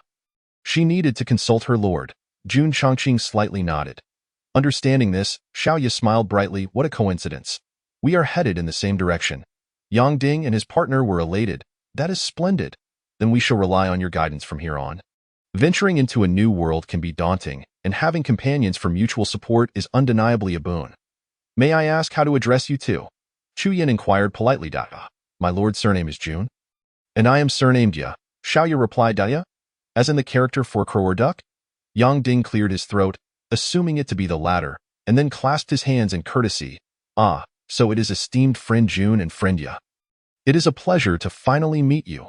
Xiaoya cast him a sidelong glance, waving her hand dismissively. Enough with the formalities. Let us be on our way. It seems we are nearing our destination. Very well, Yang Ding chuckled, exchanging a glance with Chu Yin, and fell silent. They had discerned that the other party was not particularly amenable to small talk, likely harboring some suspicion. Yet, this was understandable, given that they had approached uninvited. As for the friend Ya, she was relatively easy to converse with, but the friend Jun remained aloof, having said not a word or cast a glance their way, exuding an aura of detachment. Quite mysterious indeed. Previously, during their visit to the BQ realm, they had heard of various renowned figures across the domains, such as the Wine Sword Immortal, but had never encountered anyone of such stature. However, Yang Ding and his partner did not dwell on this, assuming it to be their own insufficient knowledge of the BQ realm. Time passed gradually, After an indeterminate duration, the environment of the realm path suddenly shifted from bright to dark once more.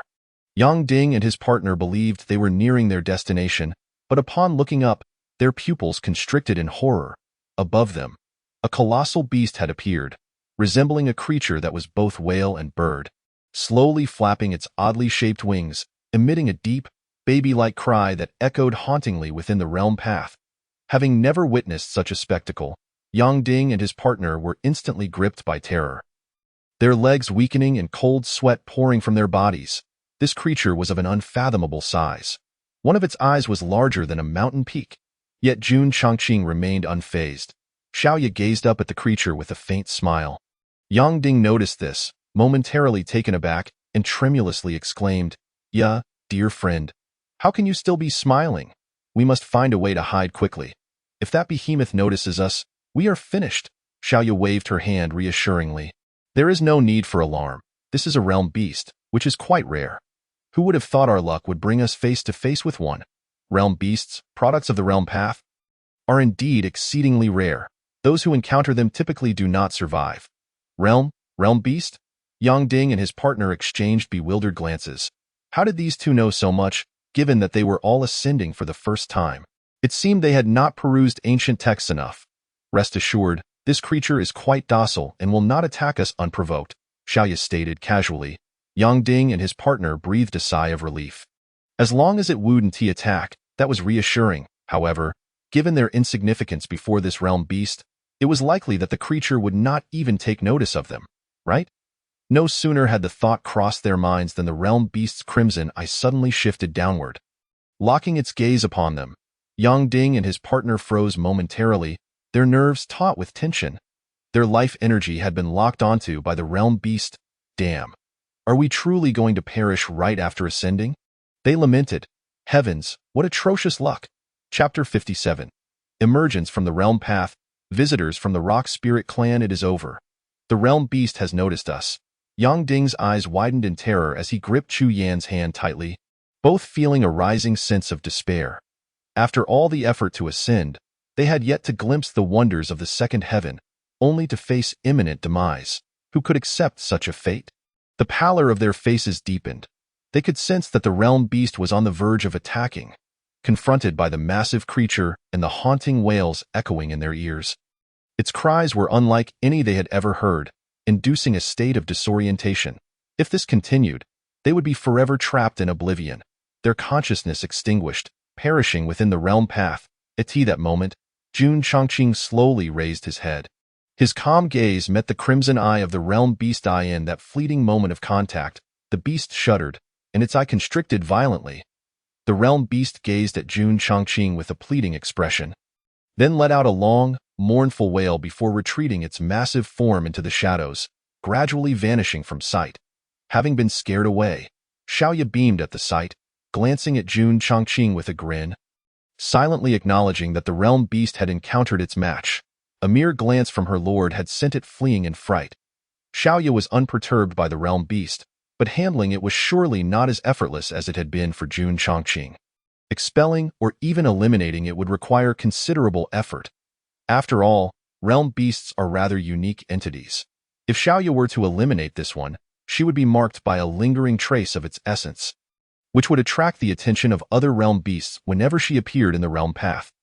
Thus, for top-tier cultivators, encountering a realm beast often leads to attempts to drive it away rather than exterminating it, as dealing with such matters can be quite troublesome. What just happened? Yang Ding and his partner suddenly jolted, their eyes regaining clarity. They seemed to recall something and hurriedly looked up, only to find that the massive creature had vanished. Esteemed friends, where did the realm beast go? Yang Ding inquired, perplexed. The little crow raised its hands in resignation and said, "Well, I've already told you, the boundary beast is quite gentle and will not attack humans unprovoked." "That is indeed reassuring," sighed the young couple, feeling an immense relief as they completely forgot the near disorientation they experienced from the boundary beast's roar just moments ago. Chu Yin exclaimed, "You two are truly well-informed and knowledgeable. Unlike us who are utterly ignorant and terrified upon encountering the boundary beast. So it turns out the boundary beast does not attack humans. Now it makes sense. Upon learning that the boundary beast posed no threat, The young couple could not contain their desire to see it once more. It was simply too magnificent, and they found themselves at a loss for words to describe the grandeur of a creature. Next time we have the chance, we must observe it up close. Little Crow, unaware that his casual remark about the boundary beast's non-aggressiveness would nearly lead the young couple to calamity in the future, was taken aback when Yang Ding suddenly pointed upward, exclaiming in excitement, "Look, that is the portal to the world we are about to enter." Finally, they were arriving, within this boundary path, devoid of sunlight and any concept of time. They had lost track of how long they had been traveling. At last, they could breathe in fresh air again. Little Crow glanced at Yang Ding, thinking him overly dramatic, yet he could empathize with these simple folk. Moments later, Jun Changqing and the others arrived at the boundary portal. Sensing their presence, the portal slowly opened wide. Jun Changqing, along with the excited yet anxious young couple, stepped inside. A blinding light enveloped them. And upon its retreat, a desolate landscape unfolded before their eyes. A vast and boundless desert. Ah, the spiritual energy here is so rich, Yang Ding exclaimed, brimming with enthusiasm. Chu Yin nodded vigorously, nearly bursting with joy. For the spiritual energy here was at least 10 times more potent than that of their former world. Cultivating in this realm would surely expedite their progress. The young couple suddenly noticed that Jun Changqing and the others appeared rather unfazed. Jun Daoist, Duck Daoist, with such abundant spiritual energy, are you not excited? Yang Ding queried in confusion. Jun Changqing remained silent, gazing ahead. However, Little Crow chuckled softly, "Don't be too eager, someone is approaching from that direction." Oh? Instantly, the attention of Yang Ding and his wife shifted, and they turned to see several streaks of rainbow light darting towards them, arriving in the blink of an eye. Upon closer inspection, they realized it was 5 robust men, bald, bare-chested, and heavily muscled, exuding an imposing aura. "Have you ascended from the first heaven? Are you of the human race?" The leading man fixed his gaze on Jun Changqing and the others, inquiring with a solemn tone. The young couple immediately clasped their hands in greeting, smiling. "Esteemed seniors, we have just ascended." They were exceedingly polite, even somewhat humble, aware that they were newcomers in unfamiliar territory and did not wish to provoke anyone. Furthermore, these 5 bald men radiated profound auras, far surpassing their own. The leader raised his hand and, with a blank expression, reiterated, "I know, I shall ask again. Are you of the human race?" Yang Ding and Chu Yin exchanged bewildered glances. Curious about what was amiss, they were tempted to ask what was the significance of their race, pondering if perhaps confirming their identity would lead to better treatment. Yang Ding quickly replied, "Senior, we are indeed of the human race." The leader nodded. "That is well. Come with us." Yang Ding, puzzled, inquired, "Esteemed senior, where are you taking us?" The leader smiled. "As newcomers to the Abyssal Xian realm, your primary task is to establish yourselves and familiarize yourselves. Join our faction first." Yang Ding's eyes lit up in understanding, and he expressed his gratitude. "We appreciate your kindness, esteemed senior. We shall discuss it among ourselves." Turning away, Yang Ding's expression shifted to one of gravity as he discreetly transmitted to Jun Daoist and Duck Daoist, "I fear these individuals harbor ill intentions. Given our recent arrival, resistance is likely futile. Shall we proceed cautiously?" Yang Ding was not foolish. His implication was clear. Follow them for now and devise a plan along the way. "Very well," Jun Changqing nodded slightly. Observing this, Little Crow cast a knowing smile at the 5 robust men. He immediately discerned that these 5 were not human but of the Rock Spirit clan, a distinctive race from the second heaven. These 5 rock spirits had already taken human forms, their cultivation levels surpassing that of the transformation stage, with the leader being at the integration stage. Jun Changqing maintained his calm demeanor, though a slight ripple of concern stirred within him. He was keen to observe how these lesser rock spirits would treat the newly ascended humans and how they dared to do so, especially with the human emperor still alive. Did the rock spirits truly believe they could bully the human race? Or had the human race, despite its numerical superiority, genuinely fallen into decline over the past 100,000 years? Once the human race weakens, its once advantageous numbers could transform into a magnified liability. For instance, if they are many yet weak, they become mere laborers. Chapter 58. What? You say your name is what? Have you reached a conclusion? The leader of the rock spirits waved his hand dismissively. He was indifferent to any discussions. for they would go whether they agreed or not. Ah, esteemed senior, we have reached an agreement. We are willing to join your faction. Yang Ding replied, bowing respectfully. The leader nodded, finding Jun Chongqing and the others more agreeable due to their compliance, saving him the trouble of enforcing obedience. Very well, let us proceed. Follow closely. With that, the 5 rock spirits transformed into streaks of light, darting back the way they had come, showing no concern that Jun Chongqing and the others might flee. Yang Ding's eyes flickered as he suggested, friends, this seems like a good opportunity. Should we not escape? Yang Ding was confident in his ability to evade capture. However, Jun Chongqing countered, no, let us follow them. After saying this, he and Little Crow took to the skies, trailing behind. Huh. The young couple exchanged glances, their expressions fraught with uncertainty. My dear, it appears that Jun Daoist and Duck Daoist may lack the means to escape and do not feel confident in fleeing, Chu Yin remarked hesitantly. After all, who would not want to flee if they could? In Chu Yan's eyes, Jun Chongqing and Little Crow seemed concerned that if they tried to escape and failed, the consequences would be dire. Yang Ding took a deep breath, asking Yinner, what do you think our chances of escape would be? Chu Yin pondered for a moment before replying, the leader's cultivation level likely exceeds the transformation stage. If we were to flee, we may only have a 40% chance of success. Yang Ding's expression shifted. A 40% chance was not insignificant, however, why dear? Are we to abandon Jun Daoist and Duck Daoist? Chu Yin asked, a hint of guilt in her voice. Yang Ding considered this, gritting his teeth and finally saying, let us go along for now and see how things unfold. After all, a 40% chance is still uncertain. Chu Yin sighed softly, understanding her husband's true feelings. Ultimately, she could not shake the concern for their 2 companions.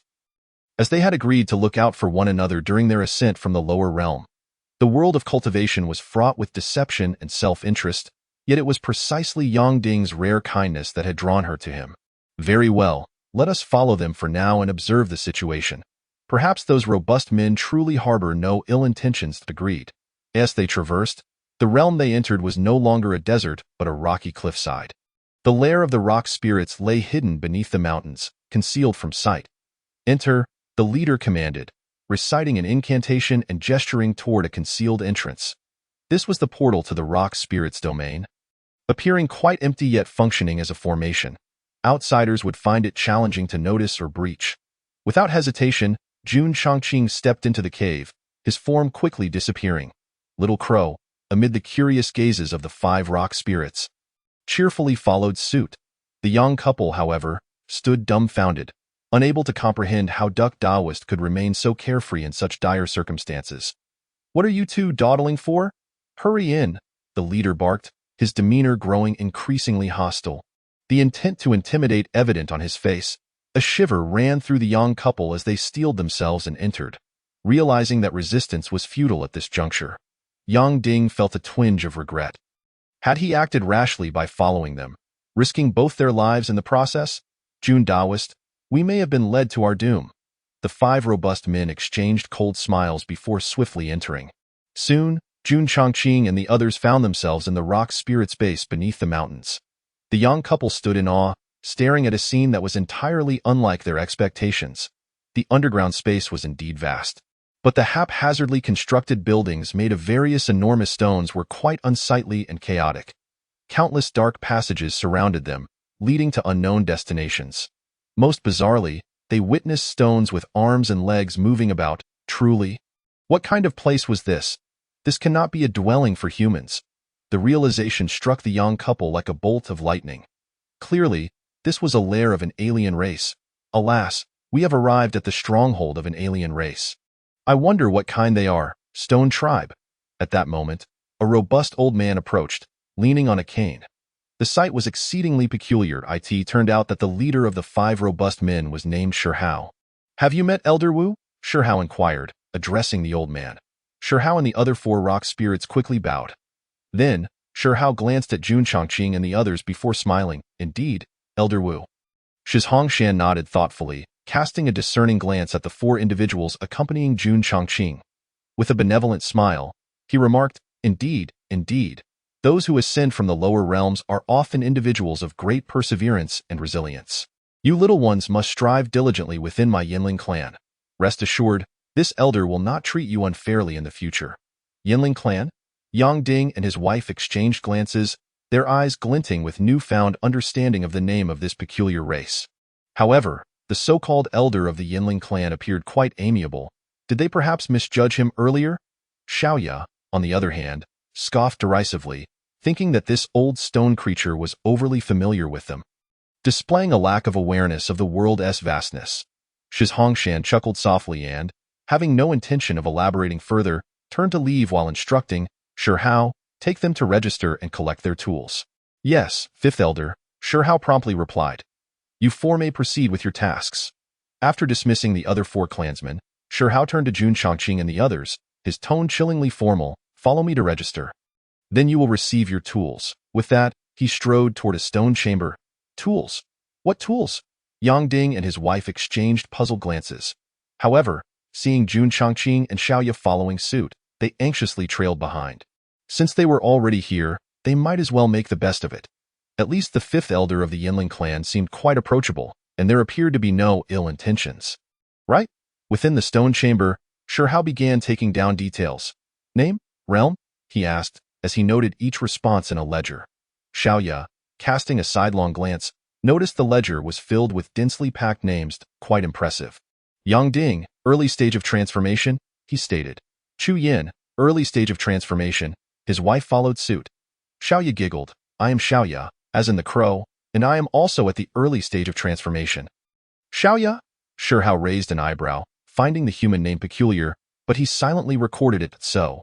"It means crow, huh?" Yang Ding and his wife were momentarily stunned, having initially thought it referred to a duck. Next, Sure Hao continued, his head lowered. "Jun Chongqing," she stated calmly. Sure Hao's hand trembled as he lifted his gaze, incredulity etched across his face. "What? You say your name is what?" Chapter 59. "You dare to call yourself Jun Chongqing?" Yang Ding and Chu Yin were taken aback, puzzled by Sure Hao's sudden agitation. Nevertheless, the name sounded vaguely familiar. Suddenly, realization dawned on them. It was the name of a revered figure chronicled in ancient texts. Goodness! They exchanged astonished looks, contemplating the audacity of Jun Chongqing to bear such a name. Yet they reasoned that it likely wasn't her choice, but rather a name given by her parents at birth. Sure Hao shook off his momentary daze, his expression turning serious as he intoned, "You dare to bear the name Jun Chongqing?" Jun Chongqing calmly retorted, "Why should I not be called Jun Chongqing? Does this name hold any particular significance?" Sure Hao found himself amused, regarding her with a disdainful air. "True, your kind, having ascended from the first heaven, would know little of such matters. You should consider yourself fortunate that the demon realm is sealed away by the divine clan. Otherwise, should those demons learn of your name, they would surely rend you asunder. Let me enlighten you. 100,000 years ago, the infamous demon lord bore the name Jun Chongqing. Though he has perished, he remains a figure of reverence among your kind, and I advise you to conceal your true identity when outside, lest you meet an untimely end." As he spoke, Sure Hao paused, shaking his head with a chuckle. "Why am I even telling you this? You are now part of my Yinling clan, and your opportunities to venture outside will be few and far between. Thus, you should be grateful to me," he added with a smirk. Xiaoya observed the shift in Sure Hao's tone and demeanor. Though there was a hint of trepidation towards the revered figure, it was minimal and devoid of any respect. This was understandable, as for many, the Demon Lord was merely a tale from 100 millennia ago, a dead story. Moreover, with the demon realm sealed, there was little to fear. Little did they realize that the Jun Chongqing before them was indeed the genuine Demon Lord. Sure Hao glanced at the silent Jun Chongqing, losing interest in further conversation. With a wave of his hand, 4 picks of indeterminate material materialized. "One for each of you. Take them and follow me." With that, he exited the stone chamber. Yang Ding and Chu Yin stood dumbfounded before the picks, utterly bewildered. "What does this mean? Are we really mining?" As they hesitated, they saw Jun Chongqing turning to leave, while Xiaoya cheerfully picked up 2 picks and followed. With a resigned sigh, Yang Ding and his wife picked up their tools. Under the eaves, one must bow their head. Yet, they couldn't help but feel that Jun Chongqing and Xiaoya were far too submissive, as though inviting oppression. Unbeknownst to them, the disparity in identity and strength led to a vastly different perspective on matters. Truly powerful individuals treat life as a game, merely seeking amusement, as long as they wield absolute power. They remain indifferent to everything else. After emerging from the stone chamber, Jun Chongqing and her companions followed Shi Hao into one of the numerous passageways within the internal space. Let me inform you. Shi Hao began, now that you are here, do not even think of escaping. While my Yinling clan may not be a grand clan, we are certainly not to be trifled with by the likes of you. Your task is of utmost importance and arduous. It concerns the next generation and the future development of my Yinling clan. Rest assured, if you perform well, my clan will not treat you unjustly. As they traversed the spacious passageway, Shi Hao continued, your mission is to extract rock using these specially crafted picks. The quality of the stones is critical. Discard any black or gray stones. If you uncover orange or even blue stones, hand them over immediately for credit. Should anyone be fortunate enough to find purple stones, they will earn their freedom and substantial reward from my clan. Shi Hao elaborated, the Yinling clan cannot reproduce. And the stones you extract can be cultivated using our unique methods to give rise to sentient beings, becoming the next generation of our clan. Black and gray stones are deemed worthless, yielding offspring of poor quality, hence they are discarded. In contrast, orange and blue stones yield offspring of better quality, while purple stones are exceedingly rare, with only a handful existing in the entire second heaven, let alone in this branch. Remember, when mining, exercise caution and use finesse rather than brute strength. Should you be caught damaging any stones besides black or gray, there will be consequences, Shi Hao warned, his expression grave. Though he did not specify the nature of the punishment, it was evident that it would not be trivial, as it was akin to slaying the offspring of another. Jun Chongqing and Xiaoye remained impassive, while Yang Ding and his wife nodded fervently, beginning to grasp the peculiar reproductive methods of the Yinling clan. They could not help but marvel at the diversity of races within the 99 heavens. It truly was an eye-opening experience. Shortly thereafter, they emerged from the passageway into a peculiar rocky expanse, relatively wide, where the rhythmic sounds of picks striking stone echoed intermittently. Greetings, Elder Shi Hao. A group of Yinling clansmen stationed there called out respectfully as they noticed Shi Hao and the newcomers. They were unfazed by the presence of Jun Chongqing and her companions, as new human laborers arrived here regularly. Shi Hao nodded, inquiring, has everything been in order lately? Yes, Elder, they replied. Good. Gather everyone together to welcome the newcomers. He instructed. Understood. Upon hearing this, Xiao Ye's lips curled into a smirk. What a quaint Yinling clan. They seem to have a sense of ceremony. Stop your work, gather here, she shouted, her voice ringing out. In response, several hundred figures wielding picks converged from all directions. There were men and women, the elderly and the young, and their appearances varied widely. Most were gaunt, with disheveled hair and tattered clothing, resembling beggars. Some even bore visible injuries. Perhaps it was the long absence of sunlight. Perhaps the weight of despair, or perhaps other factors. Their expressions were numb, and their eyes held no light. And these wretched, beggar-like individuals were all humans. Who could have imagined that each of them had once been a formidable cultivator? Soaring to the heavens in their previous lives. Chapter 60. The true self awaits. Jun Chongqing observed the scene before her with a stoic expression, her hands clasped behind her back, subtly forming fists. Xiaoye stood behind her, keenly aware of the silent yet poignant tableau unfolding. Yang Ding and Chu Yan's pupils dilated in shock as they recognized several familiar faces, the once mighty figures from their realm, Guangdao old ancestor, the ice fairy, the vengeful elder.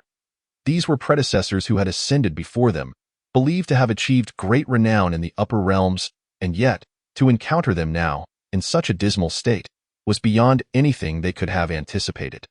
How could this happen? Upon seeing the crowd gathered, Shi Hao stepped aside and pointed at Jun Chongqing and her three companions, exclaiming, Come, come, come, take a good look. These are the newcomers from the first heaven. Do any of you recognize them? Ha ha ha. As he spoke, Shi Hao couldn't help but burst into laughter, and some members of the Rock Spirit clan joined in. Such scenes often featured familiar faces from the past, which only added to their amusement. At this moment, the crowd below looked up expressionlessly at Jun Chongqing and her companions, most of them devoid of emotion. Only a frail old man, a dirt-covered woman, and a young man with sharp eyebrows and bright eyes displayed a slight change in expression upon seeing Yang Ding and Chu Yan. They exchanged glances filled with a mix of emotions, surprise, worry, pity, before ultimately feeling a deep sense of shame, their gazes darting away. Sure Hao noticed this and became intrigued. He relished such encounters with old acquaintances, especially in such an awkward situation.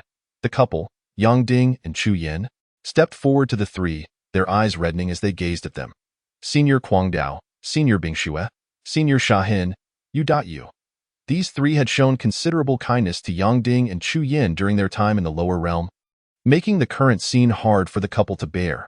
The three, glancing at Yang Ding and Chu Yin, opened their mouths as if to speak but ultimately sighed in silence. Yang Ding, filled with rage, proclaimed, "Seniors and all other seniors, we have so many people. Let us fight against the Rock Spirit clan. It's better than living in such a wretched state." This outburst was a result of Yang Ding's uncontrolled anger, and everyone present heard his words. Sure Hao's expression shifted as he cast a cold glance at Yang Ding. It seemed that Yang Ding could not be spared. Such divisive words, how dare he utter them? Sure Hao was not afraid of these people uniting against him. In his eyes, they posed no threat. What he feared was that he could not kill them right now, as he still needed them to assist the Rock Spirit clan. The three seniors' expressions changed, and they hastily attempted to silence Yang Ding with their eyes. But it was too late. "You, kneel," Sure Hao commanded, fixing his gaze on Yang Ding. Yang Ding whirled around, pointing at Sure Hao and growling. "You, how dare your Rock Spirit clan bully our human race? We have toiled in the barren lower realm, facing countless hardships to ascend, only to be captured and enslaved by you. Why should this be?" Chu Yin was terrified and quickly tried to restrain Yang Ding, but to no avail. Eventually, she ceased her attempts, offering a wry smile. Her husband, Yang Ding, was indeed this kind of person. Sure Hao paused, then laughed mockingly. "Oh, why? Just because your human race is currently so easily bullied. Your race proliferates with ease, and with such a vast population, what is it to my Rock Spirit clan to capture a few as slaves?" Yang Ding could hardly contain his fury. "You?" Suddenly, Sure Hao appeared in front of Yang Ding in a flash. Chu Yin gasped and quickly gathered her spiritual power for defense. Around them, the crowd's expressions began to shift, revealing their inner turmoil. Sure Hao sneered at Yang Ding. "What about it? Just impotent rage, isn't it? I could stand right here, unmoving, and you wouldn't be able to break my defense. Do you believe that?" Yang Ding's heart tightened, and a fierce light flickered in his eyes. "You think it's still 100,000 years ago? The demon lord that protected you has been dead for 100,000 years. Do you understand?" Sure Hao said coldly. He released a wave of pressure, leaving the crowd gasping for breath, their clarity returning.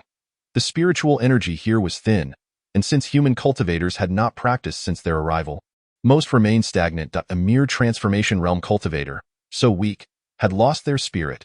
No matter how many there were, they posed no threat to Sure Hao. "Oh, right. I almost forgot that your human race still has a human emperor. Too bad. I've heard that your human emperor has also been missing for quite some time, perhaps even assassinated by the divine race. Moreover, the heavens are high and the emperor is far away. She cannot exert her influence here. Even if your human emperor is still alive, her deterrent power pales in comparison to that of the demon lord from 100,000 years ago." Sure Hao scoffed disdainfully. "With the demon lord dead and the human emperor missing, isn't your human race just something to be trampled upon?" The venue fell silent, the crowd's spirits waning once more.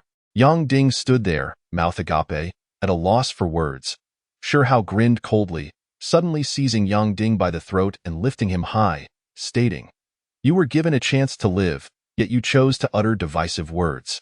Do you think you deserve to die?" Yang Ding's face flushed, struggling madly, but it was futile. The overwhelming gap in realms left him feeling powerless. "Husband!" Chu Yin shrieked, her face pale as she tried to resist. But she too was subdued by Sure Hao's pressure, unable to move. Sure Hao scrutinized Yang Ding and suddenly proposed, "How about this? Change your attitude, swear eternal loyalty to my Rock Spirit clan, and I may consider sparing your life. What do you say? Husband, you must speak up. Just survive first." Chu Yin, now in tears, cried out. Yang Ding felt as if his heart had been struck hard, wanting to say something but unable to articulate it due to Sure Hao's grip. Observing this, Sure Hao slightly loosened his hold. Yang Ding gasped for breath, his chest heaving, tears streaming down his face as he choked out, "Yenner, I am sorry, but this time, I still cannot listen to you. I am truly enraged. As he spoke, A resolute light flashed in his eyes, veins bulging on his neck as he roared. "Rock Spirit Clan, I, Yang Ding, curse you!" Boom. The venue fell into a deathly silence. The dwindling spirits of the crowd were reignited by Yang Ding's fervor. Their gazes sharpened, fists clenching slowly. No, they could no longer continue to be enslaved by the Rock Spirit Clan. Rather than living a life of despair in this dark environment, it would be better to. Shi Hao's smile gradually faded, and his gaze towards Yang Ding was now filled with murderous intent. This despicable wretch, seeking death, just as Shi Hao was about to annihilate Yang Ding. Xiaoya suddenly appeared between them, delivering a gentle punch to Shi Hao's abdomen. Boom. Shi Hao's impervious abdomen was suddenly pierced, his body cracking as he was sent flying, crashing against the rock wall before slumping down.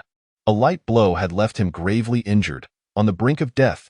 Shi Hao coughed up blood uncontrollably, laboriously lifting his head, his face drained of color, filled with disbelief. Shi Hao, the steward, a group of Rock Spirit Clan members were horrified. The crowd was also in a daze. Yang Ding and Chu Yin, in each other's embrace, stared in shock at Xiaoya. Tap, tap, tap.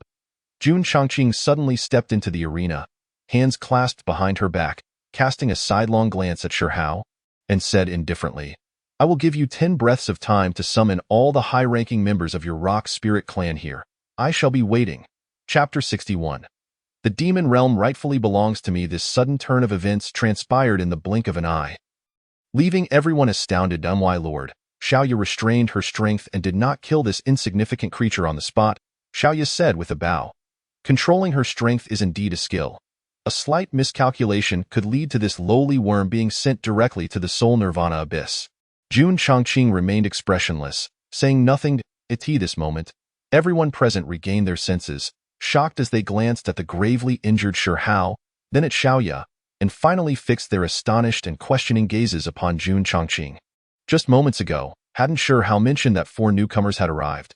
Clearly, this man in black and the young lad were 2 of those newcomers.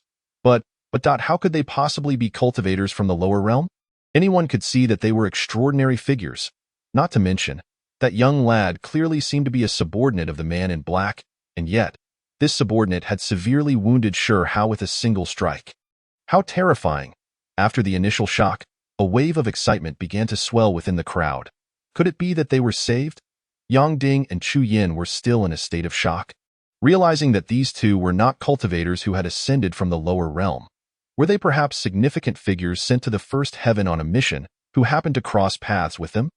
Reflecting back on the previous moments, it became clear that Jun Daoyu, no, Jun Sr., and Ye Sr. indeed exuded an aura that was entirely different. Indeed, how could a newly ascended cultivator possibly know of the existence of the realm beasts?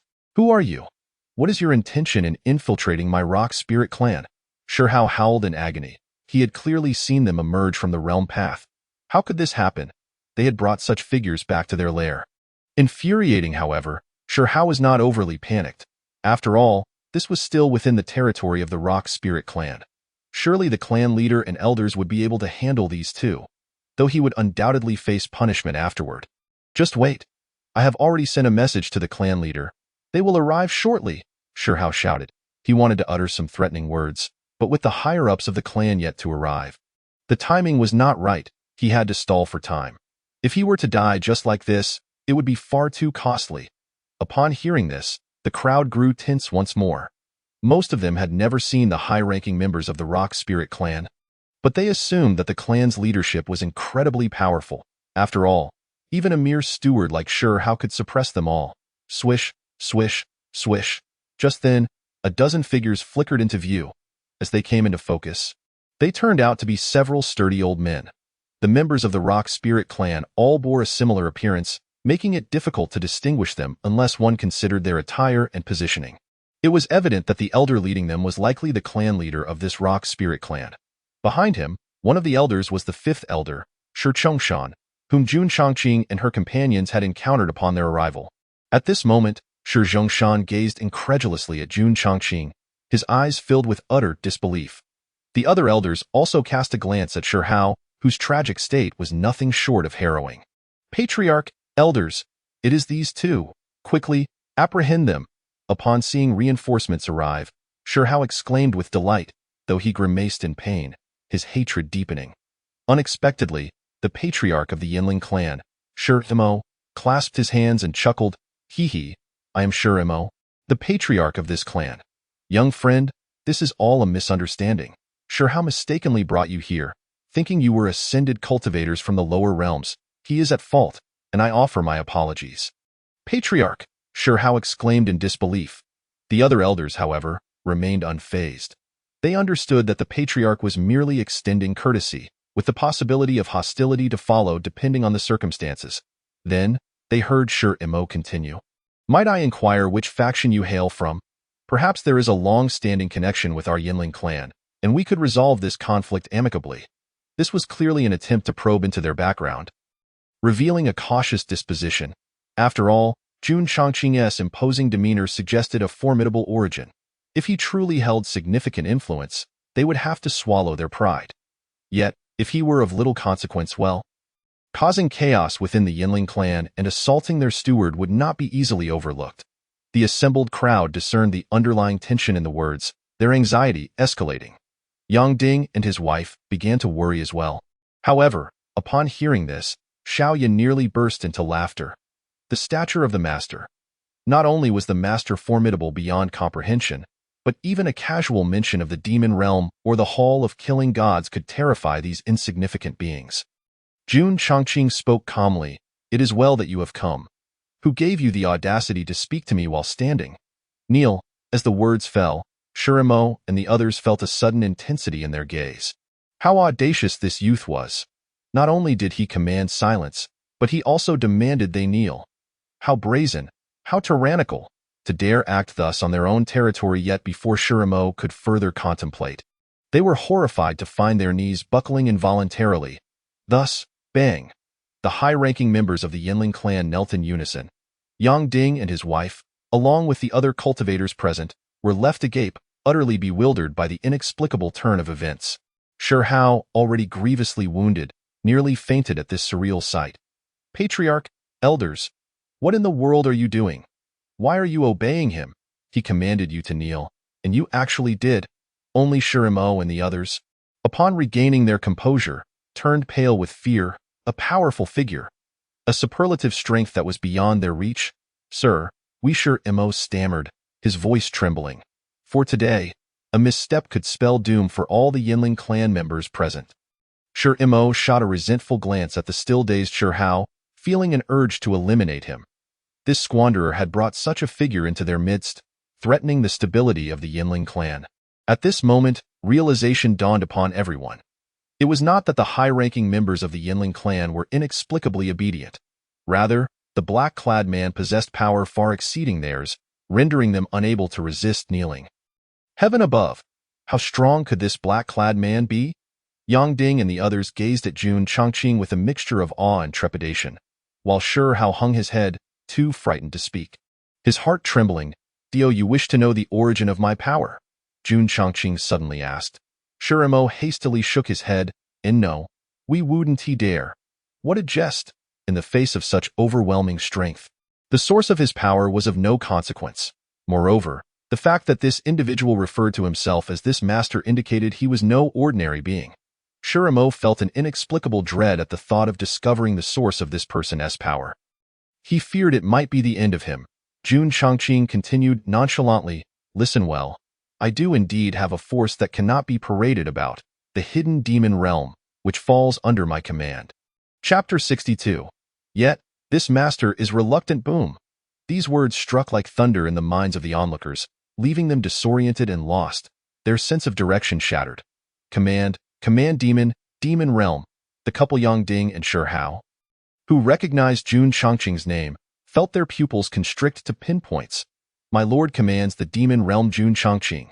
These terms coalesced in their minds, conjuring a terrifying realization. How could this be before long? The cultivators present were so terrified they knelt to the ground, trembling uncontrollably. Who in the 99 heavens did not know the name of the demon lord, Jun Chongqing, with the divine clan in front and the demon realm behind? Who would dare impersonate the master's identity? It must be true. The cultivators were both excited and terrified, shaking uncontrollably. especially the cultivators from the lower realms who had suffered in darkness for so many years. Now weeping openly, their hearts heavy with sorrow. The master has arrived. There is nothing to fear. They no longer had the time to ponder the existence of figures from ancient texts and legends. They simply knew the master had truly returned.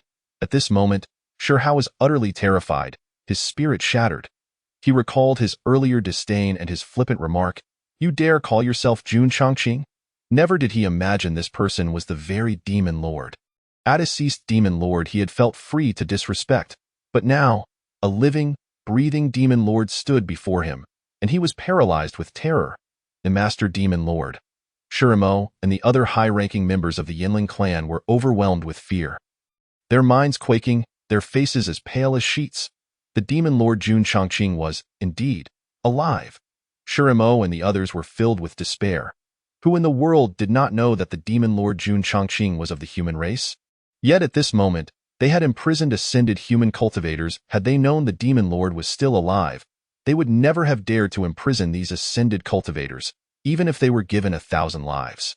Jun Changqing stood with his hands clasped behind his back, his expression as calm as an ancient well, and said coolly, "While I was absent, you were anything but obedient, bullying my fellow human cultivators to the brink of death." Shirimo and the others stiffened, their foreheads pressed hard to the ground, too terrified to utter a sound. Yang Ding and his wife knelt, and upon hearing Jun Changqing's words, felt a surge of indescribable sorrow coursing through them. The cultivators, like Kuang Dao and Sha Hin, who had been imprisoned here for many years, felt their eyes turn bloodshot, their chests heaving with emotion. On the verge of tears, it was said that the master was a pillar of the human race. They had never seen him before, nor felt his presence, but at this moment, they genuinely grasped the feeling of having a powerful ally, a steadfast leader. They had thought they would spend their lives in this dark abyss. But never had they expected the master to descend from the heavens in such a manner. Jun Changqing continued, "Now that I am present, what will you do?" Shirimo trembled, nearly to the point of tears. "Master Demon Lord, I was blinded by my own folly. I will release these human cultivators immediately and am willing to offer everything to compensate them. The Yinling clan is willing to submit to the Master Demon Lord. To serve you in any way required, even to brave fire and water, I beseech the Master Demon Lord to grant me this opportunity." Suddenly, Jun Changqing cast a sidelong glance at Yang Ding and the others. "Will you agree?" The group was momentarily stunned, hastily shaking their heads in frantic denial. What a joke. How could they decide such matters? That the Master, an exalted being, would even inquire about their opinions was beyond their comprehension. Though they wished for the Yinling clan's demise, if they were willing to submit to the Master and serve him, that would surely be advantageous.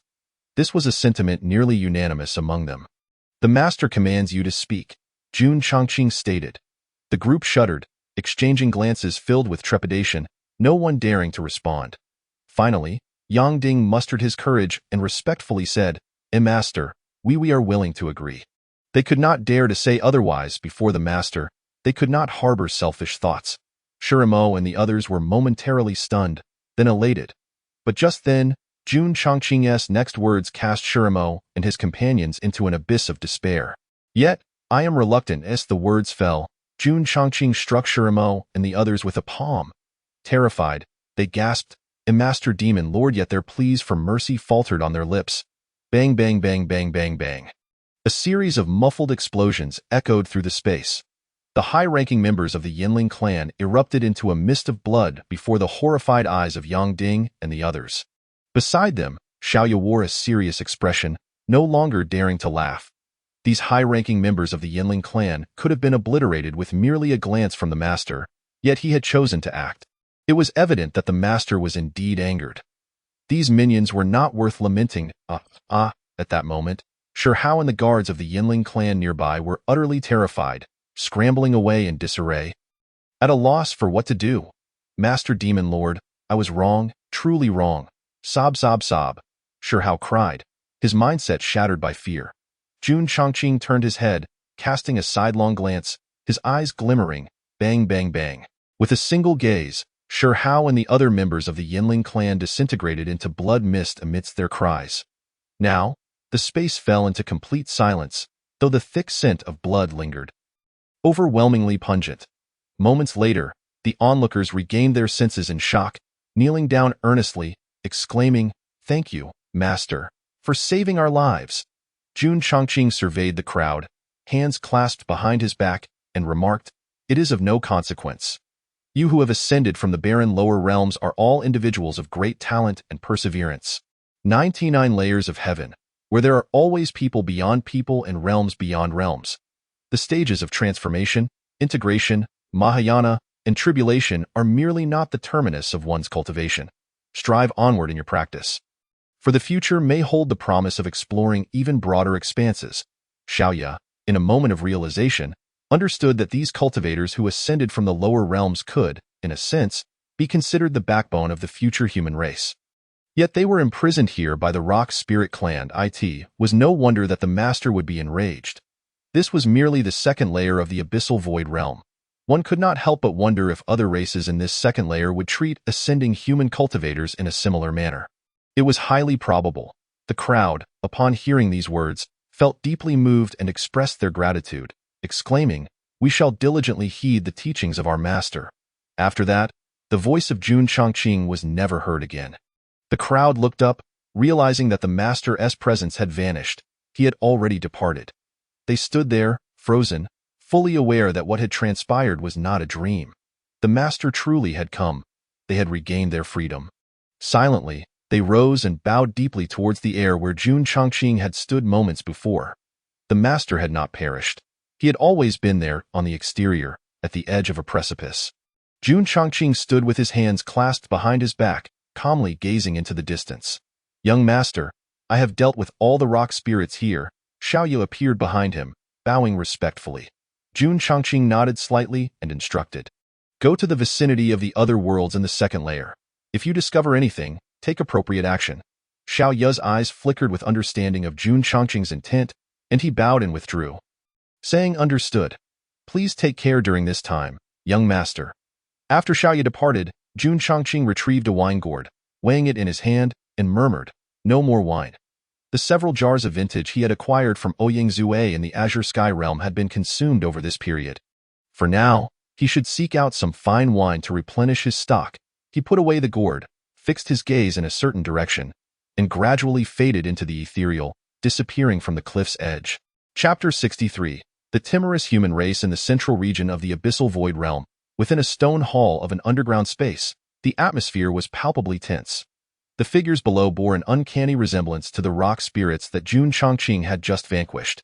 "Our tribe's northern branch was recently annihilated. Shurimo and other high-ranking members, along with numerous descendants, have perished," clan leader Shurbachuan said, clenching his fists and speaking in a grave tone. Upon hearing this, the elders of the rock spirit clan below were struck with alarm. In this second layer of heaven, who would dare to disturb them? And this was far more than a mere disturbance. This was the main clan of the rock spirits, with 4 branches located in the cardinal directions of the abyssal void realm.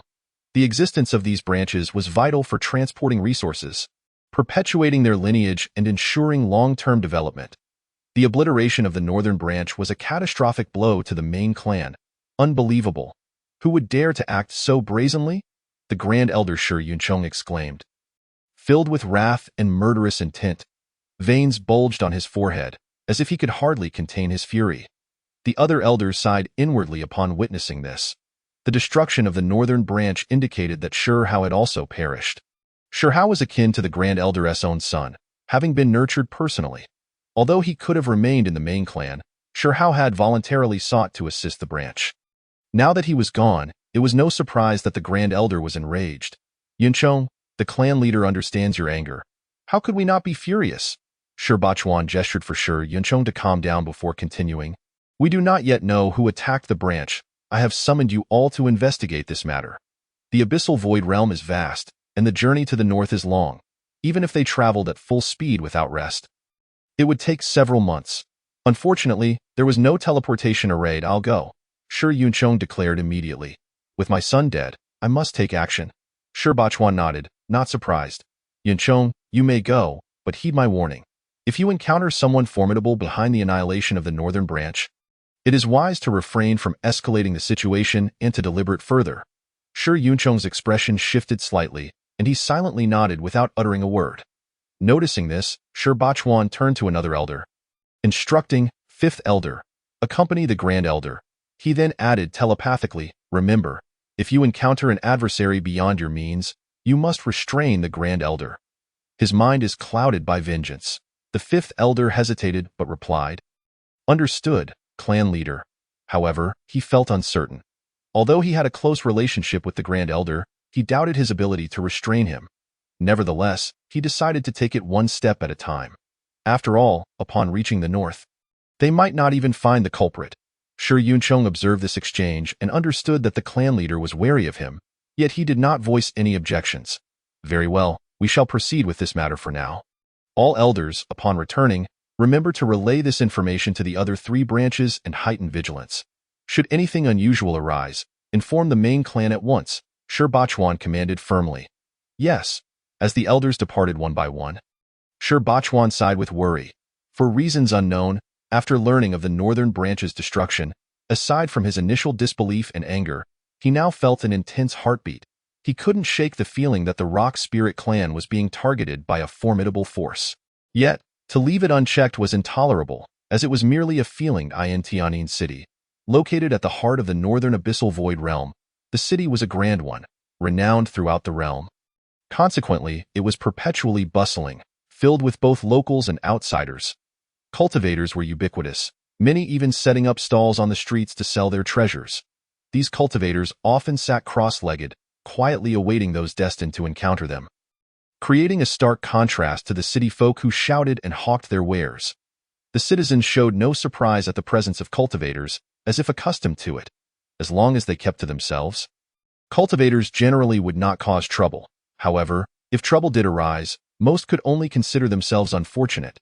At least human cultivators typically did not seek conflict. The second layer of heaven was not like the first, as there were numerous foreign races here. Even if they could not assist their own, they would not exacerbate the situation. Jun Chongqing strolled through the street, his hands clasped behind his back, quietly observing the scenes around him. In the past, during his time in the demon realm, events had unfolded in rapid succession. He was either killing or being killed, and in addition to that, he had to manage various affairs of the demon realm, living at a pace too swift to truly appreciate life. Now, this leisurely rhythm was one he greatly cherished. Indeed, Tianjin City, renowned within the abyssal void realm, was bustling, with the streets packed aside from the space occupied by stalls. People were closely packed together, making it easy to bump into one another, resulting in noise and conflicts. Yet, none of these disturbances occurred around Jun Chongqing. He merely cast a glance at the commotion and continued on his way. However, Jun Chongqing soon noticed a phenomenon. Many foreign races strode through the streets with an air of arrogance, creating a vacuum of space around them. Citizens, including human cultivators, dared not approach, leaving ample room for passage. Timorous, Jun Chongqing's gaze flickered momentarily before he shook his head, lightly inhaling through his nose, and continued toward the source of a fragrant wine. Yet, fate had other plans, for just as he wished to avoid conflict, it approached him. At that moment, 3 elephant-headed foreign beings brandishing massive axes approached him with heavy strides. The townsfolk and cultivators dimmed their expressions, instinctively squeezing to the sides to create a path for the foreign beings. As everyone moved aside, only Jun Chongqing remained unfazed, walking forward as if he had not noticed them, hands still clasped behind his back. Is this person truly oblivious? He is doomed, murmured the citizens and cultivators, their expressions a mix of concern and pity, while some observed with a hint of derision. What a reckless fool! Had he not provoked fate, he might have survived. Meanwhile, the foreign beings exchanged glances, smirking at the sight of the black-clad figure who refused to yield. The one in the center hefted the massive axe from his shoulder, preparing for violence. The scene drew an increasing crowd, with many human and foreign onlookers gathering to witness the unfolding drama. Here we go again. Another will meet their end. Such is the human race. They appear every few days, fearless in the face of death. Friend, now is the time to step aside. As the laughter and urgent whispers echoed around him, the distance between Jun Chongqing and the 3 foreign beings dwindled to mere yards. Guanyin, look at that human. A girl with twin ponytails pointed down from a window on the 2nd floor of a tavern. Her voice low. Beside her sat a woman in a veil, elegant in a plain dress, adorned with crescent-shaped earrings, exuding a graceful aura reminiscent of autumn chrysanthemums. Despite her veiled visage, her sparkling eyes revealed her beauty. As Han Shiru gazed down at Jun Chongqing, her eyes flickered slightly, and she softly uttered, "Xiling, if this human possesses any backbone, then save him." Xiling evidently referred to the twin-tailed girl. Understanding her celestial mistress's intent, Xiling let out a giggle, comprehending that if he stood firm, they would intervene. Should he plead for mercy, they would allow fate to take its course. Soon, Jun Chongqing arrived before the three members of the Golden Elephant clan. Though he was already quite tall, he appeared significantly dwarfed in comparison to the trio, exuding an air of vulnerability. "Kid, you've got guts," the central Golden Elephant boasted with a menacing grin, brandishing a colossal axe as if poised to strike Jun Chongqing down at any moment. He had yet to deliver the blow, eager to witness the moment the human realized his folly and fell to his knees in supplication. More importantly, he relished the sensation of being the center of attention. "Enough of your prattle," Jun Chongqing retorted coolly, and without further ado, he struck out with a swift palm. Having recently taken a life among the rock spirits, he intended to lay low for a while. Relishing the slower pace of life, however, an idiot had chosen to rain on his parade. The three Golden Elephants were taken aback. This human was audacious enough to act without a second thought? A surge of murderous intent ignited in their eyes as they prepared to execute him, but to their horror, they found their bodies immobilized, unable to move. Panic surged within them. Something was amiss before they could contemplate further. Bang, bang, bang! The three Golden Elephants erupted into a mist of blood before the astonished crowd. The street fell silent in that instant. Jun Chongqing calmly surveyed the nearby human cultivators and remarked, "Mere mortals I can overlook. But how is it that so many of you human cultivators, united, still fear the foreign races? A bunch of useless and cowardly wretches. I in the first heaven." It was understandable that all were human. But upon entering the second heaven, those ascended cultivators imprisoned by the rock spirits were utterly powerless to resist. Yet, what transpired now filled Jun Chongqing with growing dissatisfaction and discontent. His heart grew cold at the sight of his kin being so bullied. It was clear that if they had united, they would not be in such a predicament, facing such oppression. Yet, they remained so timid and weak-willed. Never did he expect that, after 100,000 years, humanity would have devolved into such a loathsome state, deserving of oppression and bullying. When he was in peril, not a single one of the human cultivators present dared to step forward to assist him. They would merely watch him perish with their eyes wide open. "Since you forsake me, do not blame me for forsaking you." For all these people, they were not as admirable as Ouyang Zue from the lower realm or Yang Ding, whom he encountered not long ago. It could only be said that there were perhaps a few like Ouyang Zue and Yang Ding among humanity, but they were likely rare as a phoenix feather. Enough of this, he thought. If humanity would crumble without him, then let it crumble. Before humanity awakens, Jun Chongqing wished to concern himself with none of their affairs. He shook his head, his expression indifferent, and left with his hands clasped behind his back. No one dared to obstruct his path, not even the foreign races. As Jun Chongqing departed, the crowd snapped back to reality, and the street erupted into a cacophony of conversation. The human cultivators, initially shamed and even angered by Jun Chongqing's earlier rebuke, soon cast their feelings aside and joined in the fervent discussions. "What just happened? Did you see that? That black-clad senior turned the three Golden Elephants into a cloud of blood with a single slap. How powerful! What cultivation level must he possess? Those three Golden Elephants were likely in the integration stage. That black-clad senior must be at least in the Great Ascension stage. The Great Ascension stage? How formidable! Incredible, simply incredible. It's been ages since we've felt such vindication. Indeed, but that black-clad senior is in for it. The Golden Elephants will not let him off easily, did they? In stark contrast to the human cultivators. The foreign races were expressions of unease, coldly watching the direction in which Jun Chongqing had vanished. This human cultivator was undeniably powerful, yet it wouldn't be long before he faced retribution from the Golden Elephants and other foreign races. What he had done was a blatant challenge to their authority. If left unchecked, who knew if others might feel emboldened to follow suit? Albeit the likelihood was slim. They must make an example of him. This individual cannot, and will not, be an exception. It was believed that soon, his name would echo throughout Tianjin City, with bounties for his capture plastered everywhere. The golden elephants would undoubtedly seek revenge, and it was likely that other races would come to witness the spectacle. Meanwhile, in a second-floor tavern by the window, Xiling regained her composure and gasped, "Ah, Xian Nu. That human youth is quite impressive. He killed those 3 golden elephants with a single slap." Han Qiru, too, exhibited a hint of surprise as she watched Jun Chongqing leave, remarking, "There are few human cultivators with such courage these days. This individual, though barely adequate, is indeed commendable."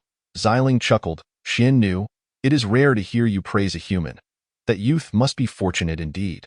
Han Qiru withdrew her gaze, observing the dispersing crowd below, and said, "However, that youth's situation is perilous now." Xiling tilted her head, curious, "Xian Nu, should we not go to his aid?" Han Qiru replied, "If he can maintain his resolve when facing the golden elephants and other foreign races, then we shall intervene." Xiling nodded emphatically. "I believe he will not yield even then." In Xiling's eyes, that youth did not act merely out of a knowledge of superiority over the 3 golden elephants. He truly possessed courage and fearlessness. After all, even a fool could predict the impending retaliation from the golden elephants. "We shall see." Han Qiru slightly shook her head, her eyes suddenly filled with reminiscence and reverence, even tinged with a hint of subtle infatuation and admiration, sighing, "If only the master were still with us, how different would humanity be?" Xiling softly interjected, "Xian Nu, but from my perspective, our people have brought this upon themselves." While the master ensured stability, once he departed, humanity became a scattered entity, devoid of cohesion. If we could unite, with our vast numbers, aside from the divine races, what foreign race would we fear? The issues lie within our own ranks: cowardice, selfishness, a reluctance to strive or fight. Having said that, Xiling hastily added, "Xian Nu, please do not take offense at my bluntness. I simply speak the truth. Other foreign races, from top to bottom, are nearly all united. Yet we humans cough. I believe if the master were still alive, upon learning of humanity's current state, he would surely be angered and withdraw his concern." At this, Han Qiru pressed her lips together, offering no rebuttal. How she wished the master were still among the living. Chapter 65. The youth Yichun, Jun Chongqing, makes his appearance. News of a human cultivator slaying 3 members of the Golden Elephant clan in the street swiftly spread throughout Tianjin City, leaving all who heard it astonished. The foreign races within the city were incredulous, perplexed as to when humanity had grown so resolute. Meanwhile, when the human cultivators within the city caught wind of the news, they felt invigorated, their postures noticeably straighter as they walked. Though the black-clad cultivator would likely soon face retribution from the golden elephants and other races, at least for now, they felt a sense of vindication. Bounties for Jun Chongqing's capture rapidly proliferated throughout the streets and alleys of Tianjin City, largely initiated by the foreign races, with throngs of human cultivators and foreign races gathering around each bounty notice. As for the common citizens, they continued their daily toil for survival, merely mortals who dared not interfere in the affairs of these cultivators.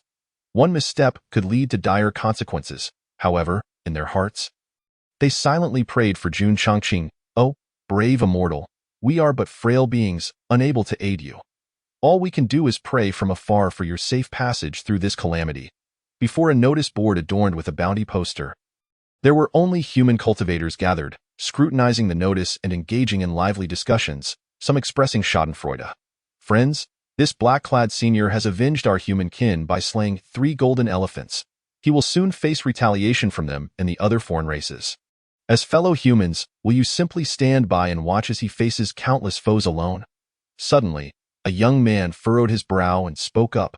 Upon hearing this, the crowd fell silent, looking at the young man as if he were a fool. "Hey, what do you mean by you people? You aren't one of us, are you?" someone suspiciously inquired. The crowd immediately regarded the young man with wariness. Wai Yichun, taken aback for a moment, exclaimed passionately, "I am certainly human. I only asked because I wondered if your consciences do not ache." At his words, the crowd exchanged glances. "Friend, I advise you to mind your own business. Yes, it's obvious you aren't from Tianjin City. The foreign races are so powerful. What could we possibly do to help?" "Exactly. Now is the time to look after our own safety. Life is precious and only comes once. If it's lost, everything is lost. I still have much life left to live." Listening to their words, Yi Chen's expression darkened as he declared firmly, "That black-clad senior spoke truly. With so many of you, united, what do you have to fear from the foreign races? This is nothing but cowardice and selfishness." Upon hearing Yi Chen's words, the atmosphere became electrified. The crowd's gazes sharpened, fixating on Yi Chen with palpable hostility. Was this young man attempting to stir up trouble? "Kid, do you dare to utter another word?" They jeered. "Forget about dealing with you. With our numbers, a mere spit from each of us could drown you. Frankly, we should just give you a good beating. That would make you compliant." Yi Chen, momentarily daunted by the overwhelming pressure of the crowd, retreated a few steps into silence. It seemed he could not stand against outsiders, but he was quite adept at bullying his own kind. Observing his reaction, the crowd erupted into mocking laughter. "Look at him, scared stiff. With such cowardice, he dares to boast like that. Just see your pitiful state. Anyone can speak grandly. If you truly had the guts, why not go perish alongside that dark-clad elder? They scoffed if you did. We might actually respect you." "Ha!" The crowd quickly discerned that this young man was merely a cowardly braggart, skilled in hiding behind words. But when faced with action, he would fall silent. Yet unexpectedly, Yi Chen's face flushed red, and he bellowed, "If I go, then I go." The crowd fell abruptly silent, only to soon regard Yi Chen as a fool, believing he was merely posturing due to embarrassment. Without waiting for their derisive comments to settle, Yi Chen coldly declared, "You better watch closely. If I don't go, then I am your grandson." After all, Yi Chen felt he had little to lose. His life was insignificant, a waste of vital energy. If he could die heroically and awaken others with his demise, then it would be worth it. The last thought echoed within Yi Chen's mind. With that, he wore a forlorn expression and turned away, leaving the crowd in stunned silence, pondering if he was truly serious. Zhuiyuan Restaurant, the grandest and most opulent establishment in Tianjin City, was situated at its heart, sprawling across a vast area. At this moment, Jun Chongqing stood before Zhuiyuan Restaurant. "Ah, esteemed guest, please, come inside," a young attendant exclaimed, hastening to welcome him with a smile. Jun Chongqing nodded slightly but remained still. Glancing aside, the attendant, puzzled, followed his gaze and noted that Jun Chongqing was fixated on a wanted poster affixed to the side column at the entrance. The attendant quickly explained, "Esteemed guest, this is a bounty issued by a foreign clan for a wanted individual." But, suddenly, the attendant seemed to realize something, his eyes widening in alarm as he glanced back and forth between the poster and Jun Chongqing. "Esteemed guest." Jun Chongqing nodded lightly, still regarding the poster. "Yes, that's me. But there is one detail that displeases me. It portrays me rather unfavorably." The attendant was left speechless. After Jun Chongqing finished speaking, he strode into the restaurant, leaving the attendant in a state of shock, who quickly gathered himself and hurried to follow, guiding Jun Chongqing inside. As they entered, the first floor fell into an eerie silence. All the patrons who had been drinking paused, momentarily stunned by Jun Chongqing's entrance. Before their pupils constricted and their gazes flickered with apprehension. Among those drinking were not only human cultivators, but also members of various foreign clans. The perceptive attendant quickly sensed the tension rising, feeling increasingly anxious and unsure of what to do.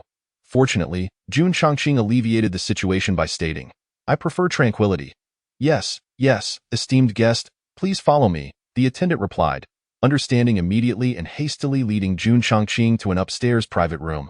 As soon as Jun Chongqing disappeared from view, whispers erupted amongst the remaining cultivators on the first floor as that the one who killed 3 members of the Golden Elephant clan, he hasn't fled Tianjin City yet.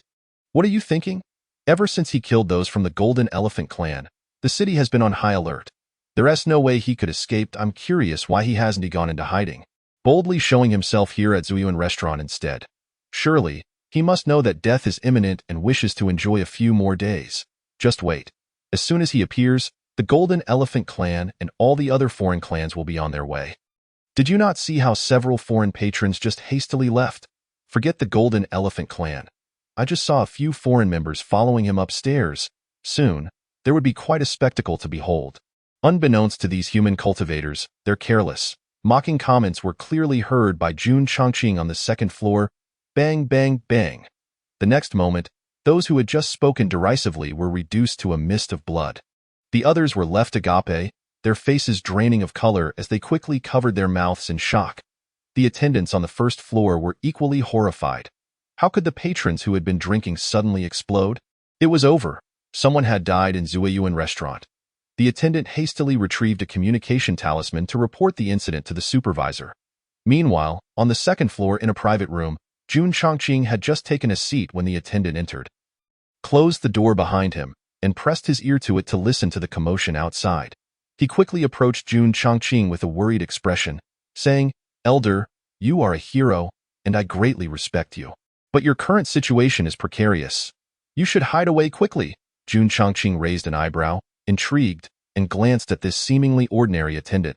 He was the first human in this place he had encountered who did not seem entirely cold-hearted.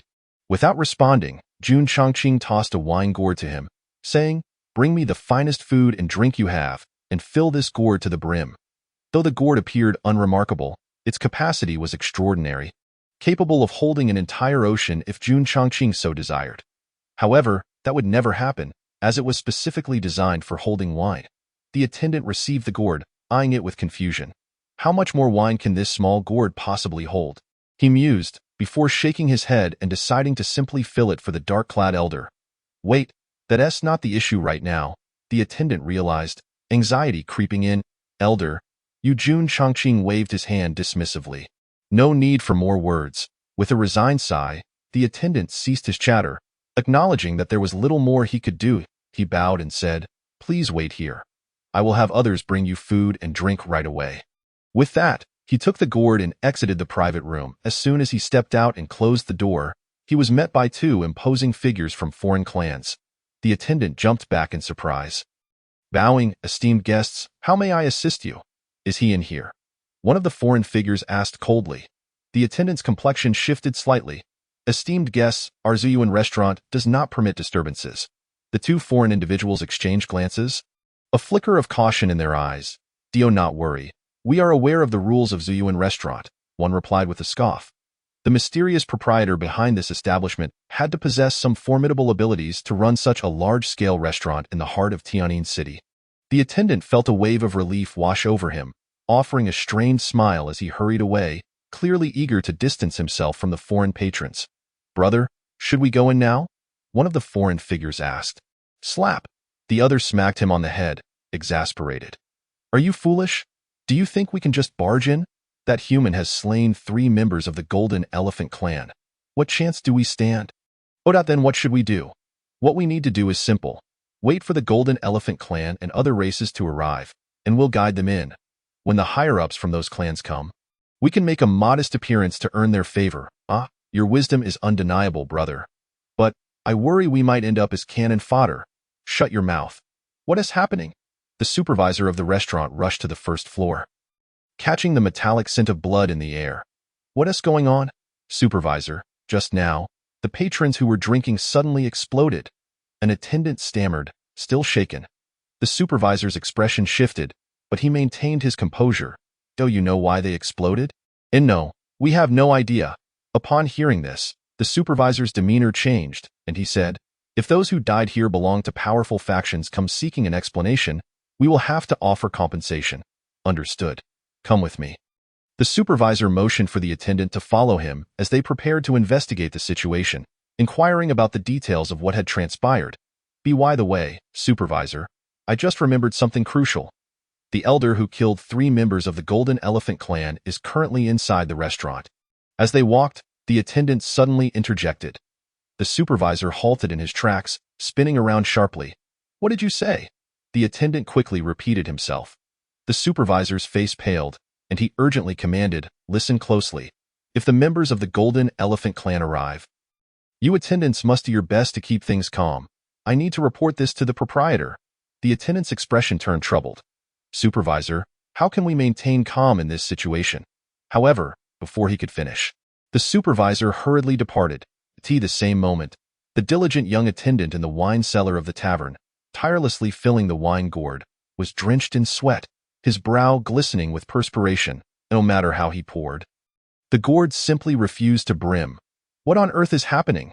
The young attendant, undeterred, was determined to conquer this stubborn gourd and fill it to the brim today. Unbeknownst to him, the stock of the tavern's finest wines was dwindling. If the tavern master were to learn of this, he would certainly scowl and remark, "I thank you for your service. Having a waiter like you is indeed a blessing." The city of Tianjin was in an uproar. As the formidable Zijin elephant clan, along with other races, marched with great fervor toward the Drunken Fate Tavern, countless individuals quickly deduced the reason. The human cultivator who had slain 3 members of the Zijin elephant clan was indeed within the tavern. Instantly, their expressions shifted, and they too began to head toward the Drunken Fate Tavern. Given the already chaotic throngs in Tianjin City, this situation spiraled into utter disorder, prompting the city lord's office to dispatch numerous guards to maintain order around the tavern.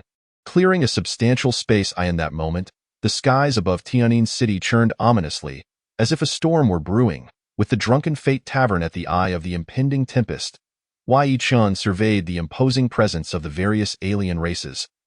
His heart racing, yet his gaze held no trace of fear, but rather a spark of eager anticipation. For reasons beyond his control, he had long grown weary of life. Yet, Yi-Chan did not wish to perish lightly. He desired a death that resonated with significance, one that echoed like a mighty mountain. This, evidently, was an opportunity. Yi-Chan believed that his demise would serve the greater cause of humanity, to awaken his kin. With this thought, he lowered his gaze to his palm, slicing his skin with his fingertip, allowing crimson blood to seep forth, muttering through gritted teeth. "Oh, this tainted blood of mine, Yi-Chan, am of the human race." Meanwhile, in another tavern, Xinnu remarked, "Those alien races are about to make a move against that young man in black." Ziling gazed out the window and hastily replied. Han Shirua nodded slowly, rising to venture outside for a closer look. "Hee, indeed." Ziling chimed playfully, following suit in the elegant chamber of the Drunken Fate Tavern, where Jun Chongqing resided. Tranquility reigned, in stark contrast to the tempest outside. Jun Chongqing sat composedly, indulging in his own drink, savoring the leisure of the moment. As a formidable demon lord, he naturally deemed such trivial matters beneath his concern. What does it mean to be a respected figure? When the winds howl and all things tremble, one remains steadfast like a mountain. That is all there is to it. Chapter 67. Has Jun Chongqing lost his nerve? Today marked the most bustling day at the Drunken Fate Tavern. Outside, a throng of people filled the streets, creating an impenetrable blockade. Even the skies were crowded with cultivators, both human and alien. It is worth noting that aerial movement was typically forbidden in Tianjin City. Any who dared breach this rule would face the punishment of the city lord's office. Yet today was different. With so many present in such a confined space, merely witnessing the spectacle proved challenging. Hence, some began to shout for aerial viewing, and as more broke the rules, the city lord's office found themselves powerless. After all, the law does not penalize the multitude. Indeed, many guards from the city lord's office witnessed this scene, their eyes flashing with intensity, yet they shook their heads in resignation. Today was exceptional, and they would not pursue the matter, but only for today. Thus, ever more individuals flocked toward this scene, filling the air and streets surrounding the Drunken Fate Tavern to an unprecedented and terrifying degree. Those with claustrophobia would likely faint at just a glance. However, under the watchful eyes of the city lord's guards, a significant space had been cleared before the Drunken Fate Tavern. While it was said that the guards maintained order, it was evident to all that the Zijin elephant clan had coordinated with the city lord's office. Though the city lord was a human cultivator, his close ties with the alien races were no secret in Tianjin City. At this moment, all eyes were fixated on the imposing figures before the Drunken Fate Tavern, their expressions laden with gravity and trepidation. These figures were among the day's main protagonists. The Zijin elephant clan and several other races come to exact vengeance. Upon discerning their ranks, the crowd gasped in horror. While the other clans were primarily led by elders, the Zijin elephant clan, the Songwolf clan, and the Heavenly Lion clan had sent their clan leaders. Even the elder councils of the 3 clans were almost entirely present. The display was nothing short of terrifying. Was it truly necessary to mobilize such forces for mere retribution? Quickly, many attendees grasped the underlying motive. The alien races intended to use this incident to showcase their might while serving as a warning to others. Xiang Beishan cast a cold glance over the sea of onlookers, feeling a sense of satisfaction within. This was precisely the effect he desired. The more witnesses present, the better for this spectacle of intimidation. Today would ensure that the multitude of human cultivators understood who truly held power in Tianjin City. Oh no, the human race was not even worthy of being considered a minor king. Ah, Xiang clan leader, it has been some time. I hope you have been well, began the Tsang Wolf clan leader, Lang Tu, and the Heavenly Lion clan leader, Shi Luo, as they clasped their hands in greeting. Having learned of the deaths of 3 elite juniors of the Zijian elephant clan at the hands of that detestable human cultivator, we extend our condolences, clan leader Xiang. Xiang Beishan returned the gesture, expressing gratitude to both clan leaders and the other elders present for their support in bolstering the Zijian elephant clan's resolve. Upon hearing this, both Lang Tu and Shi Luo waved their hands, shaking their heads in mild amusement. Clan leader Xiang, you jest. A mere human cultivator is hardly a challenge for your Zijian elephant clan. Why would we need to bolster your ranks? Indeed, it is merely that the audacity of that human cultivator has stirred our indignation. Compelling us to come forth, they replied to in Tianjin City. Despite the presence of many alien races, it was indisputable that the Zijian elephant clan held the top position. The other clan leaders echoed similar sentiments, each uttering polite platitudes. While these formalities were well spoken, each clan also harbored its own ulterior motives, primarily to showcase their strength. After all, it was inconceivable that they would mobilize such forces merely for the sake of one insignificant human. Xiang Beishan nodded, his gaze scanning the surroundings, noting the absence of the city lord. A glimmer of understanding crossed his mind. As a human cultivator, it would be highly inappropriate for the city lord to appear in such a setting. Without further ado, Xiang Beishan turned his attention back to the Drunken Fate Tavern, bellowing, "That human cultivator, step forth." With this thunderous declaration, the entire assembly fell into an eerie silence, as if the entire Tianjin city had been hushed. Even the bustling citizens, preoccupied with their daily lives, turned in shock toward the heart of the city. At this moment, countless eyes were fixated on the entrance of the Drunken Fate Tavern, awaiting the appearance of that human cultivator. Yet, after a prolonged silence, aside from the young attendant still bowing at the entrance, not even a fly dared to venture forth. Surely, he must be frightened. There was no doubt. Fear was the only explanation. It was only natural. Who could stand unwavering before such a formidable assembly? One could imagine that the human cultivator was cowering in a corner of the tavern, trembling and filled with regret. But at this juncture, regret was of no consequence. Ha ha ha, clan leader Xiang. It appears that human cultivator has been utterly cowed. Lang Tu laughed heartily, his mirth echoing through the air. The other alien races joined in the laughter, their jeers ringing harshly in the ears of the human cultivators present, yet they were powerless to retaliate. Xiang Beishan remarked coldly, "I care not whether he fears or not. Having dared to slay my clan's elite juniors, he must be prepared to face death. Not only must he perish, but I shall also hunt down all those connected to him and execute them one by one." It was fortunate that Xiaoya was not present, for upon hearing such a proclamation, she would have been unable to contain her laughter.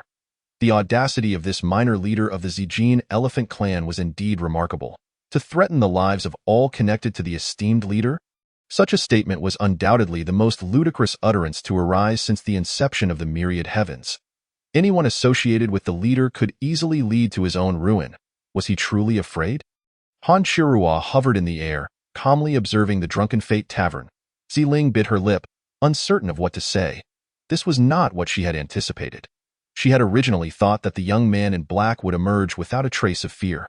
Meanwhile, below, Yi Chun clenched his fists tightly, his teeth gritted as he fixed his gaze on the tavern entrance. He had already resolved that, even if that senior hesitated in fear, he would step forward. Today, there must be a grand and resounding death. Yet deep down, Yi Chun did not believe that the black-clad senior would be intimidated. If he truly feared, how could he show his face at the Drunken Fate Tavern? Hee, not coming out, are you? Xiang Beishan sneered, then suddenly surged forward, accompanied by the elders, intent on entering the tavern.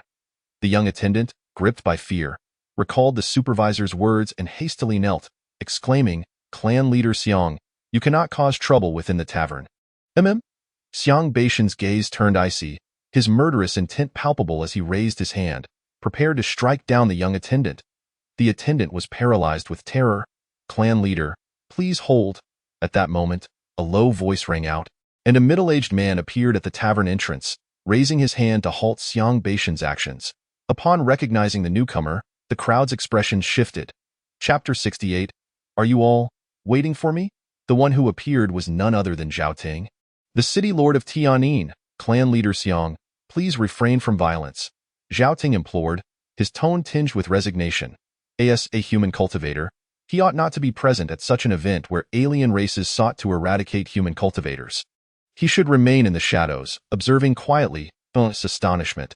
Xiang Beishan unexpectedly resorted to violence against the waiter of the Drunken Fate Tavern.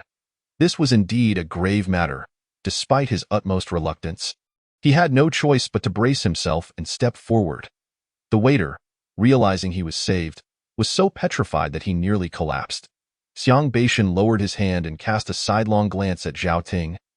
Mocking, so, the city lord Zhao has been lurking in the shadows all along. Zhao Ting took a deep breath, acutely aware of the scrutinizing gazes surrounding him. Feeling a surge of anxiety, he dared not meet their eyes and quietly stated, "If the Xiang clan leader wishes to eliminate that human cultivator, it is of no concern to me. However, I advise you against causing a disturbance in the Drunken Fate Tavern." Xiang Beishan's expression shifted slightly as he regained his composure. Impatience creeping into his voice, "You often speak of the unfathomable depths of this tavern, yet you fail to reveal who its master truly is. Under normal circumstances, that would suffice. But today, you must provide me with an explanation. Who does not know that the Drunken Fate Tavern is no ordinary establishment? Otherwise, how could it occupy such a vast space in the heart of the city? Moreover, those who have caused trouble here in the past have all faced dire consequences. Yet, these concerns pale in comparison to the most alarming fact. The Drunken Fate Tavern does not merely exist in the largest city of the north, Tian'an City. It also operates in the most prominent cities across the southeastern and central regions of the Wild Qian realm. This is what truly incites trepidation. Zhao Ting shook his head. This city lord cannot provide the Xiang clan leader with an explanation. If you are determined to act recklessly, then so be it. With that, Zhao Ting averted his gaze from the multitude of eager eyes, cleared his throat, and retreated into the shadows to observe. He had said all he needed to say, and if Xiang Beishan chose to stir trouble in the Drunken Fate Tavern, it would no longer concern him as the city lord. Xiang Beishan's face darkened. He vowed that Zhao Ting would one day pay dearly for this. Clan leader, what shall we do now? Are we simply to leave empty-handed today? An elder hesitated to ask. The other elders nodded in agreement, their expressions fraught with concern. With so many eyes upon them, were they to stand idly by? That human cultivator was truly despicable. Was he so fearful of death that he preferred to linger on, hoping to prolong his life? How pathetic. This was the sentiment shared by countless others present.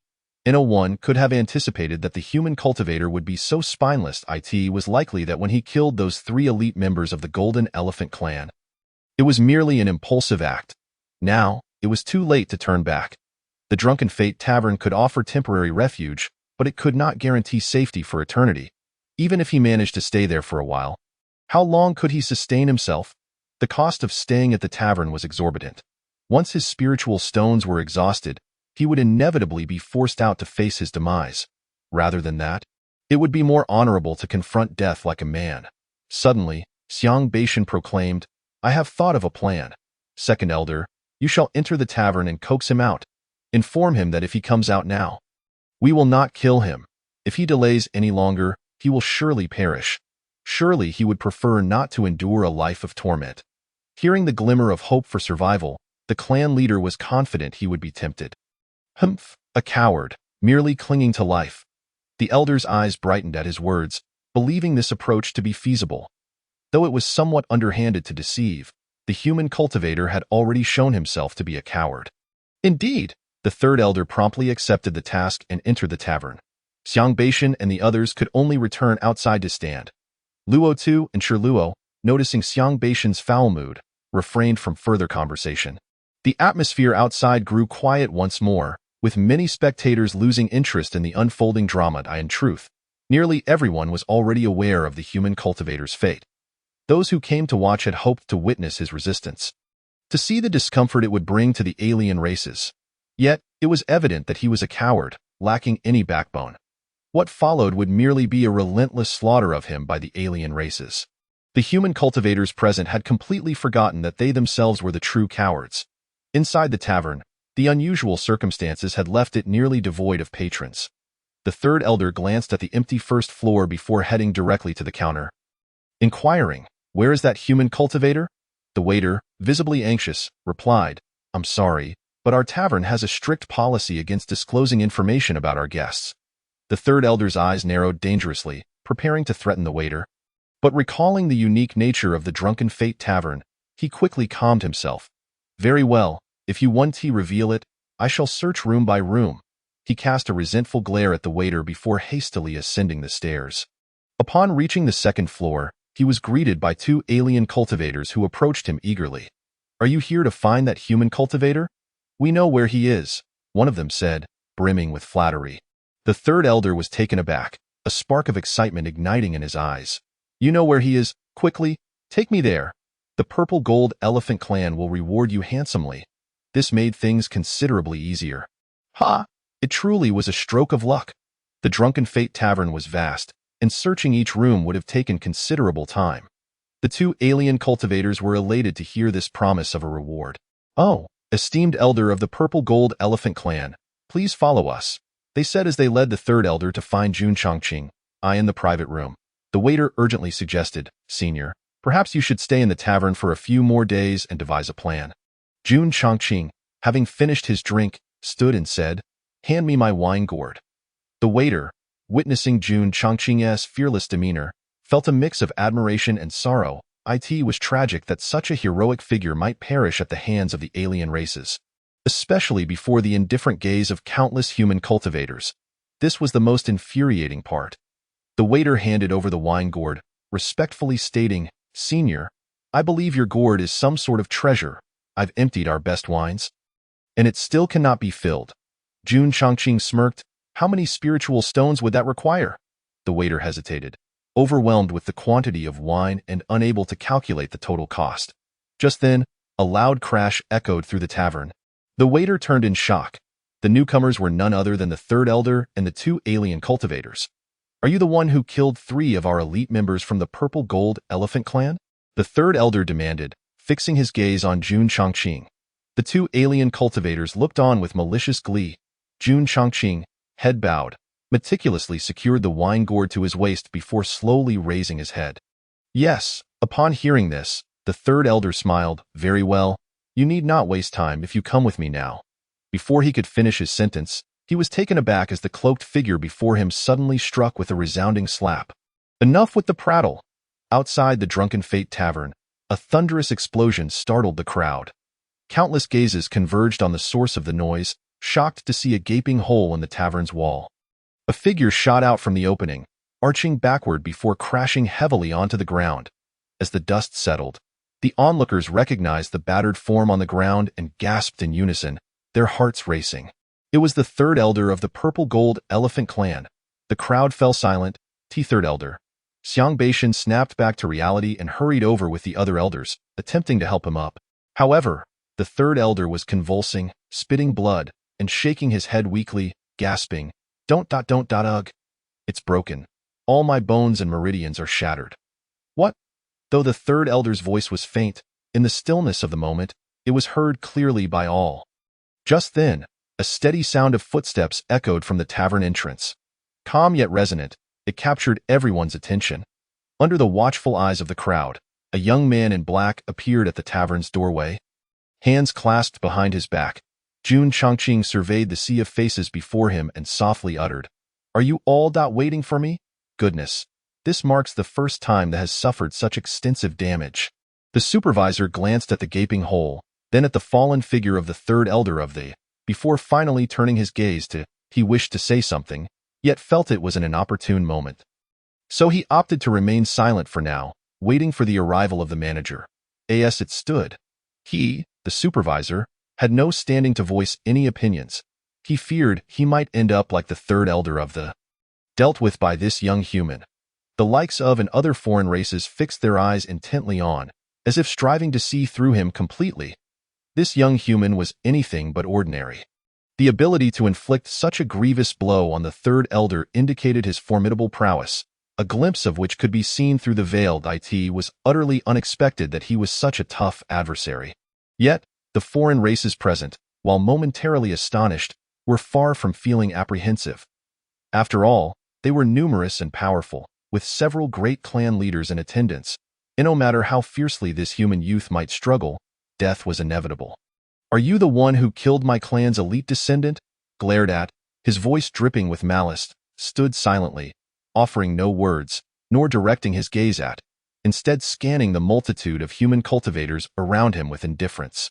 Those who met his gaze froze momentarily, inexplicably feeling a surge of shame, quickly lowering their heads, unable to meet his eyes. In contrast, eyes shone brightly, eagerly observing.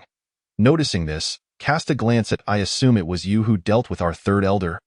Continued his interrogation, remained silent, ignoring stare. The atmosphere grew increasingly strange, as countless eyes turned toward them with peculiar expressions. Unable to withstand the weight of these gazes, finally erupted, bellowing, "I am speaking to you." Even someone of stature could not bear the chilling atmosphere of silent hostility. His composure fracturing, last, turned to face and calmly stated, "If he is dead, then he is dead." Upon hearing such brazen words, the human cultivators felt a jolt, while his expression darkened to a shade of ink. The likes of and clenched their fists, eyes brimming with murderous intent. It had been quite a while since such an audacious human had been seen in. This demeanor, this stance, was as if he intended to ride atop their races. "Very well," sneered coldly, "rest assured, I will not allow you to die too comfortably." With that, he prepared to strike. Tension gripped the crowd. "Wait," suddenly interjected. "Huh?" The assembly was taken aback. Was this a plea for mercy? Surely not. It was too late for that now, and this young man clad in black did not appear to be the type to beg for mercy anyway. His eyes flickered as he said, "It's too late for you to plead for mercy now. I will not spare you, nor anyone connected to you." Seemed to disregard this, casting his gaze over the multitude of human cultivators present, and asked indifferently, as fellow humans, "Are you truly willing to stand by and watch as the foreign races execute me?"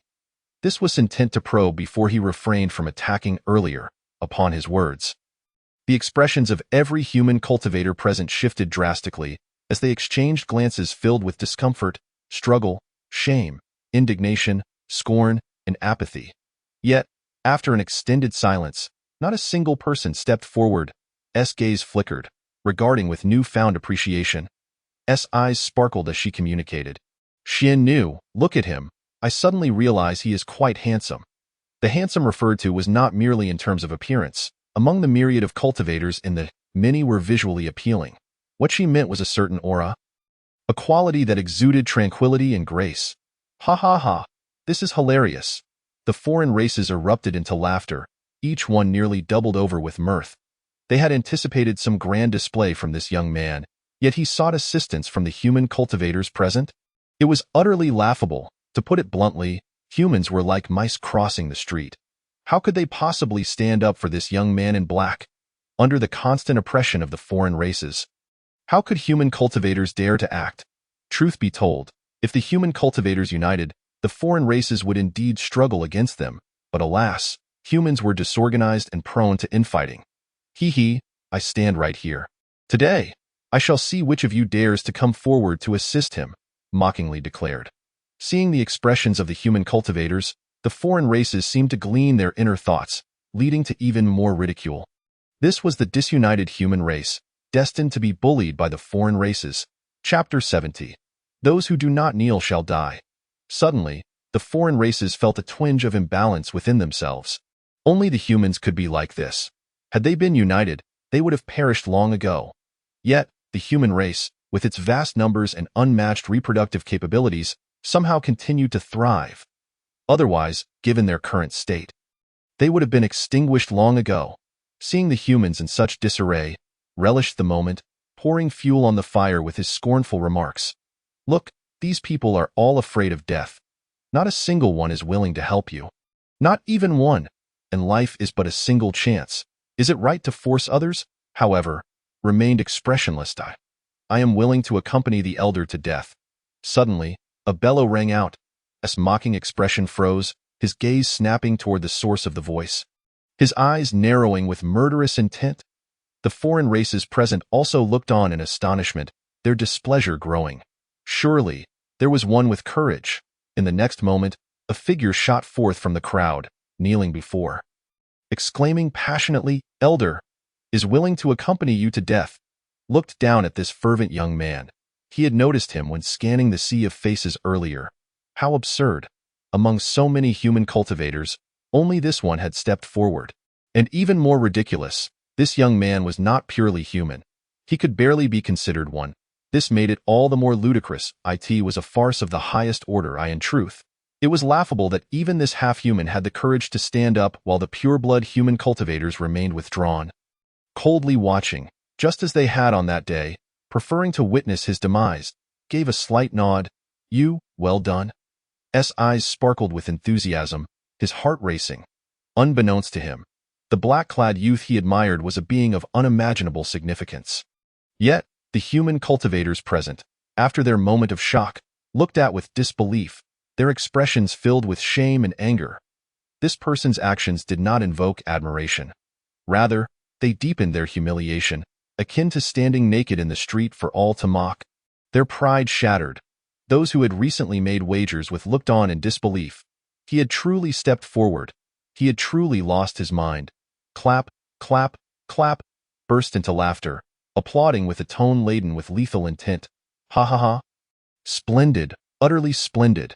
Could sense the rising turmoil within the hearts of the human cultivators, which boded ill for the foreign races. The humans were but a sleeping lion. They must not be allowed to awaken. The longer observed the human cultivators and the foreign races before him, the more disheartened he became. Logically, they were the true enemies of all beings in the, yet, various races engaged in open and covert strife. And the human race, in particular, had descended to a point of no return. Step back, suddenly said with calm authority, was taken aback, incredulous as he asked, "Elder, do you mean me?" Then, in a surge of anxiety, protested. He had come forth to accompany the elder to death. How could he? Yet, suddenly, he felt as if an unseen force compelled him to comply, and he obediently stepped back behind, gazed at the back of, his pupils constricted violently. He was at a loss regarding what had just transpired. What manner of power was this? Are you prepared to face death? Let me tell you, it won't be so easy to die, barked. He had long harbored a deep-seated displeasure toward this young man in black. Despite being in the most vulnerable position, how could he remain so nonchalant, so composed? Does he enjoy putting on airs? Very well. When I crush you to the ground, let us see if you can maintain that facade. Let me handle him. The elder of the volunteer waved his hand dismissively, replying coolly, "Did you not witness the fate of the third elder? You would likely falter in capturing him. Allow me to handle this personally." Capturing was far more challenging than killing. Boom. As soon as the words left his mouth, unleashed a terrifying aura at the peak of. In an instant, the winds and clouds shifted ominously. The overwhelming pressure from the peak of engulfed the entire. This still resembles the restraint of Xiangba Mountain, with the hidden Zhao Ting suppressing the situation. Otherwise, just the aura alone would overwhelm many cultivators present, let alone the countless mortals in the city who would perish on the spot. The existence at the pinnacle of the great ascension stage could obliterate a city with the utmost ease. Even a colossal city like Tianjin City is no exception. Suddenly, a roar reminiscent of ancient times echoed through the heavens and the earth. The crowd beheld the manifestation of a gigantic purple-gold elephant behind Xiangba Mountain, towering like 1,000-zhang peak. This is the purple-gold elephant. The purple-gold elephant of such a realm as Xiangba Mountain seemed capable of effortlessly trampling the entire Tianjin city with a mere lift of its foot. This terrifying scene sent chills down the spines of all present. Everyone could discern that Xiangba Mountain was sparing no effort, truly worthy of being the leader of the purple-gold elephant clan. The tragic fate of the third elder left him no room for complacency. Even a lion uses its full strength to catch a rabbit. Prepare to die, bastard. Xiangba Mountain laughed maniacally. Xian Nu seeing this spectacle. Ziling felt a sense of urgency. As long as Hanshiru gave the order, Ziling would rush to the rescue at the very first moment. Hanshiru had been observing Jun Chongqing's expression, and upon noticing that he remained remarkably composed, her gaze turned increasingly astonished. Perhaps wait a moment longer. However, before Han Qiru could finish her thought, Jun Chongqing suddenly struck out with a palm from afar. Boom! In the next instant, the thousand-zhang giant elephant's phantom shattered as if made of paper. Xiangba Mountain's eyes failed to register the terror before he was reduced to a blood mist, his consciousness utterly dissipated. All unfolded swiftly, beginning and ending in an instant. Silence. An eerie silence enveloped the atmosphere. Everyone stood in a daze, their expressions horrified, as if witnessing a ghostly apparition. The once mighty leader of the purple-gold elephant clan has perished? Just like that, he was easily killed. Instant death. How could this be possible? Even Han Qiru and Zi Ling's pupils contracted, momentarily stunned. Yichen gazed at Jun Chongqing's silhouette, his mouth agape in disbelief. Utterly dumbfounded. Oh, so powerful. Not to mention the watching Zhao Ting and the tavern manager. They were all left speechless. The clan, the leader, the elders and elite descendants of the purple-gold elephant clan regained their senses. Exclaiming in terror, the alien races, such as Long Tu and Shirluo, also transformed into a state of panic in an instant. Their previously arrogant demeanor vanished without a trace, leaving only boundless fear. This human cultivator is immensely strong. With a mere palm devoid of any spiritual fluctuations, he killed Xiangba Mountain.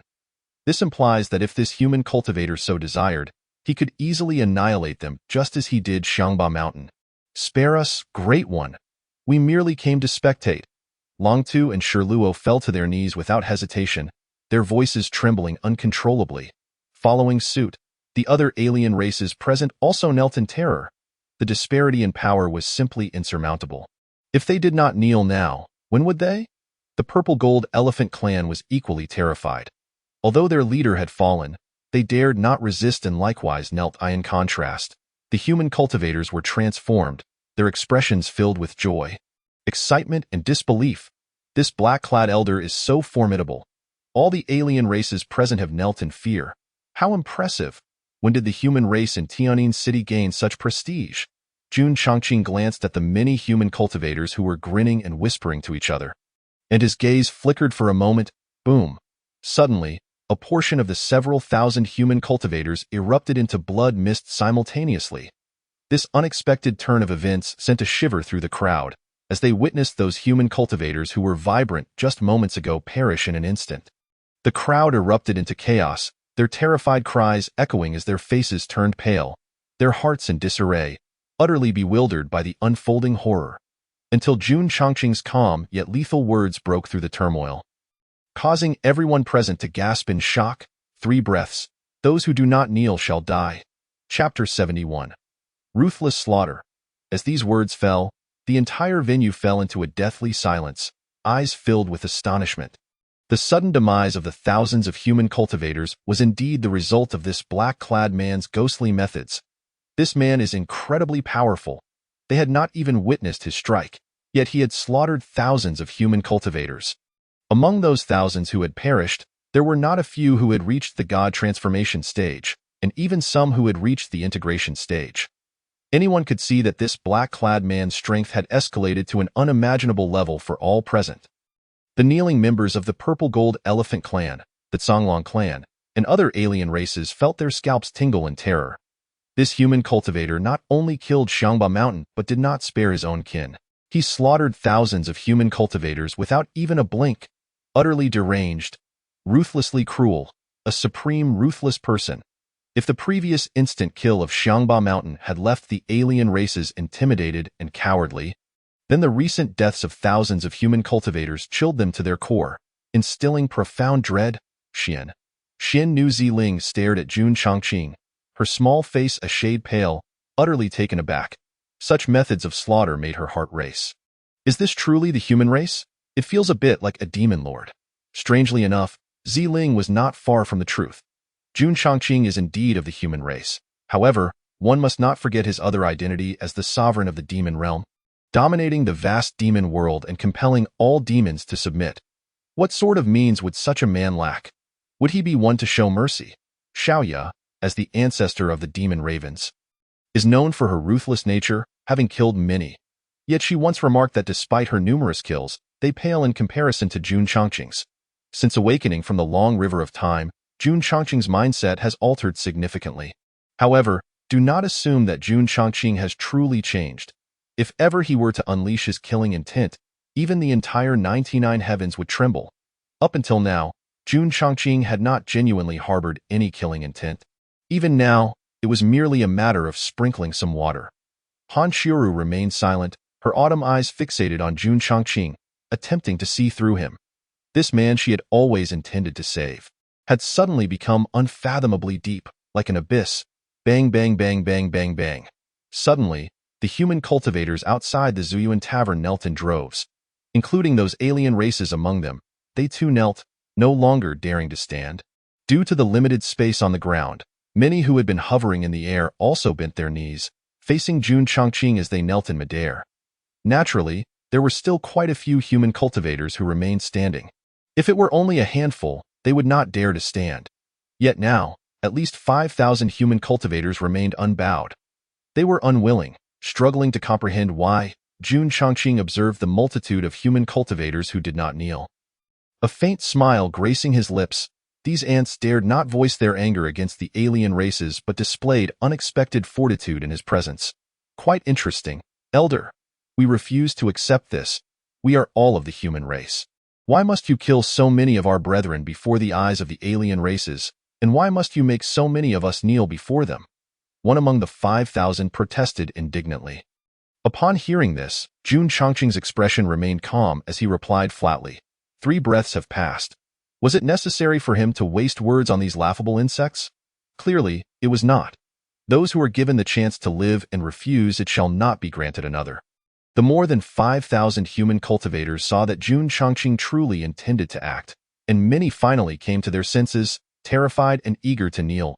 No, Elder, we will kneel. But it was too late. Bang, bang, bang, bang. The more than 5,000 human cultivators did not explode simultaneously. Instead, they burst apart one by one, randomly yet at an astonishing speed, akin to fireworks being set off. Elder, bang. Some who had been pleading desperately just moments ago were reduced to blood mist in an instant, their consciousness plunging into darkness. Though the multitude of pleas for mercy, Jun Chongqing seemed to hear nothing but continued to smile coldly, admiring this splendid display of explosions. The icy smile on Jun Chongqing's lips sent an involuntary shiver down the spines of Han Xiuru and Ziling, who were concealed in the shadows. Soon, the sounds of explosions and the horrifying screams became a macabre symphony. One by one, human cultivators perished amidst regret and despair, bursting into blood mist. With each detonation, the kneeling human and alien races felt a jolt of terror, a hellish inferno, truly a hellish inferno. After an indeterminate amount of time, the screams and sounds of explosions subsided. The stench of blood had thickened to an unbearable degree. Many present, who considered themselves ruthless and unflinching in their murderous ways, found themselves feeling nauseous. Thus, the entire venue knelt in submission. Only Jun Chongqing stood with his hands clasped behind his back. Yi Qian had long been terrified into kneeling, his heart racing uncontrollably. At this moment, Jun Chongqing cast a meaningful glance at a certain spot. This gaze caused Han Xiuru and Ziling's hearts to tighten, yet soon, they realized that Jun Chongqing's gaze had shifted away. Only then did they breathe a sigh of relief. To be fair, they had previously looked down upon the second tier, but now, facing this human youth, they felt genuine fear. This was no longer merely about strength. It was purely his methods of slaughter that truly intimidated them, far too ruthless. Suddenly, Jun Chongqing waved his sleeve, causing the hidden city Lord Zhao Ting to stumble out in a pitiful state. Revealing himself, Zhao Ting's face was ashen, trembling uncontrollably, as he crawled before Jun Chongqing, ready to plead for mercy.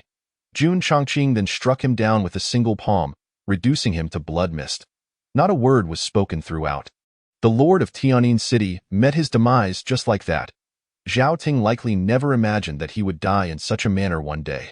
The overwhelming fear gripped the hearts of the crowd, reaching an unfathomable intensity, with some even so terrified that they lost control of their bladders. Truly, they quaked in terror, fearing that they might be the next to face death. The black-clad figure dispatched lives with an ease akin to mowing grass, marking his targets with a mere glance. Throughout the ordeal, There was not even a flicker of spiritual energy. His strength was beyond comprehension. But was that the end? Certainly not. Suddenly, a cacophony erupted. Bang, bang, bang, bang, bang. At that moment, the members of the Purple Gold Elephant Clan, the Songwolf Clan, and the Heavenly Lion Clan, who had gathered to confront Jun Chongqing, were obliterated in an instant, reduced to mere mist of blood. This shocking turn of events sent the surviving humans and other races into a frenzy, tears streaming down their faces as they prostrated themselves, begging for mercy.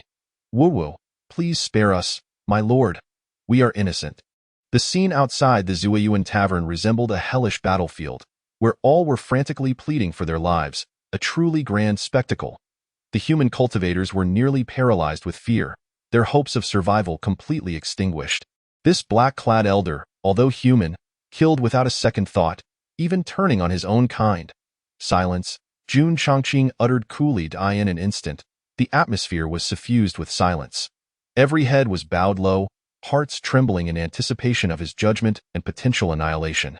The terrified crowd had been thoroughly broken, no one daring to resist. They were paralyzed by fear. Yet, Jun Chongqing had already turned away, gazing up at the gaping hole before he addressed the trembling tavern manager on the ground. How many spirit stones are needed to repair the tavern? I am willing to compensate.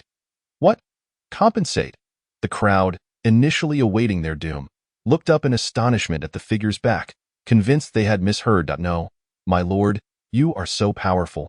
Having killed without hesitation, surely thousands have perished by your hand. And now you wish to do this? They thought it reasonable if he decided to raise the Zuiyuan Tavern to the ground. This stark contrast left the onlookers feeling a profound sense of discomfort, both physically and psychologically. Yet, realization quickly dawned upon them. Could it not imply that this matter would come to an end? Were they safe? Would they not die? Many were overwhelmed with emotion, tears of relief streaming down their faces. The feeling of having survived a calamity was exhilarating. In the shadows, Han Xiuru and Xiling exchanged glances. Their expressions complex. The youth of the human race had indeed left them at a loss. Though they prided themselves on having met countless individuals, they had never encountered someone as extraordinary as the black-clad man before them. The tavern manager, startled, lifted his gaze to Jun Chongqing, only to quickly bow his head again, hastily saying, "No, it's not necessary, my lord. That was caused by the third elder of the Purple Gold Elephant Clan. It has nothing to do with you." Upon hearing this, the crowd marveled. After all, the tavern manager was indeed skilled in diplomacy. However, it was also clear that the Zuiyuan Tavern knew how to select its patrons. Wasn't it stated that disturbances were not allowed within the tavern? What had changed? It seemed that rules were never a restraint for the powerful. Jun Chongqing nodded, since the manager had made his stance clear. He felt no need to elaborate further. If they did not want it, so be it. He turned and left, his hands clasped behind his back, as the crowd parted respectfully, prostrating in reverence to this harbinger of death. "Follow me." Wei Qian was momentarily taken aback by the voice echoing in his mind, but quickly regained his composure and hurried after Jun Chongqing. He noticed that many human cultivators cast furtive, murderous glances his way. Not following the elder would likely spell disaster for him. Wei Qian was not afraid of death, but he had no desire to meet his end in such a manner. Once Jun Chongqing departed, the remaining human cultivators and other races collapsed onto the ground, gasping for breath, still haunted by the events that had transpired in less than half a day. Such monumental occurrences had unfolded, resulting in countless fatalities. The upper echelons and elite scions of the Purple Gold Elephant Clan, the Songwolf Clan, and the Heavenly Lion Clan had all been annihilated, equivalent to their total destruction. Many other races had also lost elder-level figures and elite descendants. The city lord of Tianin City, Zhao Ting, was dead. Over 10,000 human cultivators had perished. Each of these events was staggering in its impact, all wrought by the same individual, and all occurring in the span of less than half a day. It was undoubtedly the most explosive event in the history of Tianin City, terrifying in its magnitude. And the catalyst for it all? Those three brash descendants of the Purple Gold Elephant Clan. Subsequently, the human cultivators and other races gradually left the Zuiyuan Tavern. Although Jun Chongqing was absent, they all departed with their tails between their legs. "Let us go meet him," Han Xiuru murmured, gazing in the direction Jun Chongqing had taken. What? Xiling's expression shifted as she clutched her clothing nervously, stammering, Xian knew, perhaps we shouldn't. I'm a bit afraid. That enigmatic human youth was undeniably handsome. Yet he exuded an aura of lethal intent that made Xiling hesitant to approach him. Han Shiru shook her head, saying, he already noticed us earlier, and his gaze was unmistakably clear. What? Xiling gasped. That black-clad man was truly that formidable. Able to perceive even Xian Nu in her concealment? Xiling, sometimes you are astute, yet at other times, you display remarkable foolishness, Han Shiru sighed. Xiling was momentarily taken aback, failing to grasp the meaning of her words. But when she heard Han Shiru's next statement, her heart tightened. That black-clad youth is far superior to me. Outside the Zuyuan tavern, chaos reigned as the waitstaff hurriedly cleaned up. The tavern manager stood overseeing the scene, occasionally glancing at the large, gaping hole above, sighing deeply as he contemplated how to explain the situation to the owner upon their arrival. Lost in thought, he failed to notice a figure had already appeared at his side. Upon realizing this, the tavern manager was alarmed, hastily stepping forward to bow, speaking cautiously, I greet the owner. The newcomer was quite mysterious, wearing a mask that, aside from its differing material, bore resemblance to the styles of the Qin and Yen Shashan temples. Gunya nodded. What transpired just now? Tell me. He had been attending to matters in the western part of the wild Xian realm when he learned that someone might cause trouble at his tavern in Tianyin City, prompting him to use the teleportation array to arrive. However, upon arrival, it seemed he had arrived a tad late. The ordeal appeared to have concluded. The tavern manager hurriedly explained, Owner, here's what happened. As the manager recounted the events. Gunya's expression shifted, revealing signs of agitation. Such a thing occurred.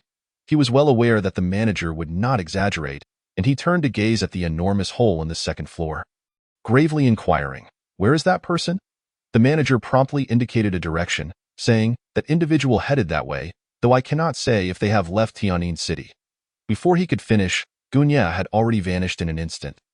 The tavern manager was left astonished, praying internally, Please, owner, do not act impulsively. You did not witness the terrifying scene back there. To be honest, you are likely not a match for that black-clad elder, of course. These thoughts remained unspoken, as he dared not undermine Gunya's authority. As the sun set, despite the vastness of Tianyin City, news of the events that transpired before the Zuyuan Tavern spread rapidly throughout the city. Those who had not witnessed it were left in shock and horror. The bounty posters for the hunt had been swiftly eradicated by the now terrified other races. Henceforth, as long as that black-clad figure remained in the city, these other races would remain subdued. Not only the other races, but the human cultivators also found themselves more compliant. After all, although that black-clad figure was human, he did not hesitate to slay his own kind, often exhibiting greater brutality than when dealing with others. The overwhelming sense of pressure emanating from Jun Chongqing enveloped Tianyin City in a suffocating silence, as if ensnared in an ominous cloud. No one dared to make a sound. The streets were orderly, with individuals cautiously glancing around, fearful of inadvertently crossing paths with Jun Chongqing and being reduced to mere blood missed by his hand. Meanwhile, Jun Chongqing was dining at a modest eatery in Tianyin City. Within the establishment, apart from him and Yi Chun, all others were mere mortals, as cultivators typically abstained from eating. Once the dishes were served, he turned to the respectful Yi Chun standing nearby, saying, Please, take a seat. Your stance is drawing odd looks from the others. Yi Chun flinched, hastily retrieving a low stool and quietly sitting down, even when seated. He dared not position himself higher than Jun Chongqing. Being in this tavern only intensified Yi Chun's perception of Jun Chongqing as an extraordinary figure, for it was the first time he had witnessed a cultivator eating dinner on time. Jun Chongqing then picked up his bowl and began his meal, slowly stating, You, a half-blood, possess more courage than those hypocritical and cowardly pure-blooded humans. That is indeed rare. Half-blood. Upon hearing this, Yi Chun's complexion shifted. Chapter 73. The tragic past of Yi Chun. Why Yi Chun was astonished, unable to fathom how this black-clad elder could discern his lineage. Indeed, he was a half-blood. Lowering his head, Yi Chun spoke bitterly, aware that he could not question how Jun Chongqing had made this revelation. Jun Chongqing sipped some soup with his spoon, saying, If you encounter any difficulties, do not hesitate to speak. I will assist you if I can. Yi Chun suddenly looked up, disbelief evident in his gaze as he regarded the calm and collected man before him. Warmth flooding his heart. In Yi Chen's heart, Jun Changqing was undeniably a formidable and ruthless individual, and his utterance left Yi Chen profoundly astonished. "Senior, prior to today, you and I were complete strangers. I didn't even know your esteemed name." Yi Chen's voice trembled as he spoke. Jun Changqing shook his head. "The mere fact that you, a half-human, would stand forth and express your willingness to accompany me to death is sufficient." The harshness of the world was all too clear to Jun Changqing. The betrayal among kin, the treachery of friends, and the endless scheming were all too prevalent. It is indeed rare for a stranger to offer to share in one's demise. Over countless years, Jun Changqing had encountered innumerable individuals, and he had never misjudged character. Yi Chen, possessing a heart of innocence, was akin to Ouyang Zue and Yang Ding. While others might perceive such innocence as naivety, in the brutal realm of the 99 layers of heaven, harboring such a heart was no small folly. Yet, those at the pinnacle, like Jun Changqing, often held a particular admiration for this quality. A heart of innocence is a double-edged sword. Simply put, it benefits others while being detrimental to oneself. Yi Chen, moved, hesitated for a long while before stammering, "Senior, I know your cultivation is boundless, but," Jun Changqing interjected softly, "if you continue to dither, I shall retract my earlier words. Opportunities are fleeting. You must ponder carefully." Yi Chen's body shook. Through various nuances, he understood that the person before him was someone whose word was law. This was not the moment for sentimentality. "Senior, I find myself in dire straits. If you could offer your assistance, I would serve you faithfully henceforth, like a horse before a saddle." Yi Chen rose abruptly and knelt down. The gazes of the diners in the restaurant instantly converged upon him, filled with astonishment and curiosity. Sensing their stares, Yi Chen felt a wave of embarrassment wash over him, quickly standing and forcing a smile at the townsfolk before returning to his low stool. Jun Changqing's lips curled into a faint smile, shaking his head in resignation. Did he expect to both eat and take? There were countless individuals across the world eager to serve Jun Changqing. This lad was rather presumptuous. Continuing his meal, Jun Changqing said, "Speak." Upon hearing this, Yi Chen's expression darkened, twisting into pain, and ultimately morphing into helplessness and despair. "Senior, my mother, she is of the human race, and my father, he is of the dragon lineage." He uttered the words dragon lineage. Yi Chen's face contorted with bitterness and hopelessness. Jun Changqing was not surprised. He could discern that Yi Chen's bloodline was a blend of human and dragon. A convoluted mixed was human blood, yet impure. Dragon blood, too, was not pure. There is a saying, not human, not ghost, and Yi Chen's situation was akin to being neither fully human nor fully dragon. "Senior, it is like this." Yi Chen began to recount his tale in a low voice. Moments later, tears brimmed in Yi Chen's eyes, filled with resentment, sorrow, and pain. The situation became clear, and Jun Changqing nodded slowly. Yi Chen was indeed a child of misfortune. To summarize, his father was of the dragon lineage, and his mother was human. A chance encounter led to their love. Yet a saying goes, humans and ghosts walk different paths, and similarly, humans and dragons were not meant to be. In fact, in many respects, the love between humans and dragons was even more improbable. This was due to the rarity of dragons, whose clans held stringent expectations for the purity of their offspring's bloodlines, typically marrying within close kin. Of course, there were a few instances where dragons allied with other noble races, such as the phoenix lineage, resulting in unions that, while not pure, still produced exceptional hybrids like the rare dragon phoenix physique. In contrast, humans, despite their formidable reproductive capabilities, were not on par with most races in other respects. This was a natural law.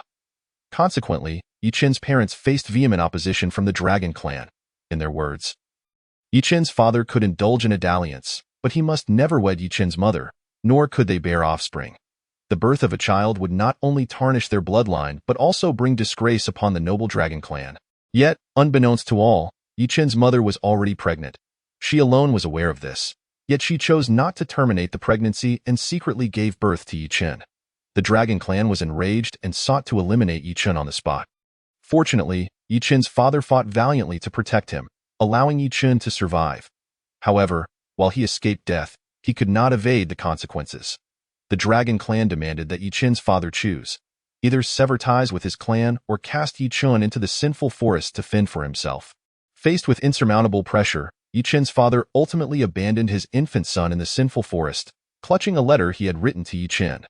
The letter contained details of Yi Chen's lineage, his name, and various expressions of regret. The sinful forest was fraught with peril, where even powerful cultivators struggled to survive, let alone an infant like Yi Chen. Yet, Yi Chen possessed extraordinary fortune and miraculously survived. Growing up under the care of a beast in time, that beast, just before its demise, entrusted the letter to Yi Chen. Upon learning the truth, Yi Chen felt as though he had been struck by lightning. The dual blow of discovering his origins and losing his guardian was overwhelming, especially as he was merely in his teens. Eventually, Yi Chen managed to escape the sinful forest, having learned survival skills from the beast over the years. Narrowly evading various dangers, he had intended to confront the world regarding his plight, but upon emerging from the sinful forest and witnessing the might of the Dragon Clan, he was left despondent and aimlessly wandered the lands. The path to ascension was arduous. Unless one possessed strength surpassing the confines of that realm, ascending directly was impossible. The path from above to below, however, was entirely accessible. Thus, Yi Chen found himself in the second layer of the Xian realm. Yet, with his current cultivation, he could never return to the realm of the dragons. "What of your mother?" Jun Changqing inquired. Why Yi Chen responded bitterly, "Senior, she is not truly my mother. If she had genuinely considered my well-being, she would not have given birth to me in the first place. I suspect she bore me solely to elevate her status within the Dragon Clan," he continued, "and he is not my father either. What kind of father would abandon his newly born son in the sinful forest? I was just an infant, utterly unaware. Later, when my father gave me the letter, I could not bring myself to hate him. Yet I felt an overwhelming sense of injustice. Why did they treat me this way?" Chapter 74. Is the human emperor well? Jun Changqing sensed Yi Chen's pain and resentment and chose not to speak. He understood. Yi Chen was indeed a pitiable child. Having endured such hardships from a young age while still harboring a heart of innocence was truly remarkable. Why Yi Chen, now more lucid, suddenly realized and composed himself, saying with difficulty, "Senior, my earlier outburst stemmed from my pent-up frustration and a moment of heated impulse. Please do not take it to heart. I have long held this burden, and today, being able to share it with you has brought me considerable relief. I am profoundly grateful for your patient listening." After expressing his gratitude, he stood and bowed respectfully, fearing that the gazes from the restaurant might displease Jun Changqing, before swiftly sitting down again. Yi Chen could discern that the enigmatic figure before him was certainly not from the second layer of heaven. Yet, that was the Dragon Clan. Although he harbored discontent towards them, he could not deny their power. How could he possibly assist? Would he be sending the figure in black to his demise? Such an act was beyond Yi Chen's capacity. Jun Changqing regarded Yi Chen for a moment before stating, "Before you encounter the Dragon Clan, you shall accompany me for a time. Once we resolve your matters, you may depart at your leisure." Just then, Xiaoyu would soon return, a mischievous presence that would benefit from Yi Chen's company, sparing Jun Changqing from her incessant chatter. Yi Chen was taken aback, his lips moving, "Senior, but that is a dragon." Jun Changqing set down his chopsticks and rose, striding towards the exit. "Tea matters not. A mere dragon, do not regard them as a threat." Yi Chen's body trembled, his eyes wide with disbelief, and for the first time, a glimmer of hope sparked in his pupils. He quickly placed a few coins on the table and turned to follow Jun Changqing hastily. Could it be? Could Yi Chen finally seek retribution? After dinner, the sun had set, and the sky darkened. The lights of Tian'an City gradually illuminated the streets. Jun Changqing strolled leisurely, causing both human and alien cultivators to part in fear, bowing deeply to allow him passage. Yi Chen followed closely behind, his head bowed, feeling an unprecedented sensation of security and reassurance. Suddenly, Jun Changqing halted, and Yi Chen immediately stopped as well, curious to see two women standing ahead. One was a girl with twin ponytails, and the other was a veiled lady in a simple dress. This scene did not go unnoticed by the surrounding cultivators, who exchanged glances of disbelief. They thought, these two dare to block the path of the god of death? What a pity! Such beauty, destined for an early demise. That moment, Jun Changqing entered a nearby tea house. Although Yi Chen was puzzled, he followed closely. Soon, In the astonished gazes of the crowd, the two women also entered the tea house. What? No slaughter? Inside the tea house, on the second floor by the window, Jun Chongqing sat opposite Han Churyuo. Yi Chen and Zi Ling stood beside them. Zi Ling completely ignored Yi Chen, her peripheral vision discreetly assessing Jun Chongqing, her eyes betraying a mix of fear and caution. Han Churyuo was about to speak when Jun Chongqing interrupted, his tone unyielding and commanding. Is the human emperor well these days? Han Churyuo's pupils constricted violently, and she sprang to her feet. Xiling gazed in astonishment at the man in black before her, while Yi Chun stood dumbfounded. What? The emperor of humanity? Senior, what is your true identity? To speak so explosively upon introduction. Han Xiuru, observing Jun Chongqing, inhaled deeply, slowly taking a seat. After a prolonged silence, she inquired, Senior, do you know my master? Suddenly, a gasp echoed through the air, as Zelene and Han Xiuru turned in shock to find Yi Chun inhaling sharply. Aware of their gazes, Yi Chun hastily covered his mouth and nose. He was utterly stunned. The veiled woman before him was actually a disciple of the Emperor of Humanity. This revelation was nothing short of explosive. After all, what does it mean to be the Emperor of Humanity? It is not an exaggeration to call him the sovereign of all humanity across the 99 heavens. Throughout history, every Emperor of Humanity has been the temporary leader of the human race. The foremost decision-maker for humanity, Jun Chongqing's eyes remained calm as he replied, I suppose you could say I know him. This time, it was Han Xiuru and Xiling's turn to be astonished. They realized they had severely underestimated this man in black. To be acquainted with the Emperor of Humanity, what great sage could he possibly be? There was another point that left Han Xiuru perplexed. How had this man recognized her identity? She was certain she had never encountered this black-clad youth before. Not a single trace of memory remained. May I ask for your name, Senior? It would be helpful for me to report back to my master, Han Xiuru said with a hint of respect. The man before her truly seemed to know the Emperor of Humanity, thus he must be a great sage. Even she had to show him respect. Upon hearing this, Jun Chongqing's gaze shifted slightly, and upon receiving the information he sought, he rose and said, My name is inconsequential. Farewell. With that, he departed alongside the astonished Yi Chun. Xian knew, this esteemed senior. Xiling exclaimed, taken aback as she watched Jun Chongqing's retreating figure, her mind racing with thoughts. How could she have no recollection of such a great sage? And how had such a figure arrived in the second heaven? Han Xiuru took a deep breath and said, He must be some hidden great sage.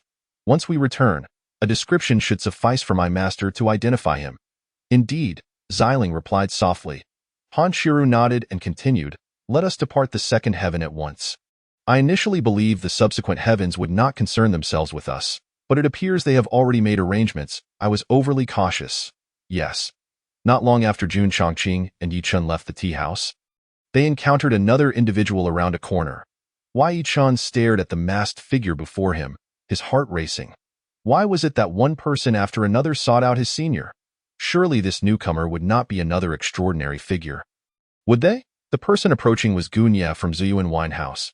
At this moment, Gunya gazed blankly at Jun Chongqing, his lips moving but failing to articulate any words. It was as if he bore an uncanny resemblance to the statue of the late hall master in the main hall of the temple.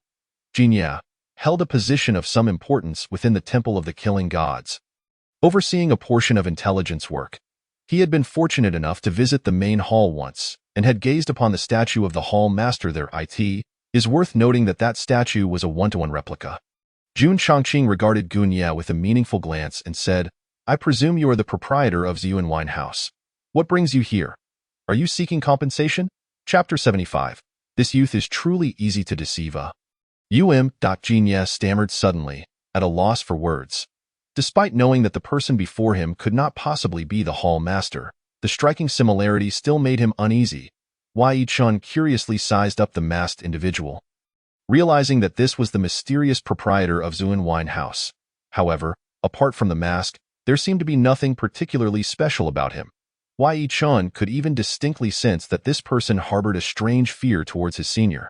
Gunya suddenly smiled in relief, saying, Not at all. I have heard from my supervisor about your exploits. I merely wish to make your acquaintance and befriend you. Initially, he had intended to settle accounts. as the wine house could not suffer losses without recompense. However, now he thought better of it, as the pressure from this face was overwhelming. Jun Chongqing shot Gunya a profound glance before stepping forward to pat him on the shoulder. Do well with that, he left alongside the bewildered Yichun. Inya stood there dazed, pondering the meaning behind do well at it sounded remarkably like the words of a superior addressing a subordinate. Jinya's pupils constricted, and he sighed deeply. This was impossible. He was truly losing his mind, thinking along those lines. Jinya turned around, but Jun Chongqing's figure had already vanished. A month later, on a rocky cliff in the northern part of the Xinyuan realm, two sturdy elders arrived, their expressions grim upon witnessing the devastation. How despicable! Our northern branch of the Rock Spirit clan has truly been annihilated. What a vile heart! Poor Hauer, calm down, Great Elder. The two were the Great Elder, Shi Yunchong, and the fifth Elder, Shi Kun, from the headquarters of the Rock Spirit clan. Consumed by rage, they had rushed here with great speed, traversing several teleportation arrays, covering a journey of 3 months in just one. Upon arrival, they found the once thriving northern branch devoid of life. Not even a single corpse of a clan member remained. Only the blood of the Rock Spirit clan was strewn across the ground, making it unimaginable what horrors the northern branch's members had suffered. The more Shi Yunchong thought of Shi Hao's tragic fate, the angrier he became. He abruptly pulled out a list and thrust it into Shi Kun's hands, saying, "This is the list of those slaves from the northern branch. Investigate. Find out for me." Shi Kun looked at the list, sighing, "Great Elder, we spent a month on the way here. During that time, those human slaves have likely long since fled. The north is vast. It's akin to searching for a needle in a haystack." Upon hearing this, Shi Yunchong spat out a mouthful of blood in fury. Did he not know this? It was precisely because of this that he felt such unbearable discomfort. Stifling his emotions, Shi Kun suddenly remarked, "Great Elder, the ones who died were all our Rock Spirit clan members. The human slaves, however, survived, which indicates that someone must have come to rescue them." Shi Yunchong looked to the heavens, a blank expression on his face. The feeling of having no leads was excruciating. Could it be that their northern branch perished in vain? Could it be that his Hauer died for nothing? Shi Yunchong was unwilling to accept such a fate. "Excuse me, are you here to investigate the cause of the Rock Spirit clan's demise?" A sudden voice arose from behind Shi Yunchong and Shi Kun, startling both men into swift turns. They were met with the sight of a young boy in splendid black attire, grinning innocently at them.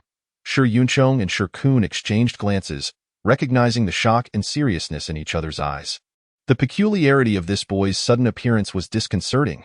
They had not sensed him at all. Had they been too lost in their grief to notice? That seemed unlikely. Given their cultivation levels, it was nearly impossible for any disturbance within 100 miles to escape their notice, let alone a living person appearing directly behind them. This boy was undoubtedly suspicious.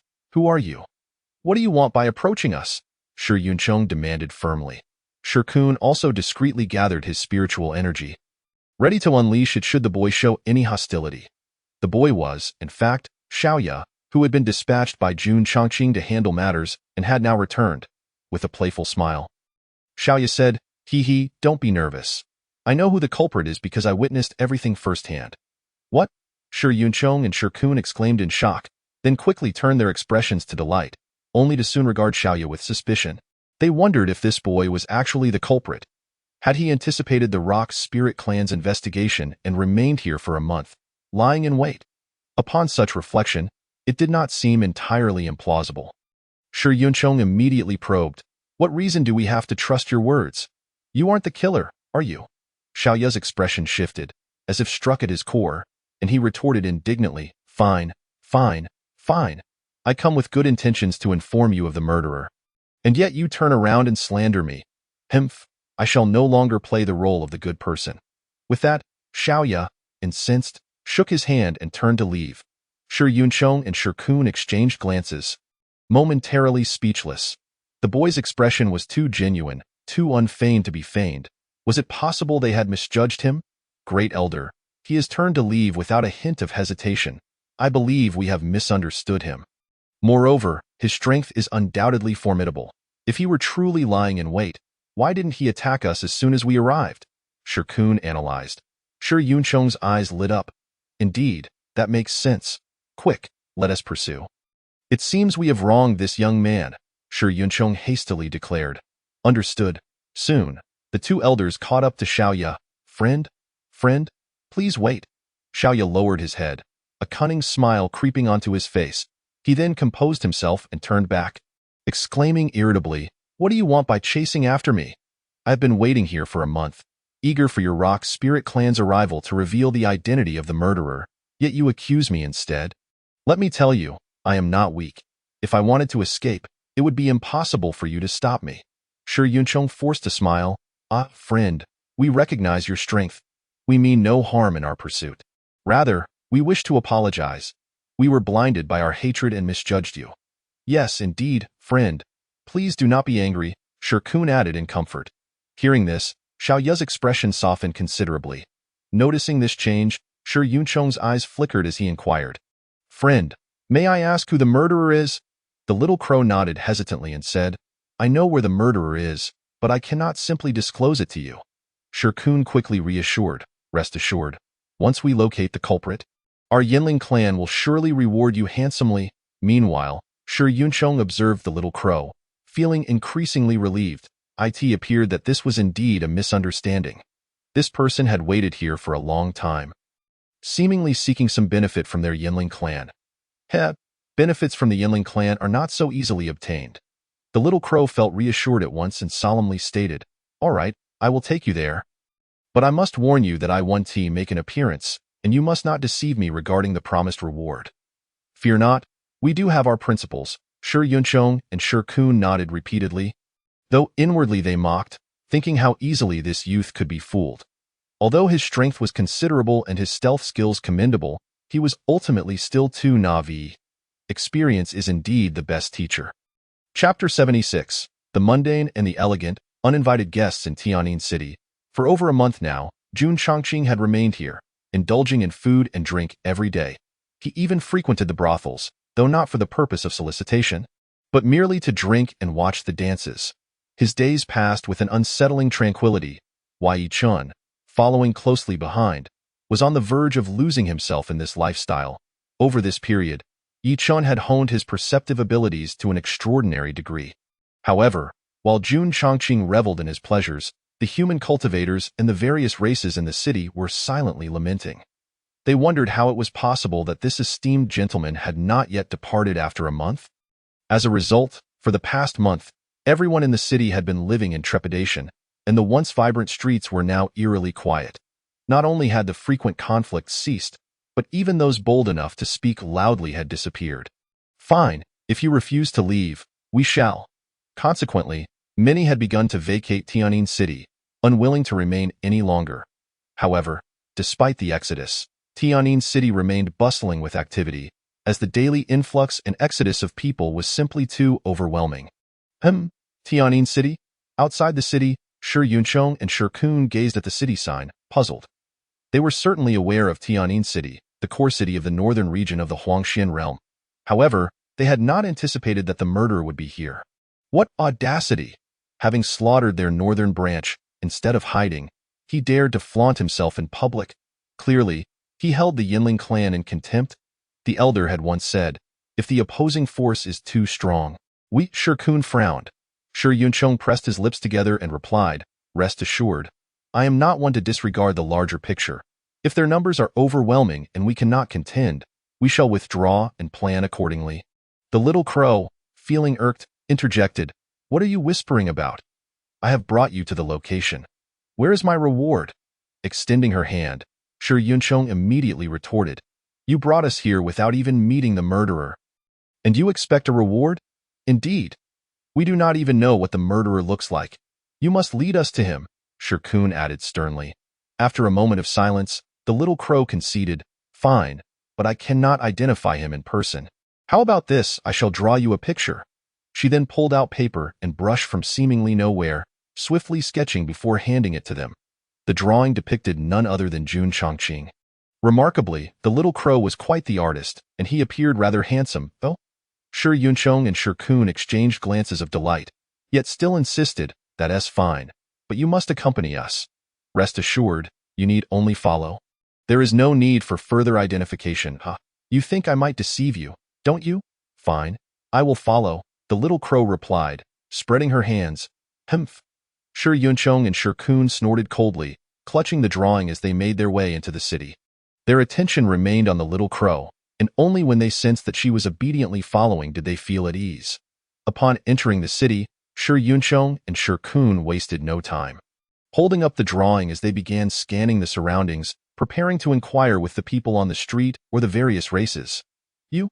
Come here. Have you seen this person? They quickly seized a human cultivator and pressed him for answers. Initially, the cultivator was displeased, but upon seeing the imposing figures of Shi Yuncheng and Shi Kun, their intimidating presence made him hesitant to raise his voice. Are you two looking for the person in this drawing? The cultivator appeared stunned upon seeing the image. Good heavens, is this the esteemed gentleman? In Tianjin City, who doesn't recognize this legendary figure?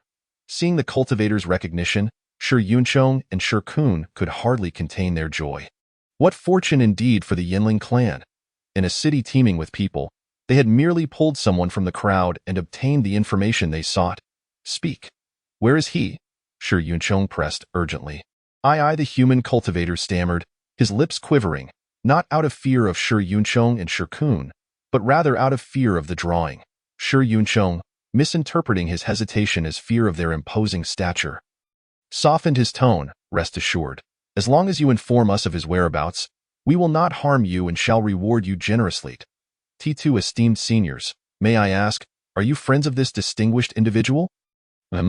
Distinguished individual? Shi Yuncheng immediately seized upon this phrase, realizing that this person held some notoriety in Tianjin City. He had intended to take action against the cultivator but was preempted by Shi Kun, who interjected, "We are his friends." Friends? That's wonderful. Truly, the distinguished gentleman is exceptional, maintaining such good relations even with other races. The human cultivator sighed in relief and pointed in a direction. At this moment, he should still be at the Manchun building. You may find him there.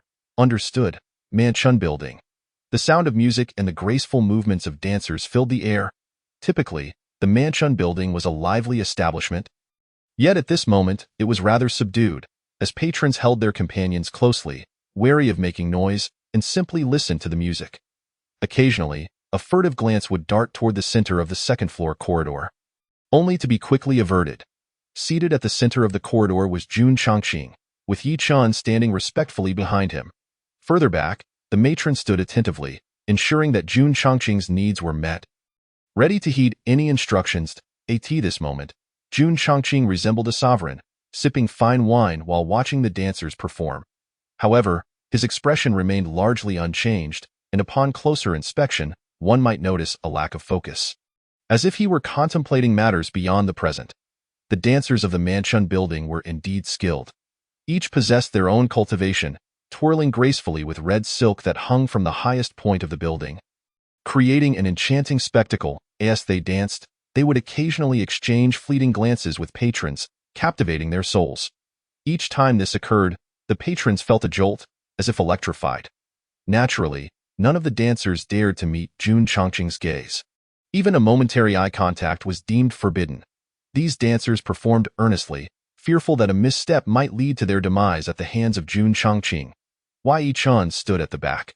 Yet he too could not help but occasionally lift his gaze to the opulent surroundings, his eyes misty. Previously, he had only heard tales of such establishments, but now he found himself frequently accompanying his master. The brothel was truly a fascinating place. Amidst all the indulgence, Yi Chun had lost track of what was mundane and what was elegant.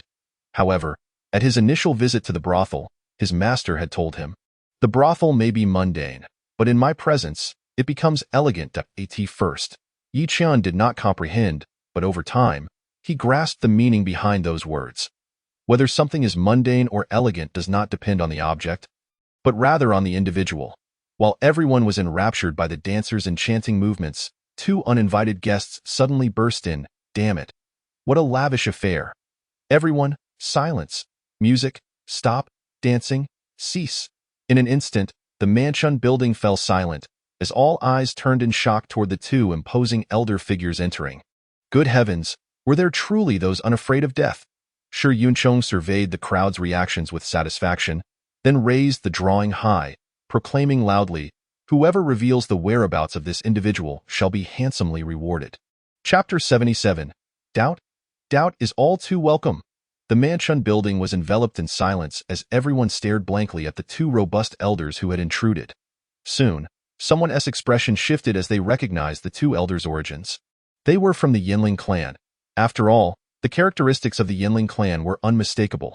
Every member, regardless of age or gender, was strikingly robust. The Yinling clan was indeed a top-tier race in the second heaven. One could not help but wonder what the Yinling clan was doing in the Manchun building. Consequently, many gazes converged upon the image raised high by Shi Yuncheng, their pupils dilating in realization. Good heavens, were they here to find the distinguished gentleman in black? The crowd's eyes flickered, yet they managed to suppress their glances toward Jun Chongqing on the second floor. Regardless of the Yinling clan or the distinguished gentleman in black, neither was a force to be trifled with, however, in the eyes of the onlookers. While the Yinling clan was formidable, compared to the distinguished gentleman in black, they likely paled in comparison. Was the Zijin elephant clan powerful? Yet they were effortlessly slaughtered by the gentleman in black. Even if the Yinling clan were stronger than the Zijin elephant clan, their superiority was limited. Shi Yuncheng, witnessing the vast Manchun building fall into silence, felt a chill creep into his heart. Elder, look! Shi Kun suddenly pointed toward the black-clad figure seated in the center of the second floor, his eyes lighting up. Shi Yuncheng followed Shi Kun's gesture and immediately spotted Jun Chongqing. He examined Jun Chongqing and then the drawing, a smile creeping onto his face. Indeed, such a person existed. It seemed that the youth had not deceived them after all. I am the elder of the Yinling clan. Are you the one who colluded with the forces behind you to massacre my clan's northern branch? Shi Yuncheng suddenly pointed at Jun Chongqing and shouted. At his words, the entire venue was thrown into shock. Astonishing was the identity of the elderly man. Yet even more shocking was the fact that this dark-clad gentleman truly lived up to the moniker of the god of death. He had actually slaughtered a faction of the Rock Spirit clan. How ruthless could one be? The dark-clad gentleman seemed to wreak havoc wherever he went, his hands itching for blood if a day passed without a killing. Jun Chongqing's gaze remained serene as he inquired. And then? Shi Yuncheng hesitated. What do you mean by and then? Such arrogance, however. Shi Kun discerned a clue, whispering, Elder, this person shows no signs of panic in the face of us. He must have some backing, since we have located him. Should we not withdraw first to report to the clan leader and deliberate further? Upon hearing this, Shi Yuncheng's eyes flickered as he wrestled with his thoughts, reluctant to yield. The onlookers also perceived the hesitation between the two. Inwardly marveling at the god of death's fearsome reputation, even the Rock Spirit clan held him in such dread. Kill him, Jun Chongqing suddenly declared. Shi Yuncheng and Shi Kun's expressions shifted gravely, as if facing a formidable adversary. Should the situation turn dire, they would flee without hesitation. The assembly was taken aback, uncertain to whom Jun Chongqing was speaking. They instinctively turned to glance at Yi Qian behind Jun Chongqing. Could it be him? Indeed, it must be him. Noticing the multitude of bewildered gazes directed at him, Yi Qian's face flushed, feeling exceedingly awkward. His prowess was nowhere near that of these two elders of the Rock Spirit clan. Yet, at the behest of his master, he had to muster the courage to confront them. Even if he could not win, he still had to fight.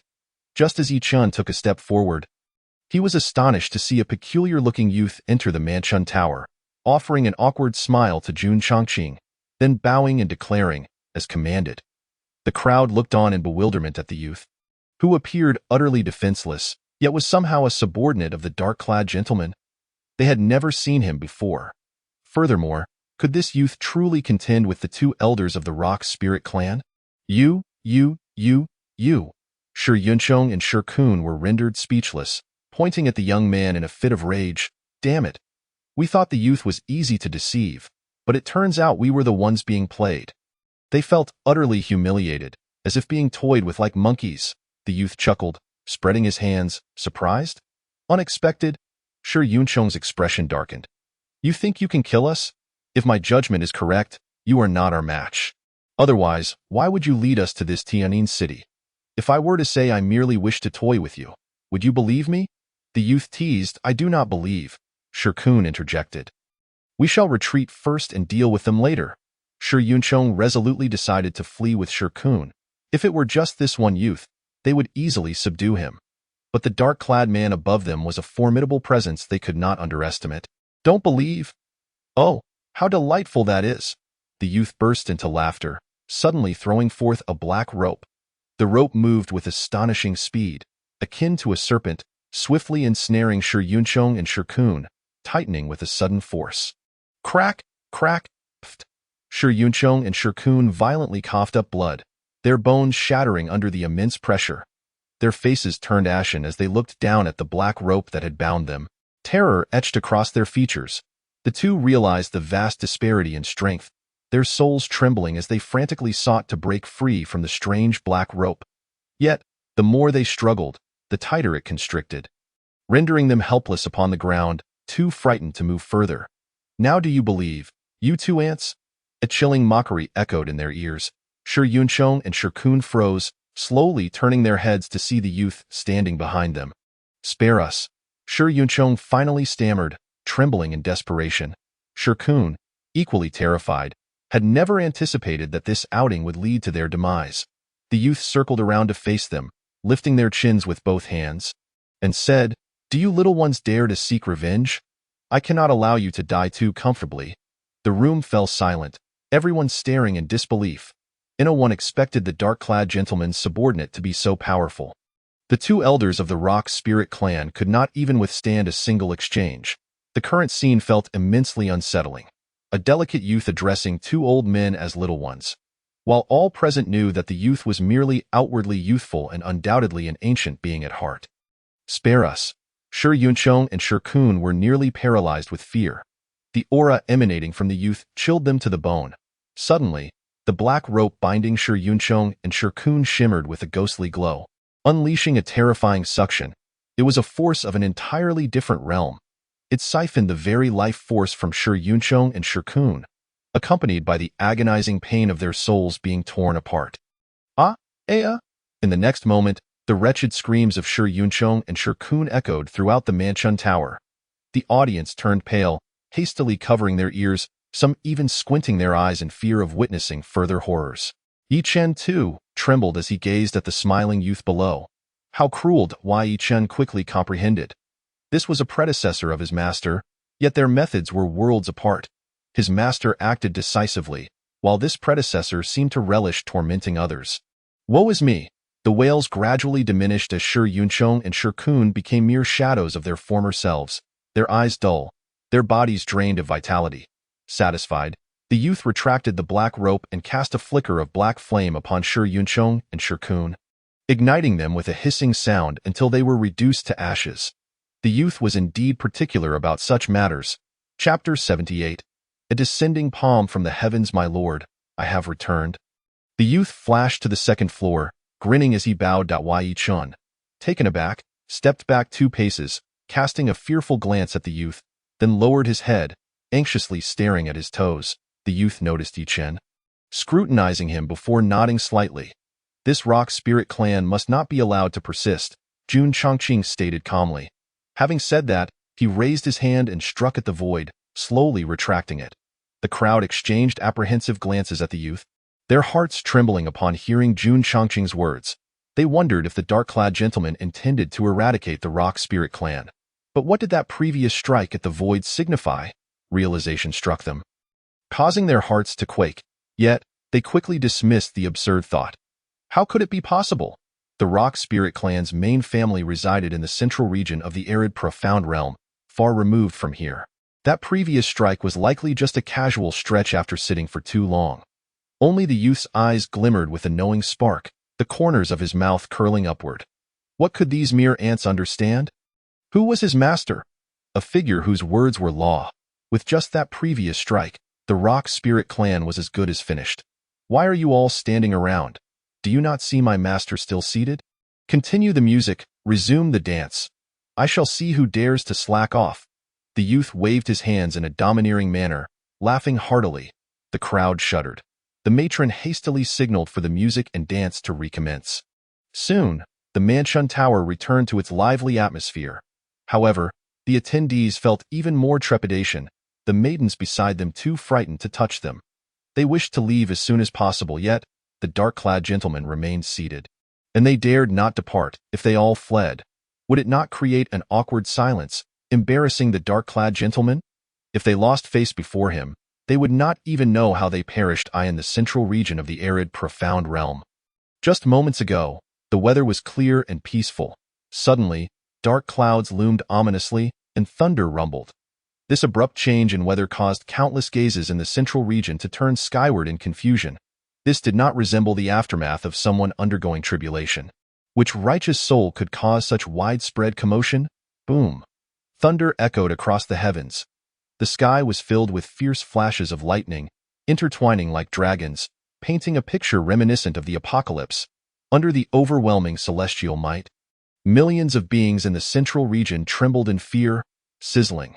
The sky was filled with arcs of lightning, suddenly flashing in rhythmic patterns, gradually forming a colossal shadow of a thunderous hand amidst the astonished gazes. The sky crackled with thunder, enhancing the formidable presence of the thunderous hand.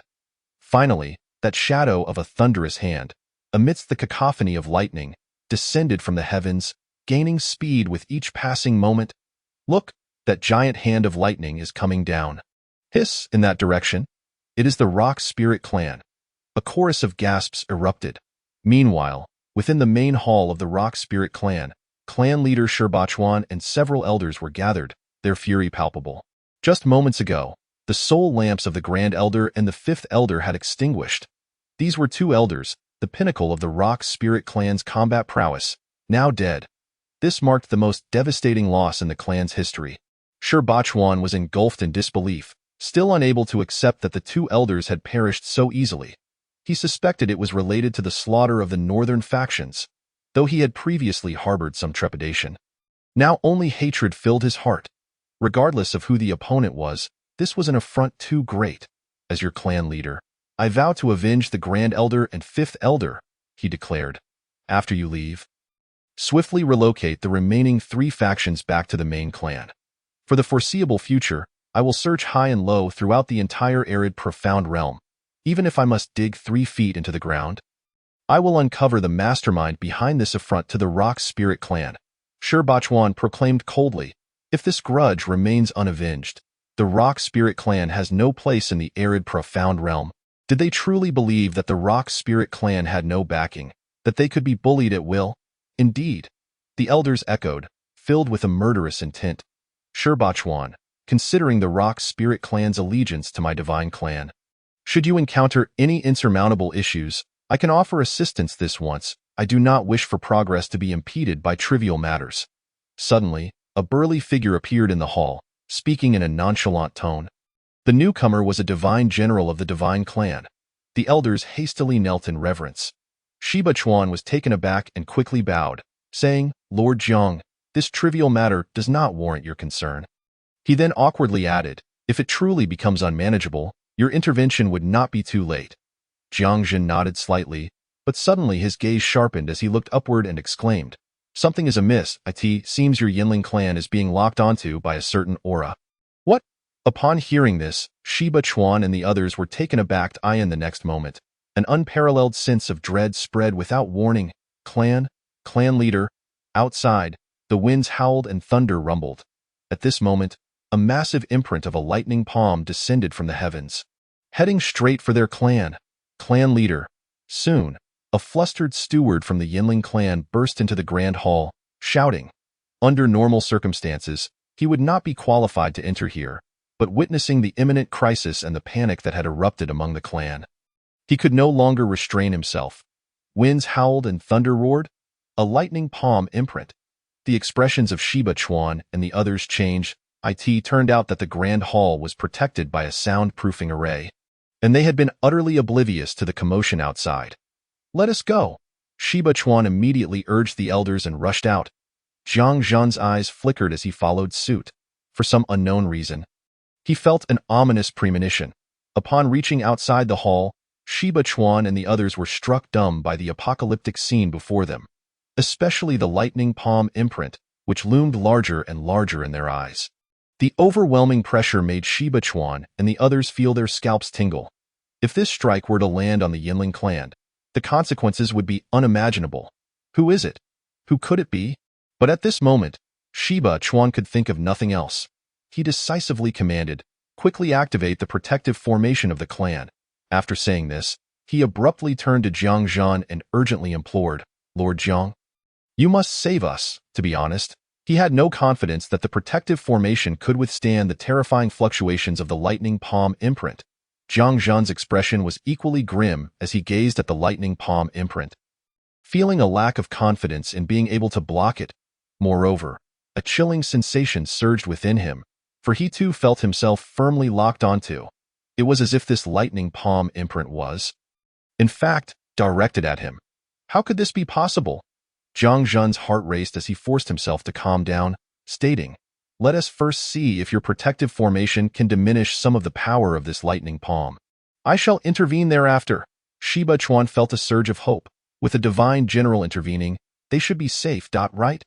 At this moment, the Yinling clan had already activated their formation, and countless clan members anxiously watched the rapidly approaching giant lightning palm in the sky.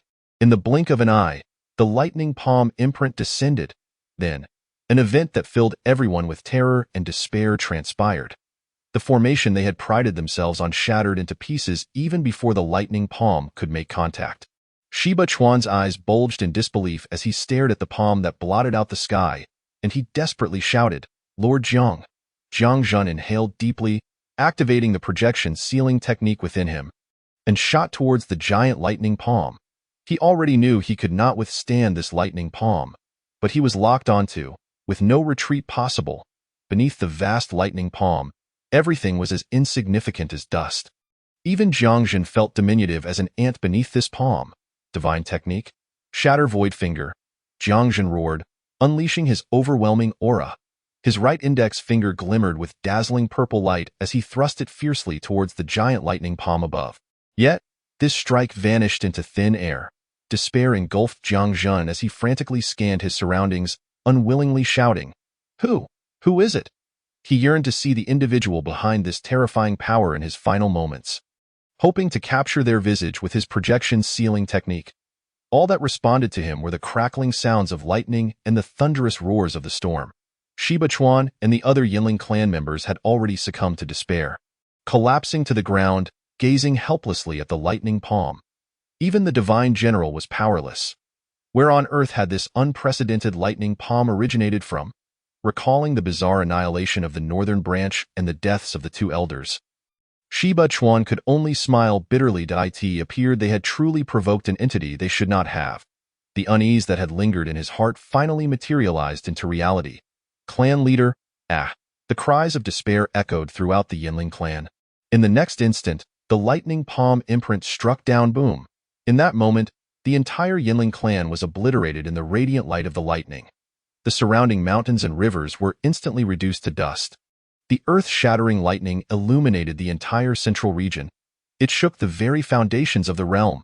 In Tianyin City, within the Manchun Tower, the zither's melody flowed gently, captivating hearts, while the dancing maiden soared gracefully.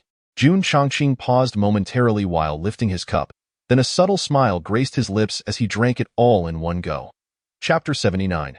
Gunyez's surprised doubt the Yinling clan was annihilated beneath a lightning palm imprint, and simultaneously, the remaining branches perished in a mysterious manner. This event sent shockwaves throughout the entire Huangxian realm for quite some time. There were two prevalent theories regarding this incident. Half of the beings speculated that the Yinling clan's numerous misdeeds had drawn down divine retribution. The other half conjectured that the Yinling clan had offended a certain forbidden existence, thus inviting their extinction. When this explosive news reached Tianyin City in the north, countless cultivators and other races stood stupefied. The Yinling clan was truly obliterated, eradicated by a giant lightning palm descending from the sky. It was already common knowledge that Jun Chongqing had slain two Yinling clan elders in Manchun Tower and proclaimed that the Yinling clan must not be spared. Now, the Yinling clan was indeed exterminated. Moreover, according to reports, the time of their destruction coincided precisely with Jun Chongqing's declaration. Many who were present in Manchun Tower that day recalled Jun Chongqing's casual strike aimed at the void, their expressions turning filled with awe and complexity. Could it be that the seemingly unremarkable palm of the man in black had traversed thousands of miles to strike the Yinling clan? To what extent had such power been attained? Henceforth, Jun Chongqing became a taboo figure in Tianyin City. and none dared to speak of him again. Those with insight realized that throughout it all, they had never learned the name of this being. Meanwhile, Jun Changqing had already departed Tianyin City, leaving behind only a faint trace of legend before vanishing into the distance. Divine Lord, the life fruits of both Jiangji and Jiangzhen on the evergreen tree have withered and rotted. I am already aware. You may leave. Yes, I take my leave. Inside a magnificent palace, a towering divine being with 3 purple horns on his forehead gazed intently at the unfolding scene before him. It was the second layer of the Huangxian realm, where the Yinling clan confronted the giant lightning palm, the moment when the lightning palm effortlessly obliterated Jiangzhen and the Yinling clan into nothingness. The divine being's eyes flickered momentarily. Shaya clenched his fist slightly, repeatedly scrutinizing the image. After a lengthy pause, he took a deep breath and vanished into thin air. Having dealt with the killing god palace numerous times, he could affirm that this was certainly not the handiwork of its members. The deaths of Jiangji and Jiangzhen were rife with anomalies. Behind the scenes, aside from the killing god palace, who else dared to oppose their divine race? At the Drunken Fate Tavern, Lord Gunya, the divine race of the first layer has been completely eradicated. Jinya turned around, looking at the reporting duo. Qin and Yin and smiled, saying, "Thank you for your hard work. I shall record your contributions." Upon hearing this, Qin and Yin exchanged awkward glances. Yin scratched his head and said, "Lord Gunya, actually, we didn't do much." It's just that Yan's gaze frequently darted towards Qin, feeling conflicted. This was indeed a contribution worth noting. More importantly, if a divine general had appeared, it would indirectly imply that Gunya's intelligence had nearly led to their demise. Qin bowed slightly and said, "Lord Gunya, it is like this. The other worlds of the first layer were indeed as you described, but in the Baiqiong realm, a divine general did appear." "Oh?" Gunya was surprised. "How did you manage to survive?" "Wait, that's not right. Didn't Qin and Yin just say the divine race of the first layer was completely eradicated?" There seemed to be a contradiction here. Qin replied, "Lord Gunya, the divine general was not slain by us. When we arrived in the Baiqiong realm, one divine soldier had already perished in the southern domain. Subsequently, we traveled to the northern domain, where we learned that 2 divine soldiers and 1 divine general had fallen." Jinya stepped closer, his voice solemn as he inquired, "What is the situation?" Qin and Yin exchanged glances, their expressions becoming grave beneath their masks. "We heard it was the work of the Crow ancestor from the demon realm and a young man." "The Crow ancestor?" Gunya's eyes widened in shock. Typically sharp-minded, he found himself unable to comprehend the implications. If the Crow ancestor was involved, it would explain the annihilation of the divine generals. But wasn't he the Crow ancestor trapped in the heavenly sealing array? Given the Crow ancestor's formidable strength, it wasn't implausible that he could collaborate with many powerful figures from the demon realm to breach a corner of the heavenly sealing array. That made sense. Yet, what remained illogical was why a being like the Crow ancestor would venture into the barren first layer. It was utterly unreasonable for the Crow ancestor to appear in the first layer. The young man? Gunya suddenly asked. Who was that young man? Yin chuckled bitterly and shrugged. Lord Gunya, we have no idea. We didn't even get to see him. We heard from the cultivators of the Baiqiong realm that after the Crow ancestor and that young man dealt with the divine race, they left the first layer. As Yin spoke, he hesitated before adding, I heard the Crow ancestor holds a great deal of respect for that young man. What? Gunya's expression shifted dramatically. What a remarkable figure Yazoo is. Both powerful and defiant in this world, aside from those who existed 100,000 years ago.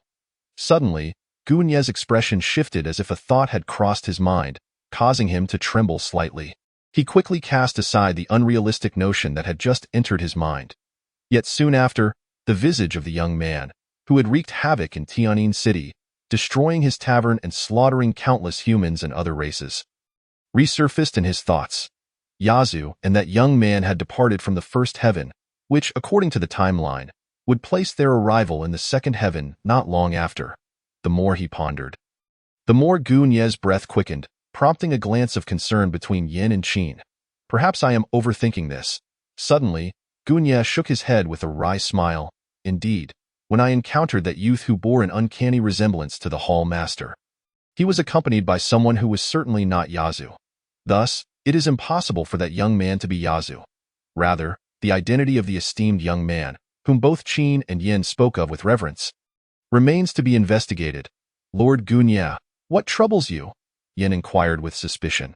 He had never witnessed such emotional turmoil in Gunya, who was typically a paragon of calmness. Dinya replied with a chuckle. You may find it hard to believe, but not long ago in Tianyin City, I encountered a person who looked strikingly similar to the Hall Master. That moment, I was momentarily disoriented, thinking the Hall Master had returned. Ah?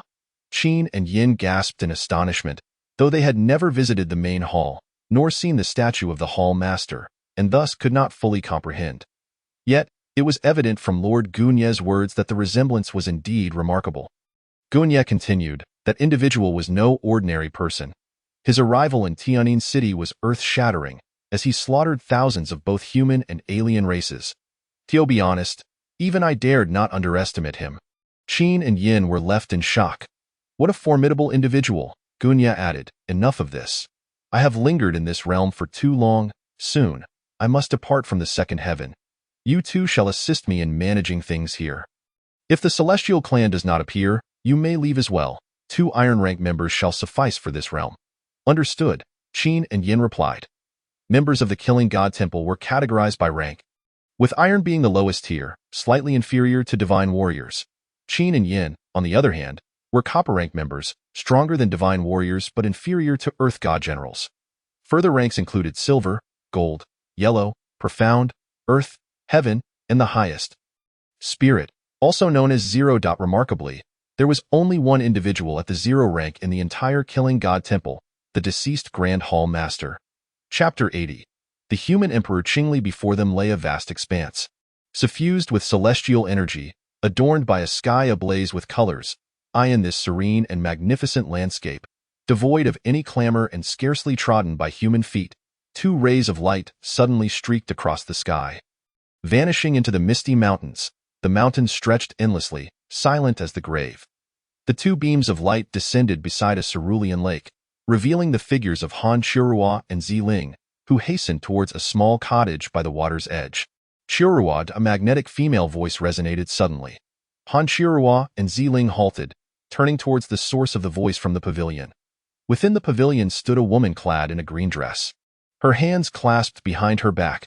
The woman's skin was fair, her features exquisite as if sculpted by an artist, her figure tall and slender, proportions perfect to the point of astonishment. Her waist, though delicate, exuded strength, as if she could bear the weight of the world. Her eyes sparkled like stars, deep and mysterious, a vision of beauty akin to the most brilliant star in the night sky. Impossible to overlook, yet, the aura of authority that emanated from her was formidable, rendering one unable to meet her gaze, even compelling one to bow in reverence. This green-clad woman was none other than the current human emperor. Qingli, Master! Han Qiruo exclaimed with delight upon recognizing her, promptly making her way to the pavilion. Ziling also composed herself and approached respectfully. We greet you, Master, Your Excellency, the human emperor. Upon reaching the pavilion, Han Qiruo bowed deeply, while Ziling knelt.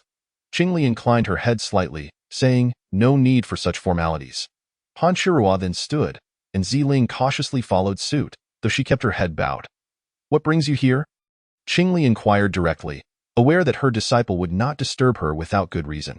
Han Qiruo responded respectfully, Master, during my recent travels, I encountered a great sage of the human race in the second heaven.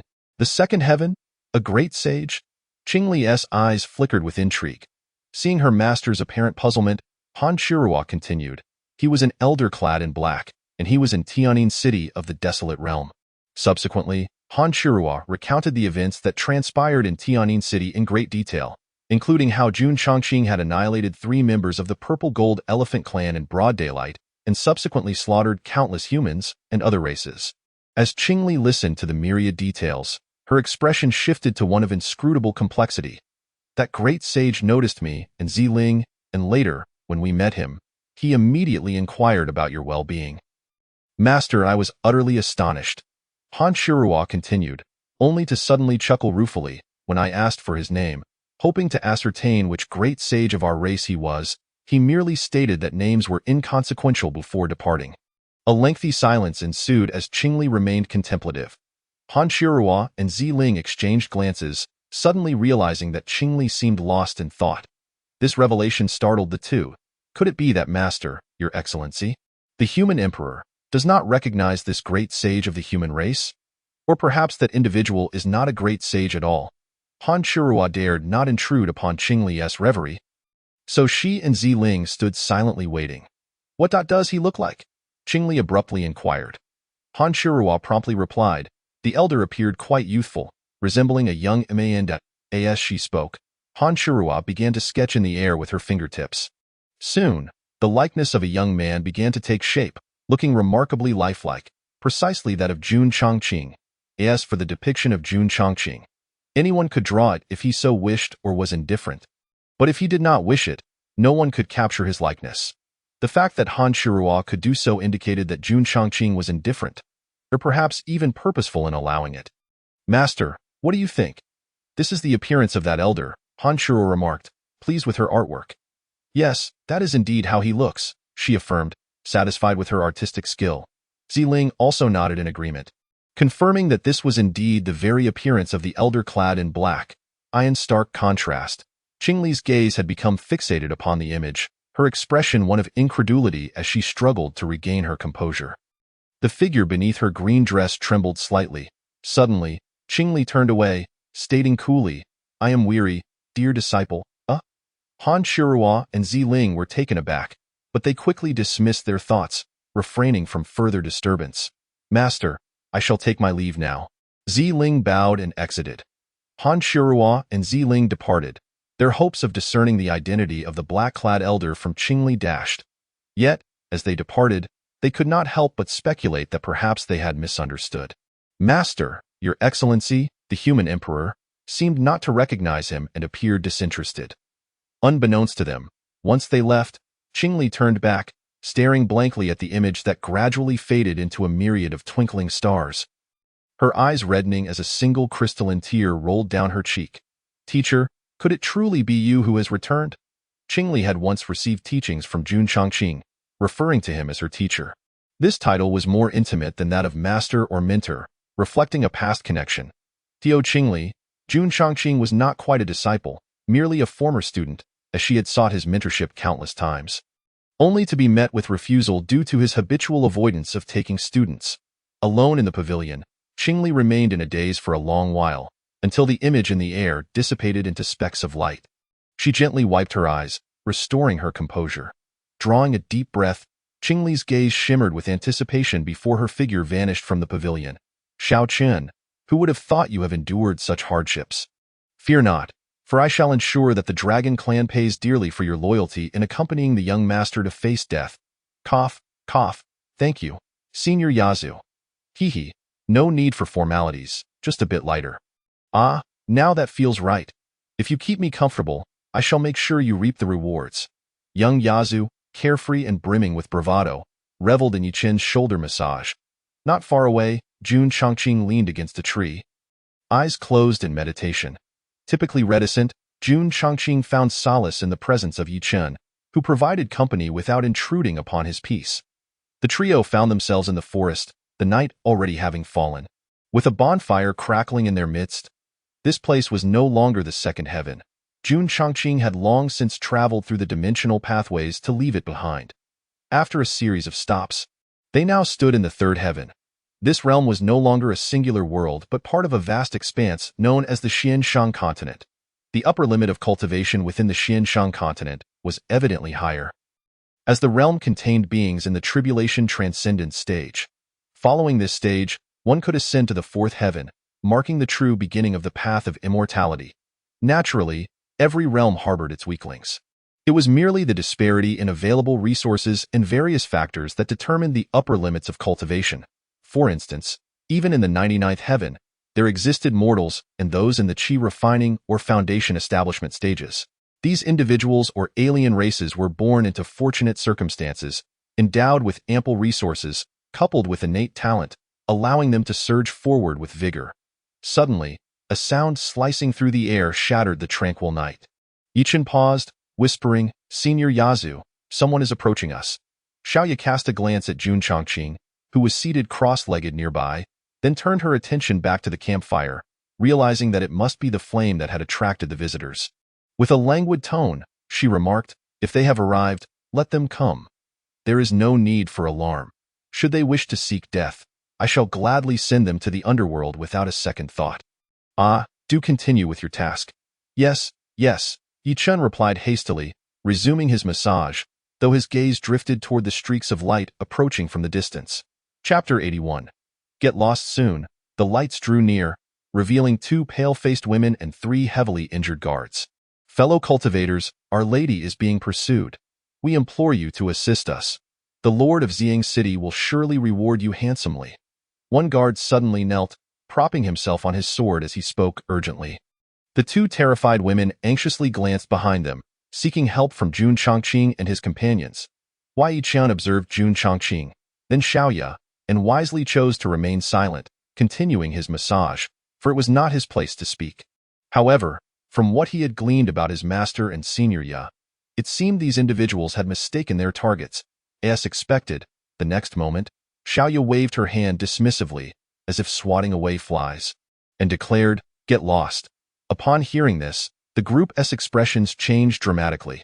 They had not anticipated such cold indifference from the trio, and even their mention of their prestigious background had been futile. After all, they were associated with the Lord of Xiang City. Sensing the aura closing in from behind, their hearts raced. Noticing that the group was still lingering, Xiaoya continued, "Xiao Qian, shoo these flies away." Wei Yiqian nodded vigorously. Stepping forward, somewhat awkwardly and softly urged, "You all best be on your way." Did I not instruct you to chase them off? Why the politeness?" Xiaoya's teasing voice echoed from behind. Wei Yiqian's body jolted, his expression shifting as he pointed at the intruders and shouted fiercely, "Get lost! Did you not hear me telling you to leave? If you don't, I swear I'll deal with you before your pursuers do." The sudden ferocity in Yi Chen's demeanor startled the group, prompting them to grit their teeth and blend into the night. Fleeing, Yi Chen breathed a sigh of relief and returned to massaging Xiaoya's shoulders. "Well done," Xiaoya chuckled. "Xiao Qian, you're still young and inexperienced. It's best to avoid meddling in trivial matters like these. Don't end up with trouble on your hands." Wei Yiqian nodded silently. "I will heed Senior Ya's advice." In truth, Yi Chun was the type of person with a warm heart. Over the years, wandering through various places and encountering numerous people and events, he had always lent a helping hand when able. Yet, he had also experienced the sting of betrayal. Nevertheless, he retained that initial fervor. Such is the nature of an innocent heart, which often leads one to be labeled as a fool. Just then, another group of masked individuals approached. The leader coldly inquired, "Hey, did you see which direction those 2 women fled?" Their target's aura had split into 2 distinct paths. The 3 guards and the 2 women had likely separated. "Senior Ya, should we point them in the right direction?" Yi Chen hesitantly asked. Xiaoya replied languidly, "Ignore them. If they lost track of their quarry, that's their problem, not ours." Wei Yiqian was taken aback. He had expected Senior Ya to give him the go-ahead. Little did he know, it was all one and the same. Are you deaf? Can't you hear my question?" The leader's tone turned icy. Xiaoya laughed. This was not her concern. These ants were simply rushing toward their demise. How dare they speak to her in such a manner? "Xiao Qian, go on, eliminate them," she instructed casually. The masked individuals, with the highest cultivation level only at the early stage of transformation, were no match for Yi Chun, who was at the initial stage of integration. It would be child's play to deal with them. "Understood," Yi Chun responded quickly, not hesitating for a moment, and vanished in an instant. The masked individuals were dumbfounded. What did this mean? Attacking at the slightest provocation? Moreover, it was clear he was just a junior. Did he truly look down on them? But before they could react, Yi Chen's overwhelming presence crushed them, causing their pupils to contract in horror. An integrated powerhouse. How could this be? Without waiting for further comprehension, they were mercilessly crushed by Yi Chen's might, dying instantly. "Senior Ya, shall we bury them?" Yi Chen turned to ask. Xiaoya paused for a moment, then replied in exasperation, "You're surprisingly considerate." Wei Yiqian scratched his head awkwardly. Suddenly noticing the campfire's dwindling flames, he suggested, "Then we might as well burn them. It will serve to stoke the fire." Thus, they proceeded without delay. Xiaoya observed as Yi Chen meticulously tossed each body into the flames. stroking her chin in contemplation. Nearby, Jun Chongqing remained with his eyes closed, delving into the realm of the void. He realized that despite having just grazed the threshold of the void, he was encountering a bottleneck. It seemed he was missing something crucial. Meanwhile, the 2 women and 3 guards from the Lord of Xiang City, having split up, regrouped, the group rejoiced, discovering that the pursuers had vanished. "Miss, your strategy worked wonders. They must have lost track of us when we suddenly split." The maid, Xiao Chui, exclaimed joyfully. "Indeed, thanks to your brilliance, we have survived." The guards chimed in, laughing heartily. Who would wish for death if it could be avoided? Zhang Ye smiled faintly, then stated, "All right, we are near Xiang City now. Since the danger has passed, let us hurry back. Who knows if they might pursue us again?" Xiao Chui suddenly looked back at the night sky. Pouting in dissatisfaction, "Miss, those 3 people earlier, they were so heartless, leaving us to fend for ourselves." The guards nodded in agreement, their eyes flashing with displeasure. It was one thing not to help, but to wish them harm despite having no enmity was truly contemptible. Upon hearing this, Zhang Ye's expression darkened, but she said nothing further. However, she silently resolved that the trio better not appear in Xiang City, or if she encountered them, she would ensure her father taught them a lesson. The following day, Jun Chongqing opened his eyes, gazing at the dawn's light breaking the horizon. Before rising to his feet, Yi Chun sat cross-legged, diligently cultivating, while Xiaoya was comfortably nestled against his shoulder. Sound asleep. Not wanting to disturb them, Jun Chongqing stood quietly until the sun rose higher. After a while, Yi Chun concluded his meditation, exhaling a breath of stale air before slowly opening his eyes. Upon seeing Jun Chongqing standing there, he was startled and hastily stood up. "Ouch!" Xiaoya, abruptly losing her support, tumbled down. Just as she was about to scold Yi Chun, she spotted Jun Chongqing, and her expression shifted instantly. She quickly got to her feet, nervously smiling. "Hee. When did you wake up, young master?" Jun Chongqing replied nonchalantly, "I've been standing for half an hour." "What? Half an hour?" Xiaoya's expression changed, her head drooping as she stammered. Yi Chun had long since realized that the proud senior Ye was most afraid of their master, and this was evident now more than ever. However, Yi Chun himself felt quite flustered. Thankfully, Jun Chongqing seemed indifferent, turning to say, "Let us go to a nearby town for breakfast. After last night's roasted beast meat, we ought to have something lighter in the morning." Yes. Xiaoya and Yi Chun exchanged relieved glances and hurried to catch up. Chapter 82. Young man, do you want a wife? Xiang City. Early in the morning, the streets were bustling with people, filled with the lively atmosphere of everyday life. The trio entered a porridge shop on the side of the street. After Jun Chongqing and Xiaoya found a seat, Yi Chun immediately called out, "Boss, 1 bowl of porridge and a piece of oil pancake, please." Upon hearing this, the porridge shop owner paused, glancing at the 3, and confirmed, 1 bowl of porridge and 1 oil pancake? "Are you 3 sure?" Yi Chun nodded emphatically, "Yes." The owner fell silent, turning to fetch the porridge. Meanwhile, other patrons in the shop began to scrutinize Jun Chongqing and his companions, whispering amongst themselves, "Hey, looking at their attire, they don't seem like people who lack money, do they? Right? 3 people sharing a bowl of porridge and a pancake. Is that enough to fill them? Of course not. Just my old man alone would need 3 bowls of porridge and 5 pancakes. Alas, that's quite pitiful. Could they be fallen noblemen?" Hearing these remarks, Jun Chongqing remained unfazed. Xiaoya chuckled softly, stroking her chin. Had it not been for Jun Chongqing's silence and the fact that they were mere mortals, she would have certainly dealt with them. Only Yi Chun felt a flush creeping up his cheeks. "Boss, add 2 more bowls of porridge and 2 oil pancakes for these 3 young gentlemen, on my tab." An older man waved his hand cheerfully. "All right," the owner responded with a smile, just as he had placed a bowl of porridge and pancake before Jun Chongqing. Yi Chun quickly stood up, waving his hands in explanation. No, sir, you're too kind. We don't need it. Our young master has a small appetite. 1 bowl of porridge and 1 pancake is more than enough." Having accompanied Jun Chongqing for some time, Yi Chun was quite familiar with his eating habits. The old man chuckled. "Young man, there's no need to be polite with me. It's just a few coins." Yi Chun was about to explain his own financial standing when Jun Chongqing suddenly interjected. "Then we thank you for your kindness, sir.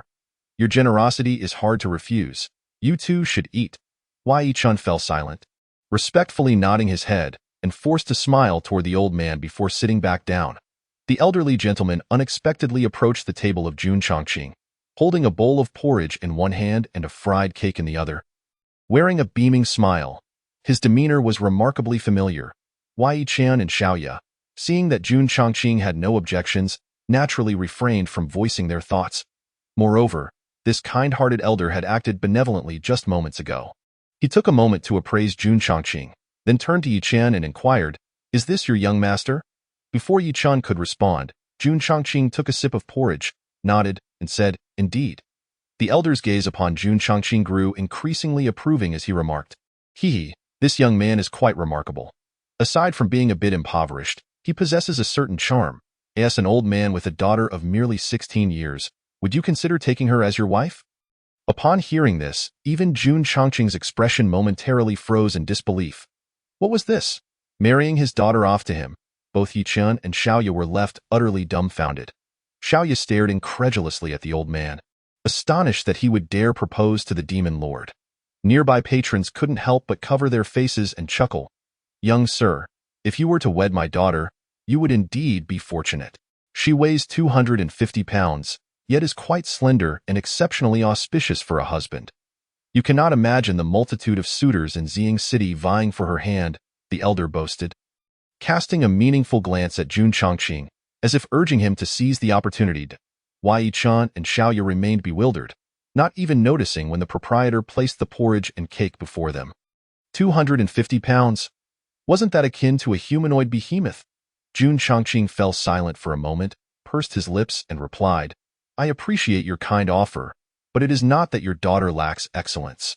Rather, I have no intention of entering into marriage."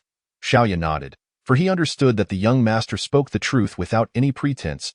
In matters of love, the young master's nature starkly contrasted with his name.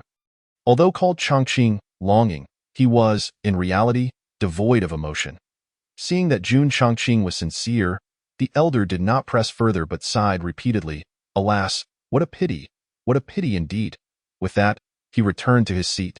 Forlorn, Jun Chongqing resumed sipping his porridge, yet suddenly noticed Yi Qian and Xiaoya gazing at their bowls with expressions of discomfort, as though they found the food difficult to swallow. Xiaoya could understand this. Having never consumed such human fare, he preferred blood and raw beast meat. As for Yi Qian, he was concerned that ingesting such food would lead to an excess of impurities within him.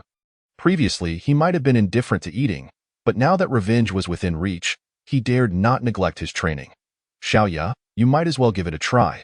Perhaps you will come to love human food from this point on," Jun Chongqing suggested. Hearing this, Xiaoya reluctantly picked up the fried cake and tentatively took a bite. Quite fragrant." Xiaoya's eyes brightened. He soon embraced the cake and began to munch away, accompanied by a steaming mouthful of porridge. As if a new world had been unveiled to him. Human food was indeed delightful. Observing this, a flicker of amusement appeared in Jun Chongqing's eyes, and he felt reassured. Jun Chongqing then turned his gaze to Yi Qian, lightly gesturing towards him. "Yi Qian, you should eat as well. Fear not. Henceforth, these foods will not produce impurities within you." Wei Qian was taken aback. Just a mere gesture from the young master ensures that consuming food will not lead to impurities in the future? How astonishing! He promptly nodded and lifted the bowl of porridge to drink. He realized that the more he interacted with the young master, the more enigmatic he found him. After their meal, the trio exited the porridge shop, only to encounter a group of guards. By sheer coincidence, the leader of this guard unit was one of those they had seen the previous night. Remarkably, his injuries had nearly healed overnight. Jun Chongqing had no recollection of him and intended to leave with Xiaoya and Yi Qian. However, the guard's voice suddenly rang out, "You three, halt!" Jun Chongqing appeared oblivious, continuing his departure with not a hint of pause. Thud, thud, thud. In the next moment, the guards rushed forward, encircling Jun Chongqing and his companions. This commotion drew the attention of numerous passers-by, including the elder who had previously offered his daughter to Jun Chongqing. The elder furrowed his brow upon witnessing the trio being blocked by the city lord's guards. "Is your hearing impaired? The captain commands you to stop." The leading guard glared at Jun Chongqing's group with cold eyes, while the other guards also glared menacingly. Xiaoya exchanged a glance with Jun Chongqing, quickly comprehending his intent, and then smiled enigmatically, "Daring to obstruct my young master, the city lord's residence is about to face dire consequences. Xiao Qian. Yichen immediately stood at attention. Present, Xiaoya casually declared. Eliminate these bothersome ants. Yi Chen felt a chill run down his spine but did not hesitate, responding, understood. Chapter 83. Let us slaughter the city lord's residence. The news of a guard unit being publicly decapitated had already sent shockwaves through the city lord's residence. How audacious! In Xiang town, someone dared to act so brazenly. Just as City Lord Zheng Lang was about to issue orders to capture the murderer, a thunderous explosion erupted. The main gate of the city lord's residence was blown to smithereens, crashing to the ground. Following this, a chilling voice reverberated throughout the residence. All within the estate, come forth and face your doom. As these words fell, chaos erupted within the city lord's residence. It was insufferable. Suddenly, hundreds of guards surged forward, surrounding the intruders, Xiaoya and Yi Chen, with blades drawn. Soon after, a grim-faced city lord Zheng Lang emerged, accompanied by 5 young individuals, 3 males and 2 females. The 3 male disciples, clad in sect robes, exuded an imposing presence, with the lead disciple strutting arrogantly. The 2 females were none other than Zheng Ye and Xiao Chui from the previous night. Upon seeing Xiao Ye and Yi Chen surrounded by guards, Zheng Ye's expression shifted, and a cold smirk crept onto her lips. How fortunate! It seems we have encountered 2 of those bystanders from last night. Father, Brother Ren, these 2 are. Zheng Ye leaned closer to whisper. Oh? Zheng Lang and Tang Ren exchanged surprised glances, their expressions darkening. Zheng Lang fixed his gaze on Xiao Ye and Yi Chen, coldly demanding, Who are you to dare destroy the gate of my residence and intrude here? Do you not realize this is a capital offense? Having already dealt with the murder of his guards, now faced with the audacity of their intrusion, Zheng Lang was in a foul mood. More importantly, with the son of the Dayin sect's protector, Tang Ren, currently a guest in his residence, such an incident was particularly embarrassing for him. Xiao Ye, however, paid no heed to Zheng Lang and instead turned to Zheng Ye, smiling. Oh, what a coincidence. We seem to have met last night. Zheng Ye's face darkened as she retorted, Do not attempt to establish connections. From the moment you chose to stand by and do nothing, you became our enemies. Xiao Ye feigned surprise. Wow, how serious. I'm so scared. But, to be fair, aren't you being a bit morally coercive? Were we really obligated to intervene last night? Zheng Ye scoffed, dismissing further conversation. Regardless, now that these 2 had arrived, they would not be allowed to leave unscathed. This was a perfect opportunity to vent her pent-up frustrations. At this moment, Yi Chen's sympathy had dissipated considerably. He had not noticed it last night. But now he could see the foul nature of this woman. In his view, it was not wrong to choose not to help when the matter did not concern him. Yet this woman bore a grudge for last night's events, which was simply unreasonable.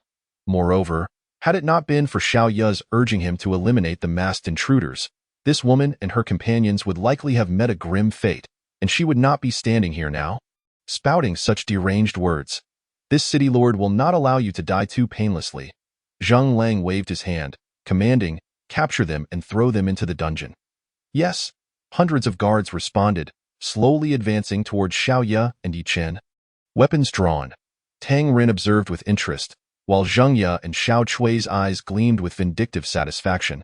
How amusing, they still dared to capture us. Xiao Ye chuckled, suddenly stomping lightly on the ground. Boom. The multitude of guards exploded into a mist of blood without warning. The entire city lord's residence fell into stunned silence. Zheng Lang, Zheng Ye, and the others were left aghast. Tang Ren's 3 disciples of the Dayin sect fixed their gazes intently on Xiao Ye, their pupils flickering with apprehension. Zheng Lang instantly comprehended that, given the power of his city lord's mansion, it would be difficult to contend with this individual, and a sense of panic welled up within him. However, he quickly recalled that Tang Ren was present, which steadied his nerves. Zheng Lang hastily signaled Zheng Ye with his eyes. Understanding his cue, Zheng Ye approached, clutching the hem of Tang Ren's robe, and said in a delicate voice, Ren, go. Tang Ren felt a warmth in his heart at her call, cleared his throat, and addressed Xiao Ye, esteemed friend. I am Tang Ren, son of the guardian of the Dayin sect, Tang Xiong. Xiao Ye chuckled softly. Oh, the Dayin sect, you say? Tang Ren's pride swelled. Indeed, whenever he faced challenges outside, invoking the name of his sect and his father, the guardian, always yielded favorable results. Zheng Lang and the others let out a collective sigh of relief. Zheng Ye gazed at Tang Rin with admiration, her eyes sparkling. But suddenly, Xiao Ye's expression shifted, and with a cold laugh, he exclaimed, "What is that thing?" The faces of the crowd turned pale. Tang Rin felt as though he had swallowed a dead fly. Glaring at Xiao Ye, "How dare you insult the Deyin sect?" The other two disciples also glared at Xiao Ye, an aura of murderous intent radiating from them. Unfazed, Xiao Ye raised his hands. "I, Yi, offer you a chance. Do not meddle in affairs that do not concern you, or your precious Deyin sect may find itself in dire straits." Xiao Ye knew full well that Tang Rin would not back down easily, and he relished the thought of extinguishing the power behind him. As anticipated, Tang Rin gritted his teeth, sneering, "Then I shall intervene today." How could he possibly refrain? He had yet to take advantage of that flirtatious Zheng Ye. At that moment, Xiao Ye abruptly vanished, reappearing right in front of Tang Rin. Startled, Tang Rin stumbled back several steps. Xiao Ye advanced, his eyes suddenly fierce, emitting a terrifying crimson glow. Upon locking eyes with him, Tang Rin's complexion drained of color, and a foul odor filled the air. He had wet himself in fear. "Now, what will you do?" Xiao Ye asked with an evil grin. Tang Rin shook his head frantically, pleading, "No, I will not interfere. For the sake of the Deyin sect and my father, please spare my life." Confronted by those eyes, Tang Rin's mental fortitude shattered. Those eyes were nothing short of a harbinger of death, suggesting that the black-clad youth before him had countless lives on his hands to possess such an otherworldly gaze. He was undoubtedly a ruthless individual.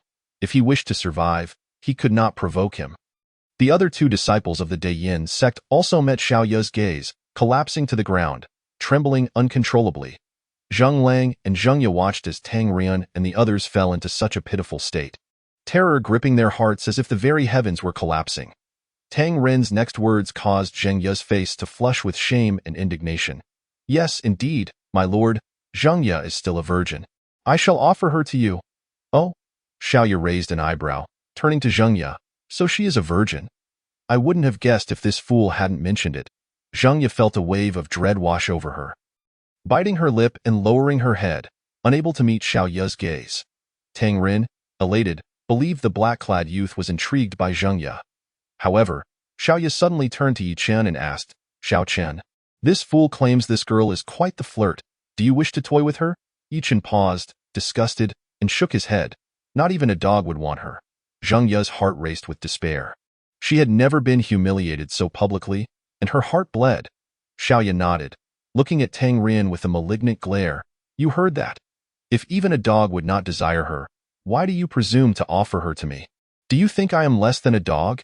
Tang Rin was taken aback. Could logic be twisted this way? He quickly grew terrified, bowing repeatedly. "My lord, spare me. I meant no offense." He. Xiao Ye suddenly had a brilliant idea, raising a finger with an ominous smile. "I just thought of an amusing test to see if a dog would want this woman. If she truly is unwanted even by a dog, then I will kill you on the spot." Huh. The crowd was momentarily stunned. Zheng Ye, however, felt an ominous premonition arise within her. Xiao Ye commanded, "Xiao Chun, go fetch a dog from the city, preferably a sturdy male. Remember, it must be male." Yi Chun, bewildered, complied and quickly departed.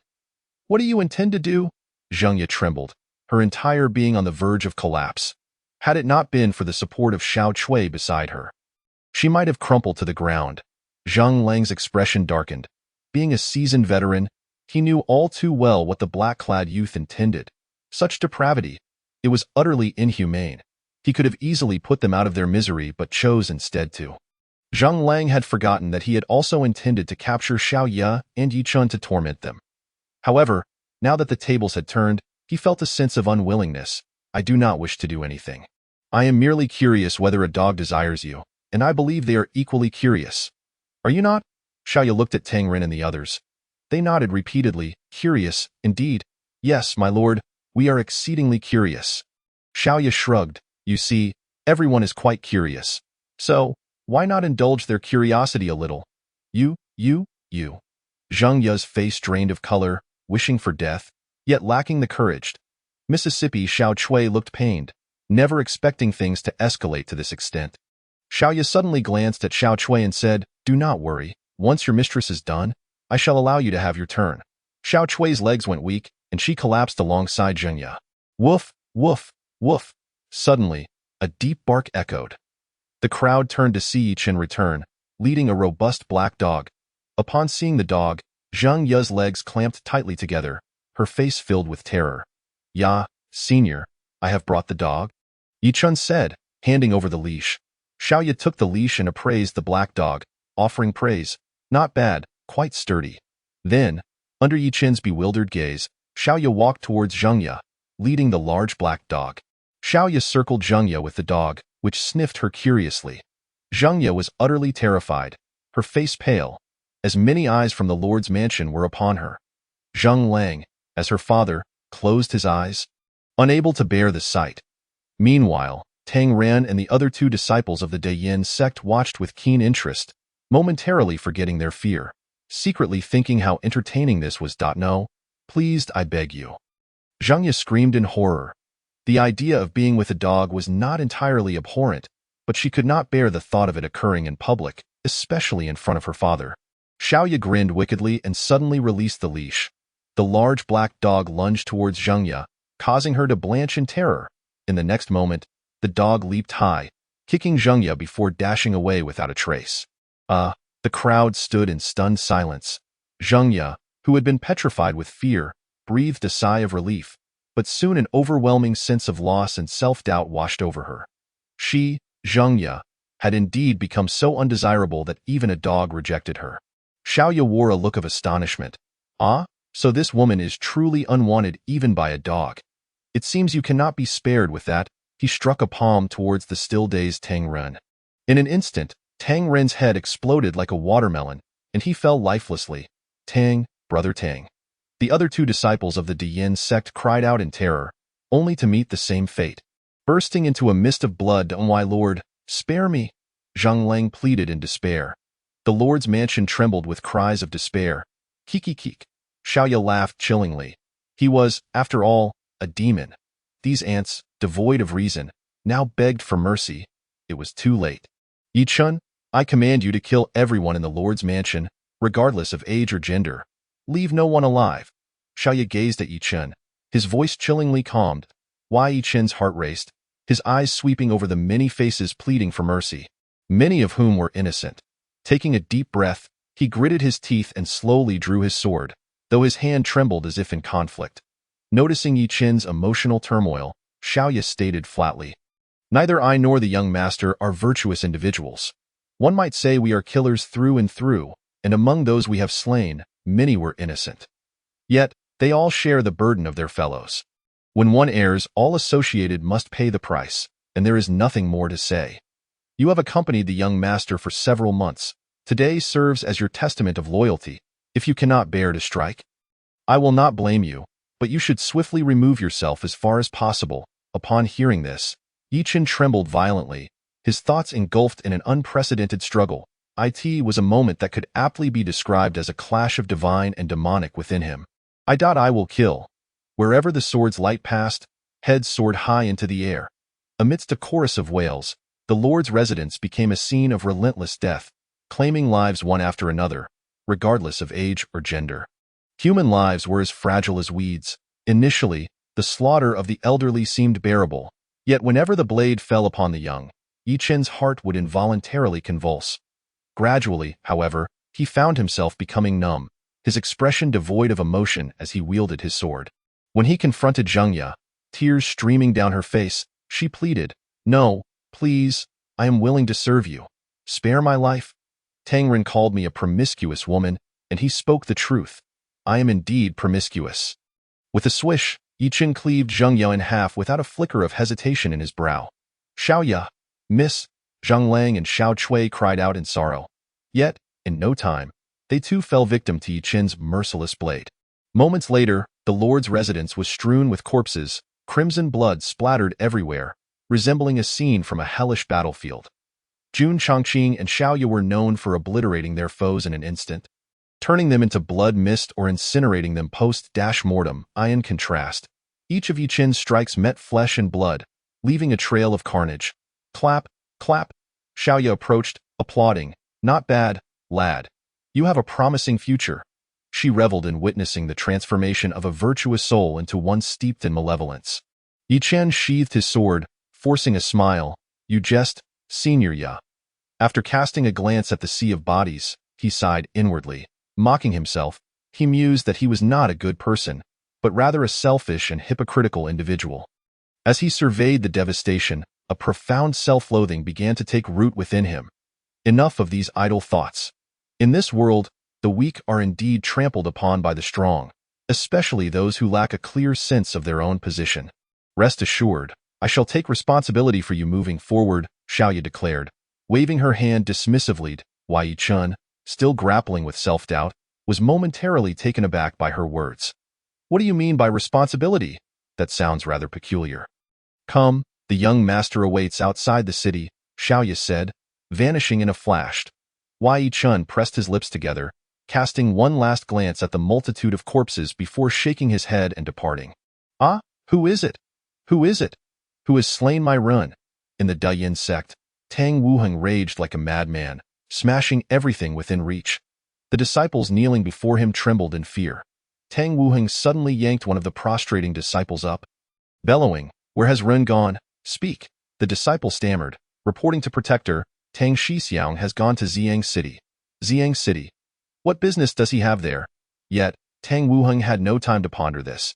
He seized the disciple and rushed towards Xiang City. He feared that if he delayed, the perpetrator might escape. Xiaoya had encountered Lord Luanxing. Xiaoya was the former deity, now respectfully kneeling, aware that the celestial beings he venerates were far superior in rank. The being adorned with 4 purple horns, known as Luanxing, was a divine king of their race. Not merely a terrestrial king, but a celestial king. To rise even higher would elevate one to the status of a divine sovereign. Once, Xiaoya had mentioned that if a celestial king stood before her, she would at least acknowledge him with a glance. This illustrates the immense power of a celestial king. Luanxing spoke softly. Xiaoya, you have arrived at an opportune moment. I have matters to entrust to you. Xiaoya hesitated, suppressing his own report, and respectfully replied, Lord Luanxing, please go on. Luanxing nodded, turning his back. For the past 100,000 years, our divine race has relentlessly infiltrated the 99 heavens. To date, nearly half of the races have submitted. Yet this progress has not met the satisfaction of the Divine Emperor. Upon hearing the term Divine Emperor, Xiaoya trembled, lowering his head to listen intently. He understood that Luanxing's words signified impending actions from their divine race. Indeed, Luanxing continued, not long ago, the divine sovereign of the buried heaven summoned us celestial kings for a meeting. Conveying the will of the divine emperor, Luanxing turned to look at Xiaoya, his voice solemn. It is understood that the divine emperor intends to incite a comprehensive war across the entirety of the 99 heavens. What? Xiaoya's eyes widened, disbelief morphing into fervor. At long last, the moment had arrived. After enduring so many years of covert infiltration, where was the satisfaction in not engaging in open conflict to compel those races to submit? Luanxing stated, now that half of the races have submitted, we shall unite with them to decisively conquer the remaining half in the forthcoming battle. Only then will the entire 99 heavens rightfully belong to our divine race. Xiaoya, brimming with excitement, implored, Lord Luanxing, please instruct me on what actions I should undertake. Luanxing's gaze flickered. The other celestial kings must have already begun to mobilize their forces. I command you to return and convey this matter to the other deities, urging them to gather their respective divine generals and divine soldiers, secretly infiltrating various worlds. Once the divine sovereign gives the signal, we shall commence the war. Xiaoya swallowed hard, inquiring, Lord Luanxing, shall we not declare war? This felt akin to a sneak attack. It would not reflect well on the reputation of the divine race. Luanxing chuckled coldly, Xiaoya, victors are heralded as kings while the vanquished are labeled as thieves. Reputation and history are pinned by the victors, do you comprehend? When the time comes, to unify the 99 heavens, who would dare defy our divine race? Now, go. With that, Luanxing waved his hand, for he, as a celestial king, had many pressing matters to attend to, such as conveying messages to powerful races that had already submitted. Yes. Xiaoya rose to leave but hesitated, turning back to say, Lord Luanxing, recently, 2 of my generals, Jiang Ji and Zhun, perished in the first and second heavens. Oh? Luan Xing expressed mild surprise. However, his astonishment did not stem from the death of two generals, in the divine race. Generals were numerous, akin to divine soldiers. Lacking individuality, especially the terrestrial generals, losing two was hardly significant. What surprised him was how a general, regardless of their rank, could perish in the mere first and second heavens. Chapter 86. Ouyang Zue's Ascension, Lord Luan Xing. Please observe, this is the scene relayed by General Zhen before his demise. Noticing Luan Xing's confusion, Xia waved his hand, displaying the image. Luan Xing watched the gigantic thunderous hand in the image. Witnessing the minuscule figures of General Zhen and the rock spirit clan beneath it. When General Zhen was struck down by the thunderous hand, the image faded. Subsequently, Luan Xing articulated words that garnered Xia's complete agreement. This was certainly not the work of the Hall of Slaughtering Gods. Xia nodded. Lord Luan Xing, your insight is sharp. In the 99 heavens, there are a few races adept in lightning. Initially, I suspected those races, but the issue lies in their realms being too far removed from the second heaven. Who would venture there for no reason? Luan Xing shook his head, his gaze flickering. Xia, upon your return, keep an eye on this matter. If you can uncover the individual orchestrating these events, report back to me at once. Furthermore, for the time being, ensure that all actions are conducted in secrecy. We cannot allow those bothersome flies from the Hall of Slaughtering Gods to catch wind of our movements. Yes, I shall take my leave. Xia nodded solemnly and bowed as he departed. In the first heaven, the Baiqiong realm, in the southern domain, dark storm clouds loomed overhead, before the gaze of numerous cultivators from the southern domain. An elder in the sky repeatedly resisted the tribulation of lightning, though his body bore injuries. Boom. The tribulation offered the elder little respite for recovery. The most ferocious wave was imminent. The sky darkened ominously. Lightning danced like serpents, exuding immense pressure that made the heads of the onlookers tingle. The tribulation of transformation was terrifying indeed, especially this final wave. How could an ordinary peak Yuaniing cultivator withstand it? Should one endure, they would heal their injuries and embark on the path of ascension, leaving this barren first heaven. If they could not endure, they would be reduced to ashes, perishing in the process. Master, you must succeed. Lei Yu's eyes were red as he gazed at the elder above, who was frantically consuming elixirs to recover. This elder undergoing the tribulation was none other than Ouyang Zue.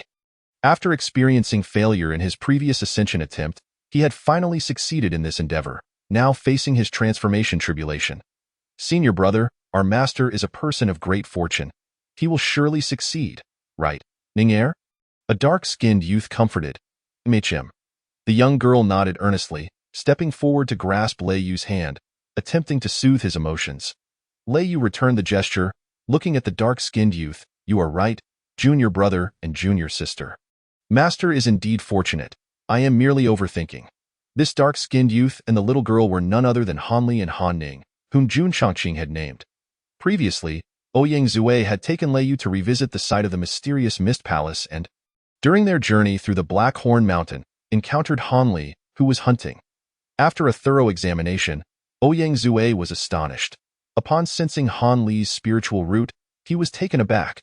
The innate spiritual root quality of this mountain village lad was astonishingly superior to that of his own disciple, Lei Yu. Looking at the bashful smile of Han Li, Ouyang Zue felt an immediate urge to take him as a disciple. It was not that he sought to gain something from Han Li. Rather, it was a genuine appreciation for talent, not wanting to see such an exceptionally gifted individual languish in the mountains for a lifetime. Upon hearing the news, Han Li was immediately filled with excitement. Ever since he had witnessed the remarkable presence of Jun Changqing, he had long harbored dreams of such a life. Now that the prospect of cultivating immortality appeared within reach, he was wholeheartedly willing to embrace it. Later, Ouyang Zue accompanied Han Li home and discovered that his sister, Han Ning, was equally gifted, which filled him with astonishment and his delight. He took both Han Li and Han Ning as his disciples. Seeing this, the couple, Han Haizi and his wife, were also overjoyed and sent the siblings on their path to immortality. Although they felt an overwhelming reluctance, their desire for the Han siblings to succeed outweighed their sorrow, wishing them not to be confined to the mountains as they had been.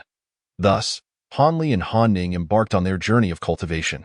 Since then, they had frequently experienced breakthroughs, causing Lei Yu to envy them intensely. He had initially thought his talents were among the best in the Biqiong realm, but in comparison to the Han siblings, he felt utterly diminished. He could not help but sigh at the small Han family village, which had surprisingly produced two prodigies.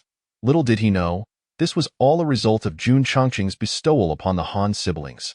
At that moment, thunder rumbled ominously. 9 bolts of lightning, each as thick as a bowl, descended from the heavens, striking towards Ouyang Zue. Ouyang Zue quickly erected barriers around himself and boldly advanced with his sword. The sheer force of his presence left the onlookers in awe. Truly, he was the wine sword immortal, fearlessly confronting such a terrifying tribulation. However, in the next instant, the 9 bolts of lightning struck Ouyang Zue, severely wounding him, as he plummeted like a kite with its string cut. Master! Lei Yu's expression changed dramatically, and he cried out in alarm.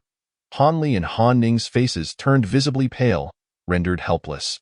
Just when everyone believed Ouyang Zue had failed his tribulation, and even he himself felt despair, he suddenly sensed a warm current surging through his body, healing his wounds at an astonishing speed, akin to a long-awaited rain after a drought. Ouyang Zue's expression shifted. That warm flow was the blood that the esteemed Ye ancestor had once made him drink. For a moment, Ouyang Zue was taken aback, recalling Jun Chongqing and Xiaoya, his heart igniting with fervor. Under the influence of that blood, his body felt imbued with boundless strength. Ouyang Zue roared in fury, soaring into the sky once more amidst the astonished gazes of the crowd, charging toward the lightning. This time, the 9 bolts of lightning did not overwhelm him. In fact, Ouyang Zue, bathed in the tempest, successfully broke through to the transformation stage. Moments later, as the thunder dissipated, Ouyang Zue stood tall in the air, his hair disheveled yet exuding an unstoppable aura. Everyone was astounded, clearly recognizing that Ouyang Zue had overcome the tribulation. Tu Qiu, Jiang Shou, and others gazed at this scene with envy. Ouyang Zue, indeed, was the wine sword immortal, ultimately a step ahead of them. Master! Lei Yu was overwhelmed with emotion, his eyes reddening, betraying his reluctance. Ouyang Zue paused for a moment, then burst into hearty laughter, saying, Master Tu, Sect Leader Jiang, Sect Leader Su, I shall proceed ahead to explore the path for you. Filled with exuberance, Ouyang Zue was immensely happy. After years of arduous cultivation, he had awaited this moment. Finally, he could leave this barren first heaven and strive for a higher realm. Upon hearing this, Tu Qiu and the others shook their heads with bitter smiles, their eyes radiating blessings. They all understood that in the Biqiong realm, ascending was exceedingly difficult. Ouyang Zue was indeed remarkable. Ouyang Zue then turned to Lei Yu and glanced at Han Li and Han Ning, saying, Lei Yu, my disciple, after I depart, do not neglect your cultivation.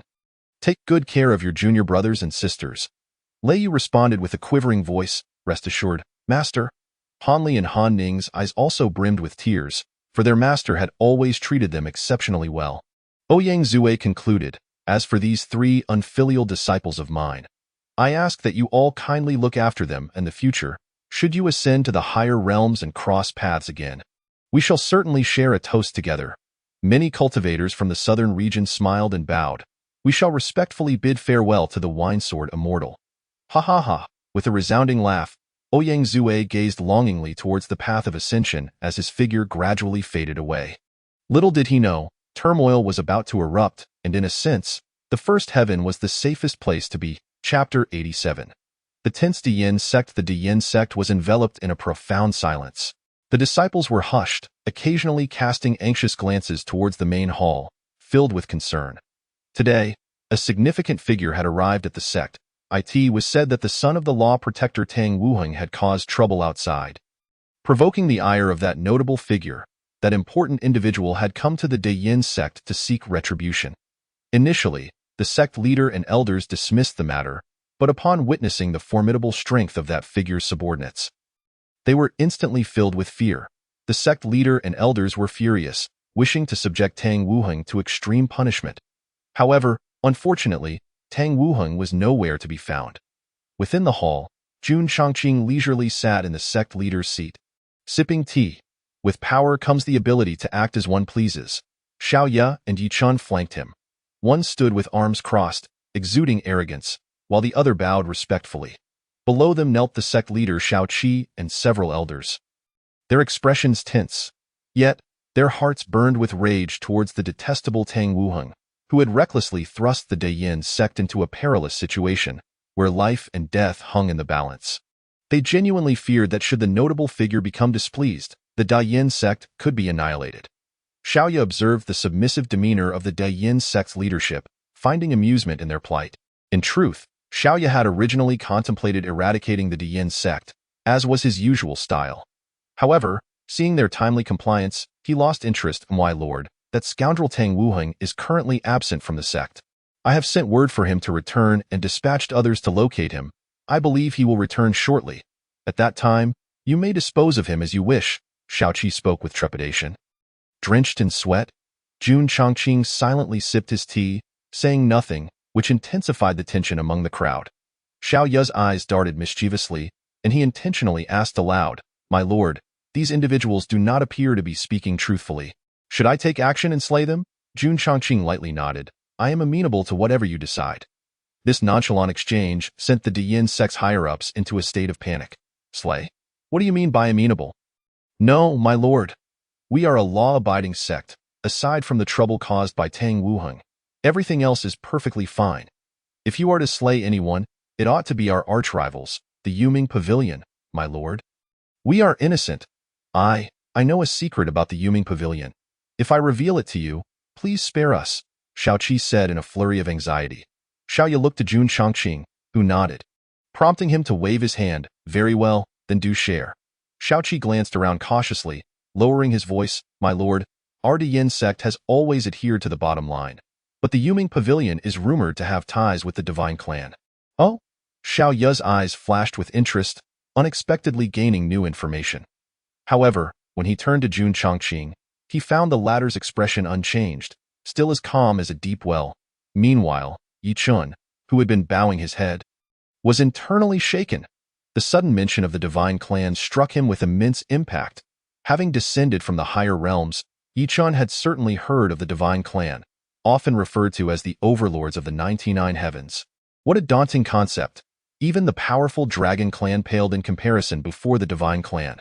Currently, the Divine Clan's dominance over the 99 heavens was relatively unchallenged, yet over the years, Yi Chun had sensed their ambitions extending beyond that.